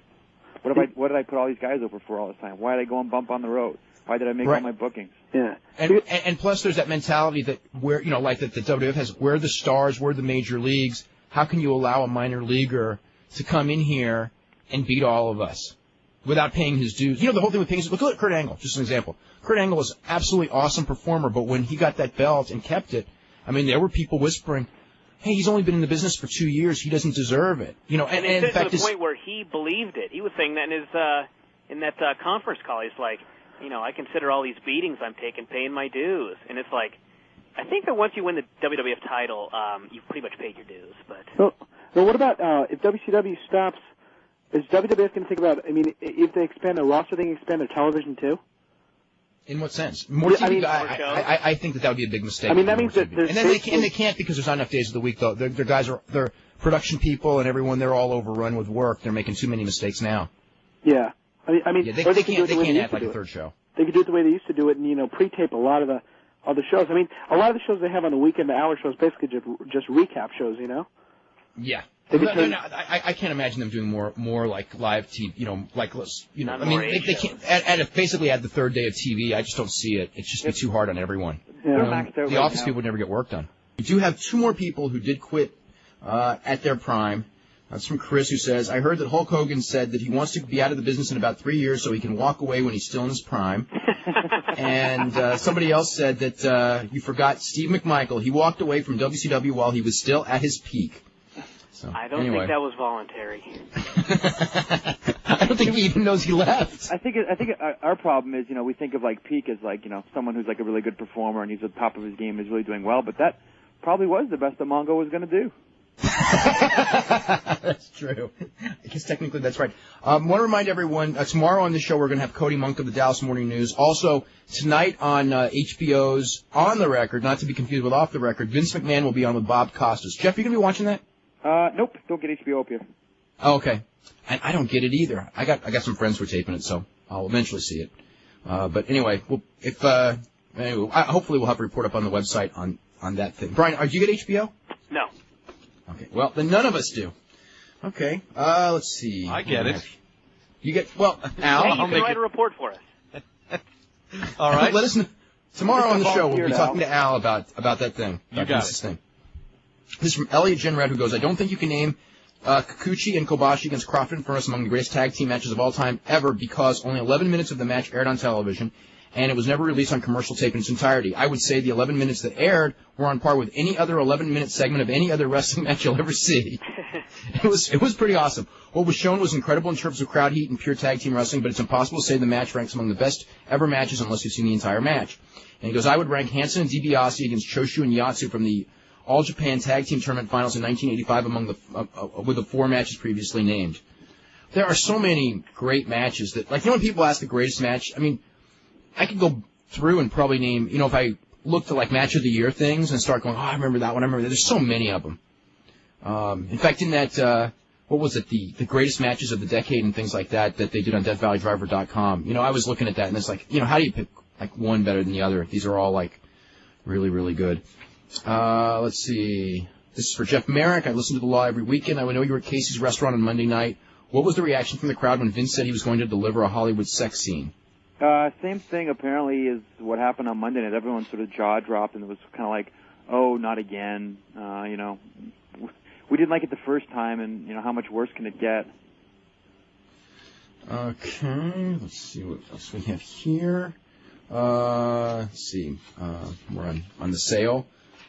This is someone who's suggesting that if the sale falls through and the thing's shut down, that Bischoff could start a company up, which very well may happen, but it also makes all the wrestlers free agents. There's as far as basically he's saying if that were to happen, do you think that there's actually a chance that let's say the sale goes through, WCW folds, that Bischoff and Fusion would start their own company from scratch? And I say yes, there is absolutely the chance that will happen. Let's see. I keep hearing comments about the prevalence of steroids in wrestling. Can a person achieve the look of some of the top WF superstars without the use of steroids? Depends on which superstar. If you're talking about, you could absolutely look like Dean Malenko without taking steroids. No, I mean, but there's other guys. I mean, as far as some of the other guys, with their road schedule, no. Some of the, the real extreme muscular ones, even with great. I think about, I don't know who. Let's see, Jeff. Who would you say, as far as a guy who's of all the guys, everyone who comes on the show when we bring up steroids, they all talk about it like it happens, and they all say they don't do it. Okay, but maybe I'm completely stupid. Okay, well I know that we talk about that all the time. Okay, but as far as the one guy who I absolutely believe has never done steroids, and there's no reason I should believe him any more than anyone else, but I do. It goes also because he's an honest guy. It's Lance Storm. Lance Storm's the only guy I can say that I believe 100% when he tells me he's never taken a steroid in his life. I believe him too. He's the only guy I know. Just from, I've been. No, I would believe Mick Foley too, but Okay, from the guys that you'd look at their bodies and say, you know what, that guy's on the gas. I mean, he's right. The only guy. I mean, he's actually, neurotic about the way he eats, how he lives, what he does. I mean, doesn't go into a bar, doesn't have any, dressing on his salad, like nothing. It's like everything. He's just like so fixated on having this like natural body. He says that, it helps him heal faster. It's a lot easier for him to watch his diet and get his sleep and sort of live a clean life, as opposed, going out and working the road really hard and compensating, for grogginess or pain with pills. Well, the one thing as far as the sleep goes is, from people who I know that have been on and off steroids, is that it messes you up because you don't, it wires you and stuff. Mm-hmm. So that, he's right when it comes to like getting regular sleep and everything. Not being on it probably very beneficial. But I'd say like if you look at Lance Storm, I would say anyone who has a significantly more what I would call impressive physique than Lance Storm, I would say no way. If you get a guy up to the level of a Lance Storm, I would say Lance Storm is probably about, because Lance Storm has very, very good genetics. I mean, you can tell by, his hips and big shoulders and everything like that, big muscle bellies in his bicep and everything, that Lance Storm is pretty genetically gifted. And the fact is, for a guy who's on the road and everything, you can get a physique like Lance Storm with the right genetics and not taking steroids, because I think he's living proof of it. But when you get Pat, what? It's not easy. Oh, it's you got to do everything perfect, like Jeff just said. I mean, no dressing on your salad, getting the right food. You can't miss workouts. The point is, just think about how many wrestlers that look somewhat like Lance Storm are really willing to do that and actually do that. Almost none. Probably not. Well, that's why yeah. So yeah. I mean, it's prevalent. Let's go to Nick in Florida. Nick. I just wanted to talk for a moment about why that kid down here was actually charged with first-degree murder. There's more than one way to get a first-degree murder charge. It doesn't have to be premeditation. If you kill somebody while you're committing a felony, just sort of randomly, like you go and you pull a gun and you rob somebody and you shoot them and kill them as part of the robbery, the robbery is a felony. Therefore, the murder or the killing that goes with it is always first-degree murder. The kid was charged with child abuse. Child abuse was the felony. So the fact that the victim of the child abuse died made it automatically first-degree murder. It didn't matter what his intentions were. Okay. Is it like that for every state in the U.S., guys? Do you know? I know it's like that in New York. I don't know about other states, but I think most of them have a similar law. Because in Canada, I mean, it really needs to be premeditated. Like, you think about it, you stew about it for a day, and then you go and do it. Mm-hmm. I don't know. Anything else, Nick, as far as that case? Other than the fact that it's been all the news down here, and no one quite knows what to make of it. Everyone that I talk to in Canada about this case is like, how can you charge a 14-year-old kid who was, I guess, 11 or 12 when he did this for first-degree murder? Like, how do you form a thought in your brain that you actually want to kill someone? And again, the difference there is that they're confusing first-degree murder with premeditated murder. Right. It's considered first degree down here because you thought that you were going to go and commit some other crime. That's felony. Yeah. Okay. All right. Thanks. Okay, thank you very much. Let's go to Mitch in California. Mitch, what's up? Hey, what's going on, guys? Hey. I'm stoked for not calling in the last 5 minutes. Sorry I'm always rambling you guys on as you're trying to end the show. Well, actually, we got plenty of time now. Well, right on. Go ahead. One of the things I wanted to talk about was, Dave, I remember, like, in the late 80s, you had these great long series about, how to turn Ric Flair babyface. And I just kind of wanted to hear one of them because it's been a long time, and I don't totally remember, and the kind of people that I know don't remember either. And also, if you were booking kind of the top guys, right now for the WWF, how would you run it right now? That is so complicated. I mean, it wasn't like I did that stuff off the top of my head. I mean, I would think I would think and think and I would think and think before I wrote. And with the stuff that's been going on in wrestling, I mean, so much of it has been stuff that just, the booking itself is not as important as it. I'm not saying it's not important, but the important issues in wrestling are like funding of companies and things like that, rather than in those days it just seemed like, you know, you get the right angle with the right person in the right spot and you do business. Now it's really harder because everyone's seen so many angles. Then as long as you did a good angle, you could do it. Now I don't know, you know, angles are a lot tougher to like actually make a difference in business. Now it's more, I mean, Cornette actually said it best, you know, before when he was running Smoky Mountain, it was angle-oriented. You could have big stars, but if you had the right angle, you would draw a bigger crowd. Now it's not angle-oriented, it's personality-oriented. If you have the right personality that's making the appearance at your show, that means more than actually peaking an angle. Mm-hmm. Do you think, and another question is just, you know, I remember hearing about, like, in the 80s, you would always get booking applications for the WWF and stuff like that, and you know, what other offers did you get, and why didn't you? I never have ever gotten a booking offer from the WWF. Really? Never once. No. Well, you know how the rumors fly. No, I mean, I never have. I'm not going to say it, but anyway, but I never have. Okay. Okay. I mean, there are things that have been said to me, but I mean, to even say I have been asked by the WWF or by people in the WWF, like, ideas for people, or as far as for people who could help them at certain points, or even with them suggesting people, you know, that might help them that I would know. But as far as, like, I have never gotten an offer in that regard from WWF, no.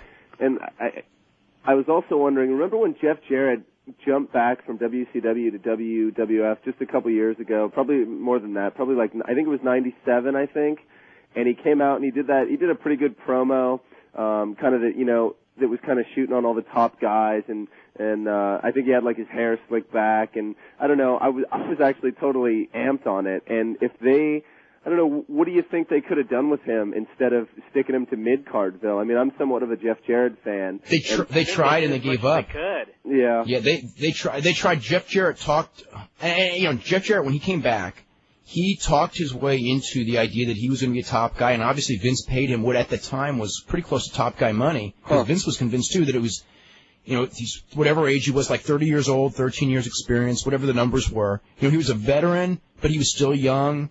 And he had a decent physique, and he could talk, and all the experience, and he was good, you know, a smart worker.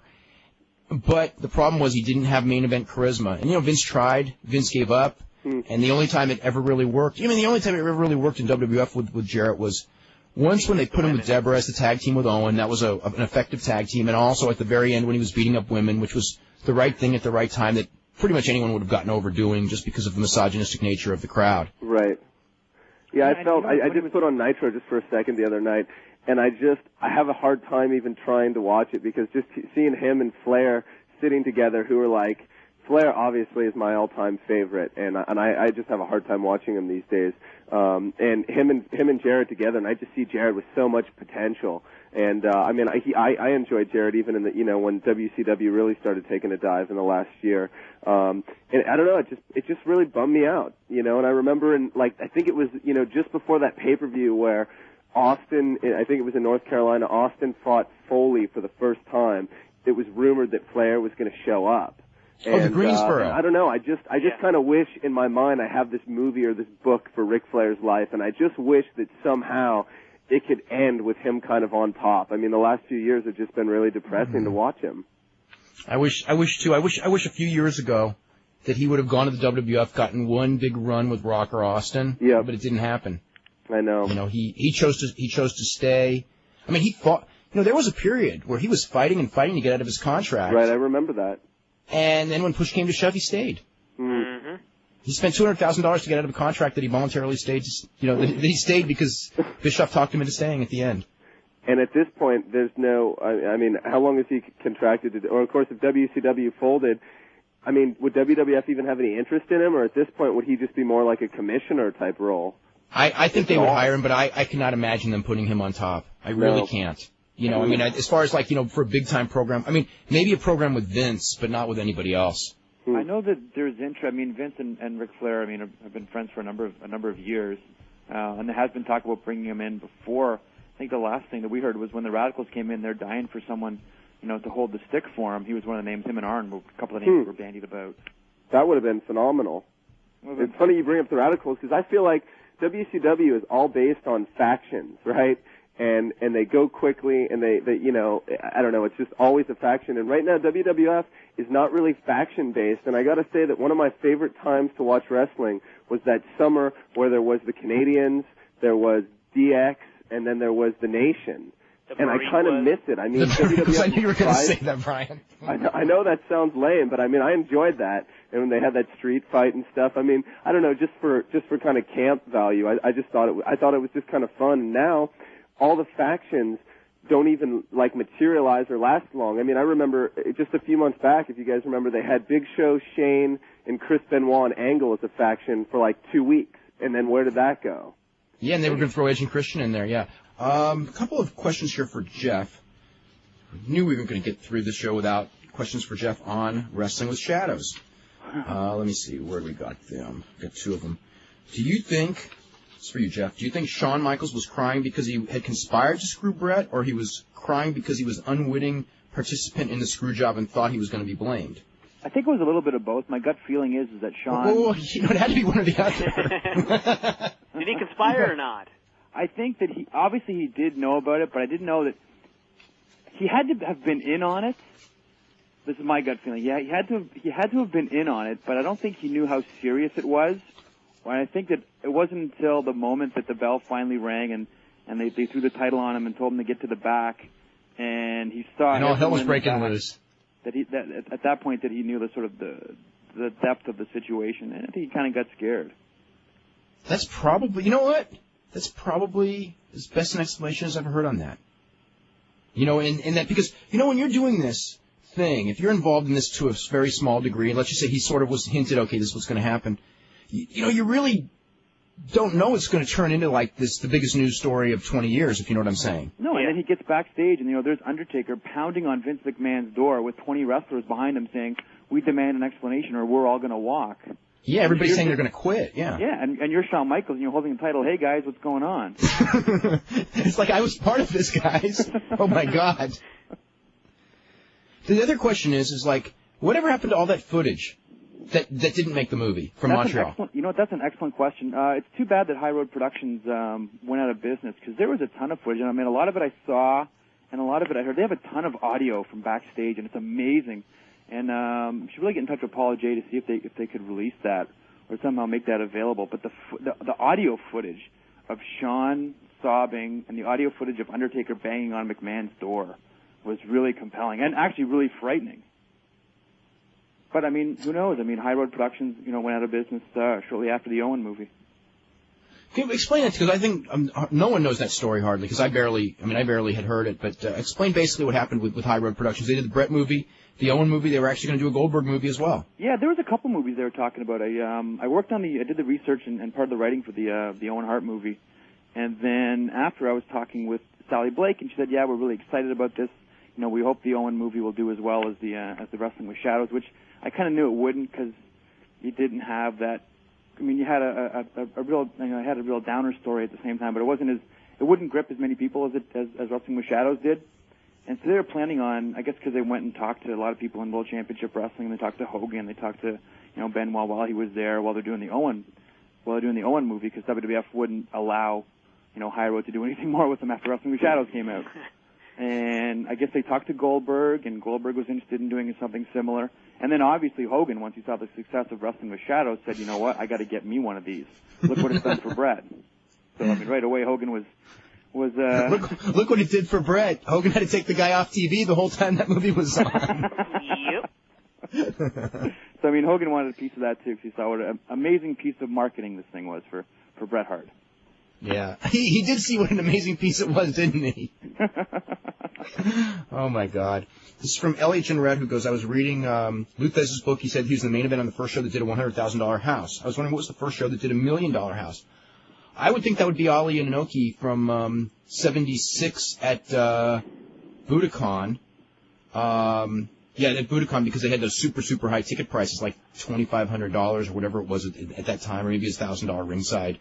So I think that would be the first million as far as ever. As far as the States, first million would have been WrestleMania, the Hogan and Andre in '87. Mm-hmm. Let's see what we got here. Is Kurt Angle going to wrestle Benoit at WrestleMania? Jeff, this is actually for you, and you probably know better than me. I heard that idea pitched around 2 weeks ago, but then I just got a revised sheet for the Air Canada show this weekend. They've got Angle in there with Billy Gunn. Oh my God. Yeah. That will not be a WrestleMania match. So, fingers crossed, that will not be a WrestleMania match. But, I mean, I heard the name Benoit pitched around, but, I mean, they've only got a couple weeks to shoot an angle that justifies this. Yeah. Yeah, they better. I don't know, I guess we'll try to find out. Because I was under the impression the whole card was going to be finalized on Monday. And I'm going to try to find out what it is in the next couple of days. So I heard either Benoit with Angle or Benoit with Eddie Guerrero, but I guess they already got rid of Eddie Guerrero on Monday. That's what it seemed like to me. When I saw that finish, I thought that they had made the decision to go with Benoit and Angle, especially because Angle's, like, they didn't really program anyone else with Angle yet. Yeah, Angle's got no one. Yeah. But then they wanted Jericho's got no one. Jericho's going to go with Regal, I heard. What's that? Jericho will go with Regal, though. You heard Regal? I heard Eddie Guerrero. Well, they already set up Jericho and Regal on Monday. But they did something to set up Jericho and Eddie Guerrero, I think. They may have done that at SmackDown, yeah. The week before, yeah. It could be either one, yeah. See, this is a couple of, didn't Tom Zink leave and never come back? Yeah, that's because nobody, it's not the same thing. We're talking voluntary here. We're talking about someone, a tippy-top guy, just going like, I'm 35 years old and and I'm going to start declining, so I'm going to walk away. It's not someone who, for whatever reason, there was no job left to get. Not that Tom Zink couldn't have gotten a job working indies, which he could have done and he didn't want to, because he did walk away from that. But I mean, talking about, a guy like in the WWF main events, like let's say Shawn, had he not been injured, like if he would have like walked away and, like after that WrestleMania, just go, I'm 33 years old, my body hurts. It's sort of like what he did with Sid. Yeah, remember that? He lost a smile. Yeah, but even then that was because of injuries, and he was back in 6 weeks, and all of a sudden his knees were amazing. And his smile. Remember when he came back after he'd lost his smile, and he came back and he was cutting his promo with Vince, and he gets in the ring. The first thing he does is climb to the top rope, do a backflip, land on his feet. Oh my God! I remember watching that, going like, I wouldn't allow that to do that on my knees, and I didn't go and I wasn't crying that I'll never be able to wrestle again 6 weeks ago. Yep. He didn't even have him taped, and then like the whole thing, he went to the. I remember like one of the wrestlers like actually called me like about a week after the smile thing, right? It was one of the WF guys, and it wasn't one who hated him, by the way. But anyway, and they just go, he went to Andrews, and I go, yeah. He goes, yeah, he's not getting surgery. And it's like half the guys in this company need surgery on their knees. Andrews examined him. He goes, your knees are damaged. It's like, well, of course. He's been wrestling for 15 years now, or whatever it was. And it's like, but you don't need surgery. And they're just like going like, oh my God, what a con that was.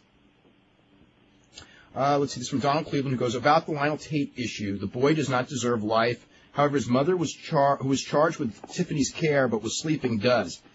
How she took the responsibility to care for an infant and then left the actual care to the minor is an issue here. Why wasn't she prosecuted? How could she sleep through the screaming? And this is the real question, did she? Did she reject the plea to absolve her own guilt? I think she did. The whole thing is terrible. Jailed the mother for 3 years and the boy for 3 with treatment. Don't know. She was never charged. So that's all I can say. Let's go to Richard in Toronto. Richard. Hello? Yeah. Hello? Hey there. Yeah. Yes. Jeff? Hey, Richard. Yeah, okay. Why did you say the thing about the WOW pay-per-view that they didn't have any ring psychology? Give me an example of that. Give you an example of the lack of ring psychology? Yeah, but because you called it one of the worst pay-per-views, Dan Logransky called it Plan 9 Unleashed. So why was it called, why did you say there was no ring philosophy? They're only been in the thing for 8 months. They're not experienced people, They're not the indie-type wrestlers. How do you expect them to learn so quickly? What are you on pay-per-view for then? Why do you have pay-per-view? Because I never see it. How come we never see Japanese women wrestling? That's enough. Let's go to Al. What'd you cut off for? He was good. Hi, Dave, Jeff, and Brian. Hey. Hey, how you doing? Here in St. Louis, where we don't have a UPN affiliate, the WB shows SmackDown on Saturday, and whenever the Blues on playing, they air it at 7 o'clock the same time the XFL is going on. I'd like to know, does the WWF know about that? I'm sure they do, but they can't control things. I think that Whenever they would probably the Blues aren't playing? The Blues, that's the hockey team. Okay. That totally confused me. It's like I keep forgetting that you don't know anything about sports. Wait, I could play the Blues. Oh, I'm sorry. That's That's what I was talking about. Yeah. And sometimes during the SmackDown show, they've got like the XFL commercials going on, and I'm like, what's the point of this? Because I can't watch, since I don't have picture-in-picture on my TV, I can't watch the two shows at the same time. Well, he goes head up with the UPN XFL too. Okay. And kills it. Yeah, pretty much. No, not by that much. He's only doing 1.9, so. Okay. Yeah, and my other question is, I think like the best time WCW had was this past summer when Lance Storm went on a run to win all the titles. What did you think about that angle? I thought it was pretty good in getting Lance over, and obviously Kevin Nash did too. So, so that was it for Lance after that happened. It was funny. The story goes, Kevin Nash kind of walked to the building that day and said, "So, what are we doing today?" It's like, well, you're burying Lance Storm. And I think he's got a clean tap. I think it was like 4 or 5, maybe even as much as 6 months until he got a clean tap again on television. Oh, I think that's a shame because in my personal opinion, I think they should do that run again because all the websites said that that was probably the best time WCW had because I remember the reviews just shot up when Lance Storm went on that run. Mm-hmm. I wouldn't say that it was even a good time. Yeah, I wouldn't say it was necessarily a good time, but they were effective in getting him over for a little while until they decided that it was working too well and kind of killed it. What was so funny was afterwards people trying to because it was here's this guy who's finally breaking through a little bit. And then they just kill him dead. And then the justification was, well, he's going to get his comeback on Nash. And I'm just thinking, yes, I'm sure. And it made him more of a star because he got a rub from Nash. And it's yeah. Did they really? It's just oh, it's like those 70s job guys got the rubs from being in there with the big A-level talent. Yeah. Who was booking the shows when Lance was on that run? Johnny Ace. I think that was Russo, wasn't it? I think it was Johnny Ace because they did that one tournament when he won the U.S. title. Remember they had the one-night tournament? Yeah, that was Johnny Ace's tournament. Okay. Yeah. And one last question. How long do you think it will be before Bischoff realizes that Hogan and Nash are killing his company? Maybe when it dies a second time? I think at some level he must know. I think he knows as Booker Nash ruined it, but I don't know. I think as a performer, I think that he's still with this idea that they are stars because they were stars. And the problem with this business is it's an entertainment business where, stardom is weird and fleeting. And someone who's a superstar 2 years ago may be absolutely dead 2 years later. And in fact, then they may be two prime cases of that. I understand. Okay. Well, thanks guys. Thank you a lot. Okay. Thank you very much. We are totally out of time, and I want to thank Jeff for joining us, and Jeff will be talking to you again on Saturday and Sunday. Jeff, real quick, who do you have as guest this weekend? Saturday we've got China from the World Wrestling Federation. Unbelievable! Which will be interesting, and Sunday we've got Gene Kiniski. Wow. I want to tell you that I am very curious about both those guests. China won't be live because I think the callers will be merciless with her. We're doing a pre-tape of that on Friday morning. Yeah. Oh, that's too bad, but Kiniski is going to be fun. I'm saying that very sarcastically, too. Tomorrow we're going to have Cody Monk on, and actually we don't have a guest on Friday now, and hopefully we'll find out a little bit more about all that, and we will see you, and hopefully more about the sale as well. We'll see you all tomorrow at 5. How's it going, everybody? This is Dave Meltzer. We're going to be here for 2 hours talking pro wrestling. We've got Brian Alvarez already on the line. We're going to have Cody Monk of the Dallas Morning News up in about a half an hour. This is going to be a big show because we are going to start the show. And for those of you who did not see the Vince McMahon interview on Bob Costas, we're going to play the wrestling portion of it in just a minute. We were deluged with emails. A lot of them are up on the site. Very divergent viewpoints. Now, Brian and I have not actually seen the show. I'll actually have a tape of it tomorrow morning. So on tomorrow's show, I'll be able to discuss it. The show as far as the television viewpoint. I have a feeling, and I could be wrong, that listening to it may be different from seeing it because of all of the different things about eyes and inflections and intimidations and pointing fingers and stuff that people were writing about. So maybe this is a better chance to actually listen to it point by point and let the points whatever points are made or not made, speak for themselves as opposed to who looked good or who was sweating or something like that. So anyway, Dave, just to jump in real quick, I did watch it last night, as I was recording it, and there are certain instances where Vince kind of, and you can kind of get it from listening to it, there are certain instances where Vince kind of leans over and is very, angry at Bob, and you can hear it in his voice, and it almost looks as though at one point when you see the tape, you'll see it, Costas kind of leans forward towards him and then kind of leisurely backs up a little bit as if to say, oh my God, this guy might actually come across and crack me one. So, there are certain instances where Vince looks like he's gonna do that, but you can get the gist of it from listening to it. But when you see it, it's even better. The one thing, and we'll probably talk more about we're not going to air the XFL stuff, but if you want to talk about it, if you've seen the show, you want to give your opinion, that'll probably be the main topic of conversation today. Before we start, I do want to say, because we may never get back to this, is that I thought that the Cruiserweight match last night on Thunder was a tremendous match. So I just want to get that out of the way in case we never talk about Thunder for the rest of the show. And it was all downhill from there. Yeah, it was. But anyway, just trying to think if there's any other thing I want to say. The one thing when this was all said and done is, I sort of had a feeling, this is a couple years ago, the Mushnick thing that we talked about a few weeks ago on the show, on Fox Sports Net, that whole story about, when they were supposed to be on the show together and what happened. Yeah. And I sort of thought I knew. And now I'm sure I knew why. It happened the way it did. And that's basically, I think that Vince was looking to punch the guy, and since he wasn't there live, he had no intention of debating him without attempting to intimidate him. Mm-hmm. Obviously. So, and I think that this may have, Costas was the surrogate, but everyone knew that, there's nothing he's going to do to Costas for real, because, it's not like there's no long-established feud between Bob Costas and Vince McMahon. Although he may try to create one out of this, who knows?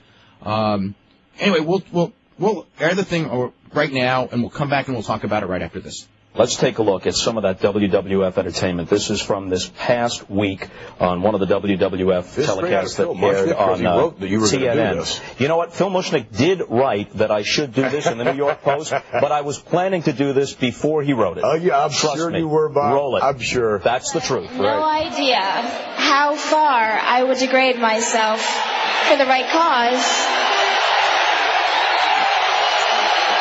I would do anything for you, Mr. McMahon. Get on your hands and knees like a dog. That's it. Personally, I love submissive women. Crawl around like a dog. You want to prove your loyalty to me, right? Now take your blouse off, Trace. Come on. Take it off now. What kind of man is this? He's my hero. I came to Washington, D.C., and I'm going to get to see Bush. I'm wondering what color panties you're wearing tonight, Trish. You sorry? Take your bra off and take it off now. Oh, yeah. Oh, come on. Oh, yeah. Damn it, I said take it off, Trish. She's going to do it. Now, I should point out that, in fact, she did not remove her bra. You removed your sports jacket and draped it over her because perhaps we wouldn't want to do anything that would be because I'm the in consummate bad gentleman, taste. right? No, I would never want to do anything in bad taste. What's the possible justification for what we just saw? It's part of a storyline. What you see is a soap opera, okay? Now you take me out of the XFL world, okay? Now let's take Vince. Let's find not, some of the other material which you could present, from World Wrestling Federation Entertainment. Let's find the most salacious, out-of-character kind of thing you can possibly put. Let's edit it and put it right up here. Not every moment is like that, but enough moments are like that for it to be fairly typical. Crotch grabbing, people grabbing their crotches, pointing in that direction, and saying, suck it. 11 and 12-year-old kids in the audience emulating that behavior. Hang on a second. Don't make me raise my voice here. I don't want to do that with you, okay? Even though you're doing it with me. If you want to play that way, boy, I can play, okay? But when you get in a situation that you don't know what you're talking about because you don't watch, okay? You're no different than the Phil Mushnick, who's some sort of moralist out there, who writes about stuff, and he doesn't watch either, okay? And then when someone reads something that, someone else writes... These things don't happen? They haven't happened? You want to let me finish here for a second, pal? I'm asking you the question. Then shut your mouth and let me answer the question, all right? I'll be happy to answer. Go ahead and answer. Good. So you got a situation where you don't watch. We haven't done crotch watched, grabbing. We haven't done that in over a year. We haven't done the suck it chant, as you talk about, in about a year and a half. But there, you did Bob. it. Oh, at one time, it was part of the show. Absolutely. You did it. Yeah, and you know what? This show that you're on right now, what precedes this show? The Sopranos in this particular case. Amen. How many times do you hear the fuck word in The Sopranos? I happen to like the show, okay? It's a soap opera, right? All right? That's what we do in the entertainment world. We're a soap opera, Bob. Come on. And if you've ever watched soap opera, even on daytime television, compare that with also HBO. I love HBO, but prior to Sopranos, Sex and the City's on. How many orgasms were they? Okay, your stuff is geared in large part toward youngsters. My stuff is geared for a broad demographic. Okay, a very broad demographic. And it's not on a pay service like HBO. It's on basic cable. Right. Okay. Basic cable, not a pay service like HBO. Difference. It is a significant difference. No, I don't think people have said to me, I'd like to watch your show, but we don't have HBO in our home because we don't want our kids channel surfing past it and to see stuff that isn't appropriate for them. On your channel surfing, go click.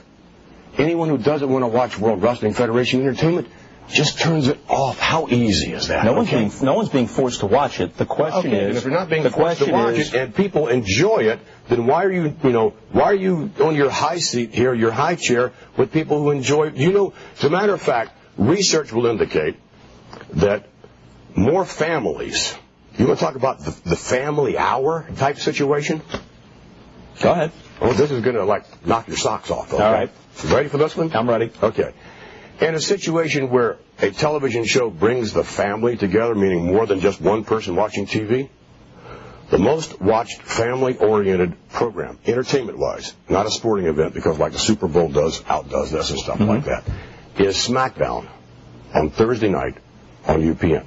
Which, by the way, just for the record, we even bleeped the word ass in the first hour, not the second hour. Okay? So believe it or not, it's like there are some standards, there are some responsibilities that we accept depending upon the day part, depending about whether or not it is on cable, whether or not it's on broadcast, whether or not it's Saturday morning, Sunday morning. So we recognize what we're doing and who the audience is. Just because and there is an audience for something doesn't justify it. There's an audience for pornography. There were audiences for minstrel shows. That doesn't mean that those things are justifiable. You know how many people enjoy on a global basis World Wrestling Federation Entertainment that aren't elitists like you? You know what? The guy on the street loves this stuff. As you personally know, I was a wrestling fan for much of my life. I enjoyed the tongue-in-cheek type of soap opera that wrestling was, and it could still be that without the vulgarity, without the mean-spirited. Without the mean-spirited. Hey, listen, pal, you know what? You got your little show back here, and you get paid for doing your little show and bringing people out here and being some sort of highfalutin type guy. I'm down with that. That's cool because I love freedom of expression. This is great. Okay, I like this. At the same time, you can't tell me how to run my business and what people want to see, because if they wanted to see your kind of wrestling you're talking about, that's what we would have out there, Bob. Okay? But as things progress, as you make it more of a soap opera, or regress, or devolve. You can say regress, whatever you want, or devolve, whatever you want to say. That's your prerogative. Just like it's your prerogative not to watch. Okay? It's your prerogative not to watch. But when you see the millions and millions of people every week who watch this kind of programming and enjoy it strictly for what it is, because the key word there is fun. And if it doesn't ring your chimes, that's fine with that. Just don't watch it. So these are your answers. But surely you can't object to the questions, because those are the questions that are out there about the WWF. And here's another question. Wait a minute. Do you think in some way that this type of programming contributes? Certainly not the biggest part of it, but contributes. You don't even know what I'm going to ask you. Oh, yeah, I do. To the incivility and coarseness that's generally out there in the culture now. Does it contribute in some way? Do you pump some of that into the water supply? Maybe some. Do you regret that? I don't think we do on much, but there might be a little bit of that. I don't know. I don't know what Sopranos does. I don't know what Sex and the City does. I don't know what any of these programs, these soap operas on daytime TV. I mean, we may be a part of a problem, no more of a part of a problem than anything that's out there on television. Certainly no more of a part of a problem. Recently in Florida, a 14-year-old boy has been on trial for killing a then 6-year-old girl using wrestling moves which he saw on television. I don't know if for sure he saw them on the WWF, but he could have. No one is saying, and there isn't research to back up any direct causal relationship between seeing that or seeing war movies, but does it give you pause at all to read something like that? You're supposed to come here and know your stuff, okay? And if you're going to jump me and jump all over me, then you should have watched some of this. And you should really know your facts. I've seen some I'm disappointed. Vince, I've seen some of it. Would you let me finish? Absolutely. What I'm going to say there, pal, okay? With a big smile. This is amusing me. It's amusing you. You're amusing me. Okay, good. Okay, we're both amused. It's your show, so, you've got to have the forum here. I understand that. I understood that when I came on. And I've given you the forum as well. So, to answer the question, if you stop to interrupt me, let me answer the questions here. You got a situation that you don't know what you're talking about. Is the child not on trial in Florida? No, the child's been convicted. Right. He's a murderer. And if you'd have done the slightest bit of research, you would have known what the polling of the jury was, that this absurd notion that this child was practicing wrestling maneuvers was a complete hoax. Let me finish. They rejected that as a defense. Let me finish. They rejected that as a defense. Would you please let me finish? Absolutely. You are? Well, you sure? You're not going to interrupt me. You let me finish. Just because I inject something doesn't mean you're not going to have time to respond. You've had plenty of time to respond, and continue. So the jury says, sure, not only did we reject it, this had nothing to do with the murder of this child. As a matter of fact, from a defense standpoint, the attorney didn't even raise that defense for quite some time after the incident. Now then, take it one step further and listen to what the judge had to say. The judge had to say the same thing, that this was an absurd hoax, this whole wrestling theory. This child, the 6-year-old child, didn't die because there was horseplay. The 6-year-old child died because of the brutality of the 12-year-old, I believe, at the time. Mm-hmm. There was no practicing wrestling maneuvers, and you can't fool a jury and or a judge, and they all said that this was absolutely an absurd notion, should not have been raised to begin with. So and don't take it from me, go back and do something you should have done before you brought me out here. Go read the facts, Bob. Does any of the violence in wrestling programming, it's not all WWF, but you're the most successful purveyor of this material, does any of the violence in wrestling, like any of the violence elsewhere in popular culture, in your view, contribute in some way, we may not be able to say exactly A leads to B, but contribute in some way to a lack of civility and maybe even perhaps to violence within society? I don't think it contributes to violence as far as a lack of civility. Now, I'm sure, knowing you, your definition of civility and mine are probably two different things. Perhaps. Okay, I bet on that one, okay?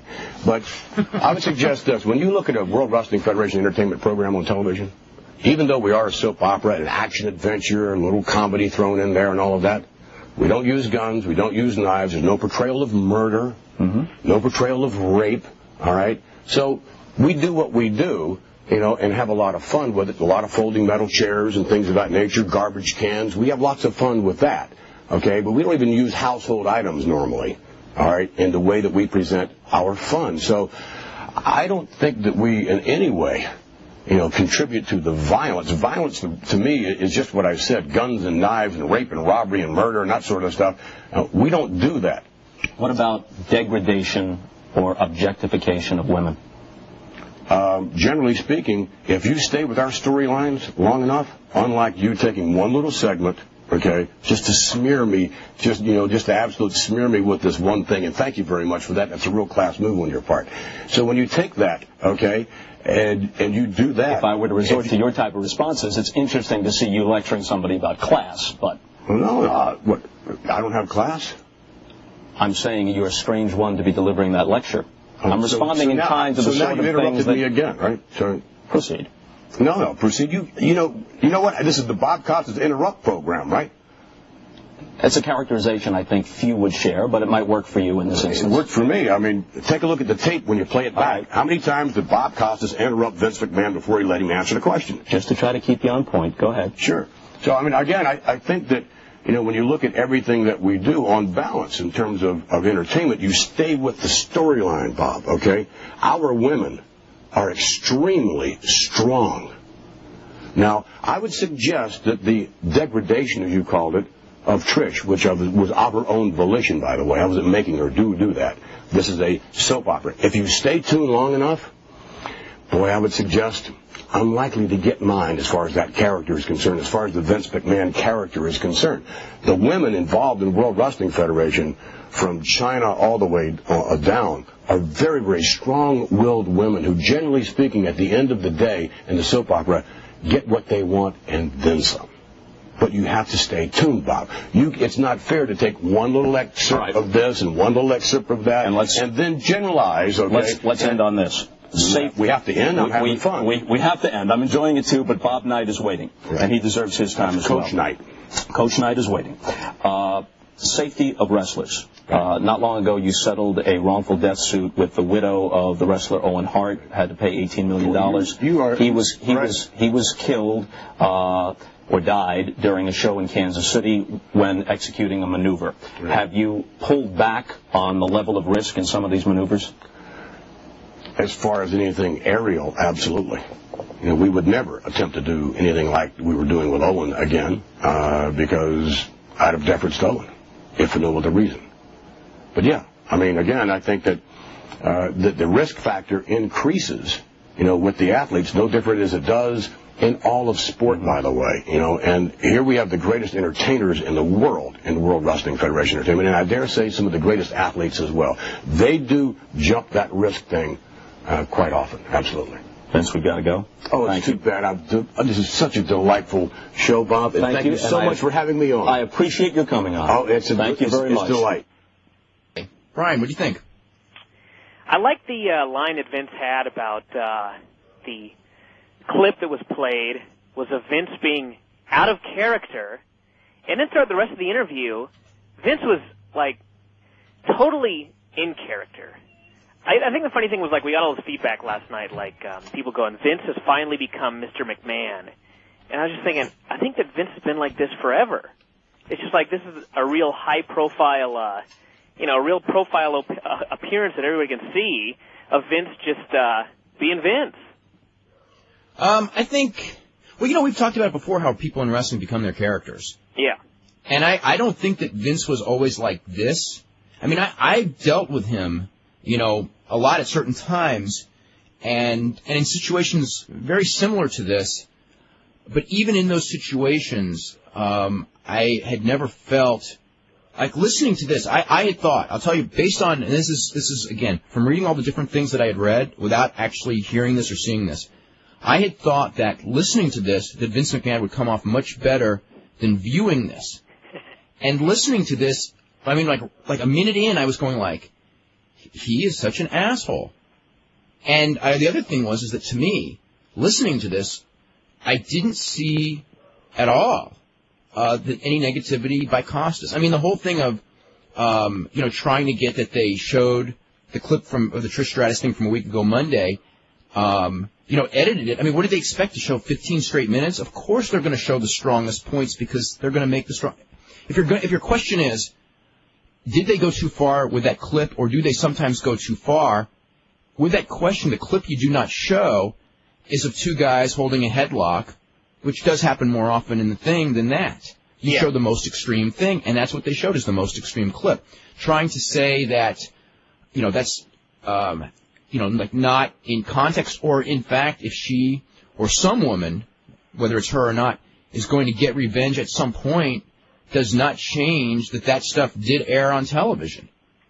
The thing I like, that's not a defense. The fact that maybe she'll get revenge down the line if you watch week after week, and maybe she will, or maybe Linda McMahon will for her, or whatever the story will end up being. That's not a defense that's not a defense at all of that. Of what aired? Of that thing airing, when 953,000 children under the age of 11 were watching. And I'm not saying that that's necessarily bad. I'm just saying that is not a defense of it. Mm-hmm. The thing I like you can all make your decision of that. Vince kept, he kept saying over and over, "Quit interrupting me. Why are you interrupting me? Let me finish. Blah blah blah." And it was because he was. Costas was listening to Vince. He would ask these questions, and Vince would he would go off on this tangent, or he would try to avoid the question, or or try and segue into something else, and Costas wouldn't let him do it, and it was just driving Vince crazy. Yeah, and the other one is when talking about, I mean, there was a certain thing in some of the emails. I think that a lot of people felt that Bob Costas represents these people who look down on us, and I never heard one comment where Bob Costas was looking down on wrestling fans, and that surprised me because I thought that he was the feeling that he was insulting wrestling fans in this, and I didn't sense it. And the other thing is that I guess was made clear, and I didn't know it was made clear based on a lot of the feedback I got, is it was very clear that Bob Costas was a wrestling fan almost his entire life, which I happen to know because I've had interaction with Bob Costas over the years, and in fact he was at one point when he was a wrestling fan was a reader of the Wrestling Observer newsletter. So I mean he was not just a wrestling fan, he was a relatively informed wrestling fan who, as he became a big star, didn't have as much time for it, and then in 1991 grew to dislike it over the exploitation of the Persian Gulf War. That was where he stepped out. In fact, he was actually going to do that WrestleMania, some role in that WrestleMania. Found out that angle and felt that by doing, that angle would justify that show, or him, he couldn't bring himself to participate in that show. He did the right thing, which took a lot of guts. He walked off, didn't do it, and never came and didn't come back. Mm-hmm. And in fact, just was it last year? He was the host of a wrestling special on KMOX. It was the one that Larry Madison, we've done the show many times, put together, and he was very favorable towards wrestling. So it's not like Bob Costas is this wrestling hater. Vince tried to portray him as that. And the one thing that I sensed, in fact, Bruce Mitchell, I think, said it really best last night when he called me up after watching the show, and he just goes, there's enough here where the people who need to defend Vince will defend Vince, but anyone who's not in that category is going to really look down on Vince. So, and I don't know. The thing also, even in the, where he was, the whole, what's the word I'm looking for, disingenuous speak in the Tate case, we talked about yesterday, the whole thing of the judge threw it out, which in fact, okay, as far as the jury saying that wrestling had nothing to do with it, no evidence of wrestling was allowed to be entered into the case. I mean, that was the judge's ruling before the case, and I'm not saying the judge was right or wrong. He probably was right, because because wrestling should not have been a defense of a murder. That's not to say he was not, or he was imitating wrestling. The move, the quote, wrestling move that we talked about yesterday was the Steve Austin stomp a mud hole in someone, is what the experts think is what happened and caused all these injuries. That is a maneuver that he may have picked up from watching pro wrestling. They cannot deny that or say that that's a hoax. And the judge never used the word hoax, although the judge, I hate that word hoax anyway, because when you use the word hoax, you're not saying that. I mean, if it's something that you want to use for a defense, and the judge goes, okay, this is not a defense, it's not a hoax. Now, if you wanted to do a defense on wrestling and you, like you conspired with L. Brent Bozell, like Vince claimed in the lawsuit or whatever, to, make this stuff up or plant evidence or whatever. But we both know that that's a crock. Yeah, but that would be a hox. Okay. Yeah, no, if they sat there and they did conspire, absolutely, that's a hoax. Yeah, just having a bad defense is not a hoax. Yeah, or a stupid, an invalid defense. But the invalid defense does not, and the result of that trial have nothing to do with where he learned that behavior. And we're not saying that wrestling was the reason, but nobody can say conclusively if wrestling was or wasn't, and for either side to say conclusively. I mean, the defense attorney, Jim Lewis, was clearly full of it. He had no case. Okay, he was reaching. But on the other side, to use, the result of the case as saying, like, here, this proves wrestling had nothing to do with it, as we said when that case came down, that result of that case proved nothing other than the jury believed that kid killed the other kid. Yeah. And he's being punished for it, as he should be. Yeah. Let's see. Any other things that you want to bring up on this? We actually have Cody Monk on the line, too. Cody, why don't you bring Cody up? Cody, what's going on? Hey, guys. How are you guys doing? Hey. We're doing really, really good. We just listened to the wrestling aspect, not the XFL aspect, although we could talk about the XFL stuff as well. Vince McMahon on HBO, and I understand that you actually watched the show last night. Actually, I have not seen the tape yet. I've read all accounts and talked to several people who have seen it. I was unfortunately out last night, but it definitely sounds like a tape I got to get a hold of, because from everything I've read, it was classic Vince, and being in the sports media business, classic Bob Costas also.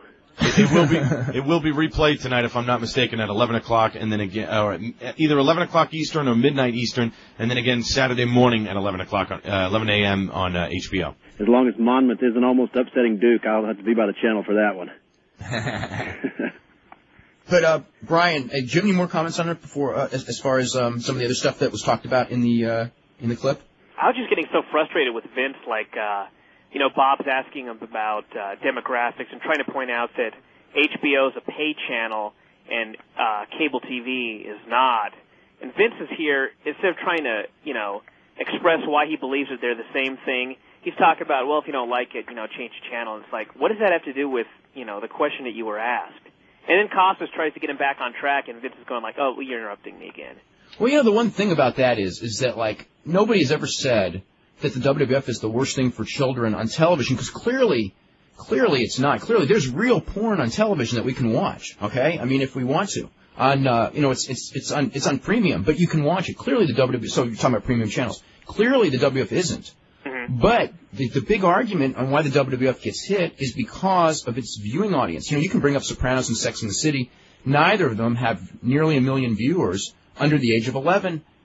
They probably have very few viewers. I bet they skew very old. So it's like, because of what it appeals to, I'm not there. Okay, to me, this is not censorship. This is responsibility. To me, a responsible broadcaster could go, okay, this is my audience. There are certain things that if our demographics on this show were we found out that there were a lot of listeners under the age of 16, I would never swear on this show. The fact that very few are, and I don't really swear on it anyway, but the point is, I feel less inhibited because I know what our demographics are, and we don't have 2 to 11s listening to this show. If we did, I wouldn't approach the subjects any different, but I would certainly approach the language different. And to, keep bringing up, hey, there's, Sopranos or Sex and the City. Hey, there's porn. There's porn on television. The WWF's not the worst thing on television. At the same time, as far as television shows that draw that kind of a very young audience, it probably is by far the raunchiest thing on. I mean, and that's the argument. And you can say, well, it's okay because kids are exposed to it in the movies or something. That's fine, but that's the argument. The argument, so to bring up... comparison to, like, daytime soaps. What kid's going to be home during the day watching soaps, except a kid that dropped out of school is going to have problems anyway? Well, the whole point is that the numbers aren't even close as far as that goes. And then Vince on SmackDown is bragging about, his family audience. Yeah. So, okay, if you're bragging about the audience, and then you know what I mean? Yeah. Which, by the way, I mean, I don't think that there's, like, I don't know what stats he's using, but the idea that there's more family audience watching SmackDown than, say, a lot of more popular shows on television, that's... Probably the same stats that got the 53 million viewers for XFL. Yeah, for the XFL debut. I mean, they get 1.6 viewers per household. There are shows that get a lot more, which would mean that more kids, more families or more members of families are watching together. Most shows get less, I think most shows get less. So, I mean, that's probably not the case. And then the other thing was, as far as okay? I've always like, with the WWF, the whole argument is like, we have different standards for like the morning shows, right? Yeah. Well, that's well and good and wonderful because as anyone who's looked at the stats on the morning shows knows, kids don't watch it. Mm-hmm. I mean, not don't, but in percentage, there's probably 4 times as many kids watching the second hour of Raw than are watching any of those morning shows. And whether that's, so if you're gonna go out there and say, we edit, because we edit when we think kids are watching, it's like, well, then you should be editing the 2 hours of Raw more than any other show, because that's the show that the kids are watching more than any other show. Okay? The other thing is, it's a bullshit argument. Anyway. Cody. How are you guys? Having said all that. That was a nice diatribe there. I was enjoying listening to that. Well, I'm sure everybody was. On both sides of the fence on this issue. No, I'll just jump in a little bit on that. I think I kind of take a little bit of a different approach to you guys than what a lot of people take on that. Maybe it's just the way that I view television in general, but I don't put a lot of stock in people blaming companies and blaming media companies for what they put on television. In the World Wrestling Federation, WCW, whoever you want lump into there, even your local independent promotions that have cable access shows. I don't blame them for what goes on television. For the most part, people know what's on those shows, and maybe it's from just living in the part of the country that I live in and growing up the way that I grew up. But I feel that it's a personal responsibility for somebody to monitor what their children are watching, and to monitor what they see. I don't think that's the responsibility of the WWF or ABC or NBC or anybody else.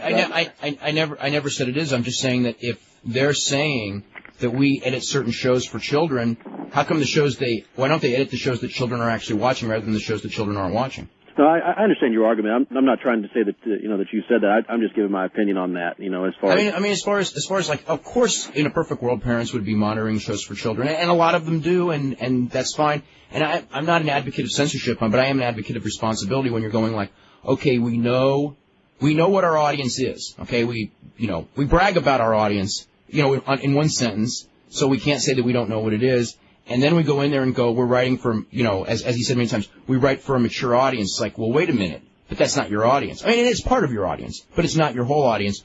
And I think that's where, it kind of falls apart to me. Mm-hmm. Well, I think you have to be responsible to a point. I don't think there's any question about that. But I don't think you can go in there and say, okay, well, a 10-year-old in Los Angeles likes the same thing as a 10-year-old in Des Moines, Iowa. So, we're going to write for, we're going to write. We think we have to be responsible this week. So we're not going to write as raunchy or as provocative as we would have, 2 weeks ago. Or I don't think. But that's the business decision that they fight every week based on their ratings. I mean, we both know that there are weeks where they are so clean because they've gotten heat, and then there are weeks when they're not because they're scared their ratings are dropping, even though when they toned down SmackDown, the ratings went up. But there's always that feeling when ratings start going down, you hit the panic button, and the panic button to them is always, go more salacious. It's just the natural reaction because that is what got them up there the first time. It's sort of overdone. I mean, I don't know. I don't know what the effect of this is going to be on the ratings. I mean, who knows? I mean, a lot of people turned off their TV after the Trish thing last week. Is it because of the Trish thing? I don't know. I just know that, 1.1 million people turned off their TV after that. So was that good or was that bad? But they had a big spike for it. So, there's so many different ways you can look at those numbers and figure what they mean. Yeah, it's just like in anything, the way that radio numbers are looked at, or the way that Nielsen's are looked at, or whatever you want to look at, they can be skewed in the way that you want them to. They can be massaged to look however you want them to look. Only Bruce can do that with WCW, though. That's a good point. Successfully. There's a big XFL story today as well. For those people who believe that Vince has lost his mind, and there was quite a bit of evidence of it yesterday. Another one was today's LA Times article where he talked about, he basically said that Jesse Ventura was on thin ice. He goes, here's some of the quotes. He goes, we've made mistakes, and I think the biggest one was our selection of announcers. We need football announcers, not WWF announcers. Now, the funny thing on that one is we've talked about many times, I think the best announcer that they had on any of those shows happened to be a WWF announcer who they dumped. I think the best announcer was Jim Ross. I mean, absolutely. I mean, I assume that's who you're talking about. Absolutely. He fired one of them, or he run them resign, in Lawler. But I wrote a column on JR a couple of weeks ago simply because I don't think a lot of people gave JR his due. He was unfair to him. No, people have been completely unfair to him. Rudy. Yeah. Rudy Mark. You can take stories about that guy. If you want stories, about someone. But JR. Well, they tried to tell him already, which I think dug them into a deeper hole. well, I don't think stories about Mark are that bad. But we can talk about that later. But JR. This is a guy that he absolutely loves football. I mean. I'll talk to JR every now and then, and we'll half the time we'll talk about Oklahoma football more than we'll talk about wrestling. We'll have a 5-minute conversation about wrestling and an hour-long conversation about Oklahoma football and what linebacker they're looking at from Fort Worth, River Oaks, Castleberry. He just absolutely loves football, and he's good at announcing. He's 17 years as an official. He knows the game. He prepares at least a day and a half for those XFL games, and he loved doing what he was doing. I don't think JR was the reason that that the XFL announcing was bad. But I do think that Vince I think that Vince might have been catering to a little bit of media pressure there, in that JR got ripped pretty hard by a lot of mainstream publications. Yeah. You know, I don't think that Vince is really losing his mind yet. I mean, he may, but I think he's under so much pressure and stress right now that he's to the point where he's not really thinking rationally on some things, and he's saying some things that he's probably going to regret. And I was reading some of the quotes in that article, and that whole article in general, and it was almost like reading a parody article, because some of these things that Vince said were so funny, and they just, I mean, he was talking about, I've heard rumblings that the NFL is looking at stealing some of our ideas. And it's like, you didn't think about that on day one. I mean, like, and stealing every one of your top players if they can play there. That's next. We talked about that before the first game, that if Vince had a good idea, of course, the NFL would be fools not to look at stealing it. Yep, and he was making all the comments about Ventura. He's going Ventura's too over the top for the XFL, even though it's like... But it's like that was the presentation they wanted. Yeah. And then my favorite one is... And what do you get from Ventura? I mean, you're hiring Jesse Ventura to be straight? Yeah.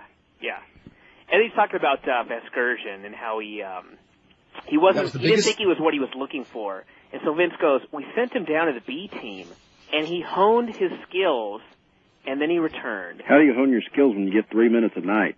It's like, yeah, how are you honing your skills in when you're sitting there with Lawler looking at cheerleaders? Yeah, exactly. When they cut to you and the producer has to say, hey, Jerry, Matt, you guys are on. Why don't you make a comment? The thing that I thought was funny about Ventura is you talk about someone that doesn't prepare. Good Lord, that guy doesn't prepare for. He's like that. Back in his WCW days when he announced with JR. But it was like that in the WWF too. Oh, but he got by on delivery and charm. I guess it got absolutely worse with this XFL stuff. A couple of weeks ago, I was watching a game and Jesse comes out and he says, "This is offense versus defense. You gotta love that." Really? Is that what, I mean, I expected him to say, JR, the team with the most points is going to win this football game. And you expected that to come next. That's how he's just been speaking in hyperbole this whole time. Like Vince, I think people get tired of that. Hyperbole turns people off, Vince said. They know when you're not telling the truth. I know. Wasn't that just a classic? That was a great line. Well, Jesse is telling the truth. Offense versus defense is what you're looking for. But that's, he really, I mean, the way I read this, when I read this article, it was like, he wants to get rid of Jesse, but he's trying to make sure that Jesse quits. Because if Jesse quits, he may not have to pay him because obviously Jesse's the highest paid guy in that whole league, and that league's losing a lot of money. And it's not just a cost-cutting measure, because quite frankly, Jesse has been a disappointment, and I'm sure he wouldn't be asked back for next season no matter what. And it's just, it's a way to get rid of him. I just thought, wow. It's like he's, instead of talking to him and having him kind of resign in a nice way, it's like, he's backdooring him. And he backdoored JR too in a sense. Yeah. I don't know if it was him or NBC, but he was backdoored.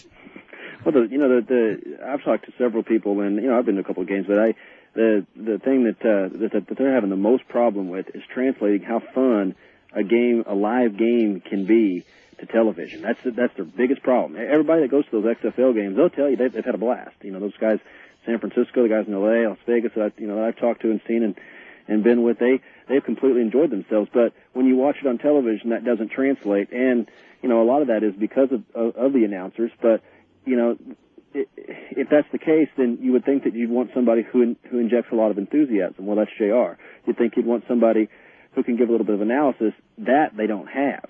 But you put Vescursion in there. He's more of a straight guy. So now you've kind of got a paradox. And as I wrote my XFL column yesterday, you've got fans wanting over the top and analysis and a mix of good football. Yet you've got a presentation that really can't decide what it wants to do. Does it want to be over the top, or does it want to go straight football and rely on its competition? And it's those are two paths that have yet to meet. Yeah, the other thing is the complaints of, his new thing is that the play was bad at the beginning of the season, and it has gotten better, and of course and naturally would, but going we didn't have camp to prepare these guys in preseason games, and it's like there's a lot of good reasons. Exactly. Yeah. So Same one just quoted at the end. The type of announcers we're looking for are all tied up by Fox. Well, great. You should have thought about that too. Yeah, when the season started. Don't everything in this article. But no, here's the other one too. Don't even hint to me that there's not plenty of football announcers out there and that Fox has every single good one. Yeah. I mean, there's people who are doing, local college football at every level in every market that are competent announcers. Well, he's going to have to give somebody a shot. I mean, he's going to, but you know what, and I think the crux of this problem, and you guys know this, but I think the crux of the problem is Vince may be spreading himself too thin, because whenever you talk about finding local college announcers, you're talking about doing research, you're talking about listening to tapes, you're talking about analyzing tapes, you're talking about, actually having to go interview somebody or bring somebody in. That takes time, and Vince doesn't have a lot of that right now. Well, it's not necessarily Vince, it's the people in the league. But the one thing is they wanted, I mean, if you remember when the season started, they did not want one announcer who had ever done a football game. I mean, that was the key. Now he's saying we want the guys from Fox. It was at the beginning. It was like, we don't want anyone who's ever done a football game because we don't want them a standard football presentation. We want, they wanted WWF announcers. They did it. And then, obviously it didn't work. But the one guy who, I mean, I know it was a concession to the media, and it was a concession to the idea that the perception that a lot of the fans had was that they're not watching it because it's too much WWF, and JR, realistically is so associated with the WWF that if you're going to get rid of WWF content, you almost have to get rid of him, and you almost have to get rid of Jesse too. No, I think you're right about that, because, no matter how much broadcast experience JR has, or how much football experience has, or no matter how much you talk about it, people are just going to see that he's the lead guy for WWF, Raw's War on Monday nights. And they're not going to take him seriously, which is, it's unfortunate, because like we talked about this on the show. Vasgersian was a baseball announcer. Ross was a wrestling announcer. It isn't, being a baseball announcer doesn't necessarily make you a better football announcer than a wrestling announcer. They're both coming from different worlds. But and again, Ross has done football before, and Ross has watched football. I mean, we all know Ross is like a super big football fan. I mean, it's a running joke. But in the mainstream media, you're going to get people who obviously think that making the transition from Milwaukee Brewers baseball to football is a much more acceptable and much more easily done step than making the change from World Wrestling Federation to football. Where like I read a script where somebody said, well, he's the best damn wrestling announcer in the business, and a guy from the Washington Post writes, well, what does that mean? He reads the script better than anybody else. Right, yeah, we talked about it. Well, there's a lot of uninformed people. The problem with wrestling, the nature of wrestling is that everybody thinks they understand it, and then, nobody does, which is why only one guy's making money doing it in the whole world, or in this whole country anyway. He was talking in this article, or he's been talking everywhere. He's, blaming the media. They have Jim Ross come on to Raw and talk about, you need to write to the media and tell them this, that, and the other thing and everything. And it's like, look at what the media says about Raw and about SmackDown. Why isn't it affecting their ratings? Well, I don't think you see just a whole lot of Raw and SmackDown stuff in mainstream media. First of all, there was at one point when the ratings were actually higher than they are now. But second of all, but this thing didn't fail because people gave it bad reviews. It failed because the fans that watched the first game, because everyone gave it a chance. It got phenomenal first week, and they didn't like it. The TV presentation wasn't good. Well, actually, guys, I don't mean to interject here, but and obviously we'll play the XFL part of it tomorrow on tomorrow's show. But basically, Vince was saying last night during the interview, he says in 4 weeks it has gotten better. The players are better because they didn't have the typical preseason like the NFL has. So the players. But the ratings still dropped with every week. Right. And he's saying that the players couldn't gel as quickly. And he said, basically he hopes that the media, which, of course, throughout the course of the interview last night, he said, they are unfair to him, and he doesn't care about that, but he hopes that the media will take another look at the quality of football that's out on the field now, as opposed to just looking at it as Vince McMahon's product, But he didn't endear himself to any media person with that interview last night. No, if that's what he wanted to do, he certainly handled it completely wrong. Right, and then Bob Costas had asked him the question, he said, well, will you fix the games if the ratings don't go so well this year, meaning next season? And basically he said, oh, that's a ridiculous statement. And he says, well, I'm not making a statement. And he says, no, you're asking a question. And he still said, got to catch the ball. Exactly, that's exactly what he said. He said, you can't script football. You have to catch the ball. And he said, basically, you can't be a success in a year. You can't brand a product in a year. You have to give it time. But how, my feeling that's not what he said before. Yeah. Right, but how long, my feeling, and he said it too, he says, how long can, I understand the commitments that the network has, but, how much money can you pour into this if it's a losing proposition? I think it's not so much money as much as how can NBC accept those numbers? I mean, when you're flirting with all-time record low ratings, on a weekly basis, and it's, an embarrassment. It's like, how much can NBC, it's not even, obviously it's a money thing, but it's a ratings thing. Well, and a lot of things too is, I wrote about this yesterday. They have promised so much and yet not delivered. And I think, eventually when you cry like that and people come to see how come you're crying, and then you cry wolf one too many times, and people eventually aren't going to come back. They WCW. They promised the hard hits, the in your face type stuff, that the commercials promised, and we really didn't see that the first couple of weeks. Now that you can blame that on level of play if you want, but then you see some things like, okay, we're going to go inside the cheerleaders' locker rooms. Okay, we're going to do this, we're going to do that, and yet none of that ever materialized. I think eventually they're going to have to stop promising what they can't deliver. Well, like the thing where Costas asked him, and this was in the football interview, about if the ratings continue to go, will you do more salacious stuff? And he was going, no. And it's just like, well, what did last week say? What did the week before? First, with Ventura Tillman, as a pro wrestling stunt when the ratings went down. Then the cheerleader thing the next week when the ratings were down. It's like, the evidence tells me that was just a parody. Yeah, but it wasn't advertised as a parody. Yeah. It's great to say it after the fact. It's like, but if he had told people we're going to do a parody, ha ha ha, it wouldn't have moved the ratings, and we all know it. That's the only reason the ratings on that show actually didn't drop as compared to the other two shows, the two Sunday shows where the ratings were down again. Mm-hmm. Anyway, I want to read a couple of emails. We've got a lot of emails today. This is from Scott Foy, who goes, I think a whole new field of psychology could be founded based simply around the erratic behavior of Vince McMahon. I kept wondering if the reason Costas was so easy on Bobby Knight was because after the way McMahon acted, he was afraid what might happen if he antagonized a guy who has a history of physically attacking people. It's from Paul Galbraith, who goes, good Lord, Vince has finally lost his mind. Not only is he pulling out stunts on Raw that make even hardened wrestling fans flush in embarrassment, now on the Costas show he came off like a complete ass. Don't get me wrong, Costas was ill-prepared and uninformed, but McMahon took an interview that he could have dominated in the PR department and managed to look terrible. To the average sports fan, which is what McMahon is trying to appeal to now, he must appear as everything the WF stereotype portrays him to be, a loudmouth, obnoxious, pig-headed jerk. The question I have is, why? Why is McMahon acting like he's out of control when in the past his cold, calculating nature was his greatest asset as a businessman? Is it steroid abuse, job stress, personal life issues, or what? The behavior seems totally inexplicable. It's having to deal with failure. Yeah. You got to remember he's had enormous success for years and years. He's had failure in his past, plenty. He's had plenty of the stuff that's erased from that personal history that we always read. Mm-hmm. But he's had it, but he hasn't had it lately.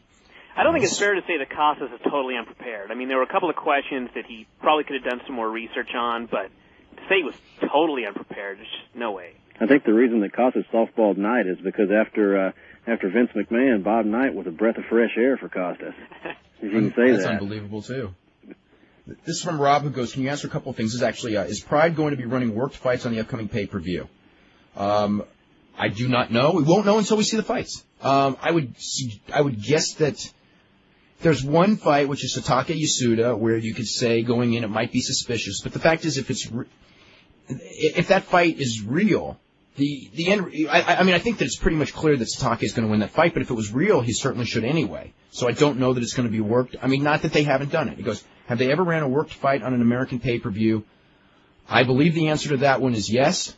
And what are your thoughts on Pride? Do you think they will be the downfall of No Holds Barred? I think actually the opposite. I think that Pride Why would they be the downfall? I think the feeling is for purists because they have run work fights on occasion to protect the professional wrestlers. You got to do what you have to do, though. Well, I guess that's probably not the best. Yeah, that's not. No, you know what? But that's like a boxing promoter justifying working a fight, or Vince McMahon justifying working a football game. It's like I understand why a purist. I really understand why people would. I understand why they do it. It's all business. And also because the people who run Pride, and the other thing is, it's all business, and it's what people who don't understand what Pride is. It's the professional wrestling business. That's what Pride is. Pride, it's not traditional pro wrestling. It's the pro wrestling business. The people who go to Pride shows are professional wrestling fans, and sometimes you have to protect drawing cards, or else they won't be drawing cards. That is their belief for their business. Whether, because 90% of their matches or more are not worked, and 10% are. You can believe me. I could look at that if I was an athletic commissioner. I wouldn't want it. Yeah. I wouldn't, you know. I mean, I just look at it as, I mean, say it came to a point where UFC was doing so bad financially that they could only pay $50 a fighter, you know, and they were bringing in people that didn't know what they were doing, and the shows were horrible, and everyone was unhappy. And if they had perhaps done, you know, maybe a work fight on a main event show to build up a future match to help business, and it saved a thing and saved them some money, and they were able to use that money to, you know, save the thing from going under, then, you know, I think it's not pure sport, but it'll keep the thing alive. That's because we all come from a wrestling background. But you know what? From a sports background, there's nothing worse than something than a fix. Yeah. This is from Chris, who goes, isn't Vince McMahon only 50% responsible for man-on-woman violence and the rape-esque angles, since the WF demonic fans cheer each and every time such behavior occurs?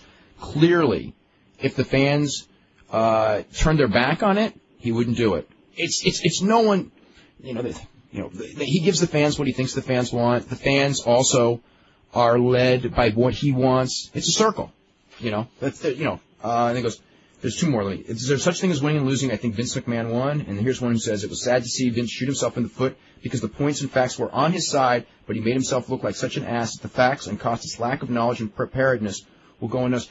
Now, you know what? You know, Vince kept saying that Costas was unprepared and unknowledgeable, but, you know, Costas knows wrestling. Mm-hmm. And I didn't get any evidence of that other than when he brought up the crotch chops and the suck it, which they did do for 2 years, which they have not done in a year, which is true. But the point is they have done it, and it is a logical. The trial was over. What? In fact, he didn't know the trial was over. He didn't know the end of the trial was over. That's true. But just because Vince says a million times that a guy's unprepared doesn't mean he is.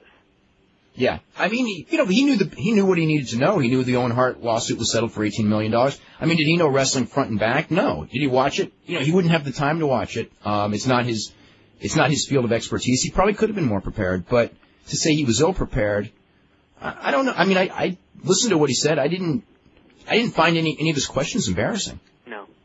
Oh, I want to make mention we have Lawler on. Jerry Lawler's going to be on the 28th. We try to get Lawler on for the WrestleMania show, and for those of you who don't know, we'll be doing a 1-hour show from midnight to 1 a.m. Eastern Time, immediately after, or, you know, at the hour, so probably 10 minutes after WrestleMania ends. Brian and I will be on. But Lawler actually is going to be on an airplane and not watching WrestleMania, so he's not going to be able to do it, but he will be on the Wednesday before WrestleMania. So that's. Dave, are y'all going to be in Houston? What? Are y'all going to be in Houston? I am not going to be in Houston. I'm going to be here, watching it and then doing the show. Okay. Yeah. Did you get the email about John Tenta? Yeah. We're going to try to set up the show with John Tenta as well. So for all of you that have been requesting the Shark, we're going to try and set it up. Well, somebody was. Remember? The email will be going out in a few moments. Okay. This is from Tom, who goes, who is McMahon kidding? He portrayed his daughter Stephanie getting raped by X-Pac and Road Dogg. Actually, it wasn't. It was wasn't it a gang rape of a they hinted it was Stephanie, but it later came out that it was just an incidental co-ed at Penn State. Remember that one? But they did portray gang rape, absolutely. And there's been at least a couple of other instances as well. I do vaguely remember that. What? I do vaguely remember that. Yeah, and he goes, he also had Brian Pillman flash a gun. Yeah, Brian Pillman used a gun. Steve Austin was a gun. Don't forget the knife. Undertaker. The knife with Undertaker with a knife. Yeah, I know. We've been through that one before. I don't know why he keeps saying that, because we keep sitting there going like, wait a minute, that's not true either. I don't know that the facts are that much on his side, because we keep looking through this, and I don't know. He goes, I believe Vince made some good points, one being suck it and crotch chop crap. You can't go back to what happened a year ago. Okay, suck it, you're right, absolutely. Crotch chop, they did it on Monday. It's not going back a year. Now, Vince actually never, to his credit, he was very careful with what he said, because I had heard that same thing from a lot of the emails. People going like, Vince said that they haven't done crotch chops. Well, they do it, they're doing it right now. And the fact is he specifically said that we haven't had anyone grab their crotch or say suck it in over a year to a year and a half. He didn't say no one's crotch chopped, which was part of Costas' thing, but they have done crotch chops. They were doing it on Monday night. They're going to do it tonight, I'm sure. And the fact that they did it's a valid question, I think. I don't know. You can't go back to what happened a year ago and try to put down the current product with it. He was just putting down what has been done. While I do not like the Trish angle, you can't use stuff that happened long ago. The Trish angle was a week ago Monday. Okay. Let's see. While Costa seemed fairly professional, I think a sane wrestling promoter would have eaten him alive in defending pro wrestling. Vince didn't. The interview came off like the final revelation of an evil madman in a Victorian Gothic mystery. I wouldn't say the final one yet. Yeah. Dave, when he said that he used to be a fan but wasn't anymore, he said it like wrestling was a pile of crap. He's above watching such garbage and we're all idiots from watching it. That's how I took it. All he said was he used to be a fan and isn't anymore. That's all he said. Oh, my God. How can you say maybe you don't when we have watch young... the tape, he'll be rolling his eyes and holding up a sign that says wrestling fans are stupid. Yeah. You say you don't have younger listeners or whatever, but you have no clue. Yes, I do. We do demographic studies, okay? Just because Vince made an ass of himself doesn't mean that people who object to Mushnick's horrible points are wrong. Absolutely right. If you object to Mushnick's horrible points, you're right. And if you object to Mushnick's good points, you're wrong. And he's had both. I'll tell you this, anyone who totally defends everything Mushnick does is wrong, and everyone who totally opposes everything Mushnick does is equally as wrong, because he has his good points and his bad points. Let's see, this is from Dave, who goes, the WF is a fantasy world. Why people take it seriously is beyond me, because it's part of the real world. I think in the end the WF breeds negativity in society. I think that in the end, I don't think the villains are portrayed are always defeated, unless their name is Hunter. The heroes always come on top. Okay, that's the message. Vince was awesome. You guys are so anti-Vince. People active nudity and fornication are part of WF programs. Do we ever say they were? I don't think an evil man humiliating and belittling someone is a bad storyline. The storyline deal was to get the audience to hate Vince. Just listen to Ross's commentary. His message is what the WF wanted their audience to feel. People need to lighten up. I side with Vince on the matter because I'm sick of the media looking at this business that we love, looking down on a business that we love. We see it for the art form it is we respect most, and we realize it's just a show. I appreciate and recognize the talent of athletes and entertainers. It's time we stick up for the business. Vince hasn't lost his mind. We have closed our minds. Let's see. On Haku's biography, this has nothing to do with it, anything, but it's really funny. On Haku's biography in the WF website, it says he used to have a legendary tag team with King Tonga. That's a pretty good one. This is someone who goes, the XFL's getting unfair treatment. I like the league. He's CBS still in president. that team. What? He's still in that team. I know. CBS president Les Moonves has gone on record as saying he will implement XFL's innovations in the NFL telecast. Jesse's better suited to be a mouthpiece than a football analyst. The games have gotten better and the broadcasts have gotten better. I've been to 3 games. There's absolutely nothing like it. You feel like you're a fan on the field. Let's go to Jim in New Jersey. We'll start with some phone calls right now since we've got so much emails and everything. Let's go. Yes, Dave? Yes. Hello? Right here. Hello, Jim. Yes, Dave. I first want to start off by saying I'm a long-time listener as well as reader, and I enjoy your work very much. Thank you very much. Just a quick question. I've been a big fan of the independent scene here in New Jersey, and I've been looking at a lot of the posts on websites and stuff, and I would like to know your opinion about the possibility of Chris Ford ending up in the WWF.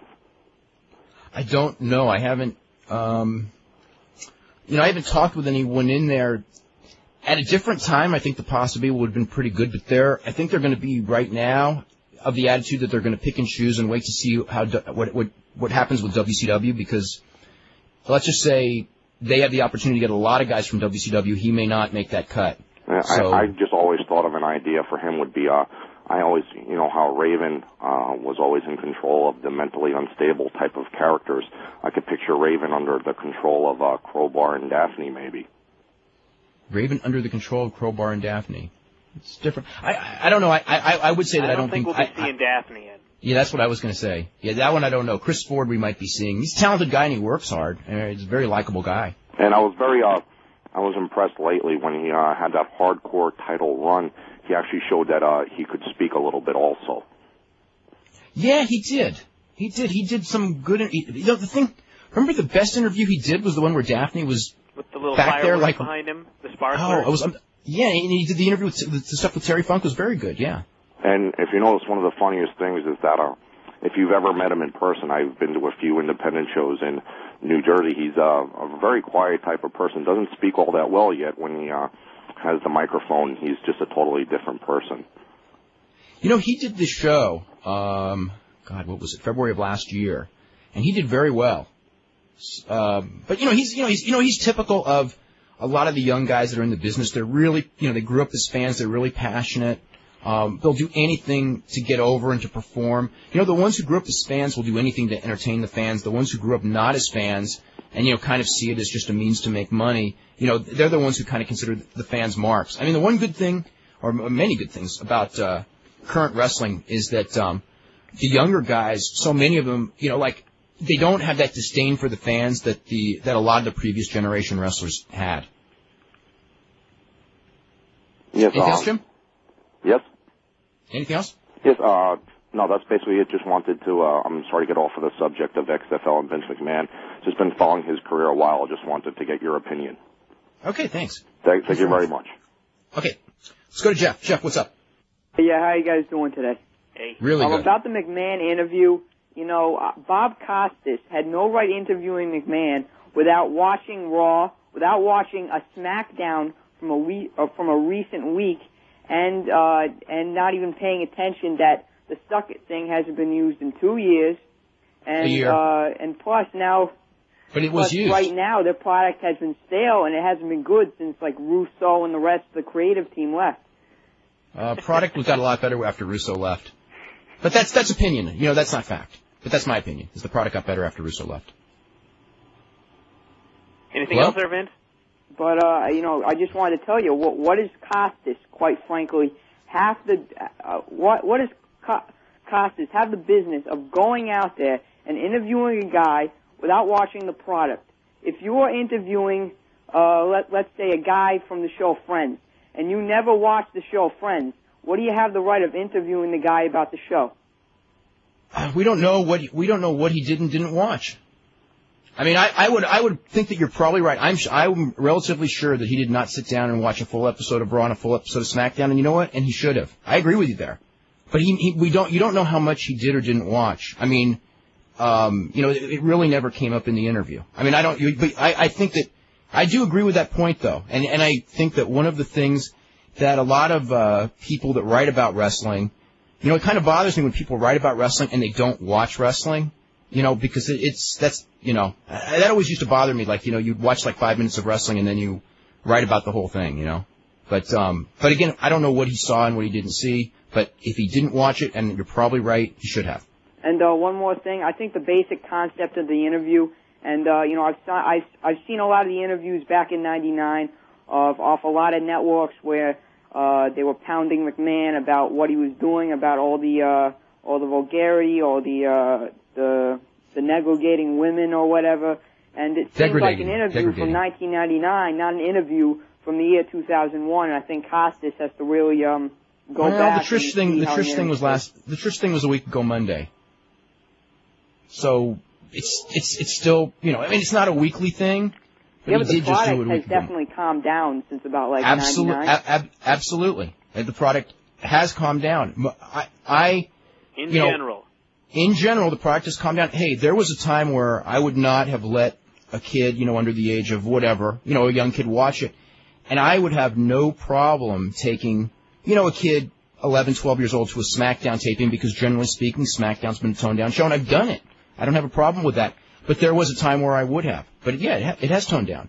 And I think maybe one of the problems is that because it has toned down and then they throw something like that on there when you're not expecting because you think it's toned down, it can get a lot, that throws a lot of, then, you know what I mean? It's like you're going this is okay to bring my kids to it. It is toned down, and then they do that. So maybe, you know what I mean? And then they I do think that their problem basically is, they tone it down, then the ratings fall, like they did, I think a couple of weeks ago. It was in the, I think SmackDown was a 3.9. And then, that was the week after, that was the show right after they did the Trish angle. So that's not, you certainly can't blame that angle on toning it down. That was after they ratcheted it up, the rating went down. Now, I'm not saying that there's a correlation, but that is the point. Yeah, I'm just saying, let's compare the ratings from when it was really, really bad, 99. The product was good, but as far as having a younger audience watch it, it was bad for a younger audience to watch it. But, right now, the ratings are certainly not where they were back then. No, they're not. But there's a lot of reasons. There's a lot of reasons for that. I mean, again, with SmackDown, when they toned SmackDown down, the ratings went up. And when Raw was the raunchier of the show, Raw's ratings went down. But at the peak of the ratings for Raw, which was before there was a SmackDown generally, but the peak of the ratings for Raw was probably when it was at its raunchiest. But tastes of people change. It goes up and down. The same thing that worked 2 years ago wouldn't work today. That's one of the reasons that they always change. It's a whole different wrestling environment too. Yeah, there's a totally different wrestling environment now. But I've just got a question for you. When Vince Russo was writing the WWF, and then when Vince Russo left, in about December, November, the ratings went down. Do you think anyway that Vince Russo? They didn't go down right. They didn't go down right. They didn't go down right away. They did eventually go down. WCW sure went up when he was up there. They were almost. No, they didn't. WCW's ratings went way down when he was there. You sure? How about January? Nobody studies the ratings probably any closer than I do. The ratings went down when Vince Russo was there both times. I'll trust you on that, but how about August of August of 2000 when Vince Russo came to WCW? Then with Eric Bischoff, he came in October of October 1999, and then the ratings dropped every month. No, I'm talking about August of. Wait a minute, excuse me. When he came back, it was like when he came back, they started hitting record low ratings every other week when he came back. September, August, they started to get the threes, almost up to the fours. They never came close to. They haven't been close to a 4 in years. 3.9. That was it. What? That was as high as they got. Was that one quarter did a 3.9? That was DDP and wasn't that DDP and Buff Bagwell? And wasn't that when Sullivan was? Angle immediately. And then they killed the Angle right afterwards. And that was when Sullivan was doing it anyway. And then Flair and Hogan did it like a quarter, and they did a 4-4, I think. But that was also under Kevin Sullivan, because that was on that was Valentine's Day last year. Because that was the show I was at. Cody, how did you get started? I mean, doing a wrestling column in a newspaper, I guess it's around more now, but it's still, the exception as opposed to the norm. And did you have a hard time getting it in? And what about, do you take criticism from regular reporters going because when I was a kid, I used to get this, when I was doing regular sports, and they're going you'd be a really good reporter if you would quit writing about all that wrestling. No, I really didn't get that because, I started out as a reporter there at the Morning News. I mean, I've never worked anywhere else, except for the Morning News. I've done a lot of freelancing.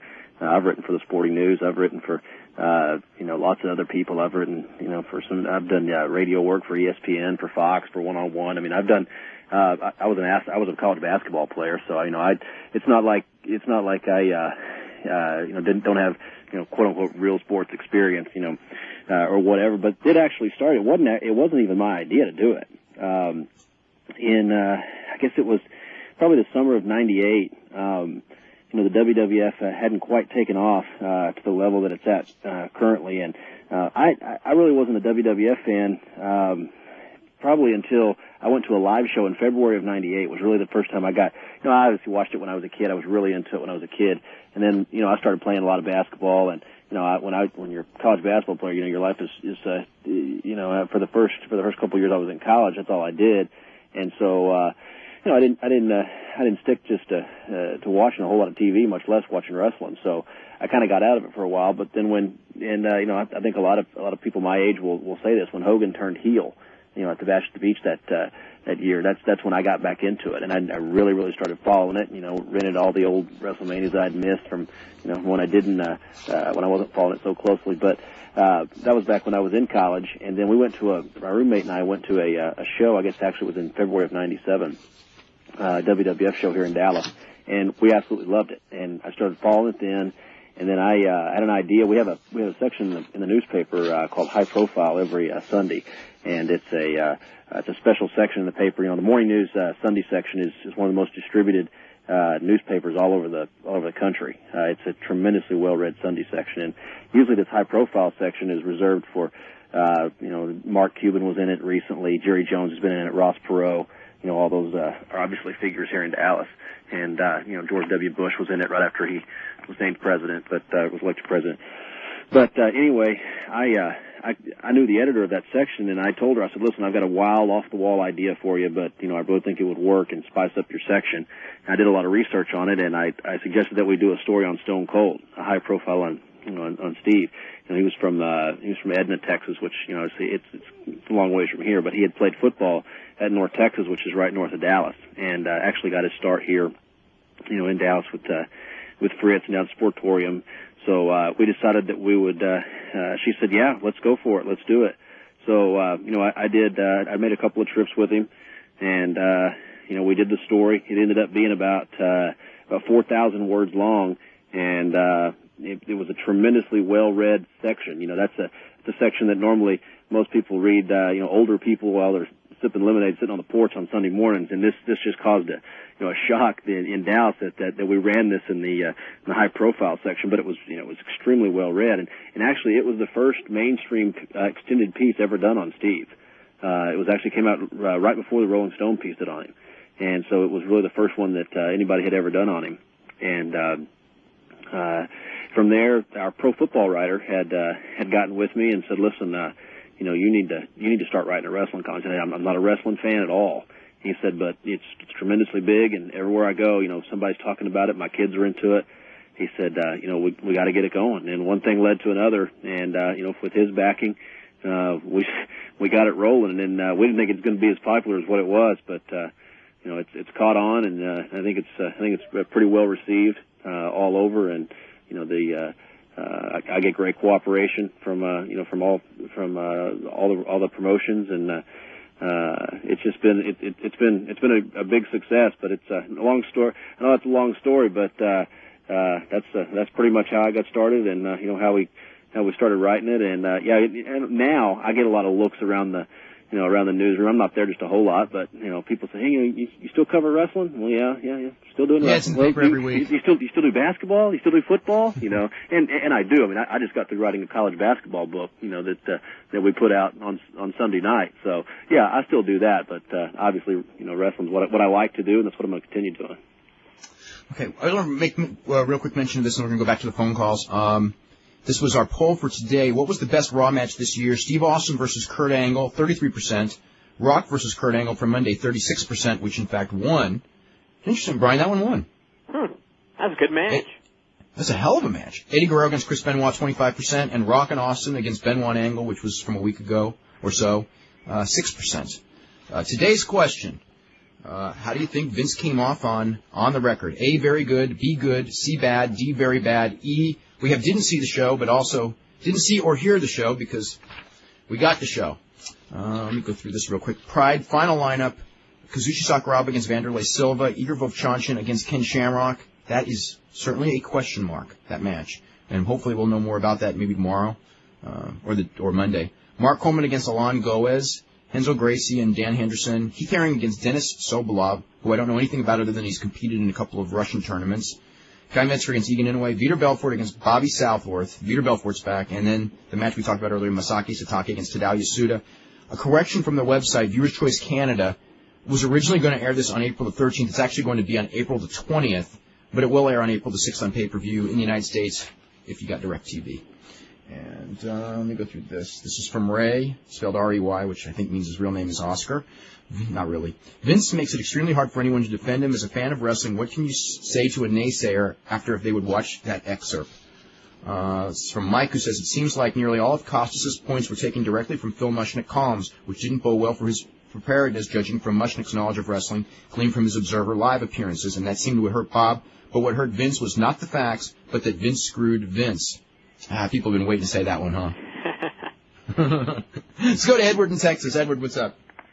I had read on the net that Nova was supposed to receive a tryout match at SmackDown, but he had missed it. Don't know. Transportation problems. Oh, is that true? Okay. If that is the case, is that going to affect him negatively in the future in getting another tryout match? Depends on if they believe him. It shouldn't. Do you guys think that he would fit in the WWF right now? You know what? It's a tough fit. I would say developmental deal. Yeah, it's a tough fit. He's going to be doing the show, by the way. Nova, I believe. We're trying to get him. Yep. Anything else, Ed? Oh, yeah. Okay, I also wanted to recommend a tape for you guys. If you haven't had a chance to see the Beyond the Mat with the 30 minutes of additional footage yet. You know, I've got that here, but I don't have a DVD player. I'm, out of touch. Okay. But tell us about the 30 minutes extra, because obviously we've all seen the movie. Yeah, it's great. It's totally hilarious. There's a scene with Terry Funk where he's, at a bar playing cards with some guys, and out of the background you see, a couple dancing, and they hit him in the head. And he turns around and he tells the guy that if they keep messing with his head that he's going to mess them up. And they show the couple, and it's this big, gay, drunk cowboy and this little drunk, gay Asian man. And it's so hilarious because Funk's all like, the friends are trying to calm him down, and Funk's all, no, I'm going to mess y'all up. You keep messing with me. And they're just trying, like, antagonizing him. It was totally hilarious. And then there's a story with Appa, where he's telling a story where his eye was popped out of his head, and that he had to put his eye back in his head. And then when he let go, there was, like, some hair that was behind the eyeball. And it popped out of his head, and he put it back. Yeah, he said that it was hanging out of his head. Hanging by like a ligament? That's what it sounded like when he was telling the story. And that he covered it. He put his hand over his head. And it ended up being that when he let go, there was some hair behind the eyeball. And he had to cover the eyeball and pull the hair out.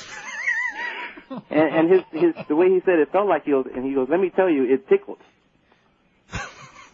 And then after he gets, he pulls it out and everything, it's fine. Then he goes, now Jake the Snake and his partner, now they start to make us mad. Huh. Oh. Yeah. And you put your eyeball in the backwards, can you see your brain? I'm sorry? I was just wondering about Off's eyeball. Is that a different Beyond the Mat than the documentary version that includes the extra footage of Foley watching watching the tape, or I don't know what you're talking about. This is a newer one. This had it was 30 minutes after the movie. The DVD. Well, I have the DVD that has extra footage on it, but I've never seen any of that. No, this is a new one. It's like it'll say on the box that it has 30 minutes after the movie. A videotape or a DVD? It's a videotape. Okay. And then they have the entire speech that Paulie gave to the ECW crew before the pay-per-view. And that was real good. That was real intense. I've heard those speeches before.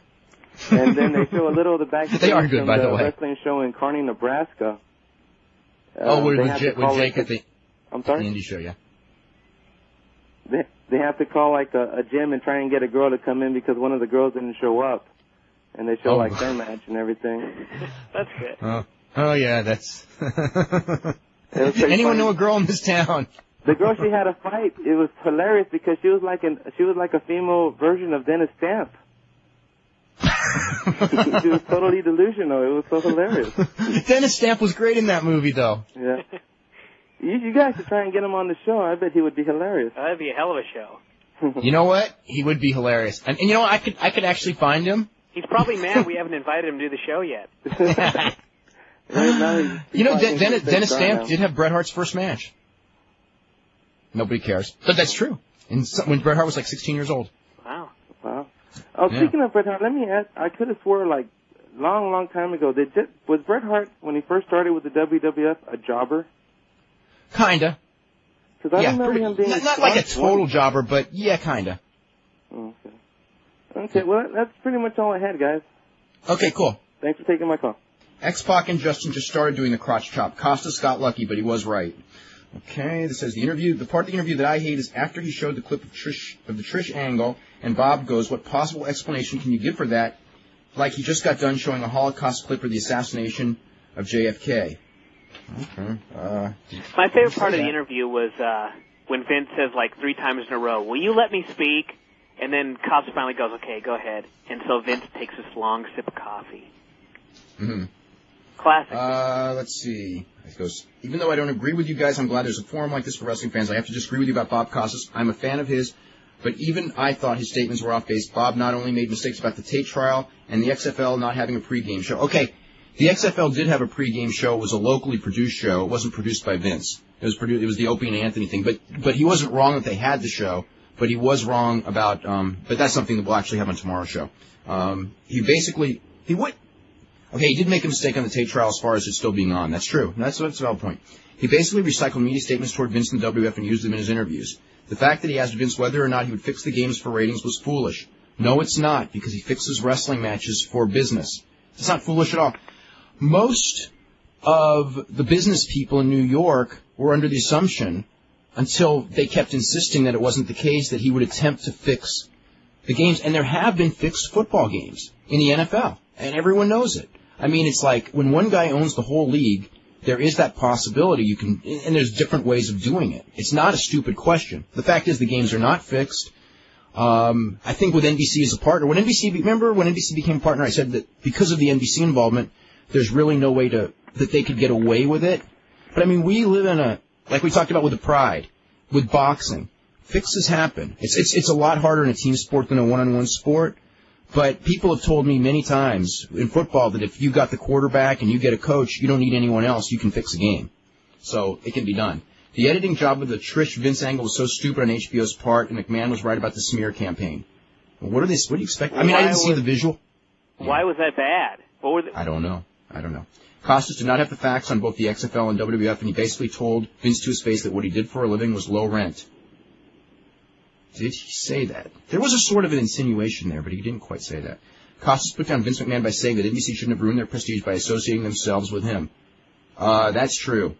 And I kind of agree with that myself. And I think that probably most people in NBC agree with that right now. It's a shame the media has no clue whatsoever about the wrestling business. That's valid. Absolutely. I think it's a shame, too. They continue to look down on wrestling as an art form, and they look down on everyone who loves wrestling. Some do, some don't. But more do than should. Bob was the voice Cody, of the critics. do you look down at people who like wrestling? Well, I better not. Okay. I'd be looking down at the fans of my column. I know I wouldn't say that I do. I mean, I can't say that a lot of my colleagues don't, but no, I obviously don't. Okay. You know, one point, and we actually something I brought up earlier, and Brian, you know this from being around veteran wrestlers, is that most veteran wrestlers look down on wrestling fans every bit as much as the people who criticize wrestling. Oh, Maybe yeah. more. Maybe more. And it's a lot of, and I would say until, I wouldn't even qualify this.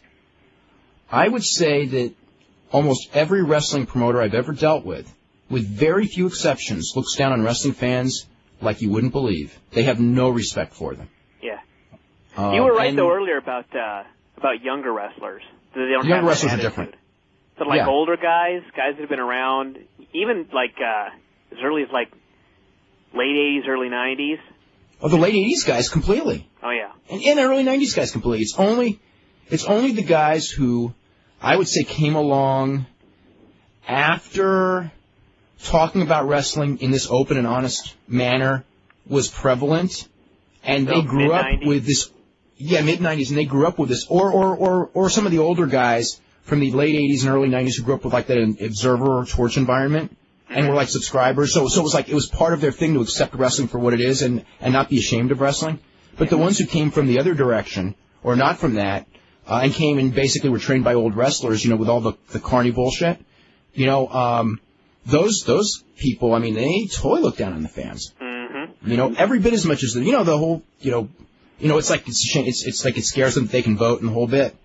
Actually, it scares me some of them can vote, but not all of them. Hey, it scares me that a lot of NFL fans can vote if you want to go that route. I don't think that when you talk about that aspect, that's not much different than an NBA player or Major League Baseball player, NFL, NHL, whatever. I deal with those guys, on a daily basis, and baseball players look down on fans too. Less about fans. Baseball players totally look down on fans. I know. I know. Pay me my $25 million, and I'm out of here. Alex Rodriguez didn't like that, but I mean he's getting the $25 million. But a lot of players here are like that. And it's not just players here, but it's players all over. In general, you get a lot of athletes who are like that. I used to one of the things that I used to hate was, and this would be in the 90s when I would deal with the media and they would be running down wrestling fans, and I would say this is when I had a lot more free time and I went to a lot of football, and football fans lived and died with the home team winning more than wrestling fans did with the babyface winning. I mean, wrestling fans would be really, really mad in that era when the babyface lost, don't get me wrong, but there was nothing like football fans in this area after the 49ers would lose. I mean, it's not even on that level. And then I would go hey, these people, the football fans are the ones that, to me, are nuts because it's not their real life either. Yeah. Let's see. Do you think Mushnick watches much wrestling a week? Not a whole hell of a lot, but he does watch it. Why didn't Costas grill Bobby Knight? I didn't see Bobby Knight. I got no idea. I think after Vince, Bobby Knight was like a pleasure, probably. Like I said, Bobby Knight was laid back compared to Vince. Yeah. Let's see. And I'm about to have to deal with Bobby Knight, so I'll be able to tell you who's better to deal with. Let's see. Have you ever noticed how all the people who defend Russo have Brooklyn accents? Actually, we got 5 of these in a row. I keep thinking it's Vince Russo calling. Yeah. Isn't it likely that Vince McMahon's comment about Jesse Ventura being on thin ice with respect to the XFL announcing is a calculated attempt to raise interest in the XFL? Partially. Isn't it possible Vince is just taking the initiative in creating a Vince versus Ventura angle that could draw interest in the product? He just tried that with Tillman, and that was a big failure. Let's see. In my personal view, Bob Costa showed how good he really is last night. He earned my respect by staying cool under the pressure.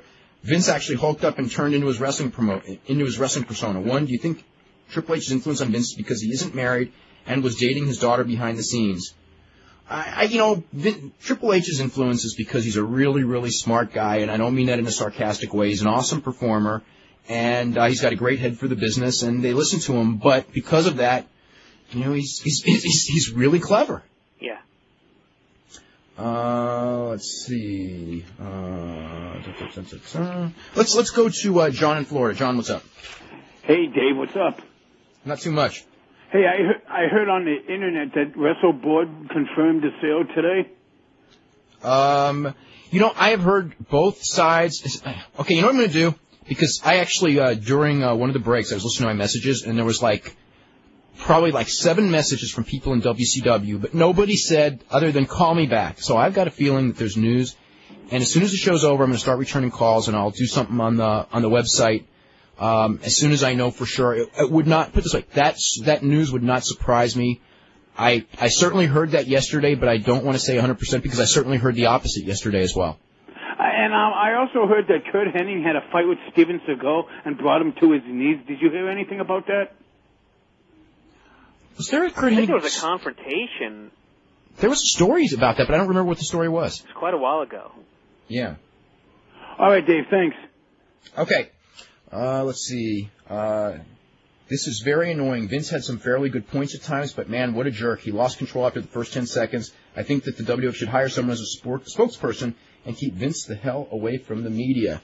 Let's go to John in California. John, what's up? Dave, Brian, Cody, how you doing? Hey. When you said veteran wrestlers looking down on us fans, Dave, are you talking like Ric Flair veterans or, let's say, Steve Austin veterans?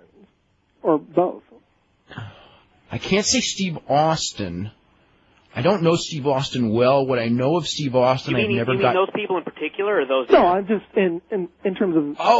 People from those eras, people from both of those eras. But I would say in the case of both of those people you're talking about, I would say Flair's going to have some of it because of the environment he grew up in, but it's not that bad as compared to most of the guys from that environment. Flair grew up as a big wrestling fan from childhood, and the guys who grow up as fans generally don't have that. But Flair is a product of his environment and probably has a little of it, just because of that thing. I've never noticed it with Austin, but people who broke in the mid '80s, a lot in the territorial system, a lot of them, more yes than no. Okay. Based on what we saw last night, how much of the real Vince McMahon did we see? Nobody knows the real Vince McMahon except for maybe Linda does. I don't know. I don't know if Vince does. I don't know that, remember Lawler, what he said the other day? I thought I knew Vince McMahon, and I realized I didn't know him at all. Right. That was Lawler's mistake right there. Because I knew he would blow up a little. I just didn't know, how far. Because he always does this on these mainstream media shows. That's just my opinion. Why do you think the WWF protects Howard Finkel so well, to where he doesn't do interviews? What do you mean? I think nobody asked for him to do interviews. Who would ask for Howard Finkel? No offense to Howard Finkel, but yeah. Have you tried to get him and you know what else? The WWF has people who they want to market, and Howard Finkel isn't one of them. I mean, they're not going out there. There was a time, I'll just tell you a story, and this is an old story, but there was a local TV, KTVU, used to carry the WWF here. It was very popular, so they wanted to do a 2-hour special on the WWF, and the guy who was producing the piece was a real big fan of Owen Hart's and wanted to do a feature on, and Owen Hart had just broken in there as the Blue Blazer, so he wanted to do a big feature on the Blue Blazer, and the WWF, even though it was their own station and it was going to be totally positive, just said that, the Blue Blazer is not on the list of people that we are pushing right now, so you can't do this. And that's just how they are. I mean, Howard Finkel will never be on their list of people that they're marketing. I don't know. I've never heard of a media person going I want to do an interview with Howard Finkel, that they would give an interview to, like, say, Off the Record or someone that they normally deal with. Have you tried to get him? Have I? Mm-hmm. Well, I can't. I'm not allowed to get people from the WWF. That's just the deal. If I was, you know what? If I was, I would love to get Howard Finkel. Howard Finkel has a great knowledge of professional wrestling, more than probably. If someone was going to write a book, Howard Finkel, if he actually said what he knew, probably knows more than almost anyone. I am sure of that. He knows, and he doesn't make mistakes, and he loves wrestling, and he's a good guy. Even though they make fun of him and all that, but that guy, I'll bet you that guy has some stories. Like giving blood for Hulk Hogan. Are you still out of San Jose, Dave? Yes, I am. Just wondering why. Why Northern California? It's just where I grew up. Earthquake. It's where I grew up. That's the only reason. Excellent. Well, I mean, we appreciate you up there. And how could you not have a DVD player? I just haven't gotten around to buying one. Believe me, I'll probably have one within 2 months. Okay. Great show, guys. Take care. Thank you very much. Is it Lewis in Arizona? Yep, Lewis in Arizona. Hey, Lewis, how that copy of Beyond the Mat that guy was talking about earlier, it's actually a VHS only copy. Really? That you can get. It has a gold border. Mm-hmm. So, and it has the extra 30 minutes, and the best part of the 30 minutes is Jake Roberts going into a bathroom, and he sees a bunch of guys praying, and he just goes ahead and goes to one of the urinals and does his business. Dave, can I tell you a Jake Roberts story? Yeah. This is the first time I'd ever interviewed Jake. It was before the Heroes of Wrestling pay-per-view that we all remember so well. And, that was a good one. Oh Lord. Yeah, exactly. That was a great interview. This is probably you guys remember when it was, but one of their PR people called me and said, hey, Jake lives in the area. He's going to be down in Dallas. Can you do an interview with him? I said, okay, all right, I'll do it. He says, where do you want me to meet him? So we set it up, and I show up, and Jake was late. It wasn't his fault. He was actually doing another appearance, and so that wasn't his fault. Well, he says, well, just come on up to the hotel room, to my room, and we'll do this interview. I said, okay, we'll do it. So we go up to the hotel room, and we're sitting there, and he just starts talking. I didn't even ask a question. And he just starts talking. I bet we talked for an hour, and I probably said 2 or 3 minutes worth of words. And about that time, the phone rings in his room, and he answers it, and he says, "Hey brother, hold on a second. Can you? I got to do this interview from DC. Can you hold on?" I said, "Sure, I'll do it." Well, that was the morning that Gorilla Monsoon had died, and I guess the guy that was doing the interview told Jake, said, Gorilla Monsoon has died. What kind of memories do you have about him? Whatever.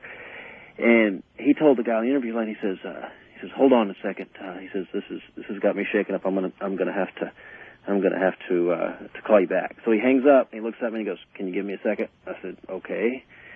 And goes to the bathroom, and he's there for a while, and he comes back out, and and he kind of looked real disheveled, and I said, do we need to do this later? Are you okay? And he says, "No, this news just got me really shaken up." Well, we do our interview, do whatever, and I was telling some people about this later, and a WWF person said, that doesn't surprise me about that, but did Jake even really know Gorilla Monsoon? When someone asked about the real Vince McMahon, the other one, I don't think anyone knows the real Jake Roberts either. I just thought that was such an interesting story, and and we're sitting there, and the whole time I was an athlete in college. I'm still a pretty big guy. He's trying to get me to come to his wrestling school and start wrestling. I said, I can't do that anymore. I'm the head of a company now. I run my own publishing company. No. You come up to Gainesville. We'll get you started. It'll be great. Oh, God. The whole time I'm thinking, Jake, I'm trying to do an interview with you here, man. I want stuff from you. I'm asking you questions. I'm not the one being interviewed here. Oh my God. The other thing I had to say was I live in Tucson, Arizona, and wrestling here isn't very big, even though I'm a huge fan. But I was watching. This proves the point that Ric Flair can draw outside of the Carolinas. I was watching the news. And recently, U of A beat Stanford last week in a big game. Stanford was number 1. And the guy started off the segment by saying, "Ric Flair, my favorite wrestler, put it the best way. To be the man, you got to beat the man." And then went into the whole about U of A beating Stanford. So I just figured I'd drop that in because, Ric Flair can't draw outside the Carolinas. And he's a big college hoop fan. You know what? Big Wake Ric Flair, Forest fan. seriously, right now, Ric Flair can't draw anywhere, but it's Well, not yeah, really, but it's not really his If he fault. was booked as the legend that he's supposed to be and as baby face and as an attraction feature, he Yep, makes I know. money. I know, and we've said it for how many years, and it's Yeah, like one well, of those things. nobody wants to boo Ric Flair. I mean, he can go out there and be a parody of himself and be, half a madman, but nobody likes that. Nobody wants to see that. Nobody wants to pay to boo Ric Flair. Nope, you're right. They want They want to see Ric Flair in $1,000 suits walking out there saying woo, talking about how he kissed all the girls, talking about how he's putting over, whatever he's putting over at that time. He needs to be stuck with somebody young, like Mike Sanders. They didn't want to hear that.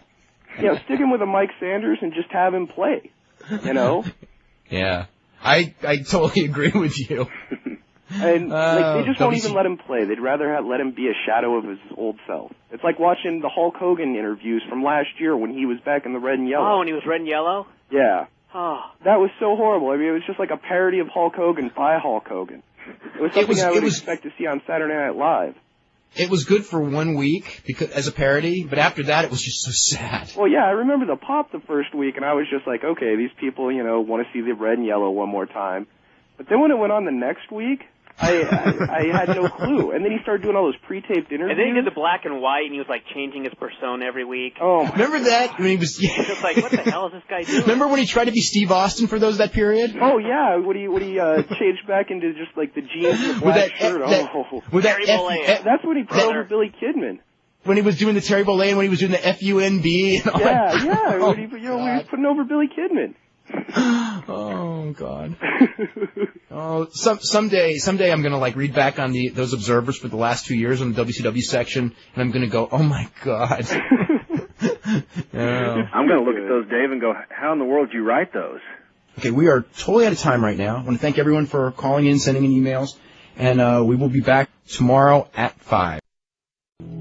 How's it going, everybody? This is Dave Meltzer. We're going to be here for the next 2 hours talking pro wrestling, and we have no shortage of things to talk about. Brian Alvarez is going to be here. We're also going to have Rico Constantino of Ohio Valley Wrestling up in probably about a half an hour and talk about his training in pro wrestling and his current status. He's got a very unique story. We've had him on the show once before, and it's kind of interesting the day that we have him on because it's such a newsworthy day. I guess I am not clear of exactly what happened at a couple of hours ago. I know that Vince McMahon was on Mike and the Mad Dog on WFAN, and anyway, apparently Phil Mushnick called in. Apparently fireworks ensued. I've only talked to one person who actually heard it and who didn't really give me much in the way of details, other than, and I thought that, and I don't know if we'll be getting a tape, but anyway, if you live in New York and you were listening, please call and let us know what happened, because I don't know. Vince McMahon was also on Howard Stern today. The sale of WCW to Vince McMahon, this is the Vince McMahon show. Anyway, the sale of WCW to Vince McMahon, they were negotiating today. I have gotten a couple of phone calls from people in the industry who said that the deal was finalized. I have not been able to confirm that with the WWF. I just, in fact, tried about 5 minutes before we went on the air. So I don't know that it's confirmed that it's done, but it's pretty close. Vince McMahon was actually on the Stern show talking about it and said, in all likelihood, we will be owning the company. Pretty much said that they would run it as a separate organization, but didn't go into a whole lot of detail about that. And, there's a lot of things that a lot of people are speculating, like Shane McMahon would run the company. The same stuff that we were speculating about when McMahon almost bought WCW several months ago. It is all, at this point, just speculation, and I'm assuming that they'll probably make some sort of a statement very soon. And last night was the final wrestling show on TBS after 29 years. The final show of World Championship Wrestling in its current form will be Monday. And aside from that, I don't know. Can't add anything else. Brian, any other big news? As far as news, no, nothing. Anything? What's going on? How are you doing? I have a story today that has absolutely nothing to do with the wrestling world. Actually, it does. And it will interest absolutely nobody except you. But I'm going to tell it anyway. Okay. Every Tuesday night, and you will relate to this, I email the newsletter to the print shop, and they print up the newsletters, and I go pick them up Wednesday. There's this giant box of newsletters. I take them home. I put stamps on them. I put labels on them. I bundle them up and put rubber bands around them, put them back in the box, take it to the post office, drop it off, and they proceed to mangle them and deliver them in the wrong address. Destroy them and rip them up, yeah. Not deliver them at all in some cases. Well, right. Anyway, I thought that I had seen the stupidest thing ever many times with the post office, and they topped it today when yesterday when I brought the box in, as I've been doing for 6 years now, full of newsletters, stamped, labeled, and bundled. What did they do, Dave? They taped the box back shut. They mailed it back to the print shop with a bill for postage, too. Oh, my God. So that means that only of the week of the biggest news story that you've ever I was covered. up so late Tuesday night to get this thing done. I worked my ass off Wednesday to make sure they all went out on time, and the post office delivered them back to the print shop. So you're going to be like a couple of days late on the biggest story you've ever covered. Yeah. That is just so And seriously, I think it was like the longest article I ever wrote, and I was so happy, and I thought, man, it's done. And what do? They mail it back to the print shop. I've actually never had that one happen. I've had many things happen, but not quite that. Guys, we got a couple of callers on the line from New York who actually listened to the whole interview. So if you want to go to them here. Let's go. All right. Let's go. First up is Gerard. Gerard, what's going on? How you doing, Dave? How you doing, Bri? Tell us an interesting story. Yes. Make us happy. First off, Chris Russo is the guy they call Mad Dog. He doesn't like Vince. You could tell he was laying into him, trying to get all these Vince to come up with some cockamamie answers, but Vince kept blowing him off. It's all those Russos. And then, yeah, right. And then Mushnick came on and started bringing up stuff from 1990 about when Vince's doctor went to jail for prescribing steroids and going into how Vince used steroids and every other wrestler used it. Then he brought up that two guys who worked for Vince were pedophiles. And Vince says, well, if they were, how come no charges were ever brought against it? And all Mushnick kept saying was, well, you told me they were. You called and told me they were. Vince goes, you're out of your mind. Actually, as I remember, I think it was the guys he's talking about were Mel Phillips and Terry Garvin. I think it's pretty well established, that one. Anyway. Yeah. And then he started. As far as Terry Garvin, of course, has passed away several years ago. But we had Tom Cole on the show, and anyway, go ahead. Yeah. Then the other announcer, Mike Francesca, said to Phil, "Tell us something within the past 5 years that annoys you about Vince." So he says, "All right. A couple years ago, Mushnick says my 10-year-old daughter comes home from school, and the other 10-year-old boys were calling all the girls bitches and hoes, and I personally blame Vince McMahon for this." Now, come on, no kid ever bought a rap CD or something where they're going to hear words like that. The man has such a personal vendetta against Vince McMahon, it's unreal, and they were not taking any calls, so he couldn't even call in. It drove me nuts. I was screaming on my radio in the car. I wanted to drive up there and punch him in the mouth. I couldn't help Vince it. did too. But Mushnick is what a vendetta, and it's ridiculous because his editorials in the Post, on the same page where he's bashing Vince about how you have to have good ethics, there's ads for strip clubs. It makes no sense. If he's bashing Vince so bad, why doesn't he turn around and start bashing New York Post for having ads for strip clubs and everything? Actually, it's pretty well known that he worked real hard to get the gambling stuff out of the New York Post. And I don't know if he's done anything on strip clubs or not, but he has worked pretty hard on some instances, in that regard. The one problem that Vince or Phil Mushnick is always going to have is that he really gets riled up, especially like on the radio. Puffing, you hear him breathing through the phone. And Vince McMahon is so good at just lying and just being completely calm. Oh, unless great. he wants it's to be great listening to Vince except on Costas, where he wanted to be Mr. wasn't. McMahon. Yeah. Well, what's funny is, I don't want to bring that up because go ahead. Yeah. What's that? Nothing. Okay. Anything else? No, that's about it. It's just that it makes me mad that everybody who brings Vince on any type of show tries to roast him so bad, and they just can't do it. They try their hardest, and Vince did it to himself with Costas, though. I mean, Costas didn't roast Vince. Vince roasted himself. Oh, you saw that, but I mean, he was Mr. McMahon on that interview. He wanted to show everybody. That was not good judgment to be Mr. McMahon. No, not at all. Yeah. Okay, guys, that's about it. Okay, good enough. Thanks much, Jared. Let's go to John. John, what's up? Hey, Dave. Hey. Hey, how you doing? I'm doing really good. Hi, Brian. I can hardly hear you guys, but here's the story. Mushnick called in. McMahon was in the studio on the Fan for quite a while. He was on for about an hour and 20 minutes. They were pretty easy on him, both Mike and the Mad Dog, and they freely admitted they knew nothing about wrestling. They asked him about Owen Hart, the usual question. Wait a second. You know what? Weren't they the ones that said they were going to do a better job than Costas? Well, yes, they were. Yes, they were. And here's the other one, too, is that when you go in there and you just go, we're bringing on the number one guy who's even though he does run a football league, he's far more famous for being a wrestling promoter. And the first thing he goes, by the way, we know nothing about wrestling. You know, it's like, do your goddamn homework. Okay, go ahead. But the whole premise of the interview before they brought him on, because lots of callers were excited and they're going to have Vince McMahon on, they said they weren't going to touch wrestling. It was strictly XFL. And what happened is, I'd say 80% of the interview ended up being wrestling. So at some point, and they don't know anything about wrestling. Wonderful. Yeah, exactly. And each time they'd ask a question, they'd say, "Well, we know nothing about it, but we just want to ask you about, Owen Hart died."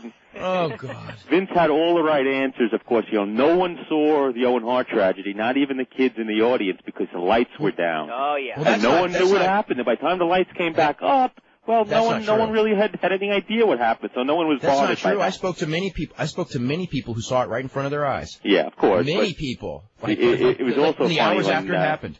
He said, he denied, responsibility. He kept saying over and over again, Tinkerbell does the same stunt in Disney World 3 times a day. So I don't know if that's true. I don't know either. And he also said the Turner.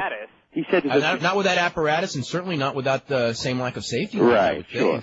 But he also says, the Turner organization has a fellow by the name of Sting who is still doing it up to today, which we all know is not with the same apparatus. Not with the same apparatus, and he hasn't done it. Although he did do it after Owen died, which I thought was in bad taste. But he hasn't done it probably in months. This is a real classic. Sting.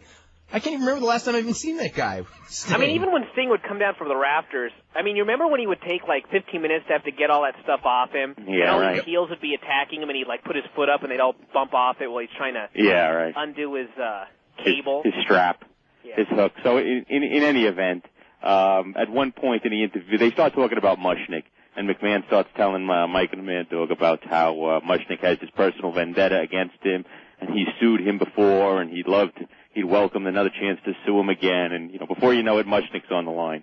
So McMahon had told Mike and the Mad Dog that he never met the man, that he had invited him up to his corporate offices, and he wanted to speak to him, but Mushnick didn't have the guts to face him. So Mushnick, I have to say, came off terribly. I mean, he spends the first 5 minutes of the call arguing as to whether or not they ever met. Well, I spoke to you on the phone. Well, no, you didn't, Phil. We spoke for 2 minutes. Well, we never met. I didn't say that. I mean, who cares whether or not they ever met? They have never met, and they have spoke on the phone. I can tell you that. So, but clearly, Vince was letting Mushnick just ramble on these issues that really didn't mean anything. So, Mike and the Mad Dog, well, Phil, get to the point. What do you have against Vince McMahon? Well, he's a man that employs pedophiles. So he brings up the name. He mentioned it by name, Mel Phillips and Terry Garvin. And, Vince, if there was, in fact, a problem, there would have been a prosecution. And, of course, he knew there had been a problem. He just completely denied it. Well, I mean, they had a lawsuit settlement, with Tom Cole, so. Yeah, he said, well, one of the gentlemen is dead and the other one no longer works for us. But I thought it was sort of silly of Mushnick to bring these things up from ancient history. Yeah, from 8-9 years ago. It made him look bad. He lost credibility. So then he goes into, well, Vince, you've also admitted that you used steroids. You claimed you used them when they were legal. So, we've heard him make that argument. I'm sure you've heard it. So Vince says, well, that's right. So Mushnick's counter is, Mike and the Mad Dog say, well, what's your point? So Mushnick's counter is, well, if they were legal, why did Dr. Zaharian do a stint in the federal pen? And, Vince just pretty much blew it off like, well, there's different standards for doctors and people purchasing them. And Mike and the Mad Dog were like, Phil, do you have anything real here to say? So that's when he went into, well, let me tell you something. My 10-year-old daughter comes home in tears because she's called a hoe and a bitch. And he really came off very poorly, and then Vince pretty much just blew him off. And frankly, so did Mike and the Mad Dog. He didn't really make any valid points. I mean, he brought things up, but not anything that would really get your juices flowing. I mean, he could have been, I thought, a lot more on point with the current product of the WWF, Mm-hmm. But he got very excited, and Vince was very calm, and that's Mushnick didn't come off well. You can't make. Yeah, but Vince, I thought, was great on Mike and the Mad Dog. And did you guys have a chance to hear Howard Stern today? No, I've only read transcripts. I thought that was pretty funny. Also, that came off pretty well. I mean, he's a pretty good interview when he wants to be. He can be. He can be many different things. He could be pretty charming when he wants to be. Oh, absolutely. That's why I was so surprised with the Costas thing, because he came off so poorly. Yeah. Well, he mentioned to Mike and the Mad Dog that he's a guy that was a little odd statement. He said, well, I'm a guy that likes confrontation, whether it be verbal or physical, which is a little bit of a weird thing to say to somebody, on the air. But he's got this tough guy image. But in any event, his whole premise of being on the show was to continually repeat that the XFL was damn good football. And, Mike and Chris are telling him, well, listen, if the NFL is good football or excellent football, the XFL isn't damn anything. It's a notch below. These are guys that can't make it. So Vince basically said, well, we've got this guy Avery, who was a first-round pick, and Tommy Maddox is lighting it up, and we invite you to sit in the stands and watch a game and just give us another chance and that kind of thing. That was the basic gist of it all. So did they ask him how come the numbers dropped so much this week? Yeah, he said NCAA tournament killed him, and he fully expects. Well, it did. It's valid to an extent. What about St. Patrick's Day? Did you mention that? No, he didn't mention that, but he did mention the tournament, and he did give the same spiel about how they didn't have enough training camp time to make it good football, but now they want people to revisit it because once you see what they're offering, you'll be hooked, Yeah, how come the attendance in almost every market, except for this one actually, San Francisco still does well, but in almost every market the attendance has dropped. Vince had the nerve to say that they were breaking attendance records, and that the fan experience at the XFL games, from the feedback they were getting and the research they were doing, was second to no other sporting event out there today. He said that they were averaging 35,000 people a game, and that the people were showing up 3 hours early to tailgate and all of this. Maybe that's 35,000 a game. He really said that, huh? Yeah, he said that. Unbelievable. So he says it's very believable when you hear it. Yeah, but the thing is like, newspapers actually cover that stuff. Unlike with wrestling, where he can make his numbers up. Right. Newspapers actually cover that stuff, and it's like, and the newspaper reports. I mean, on XFL, first of all, their attendance is about 20. Their claimed attendance is 27, and in so many of these markets, I mean, Chicago, LA in particular, I mean, the newspapers laugh when the number comes out because they know that it's, they'll announce 7,000 people at 17. I can tell you in New York at the Meadowlands here, where the Hitmen play, there's nobody there for those games. And the tickets are given out for free. I mean, I could go into Jiffy Lube and get 2 free tickets with an oil change. Well, what does that tell you? In Vegas, I heard they had 7,800 paid at the last game, and they had about 17,000 in the building. I know this market's very strong, but that's not even the XFL. That's Pac-Bell Park. I mean, this has never been a strong baseball market, and the Giants are sold out for almost every single game next season. It's because of the ballpark is over. It's not so much. Although the people who go here, I mean, they generally have a positive feeling towards it. This is the aberration of a market. All the other markets are not doing. Maybe Vince can blame the stadiums next. But it was interesting this morning on Howard Stern. He did acknowledge the WCW deal.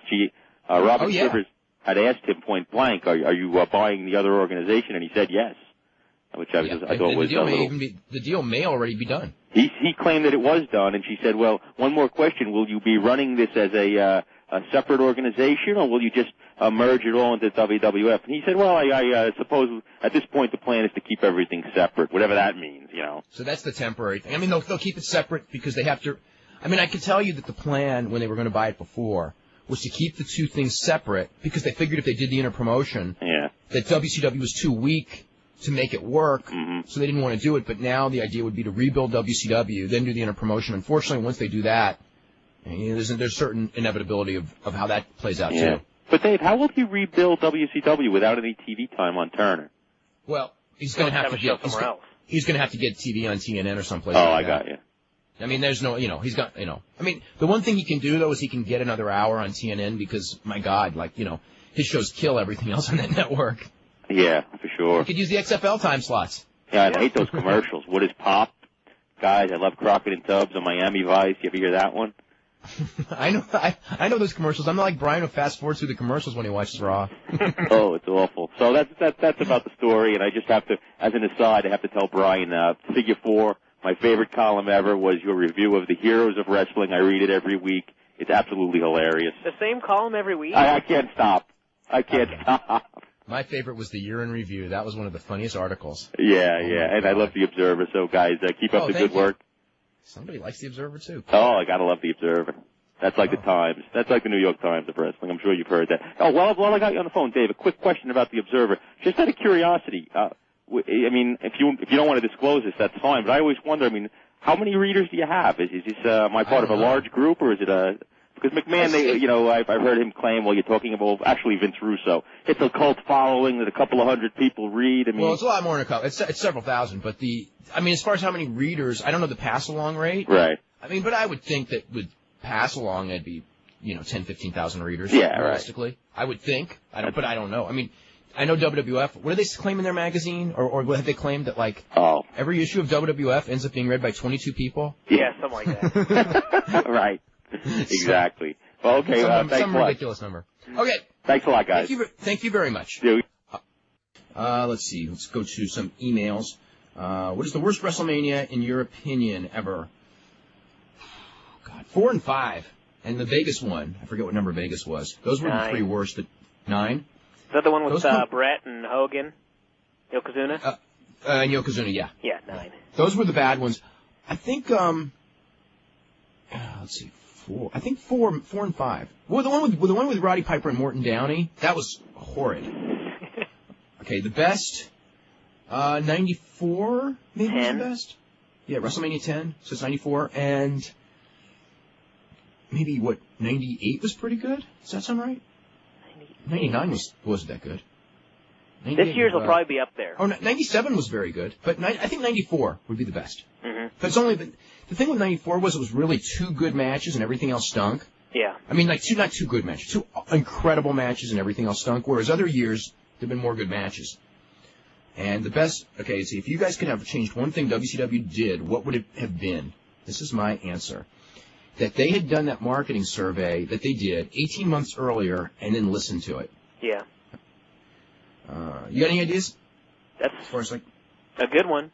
Okay. Kamala has been added to the WWF Battle Royal on April Fool's Day. I wonder if it's... God, the original Kamala, I haven't seen him in years. Oh, golly. Let's see what else we got.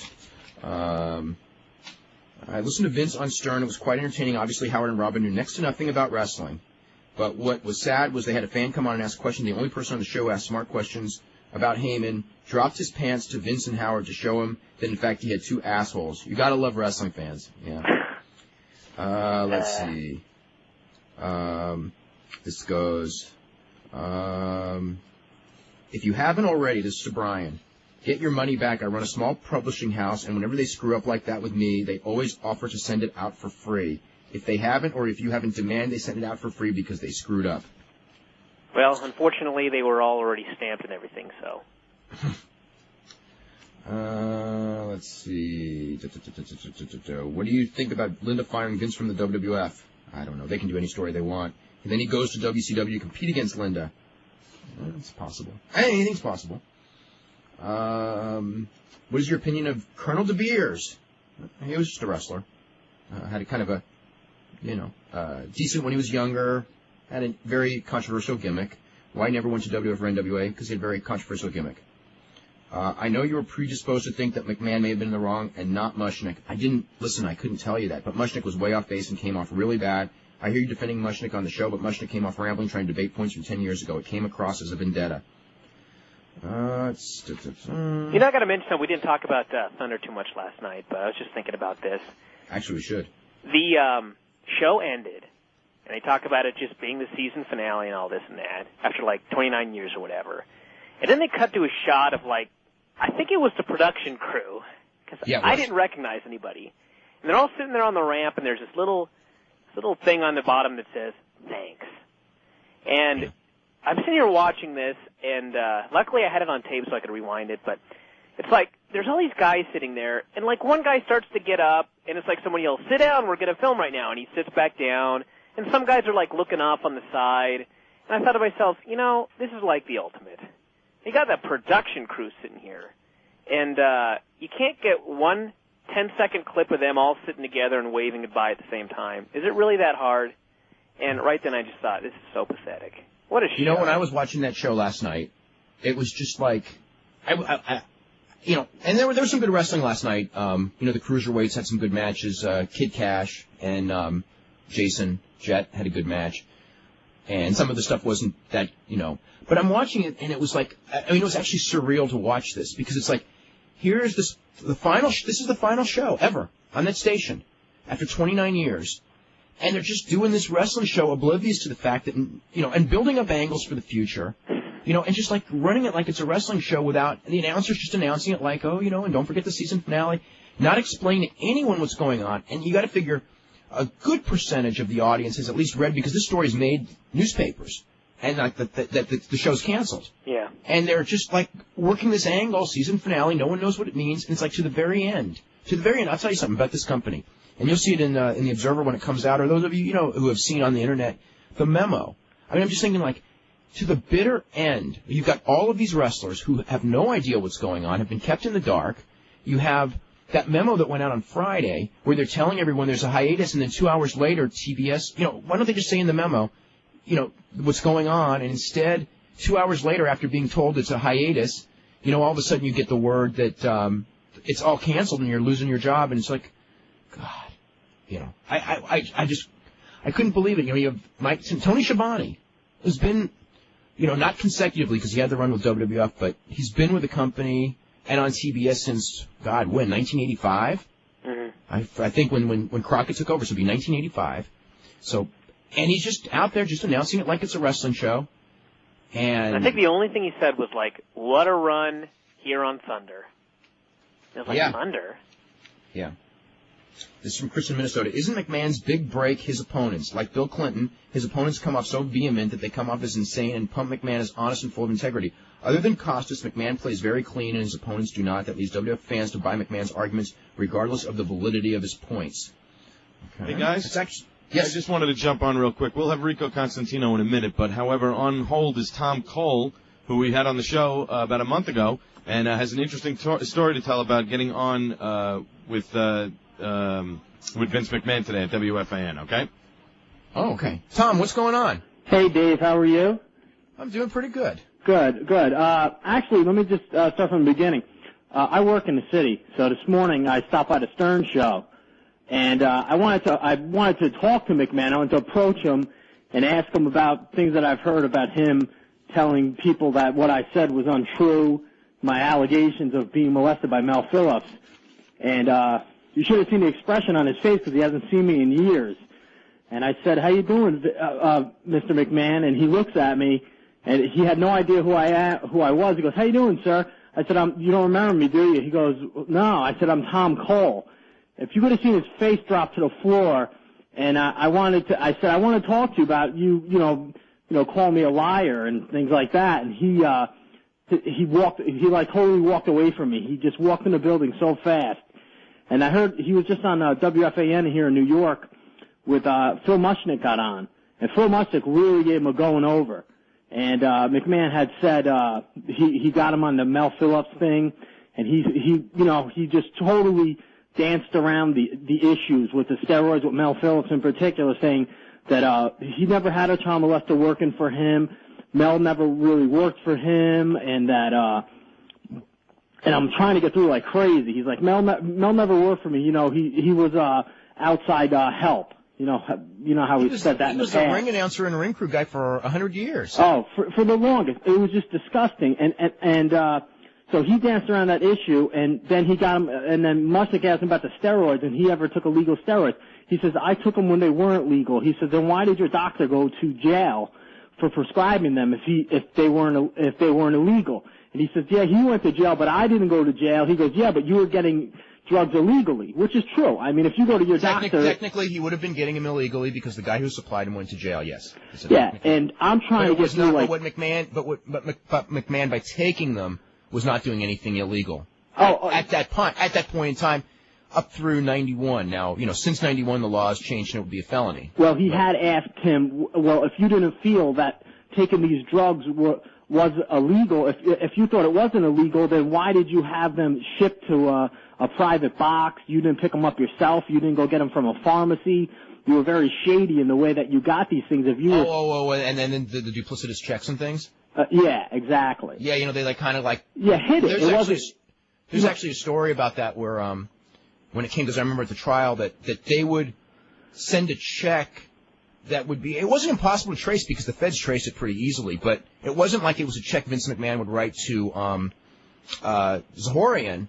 It would be like a check that was sent to someone who would then send it and then they would get another check. So it was, clearly by the nature of how he did it. I mean, he was obviously trying to hide the fact that he was purchasing. Yeah, again, Dan. And actually, I can understand that too, because I'm sure that a lot of the smart wrestlers, as opposed to the dumb ones, probably should have handled it the same way, because if there is a bust, you certainly don't want to check with your name on it in his account. So anyway, go ahead. I'm sorry. Yeah, but I tried to get on to WFAN, and it was so hard to get through because it was busy. And he, when he was talking this stuff about Mel Phillips and saying the allegations, they really weren't true, and he wouldn't specifically bring my name up, but he was saying they weren't true. So I tried to get through the studio, and I couldn't. So I called the front office. They put me through to some special, line that they have through the producer. And I'm telling them, who I am, and they said they have to verify it. Then I called them back again like 15 minutes later, and I'm like, listen, this is who I am. I'm trying to get through. So by that time, Phil Mushnick had already hung up, and McMahon was just like getting ready to leave the studio. And you can hear, like, they went to a break, and you could hear Mike and I think it was the Mad Dog going through the studio. You could hear him in the background, and you could hear McMahon talking to him. I guess they must have been getting autographs or something like that. After you have somebody like that on your show, you make small talk with him, I guess, and maybe cut a couple promos or something.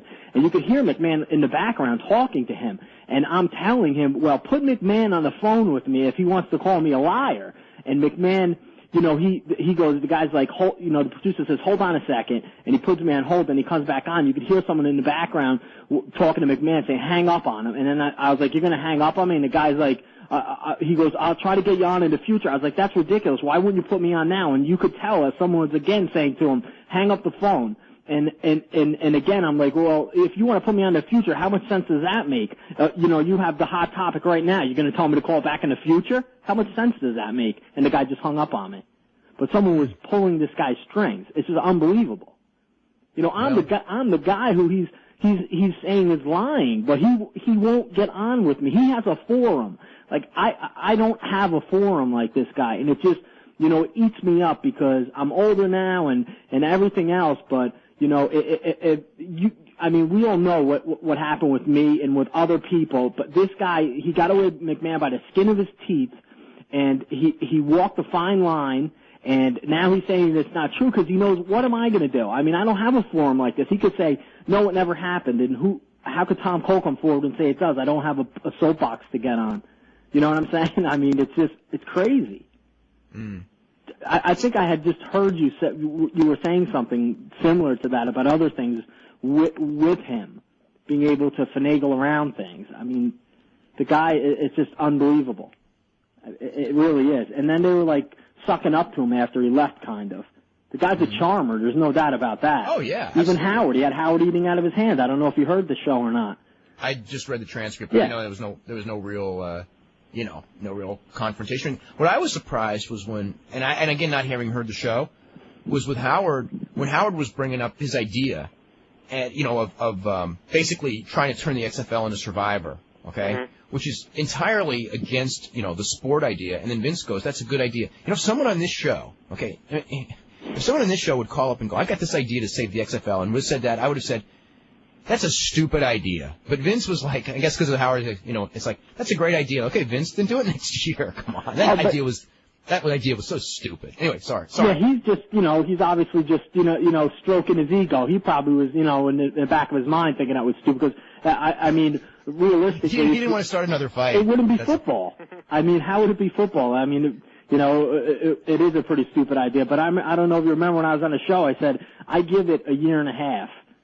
And, I think I actually might turn out to either be right or I might be off by 6 months. 6 months meaning it's not even going to last a year. 6 months either way, you'll be off. Yeah. It'll either be 1 year or 2 years. I'm pretty sure of that too. Unless there's just unless McMahon keeps it going just to keep it going, just to prove he can. But from a business standpoint. From a pure business standpoint, you wouldn't want to do a second year. There's absolutely no logic to doing a second year. Dave, but I don't want to sound wacky. A lot of people, they might find this as sounding wacky, but here's what I want to do. I'm going to pay for, out of my own pocket, I'm going to hire, and I know that anytime I'm on something, any type of show, that they automatically in the WWF they somehow get a transcript of it or they find out. Believe me, I know this for a fact. I want to issue a challenge to Vince he says that what I said wasn't true and things like that. I will pay for it out of my own pocket. I will hire an independent lie detector test company, and I will take a lie detector test, and I challenge him to do the same. It might sound insane, but I challenge him. He might beat it. I don't know. Maybe he won't. It's like he's a damn good liar.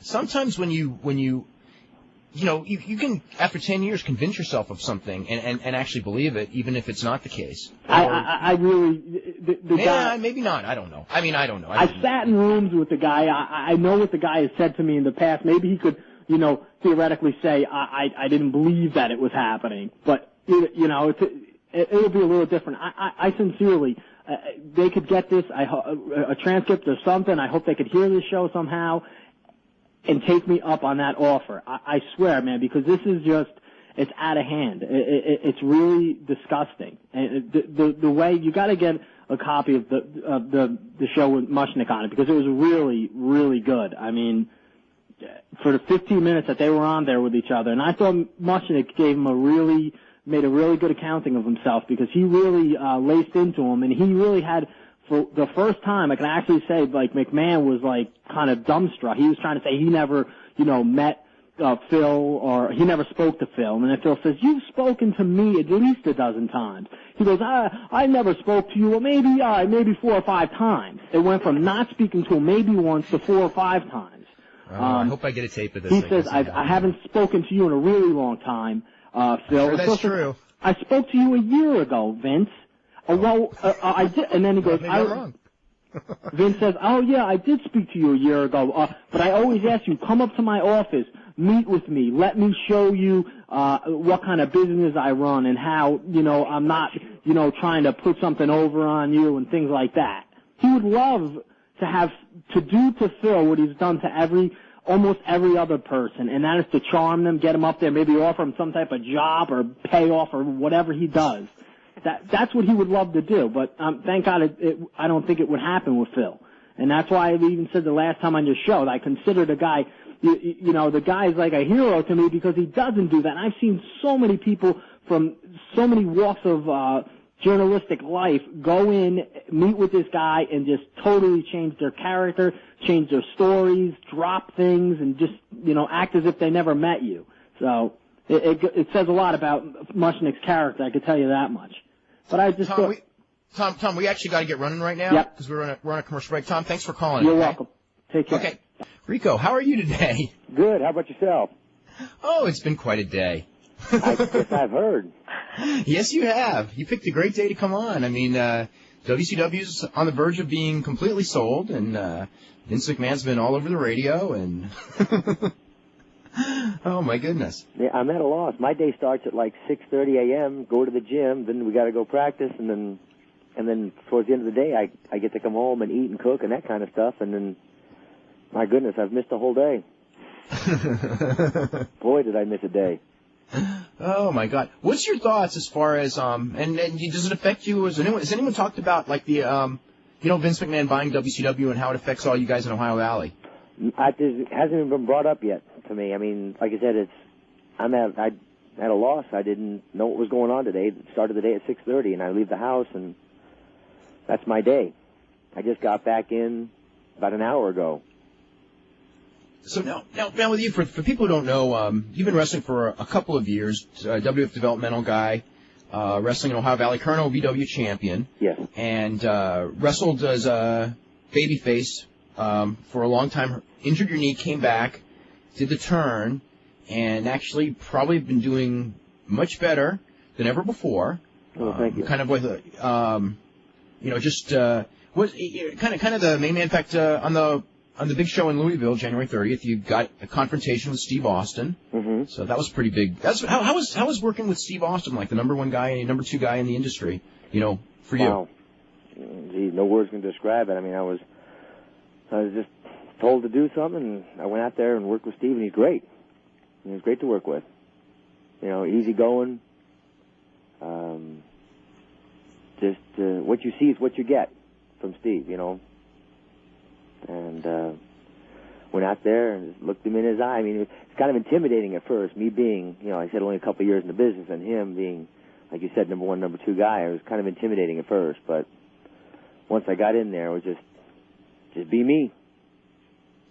What's your feeling on the various different guys that are in Ohio Valley? Who do you think's got the best shot at making it, you know, of the guys that you're working with?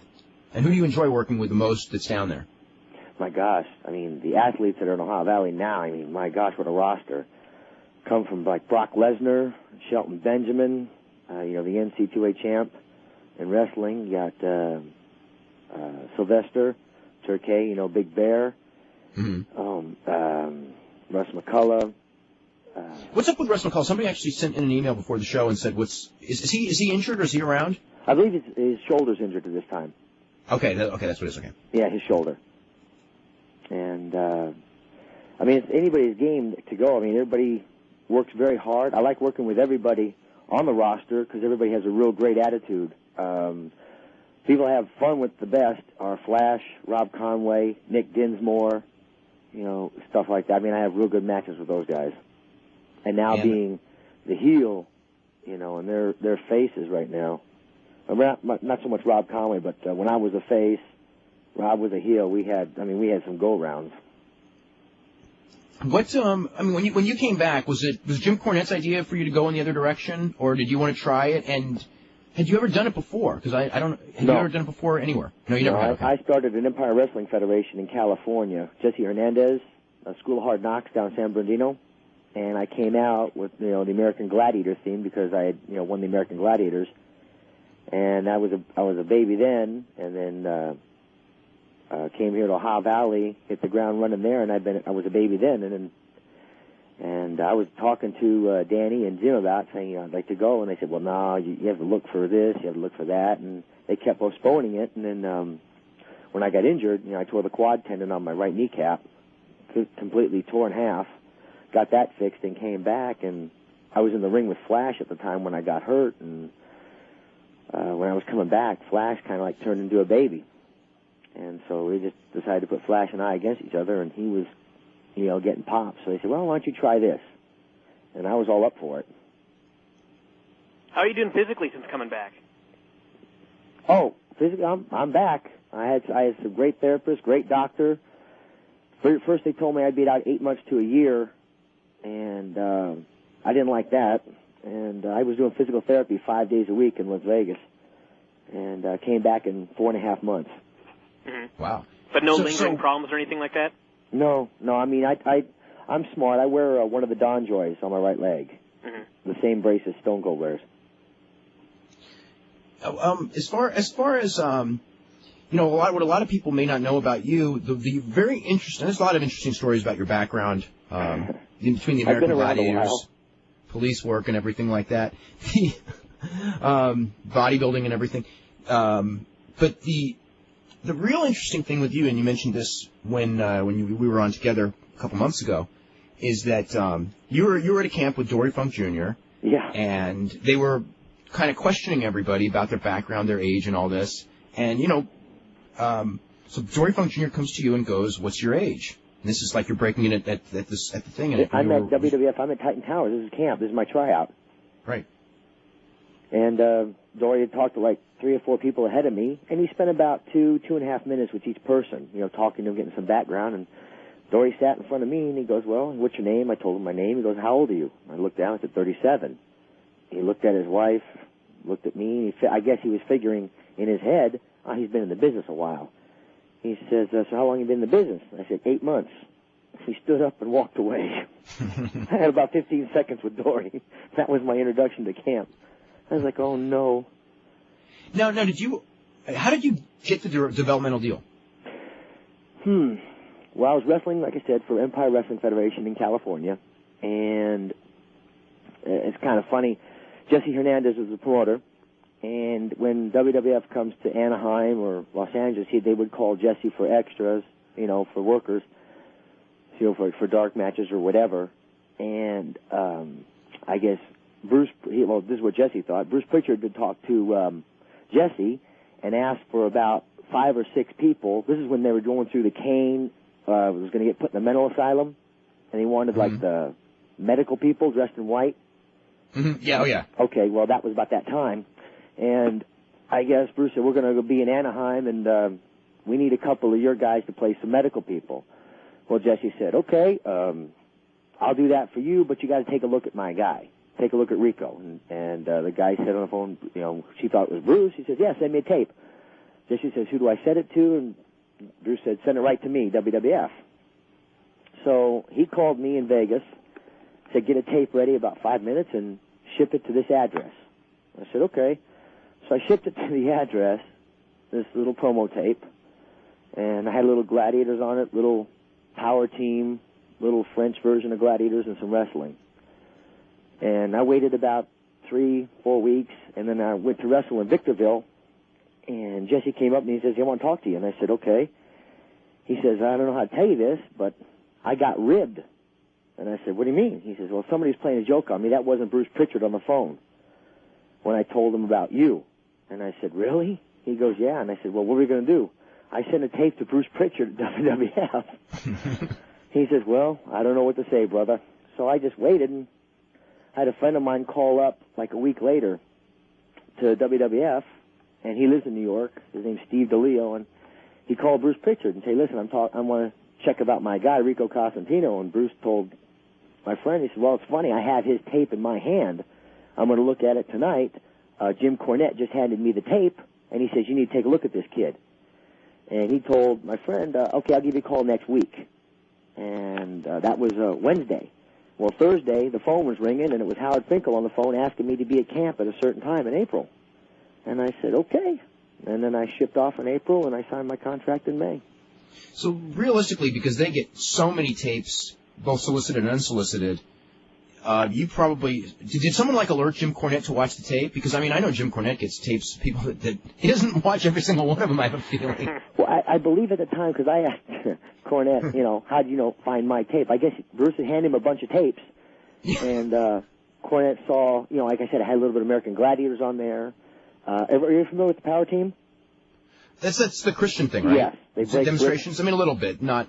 Okay, yeah, explain a little bit, though, yeah. Police handcuffs. I put about 2 minutes of that, of the stuff I did there, and then about 5 minutes of highlight wrestling. And he says, when he saw me put my head through about 2 feet of concrete on fire, I guess that's when he said, hey, take a look at this guy. We can do something with him. And that's, I guess, why he handed it to Bruce. And Bruce looked at the tape, and instead of giving, you know, a week, he called the next day. And Howard was asking me to be in camp. That's how I got to camp.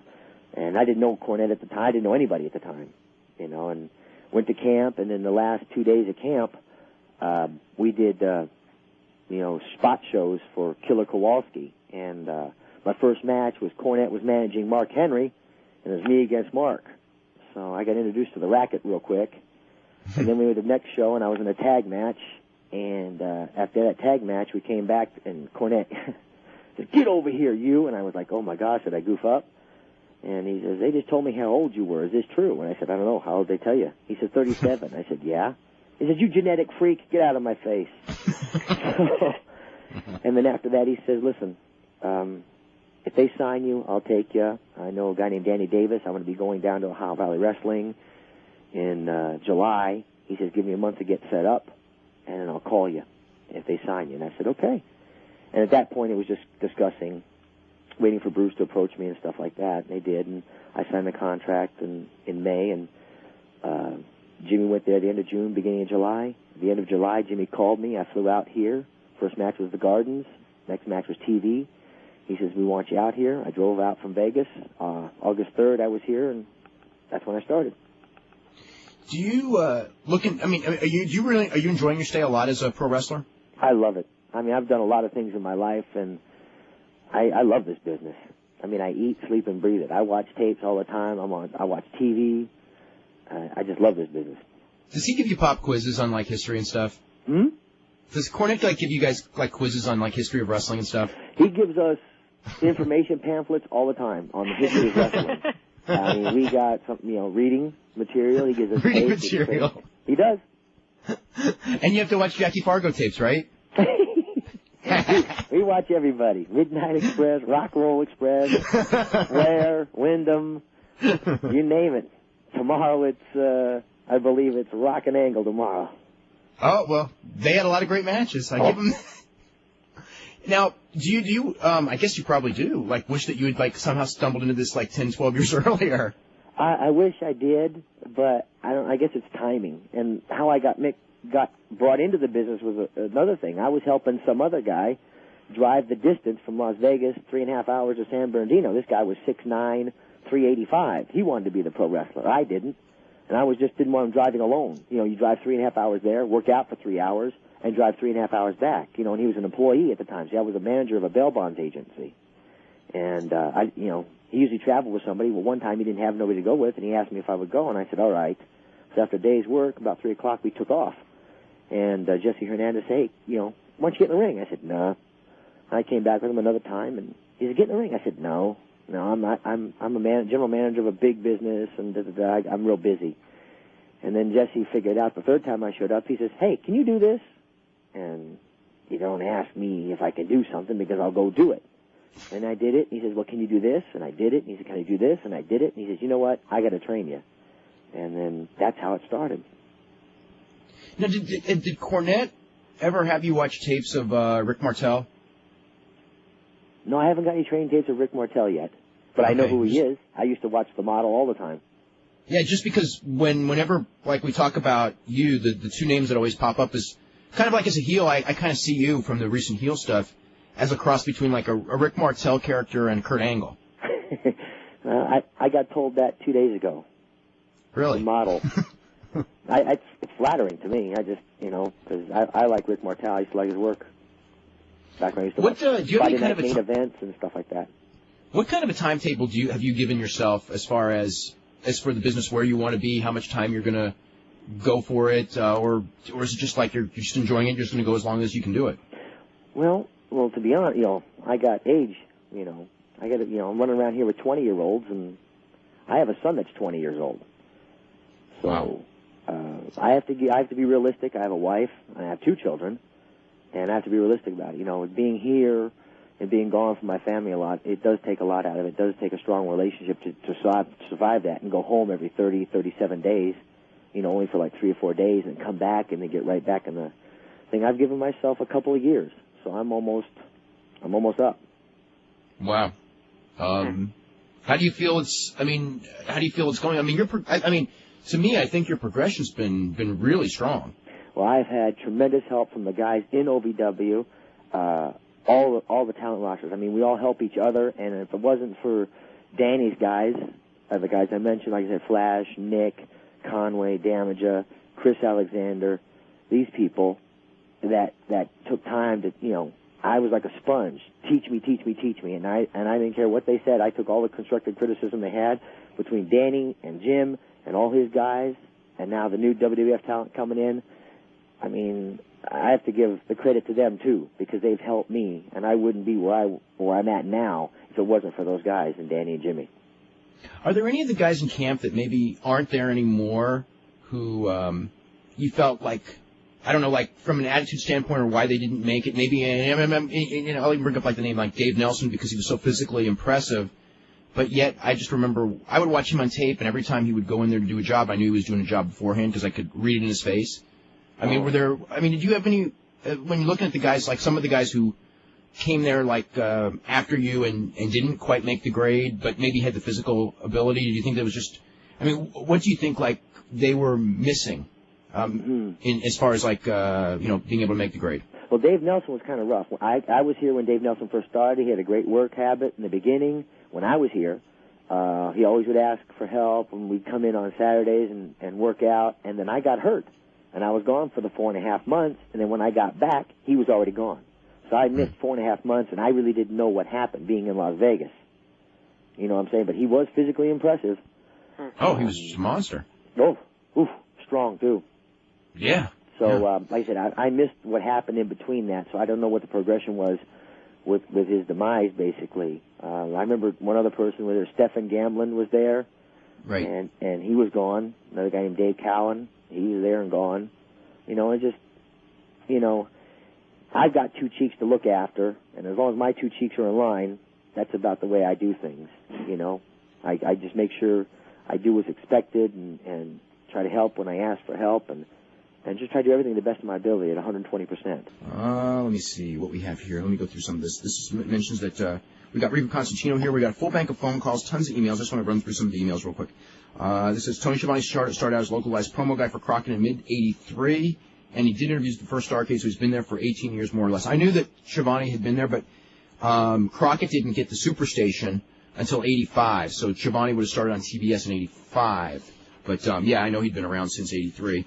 This is from Paul in Buffalo, who mentions that something people may have missed on the Stern Show. Howard brought up the issue of turning a profit on pay-per-view. He said that you really only get to keep 50 cents on the dollar. Actually, it's 40 cents on the dollar because of in-demand in the cable companies. Howard said to Vince something to the effect of somebody should do something about these guys. Vince replied, we're looking into that.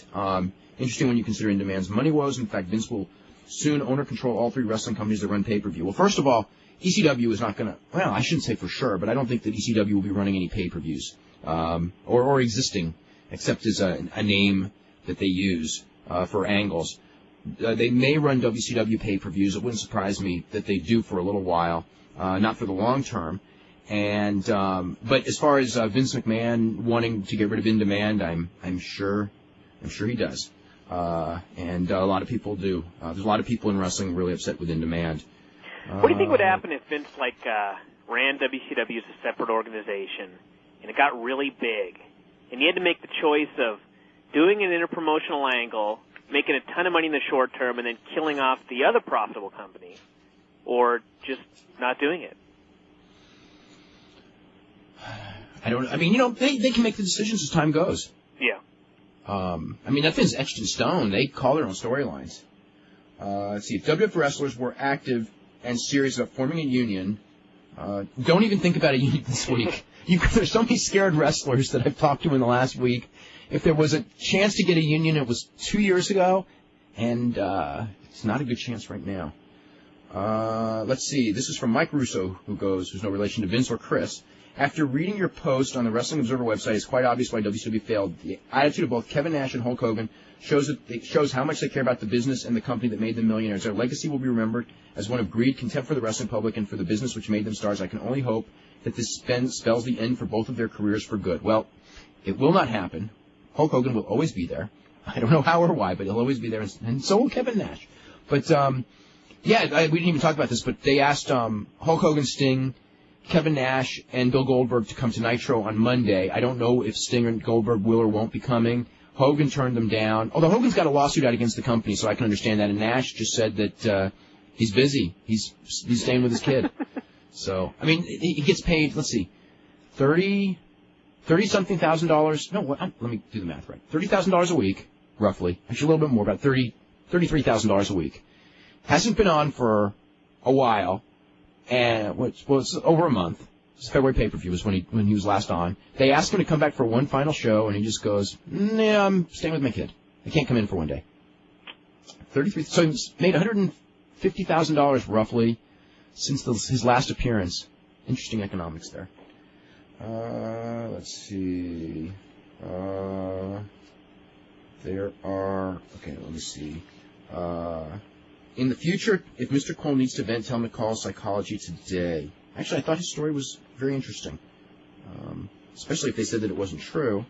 And I didn't hear what Vince did or didn't say, so I don't want to comment on Vince McMahon.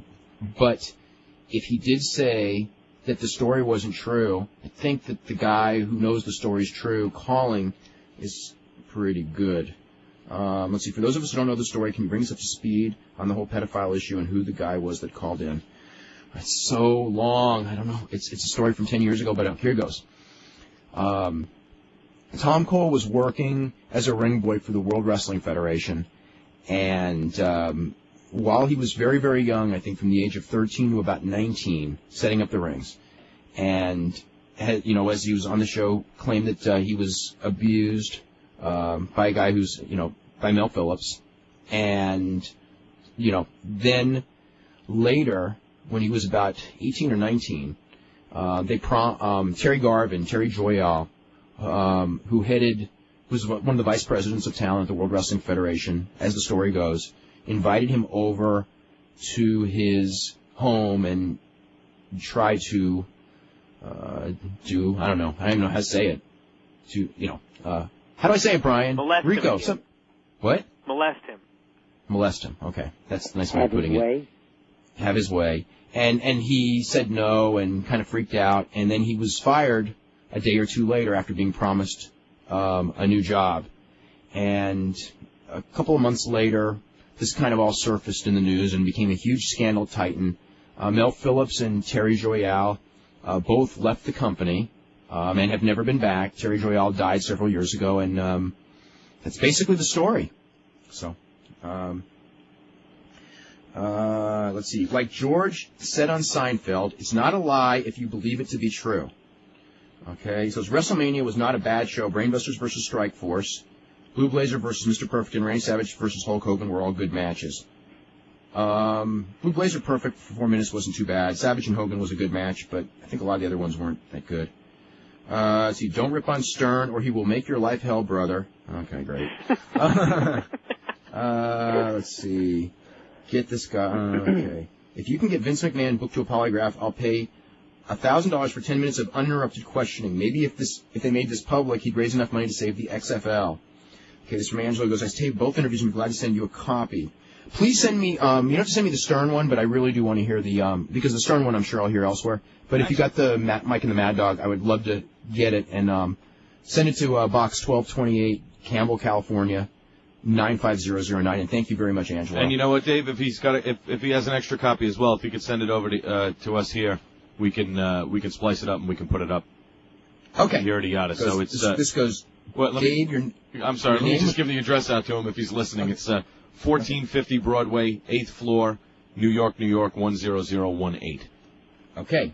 And this goes, your name was just mentioned on the Mike Francesca show. I wonder what they said. It goes, wasn't Tom Cole in the audience with Elizabeth Poffo during the Donahue show? Absolutely. Yes, he was.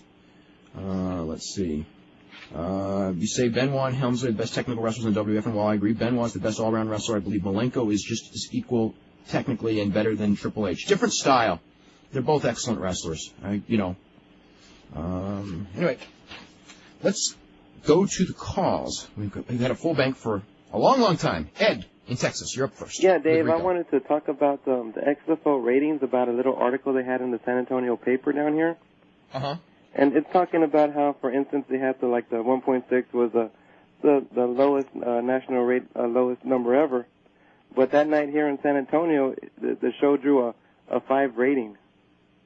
So there are markets that San Antonio has always been a strong market for WWF. I know SmackDown does real well in that's one of them. I know Birmingham's TV ratings are good too, but nationally the ratings are horrible actually. Okay. And also you say SmackDown gets good ratings here. They do preempt SmackDown a lot for the Spurs games, and they show it after the Spurs game. And I was wondering, how does that affect the national ratings at all? I mean, does it, or is it enough to bring it down a couple points or not? One market like San Antonio wouldn't even make a difference in a tenth of a point, generally speaking. At most, I don't even think it'd be a tenth of a point. I mean, if it's preempted in New York, LA, or Chicago, that probably could mean 1/10 of a point. But a San Antonio market's not going to make a big amount of difference. Okay. If it airs. Now, if it doesn't air at all. Well, if it airs later on in the evening, would it still factor in? Yeah, but it would change the number of viewers slightly. But that slight change in the number of viewers would not even make a difference in the rating. Okay. And also, I wanted to ask Rico, what's his weekly routine? How many matches does he have to have? How many times does he train? Does he have to have a side job to support himself? I train 6 days a week. We wrestle 3 to 4 times a week in shows, TV tapings, and practice 4 days a week. Okay, do they pay you enough to live comfortably, or do you have to have a side job? Well, like I said, I have a different responsibilities. Me having a wife and 2 children, house in Las Vegas, I have to support the household there and here. So it's a little bit more straining on me than, like I said, like a Randy Orton who's 20 years old and he can just pick up and shoot and relocate somewhere. Uh-huh. So, different situations, apples and oranges. Okay. Do you have that's pretty much all I have, guys, and I just wanted to say good luck, Rico. I hope you do make it. Thank you very much. Rico, do any of the guys there do any second jobs, or is pretty much everyone working full time as a wrestler? Well, now as with far the as schedule the way it is, it's you can't hold a job. I've tried. Yeah. Now you worked a little bit for some other companies. You worked for Ron Fuller, and who else did you work for since you've been over there? I worked. I did Power Pro when they had the contract. 1999. In fact, I was OVW and Power Pro champion in a later part of 1999, and then I went with Ron Fuller at the K-Town SmackDown in Knoxville. Mm-hmm. I wrestled with him, and then I do a couple Les Thatcher shows. How are those? Fun. Mm-hmm. Oh yeah. I mean, anytime I can get in the ring, I mean, I am having a blast. Just to get out there. I mean, it's like a kid in the playground for me. Somebody told me, and I'm trying to remember if it was a Les Thatcher show or not, but there was something that happened. Because, originally that thing with Steve Austin, it was supposed to be Russ McCullough. And it ended up being you. I mean, they built it up on TV week after week. Russ McCullough, big Russ McCullough was going to show up at the Louisville Gardens and challenge Steve Austin. Then all of a sudden, the night of the show, I'm reading about what happened, and it's like it was Rico Constantino. And you kind of, I was told that you kind of, you really impressed some people in the last week or two before that Louisville show, I guess. I guess. Like I said, I just went out there and did what I do, and being a heel, I don't know, is more toward my personality. That way, being a police officer, a bodyguard, you tend to be sort of that way. You know what I'm talking about? Mm-hmm. So it just comes easier for me this way. And I guess, I don't know, I went out there and I had some great matches. Like I said, with Nick Dinsmore, against Big Show, with Mark Henry, and we just, I don't know, had a great time. There was one line that you did, I'd say it's probably about 5 weeks ago on TV, and you were out there, and you hadn't gone with Kenny Bolin, and I don't know, who's the girl that they have? I don't know her name. There's a couple, I think Candy Mounds. Candy Mounds, that's the one. So Candy Mounds, so you were trying to hit on her on the TV, right? Well, and you said something. Kenny wanted me to sign with Bolin Services, and I said no, and I said, that's it, you didn't get me the title, I'm not signing. Well, he tried to appease me and say, well, listen, she'll dictate your life story, you can have whatever you want to do with Candy Mounds. That's what he was doing. He's trying to get me to not say no definitely, and try to get me to postpone it while he works his little Bolin Service magic and tries to get me another title shot. Right, and there was some line where you're with her, and then you're going well, let me tell you about American Gladiators, and I thought it was this is just Kurt Angle, you know what I mean? Yeah. I remember the line. Yeah, he says, did I ever tell you how I won the American Gladiators? Like that. That was exactly it. That line. It was that's when I was really got sold on you as a heel, was just that real, it's like that thing, because everyone can relate to that thing of, kind of like the guy being kind of like a dick, you know what I mean, trying to pick up on a girl with that, hey, did I ever tell you I won the American Gladiators? Yeah. Just like that. It's about as corny as you can get, but... yeah. One of those things that just come off the top of your head. Yeah, that was good. Let's go to Chris in Toronto. Chris, what's going on? Hey, how you guys doing? We're doing really good. Just before I get to my questions, Dave, the new player that IATA has, it sucks. It complete 5-10 minutes. It just buffers and goes down, then it's like hell to restart it. Actually, that has nothing to do with the player. It has everything to do with your internet connection. Well, I got DSL. No, but it doesn't matter what you have. Anywhere between where we send the signal out to you, anything can happen in that period of time. Okay, you know what, Aldo? I'm in the chat room, and everybody goes down at the same time. Everybody. It's definitely not on our end, because we send the stream out. It's depending on who your provider is, where it's going to.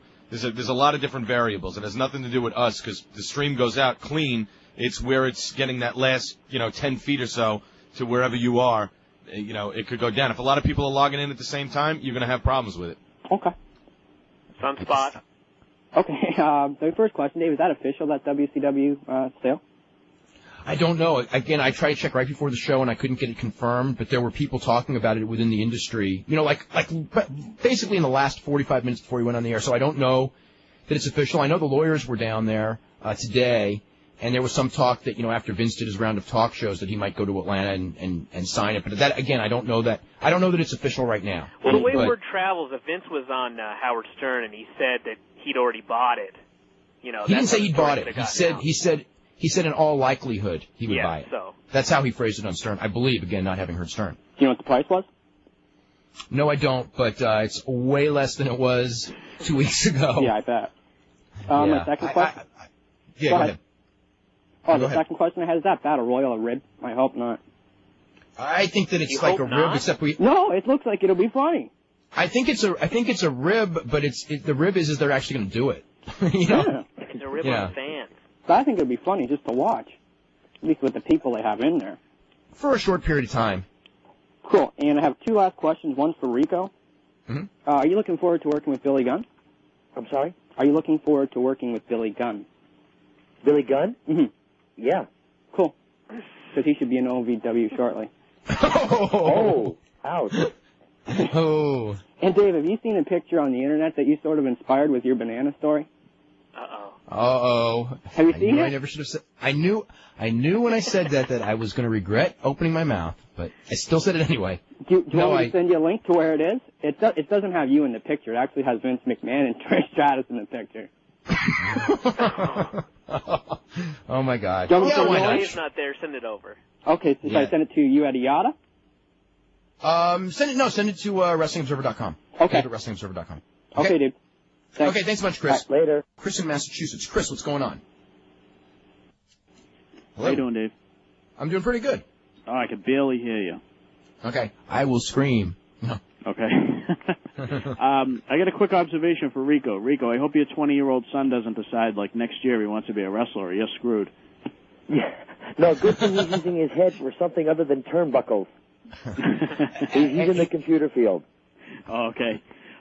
Dave, I have a question. I posted this on A1 Wrestling's message boards, and I thought I'd ask you what you thought about it. I think I have an idea what you're going to say. What do you think of the chances of, Vince putting, say, like Shane and maybe Cornette in charge of WCW, or like Shane and a Jerry Jarrett or somebody, so that they could maybe keep the flavor of the Southern wrestling and kind of gear the two products to different audiences and keep them separate for a while? And maybe, it would make sense for Vince to have two huge companies, right? But I don't see Jerry Jarrett, and I certainly don't see Jim Cornette being involved at all. As far as Shane running it, maybe with help from like Jim Ross, I certainly would see that as a possibility. Especially since Jim Ross knows a lot of the people, having worked in WCW. As far as like the flavor, that Southern flavor type thing, which is kind of has been gone from the WCW for a while anyway, I don't know that they're going to keep that. Vince McMahon has a certain mentality of wrestling, and I think that's what's the WCW is going to reflect that mentality. I don't see him running a company, the style of the company that, he felt that his style defeated, and did, if you really look at in the last couple of years. yeah. Or maybe realistically they defeated themselves, but that's... I just look at it like the diehards of, the diehard fans that are left of WCW seem to prefer that. Even though you're right, it hasn't really been there in a while, but maybe at least if they could maybe have sort of an homage to it, if not, an outright emulation of it. But I see a point. But I think do you really diehards think are that they'll still just there and gonna watch it no matter what? do you think they'll just build it up to maybe the one big pay-per-view like WrestleMania next year and then absorb the company? Or don't you think, I understand that Vince is a creature of habit. I think it would be stupid for one pay-per-view. I think you could go, you could build it up for a year and then do the feud for a year. But, sooner or later, one side has to, one of these names has to disappear, and the name that disappears will be WCW. Obviously, WWF is a name that's, as long as Vince McMahon and the McMahon family are around, the WWF name will be the name. I don't think that they want, in the long run, to have a confused marketplace. And that name that will survive is WWF, but, I think that they should make as much money as they can with the WCW name, with the feud, when they do it. And, they could do way more than one pay-per-view. You could go for a long, long time with that feud. Yeah. Well, I just think it would make sense. I can't imagine, I can't imagine, because every time you think Vince won't do, like, the WBF again, you get the XFL. But, it just seems to me that it would be so much better if he just targeted the different demographic and tried to build companies up. And, they wouldn't really be cannibalizing each other if he did it right. But you're probably right. It'll probably be WWF Light, and eventually it'll be absorbed. I think that one will be absorbed. They may do something, Yeah, I don't see him making it as a farm system because he's got the farm systems. And also the other thing is the farm system can only exist on a small-time level because if you put a guy on national television, you know, inherently they're going to have to be ready for national television. And if they're ready for national television, it doesn't matter if it's WCW or WWF. You know what I mean? It's like you can't use WCW as the last step before WWF. Because I just don't, you know, once people recognize that's the case, they'll know that it's the one that's less important to watch and why, you know, and for the same reason why, you know, people will go to Major League Baseball that won't go to AAA baseball. Yeah. You know, it's got to be kept at a Major League level, and it can't be like, okay, we start at Ohio Valley, then we go to Memphis, then we go to WCW, then we go to WWF, then all of a sudden, you know, I just don't see that progression. Yeah. Can I just one more quick observation for Rico. Rico, I was just on the OVW website while I was waiting to get on, and looking at your background, I think you're all set, because I think, you know, next time Steve Austin wants to use that CDL license, I mean, you've been run over by cars, you've been hit with bullets, I mean, you're all set. You're going to be in the big angles. That's right. Yeah. Well, good luck, Rico, and thanks a lot, Dave. Thank you so much. Okay, very welcome. Let's go to Ben in New Jersey. Ben, what's going on? Hey, how are you guys doing? Very good. I had a couple of real quick questions for you, Dave. I was just wondering, what's the status of Jerry Lynn and Tajiri? Jerry Lynn should be starting in WWF soon. I mean, it might even be as early as Monday, but soon. And Tajiri, I don't know. I mean, I know he's with him, but I don't know what, you know, I don't know anything of a starting date. Tajiri wrestled in Mexico 2 weeks ago, and I haven't seen him. I don't think he's wrestled since then. I mean, he may have done some independent stuff that I'm not aware of, or that I don't remember. Oh, but he's with the WWF. He's another one of those guys. I think they don't really know what they're going to exactly do with him. They're going to they got a lot of guys like that right about now. Yeah, because they're having. I was thinking like a possible situation where they could put Jerry Lynn in, because you know how they're going to have. They're thinking about that 6-man triple threat TLC match at WrestleMania. And I throw them in with the Hardys? Yeah. I've heard that suggested many times. It wouldn't surprise me at all that they do that. And if they were to do that, I can also see an angle, the ECW, because what you would got is, if you have the Hardys with Jerry Lynn in the corner, if you have, you know, the Dudleys with Spike, and then you've got Edge and Christian with Rhino, what you could do is you could have everyone turn on Edge, Christian, and the Hardys. Yeah. And then the Hardys and Edge and Christian can be the guys who fight the ECW invasion. So they're high enough on the card. They're working tag teams. You know, use the Dudleys as the strong ECW leader because the Dudleys are over. So I mean, I don't know that that's their idea, but I mean, I see, you know, a lot of people have suggested it, and it sounds real viable to me. Yeah. I had one real quick question. How long do you think like the WWF is going to go on with the Triple H Stephanie thing? You know, do you think they're going to stay together for a while? Forever. They're never gonna break up, and the reason is because neither can ever dump the other one. Yeah, because I was thinking, I was like, if they break up, you know, what's left for Stephanie? And what, you know, I mean, Triple H. There'll be something. You know? There'll be something for both of them. It's just the whole ego thing. Who's going to dump who? Yeah, which one of them is going to agree to be dumped? We can't even get them to do jobs. I'm just, not really, but sort of really. All right, well, that's all I had. Thanks, guys. Okay, let's go to, is it Rick in New York? Hello. Hello. Hey, Dave, how you doing? Really good. I heard a very weird rumor. A friend of mine works for FX Channel, and he said that Bischoff was talking to him again about doing a new promotion, a new wrestling order. NWO? Yeah, it's not going to be NWO. That's the initials, but it's going to be called the New Wrestling Order. Wouldn't shock me. That's what a friend of mine works there. I can't say his name, but that's what he told me. Wouldn't shock me if that would be the idea. That makes perfect sense. Now the only problem is that who's he going to get? I don't know. Who's he going to get? Well, here's an interesting thing. WCW owns the trademark to NWO. Now, if Vince is not buying that trademark, we may have just blown it for Eric Bischoff, because if it's a seal, if he's not signed it, he may ask them to throw in that trademark right about now. Well, listen, if I hear anything else, Dave, I'll call in and tell you what's going on, because I asked my friend to keep on top of it. Okay. Okay? All right. It's good talking to you guys. Take care. Okay, let's go to Jim. Jim, what's up? Hey, how you doing, Dave? Very good. I'm a big fan of the show. Thank you. Actually, this is a good lead-in from the last caller. what do you think of Vince starting up WCW more or less to block another promotion from coming on the air? I think that's 80%, 60 to 80% of it right there. Mm-hmm. It would definitely block anybody else from coming in because there would be too much saturation. It's not so much too much saturation, but have everybody.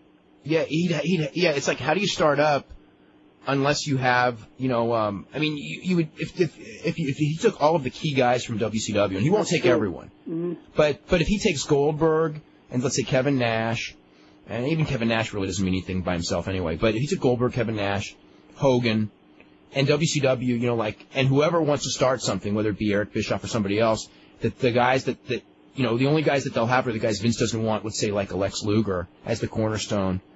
You just don't got enough juice to compete. That's Lex Luger by himself. I never really thought of it that way, but you're absolutely right. So I think that's a lot of it. He's buying, by buying WCW, especially with these time slots on TBS being canceled, he is buying a lack of serious competition for years and years. Mm-hmm. It's a definite investment for him, that's for sure. It's the right move for him. That's absolutely the right move. I also had another question. It seems like for the past few weeks they had been teasing a Hardy Boys breakup, with Lita and everything. It seems like they've kind of shelved that. Do you think that's going to come to head at WrestleMania, or? Well, if they do the thing that we talked about, like with an ECW thing, then it makes no sense to break them up now because then they'll have something to do. But I have no doubt, 3 weeks ago that the plan was to break up the Hardy Boys, and then they just sort of stopped it. So I got a feeling that they changed plans, or we'll find out at WrestleMania. If they just do it, then I guess that they just decided to cool it up for a little while and then shoot it. But I think from watching the TV, my gut is that they just changed their mind because they got something else to do. It would lead to some good matches, but I think they changed their mind. The day will come. We'll see it. Maybe it'll be 6 months later, sure. but we're going to end up seeing it anyway. So. And I just had one other comment to make. Earlier, you had a caller that was complaining about the player on the page. Yes. Tell him to use Real Player instead. I had the same problem yesterday, and it's been rock solid all day today. So that's just a hint out to all the listeners. Okay. All right. Thanks, Dave. Thanks very much. Okay. Al, anybody else we need to? Yeah, no, we can hold off on the next couple of calls until the break. Just I wanted to make another mention about the player because we have gotten a couple of emails about it. If you're using Windows Media Player, try and switch to the Real Audio Player. It may help a little bit. And also, if you're using AOL as your primary subscriber service, there are lots of problems with AOL in regards to AOL itself. So you just, there's not much that we can do about that except switch to the Real Player, and hopefully that'll help you out. But I've noticed a couple of emails saying people with the Windows Media Player, a lot of it has to do if you're using AOL. AOL has a lot of problems for the fact they don't have an unlimited amount of bandwidth. What was it like to work with a power team? What's it like to work the power? Oh, that's every week job. You travel all over the country, basically all over the world. It's taxing on your body, but it's real rewarding. I mean, I like talking to teens, getting them out of drug abuse and stuff like that, helping them turn their lives around to realize, how special they are as a person because, and there's a lot more to live for, stuff like that. I love doing that. Let's go to Reese in Virginia. Reese, what's going on? How you doing, Dave? Doing good. I'm a big fan of Shawn Michaels, and I noticed last week when Triple H attacked Shane on Raw, I was wondering if they were going to bring Shawn Michaels back to maybe side with Shane. Possibly. Since Vince has Triple H siding with him. Do you think that would make any sense, or?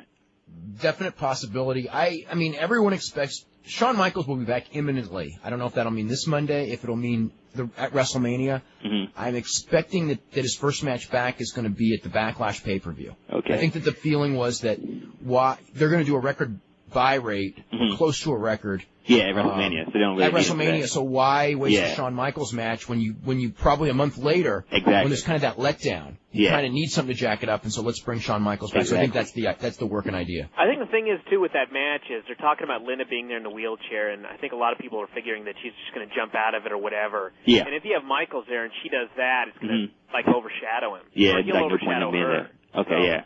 Another thing I was gonna say is with all the like talent and like the main event in the WWF, like so much main event talent, like if he comes back, is he actually really gonna ever have a chance to actually even carry the belt, or is he just gonna be like? I don't think that anyone's thinking along those lines because he's never gonna come back full time. I don't think. I mean, again, he's gonna do one match.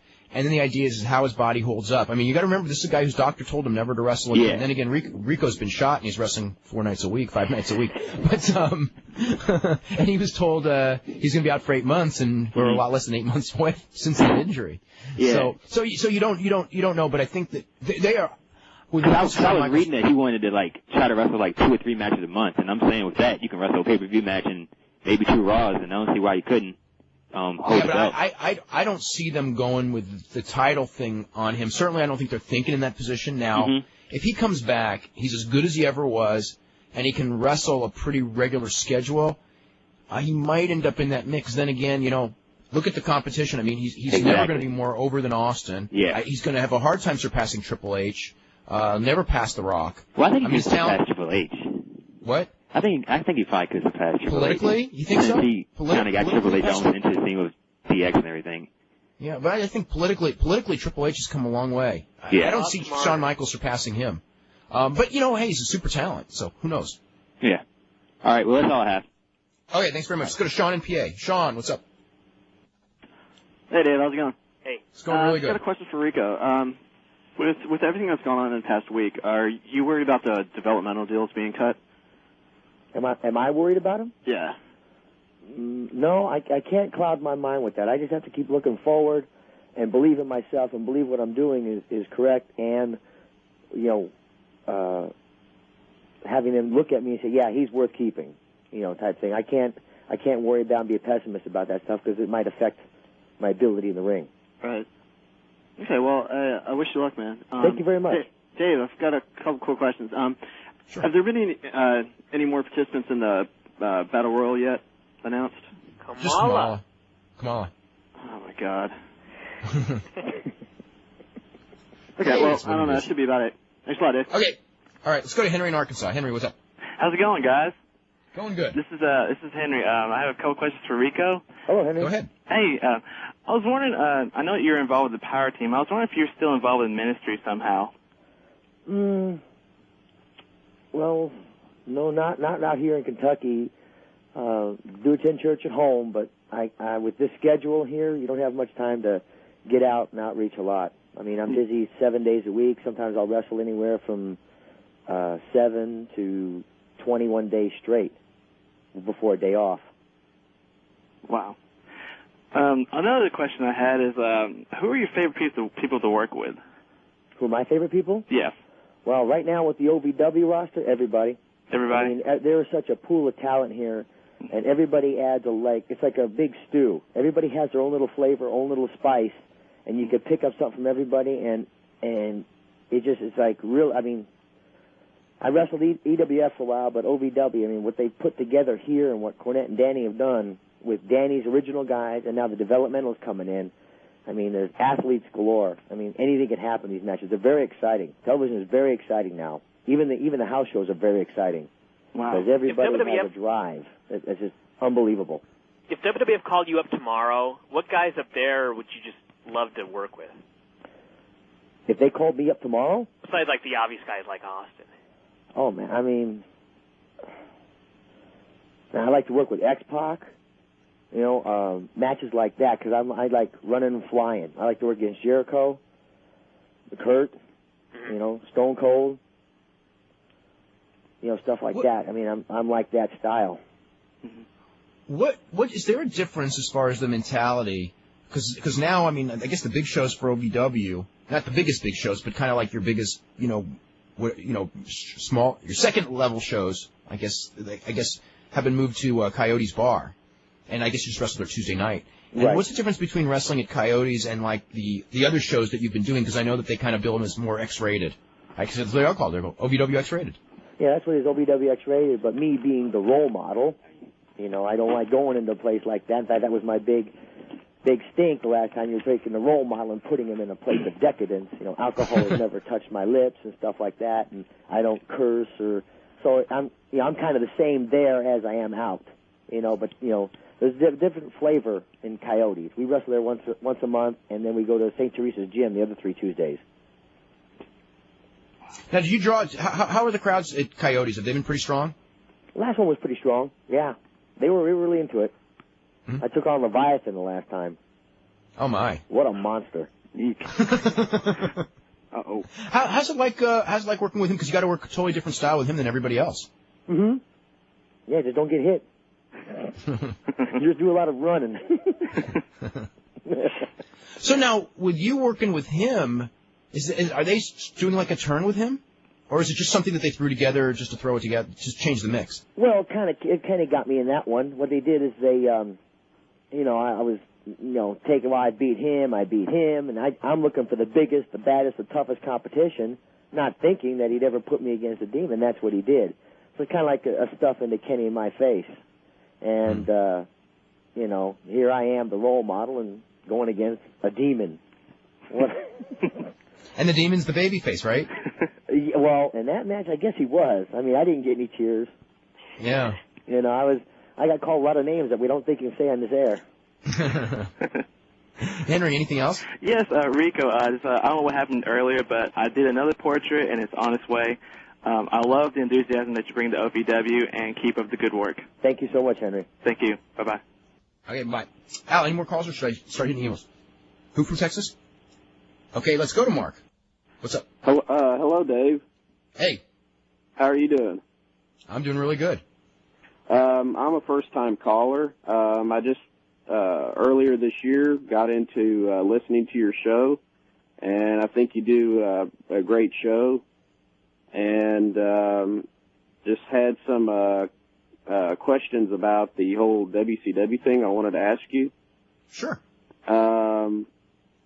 Do you think it's legit, or do you think this is some kind of master gimmick that Eric Bischoff's come up with?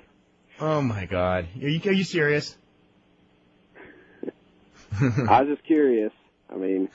No, it's unless he convinced Vince McMahon and the New York Times to work his angle with him.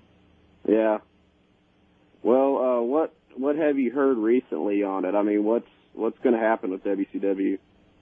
It's almost, if it has not been sold in the last couple of hours to WWF, it's pretty imminent unless something breaks down at the last minute. I mean, Vince McMahon all but confirmed it. He said in all likelihood they would own it, and I mean Right. that time frame is probably hourly or daily as opposed to like not even a week when they will own it. Do you think they will keep it as a separate promotion, or will they just absorb the ones they want? I guess the plan is to keep it as a separate promotion for now. Inevitably, it won't be, but for a while, I think the mentality would be to rebuild it through a promotion versus promotion feud, and then from that point on, who knows? Because again, these guys, most of this booking is actually planned like week in and week out, and it can change based on crowd reaction. So who knows? Other than I think that the working idea is to start by keeping them separate. Right. Well, I'd just like to say that you and Brian do a good show. You treat your callers with a heck of a lot more respect than Jeremy Borash or Bob Ryder do. Because I called in last night to them on WCW Live, and I understand they're probably getting tired of being asked about the whole WCW thing, but Jeremy Borash was a little bit kind of rude to me, and then I got cut off when I was talking to him, so I thought that was kind of rude. But I just like to say y'all do a great show, and keep up the good work, and I look forward to seeing what happens with WCW and everything. So Okay. Take care, guys. Okay, thanks very much. Okay, let me get into this. Can't yell at a nice caller. No. One reason why SmackDown might not get a higher rating is because UPN is not available in several markets. I live in Austin with over 1 million people, and there's no UPN. There's actually, in fact, in the Observer, not every week, but a lot of weeks, what I put in for SmackDown is what's called a realistic rating, and there's the actual rating of the UPN show, what we get, like let's say last week was a 4.3, that is an unfair number because there's about 12% of the country that doesn't get UPN. So if you actually like multiplied that number by actually the number would be 1.14, or I think I got it upstairs. You'll actually get what is a more realistic number for the UPN rating. So it does. Now that doesn't affect the cable ratings because cable ratings are determined by the number of people who can actually get the station, but the UPN rating is determined by the number of homes in the entire country. So yeah, it is a little bit unfair, and every show on UPN is kind of unfairly penalized as compared to say NBC, ABC, CBS, and Fox because they're in like pretty much everybody's got them. Yeah. So that's a valid point there. Let me see. I honestly expect to see WCW on USA. Do not expect that. Especially now. There's no way. Well, first of all, they can't because, okay, here's what you got to realize. Vince McMahon has a contract with Viacom, and the contract is exclusivity for all WWF programming, and WCW is WWF programming, okay? It's under the umbrella of WWF Entertainment. I mean, that's why it fell through originally. That's the reason the sale fell through. So if there was a WCW television show, and I'm sure there will be because McMahon's certainly got enough juice, it will be on a Viacom station, whether it is MTV, TNN, which is the most likely, or something in the Viacom system. So that's where they're going to end up with a TV almost for sure, and it'll be Viacom. There's no way it'll be USA. There's no way it'll be TBS. There's no way it'll be Fox. There's no way it'll be E or anything like that. You always say that WCW had the best roster of all time around 1997. The question I want to ask is, what about the current WWF roster? It is deeper than WCW's was, and I feel better, at least at a main event level. It is better at a main event level. I don't think that at an undercard level it's as deep, but I guess I would if I'd have to go through person by person. Because WWF does not have a lot of weak slots, and WCW had a lot of weak slots, but WCW had, I would guess, more good workers. Up and down the card. Yeah, I think they had every weight division. They had the number of them, but they did not use them correctly. Because there were guys, like Silver King, just as an example, who nobody thinks of, but if you watch him now, you almost cry. I mean, this guy's excellent. And WWF, the only guy I would say in WWF that's very good, that people really don't know is really good because he never gets time except on the, generally speaking, except on like Metal and Jacked, is S.A. Rios, who's a really good wrestler. Good high flyer. He's improved a lot in the ring. I mean, much better than he used to be. And WCW had many, many guys better than S.A. Rios that, they just wouldn't do nothing with. This is from Jamie Gerard, who goes, the problem with people like Brent Bozell and Phil Mushnick being the most visible detractors of the WWF is simple. Because they're so strident and give the appearance of having personal vendettas, any good points they raise about the WWF's contact and business practices are lost. Strong point. I agree. The fact that the mainstream media is generally totally unprepared and uninformed about the business, Vince McMahon will always be able to position himself as a martyr against the evil censorship freaks and the mainstream media that just doesn't get it. But not with the media. I mean, Vince has his detractors in the media, something fierce too, as this XFL has certainly shown. As a side note, do you think if Vince McMahon-owned WCW runs the risk of being perceived as WWF light and being rejected by the core WCW audience? I think that his plan is not to appeal so much to the WCW audience because it's so small, but to appeal to the WWF audience. Yeah. And the one thing is, unlike the XFL, which is which the attempt was to get wrestling fans to watch football, and they're just entirely different things, is that WCW is not entirely different. They are both professional wrestling. So, I mean, the odds of Vince McMahon being able to get WWF fans to watch WCW are much better than XFL, obviously. Plus, there's going to be, there isn't a huge core of, like, hardcore WCW fans right now, but I'd say the majority of them, they're going to watch no matter who owns it. Yeah, I would add think so. them and then add in whatever Vince can get from the regular WWF audience, and it should do okay. Yeah. This is from Ben Miller, who goes, I think there are invariably going to be startups to try over the next 5 years, or goes, you see them making money over the next 5 years. I mean, there's going to be a lot of people who start up. The problem is to start up and actually compete. The stakes to compete now are just so high. It's not like before where you could run a regional territory profitably. I mean, when we've had like promoters like Roland Alexander or Rick Bassman, and then like a lot of the smaller promoters, to run a circuit like Rico's working for Ohio Valley, a lot of that is because the WWF is helping with it. I mean, it's hard to actually draw enough people to fund the whole circuit. I mean, if Ohio Valley had to pay the salaries, of all of the guys that are working there, they'd be bankrupt really, really fast. It's just, like these guys get their contracts, many of them, from WWF, and because of that, Ohio Valley is able to exist at its level as a developmental thing. But if you're talking about like trying to compete nationally, you need a strong national outlet, and you're going to have to figure out a way to make money going to these arenas, and it's not that easy when people sit and wait for the WWF as the major league. It's just so hard. And he also goes, I love the show with Don Fry, Frank Shamrock, and Bobby Heenan. If you put it up in the archives, I'd love to be able to listen to it. I hope that was one of my favorite shows. And that should be up either today or tomorrow. Okay, cool. Let's see. I think get some more stuff here. With the idea of WCW being run as a separate company, what will happen to the talent? That's one of those loaded questions that we don't know. Let's see. I'm going to ask this one to Rico, as a fan. Who do you think's a better athlete, Triple H or Rock? Just as an athlete. Oh, my gosh. That's a close one because of the style they work, but I think Triple H is awesome. I mean, just what he does in the ring, how he makes other people look, that's an ability. I didn't realize that when I was a baby on what the heels do. And being on this side, I respect him a lot more. And I think it's Triple H. When you, as a wrestler, when you look at that WWF roster, I mean, who would you emulate? And also, I was looking at your bio. Were you a fan as a kid of like Ray Stevens and those guys, or growing up? Oh, Rocky Johnson, Ray Stevens. It was called Big Time Wrestling in Las Vegas. Right. Yeah, that's the same wrestling I grew up on. Yeah, the Sheik, the guy that tapped his boot, loaded his boot, spit. The Great Mephisto. The Great Mephisto. Frankie King. Mephisto. Yeah. Yeah. Yeah, Rocky Johnson, Ray Stevens. Yeah. Who do I emulate in WWF roster now? No, not emulate, but who do you look at and, like, I guess, like as a performer, admire, the most, or the top guys that you would, look at and just go, this is kind of my goal. I wish I could be, like, as good as this guy, and I just, or you're like, I don't know, like, going, like, that guy just, he's really got it. Well, like I said, Triple H is a heck of an athlete.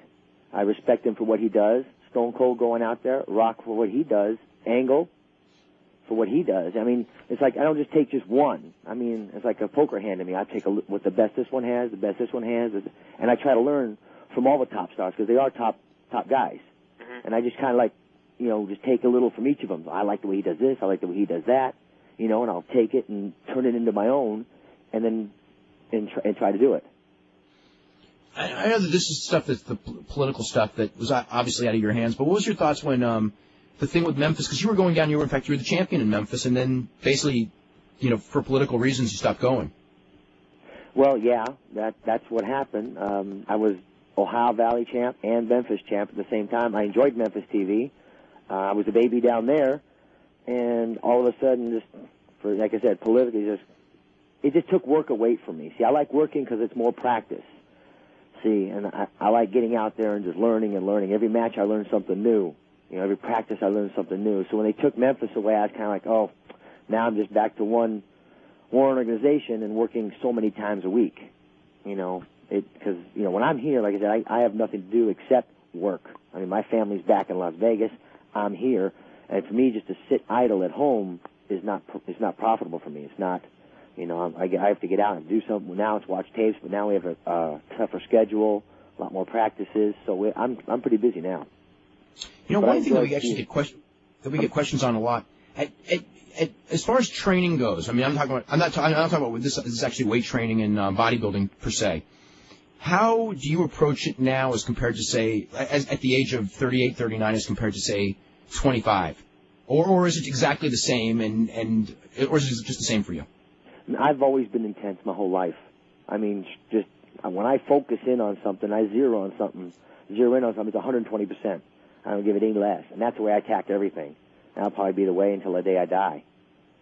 I mean, when I was a police officer, I graduated #1 in Police Academy in Nevada.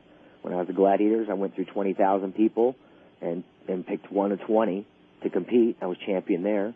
I got picked to go to France and do their version of Gladiators. I came out champion there. That's just the way I'm geared. That's the way God made me. Just intense.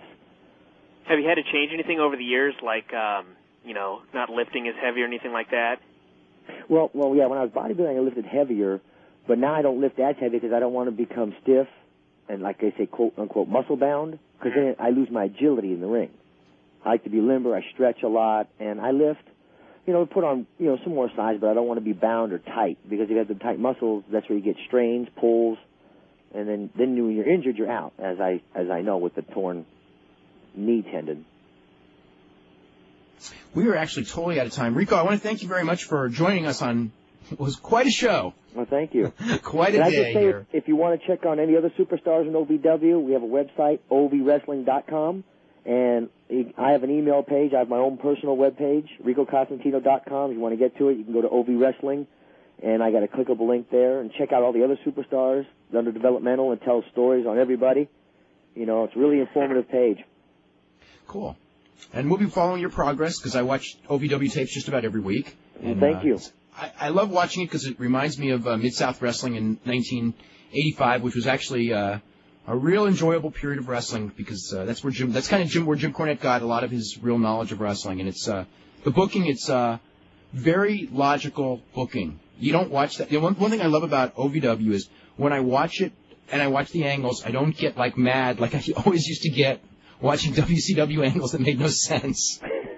Oh, I tell you that he has a brain in that head of his. He's very smart. I enjoy very working focused. with him. Hey, do you get to? I guess you have to look at those format sheets, don't you? Mm-hmm. Every TV. what is 30 handwritten pages or something? That's a small page. It is. The guy scripts everything out. But anyway, Rico, I want to thank you very much. Thank you and I want to for remind having me, everyone. guys. Okay, you're very welcome. Tomorrow we're going to have Superstar Billy Graham. We're also going to have clips probably of that FA interview. And we may even have Phil Mushnick for all I know. I know we're going to have an exciting show tomorrow, because I'm looking forward to Billy Graham. We'll see you at 5.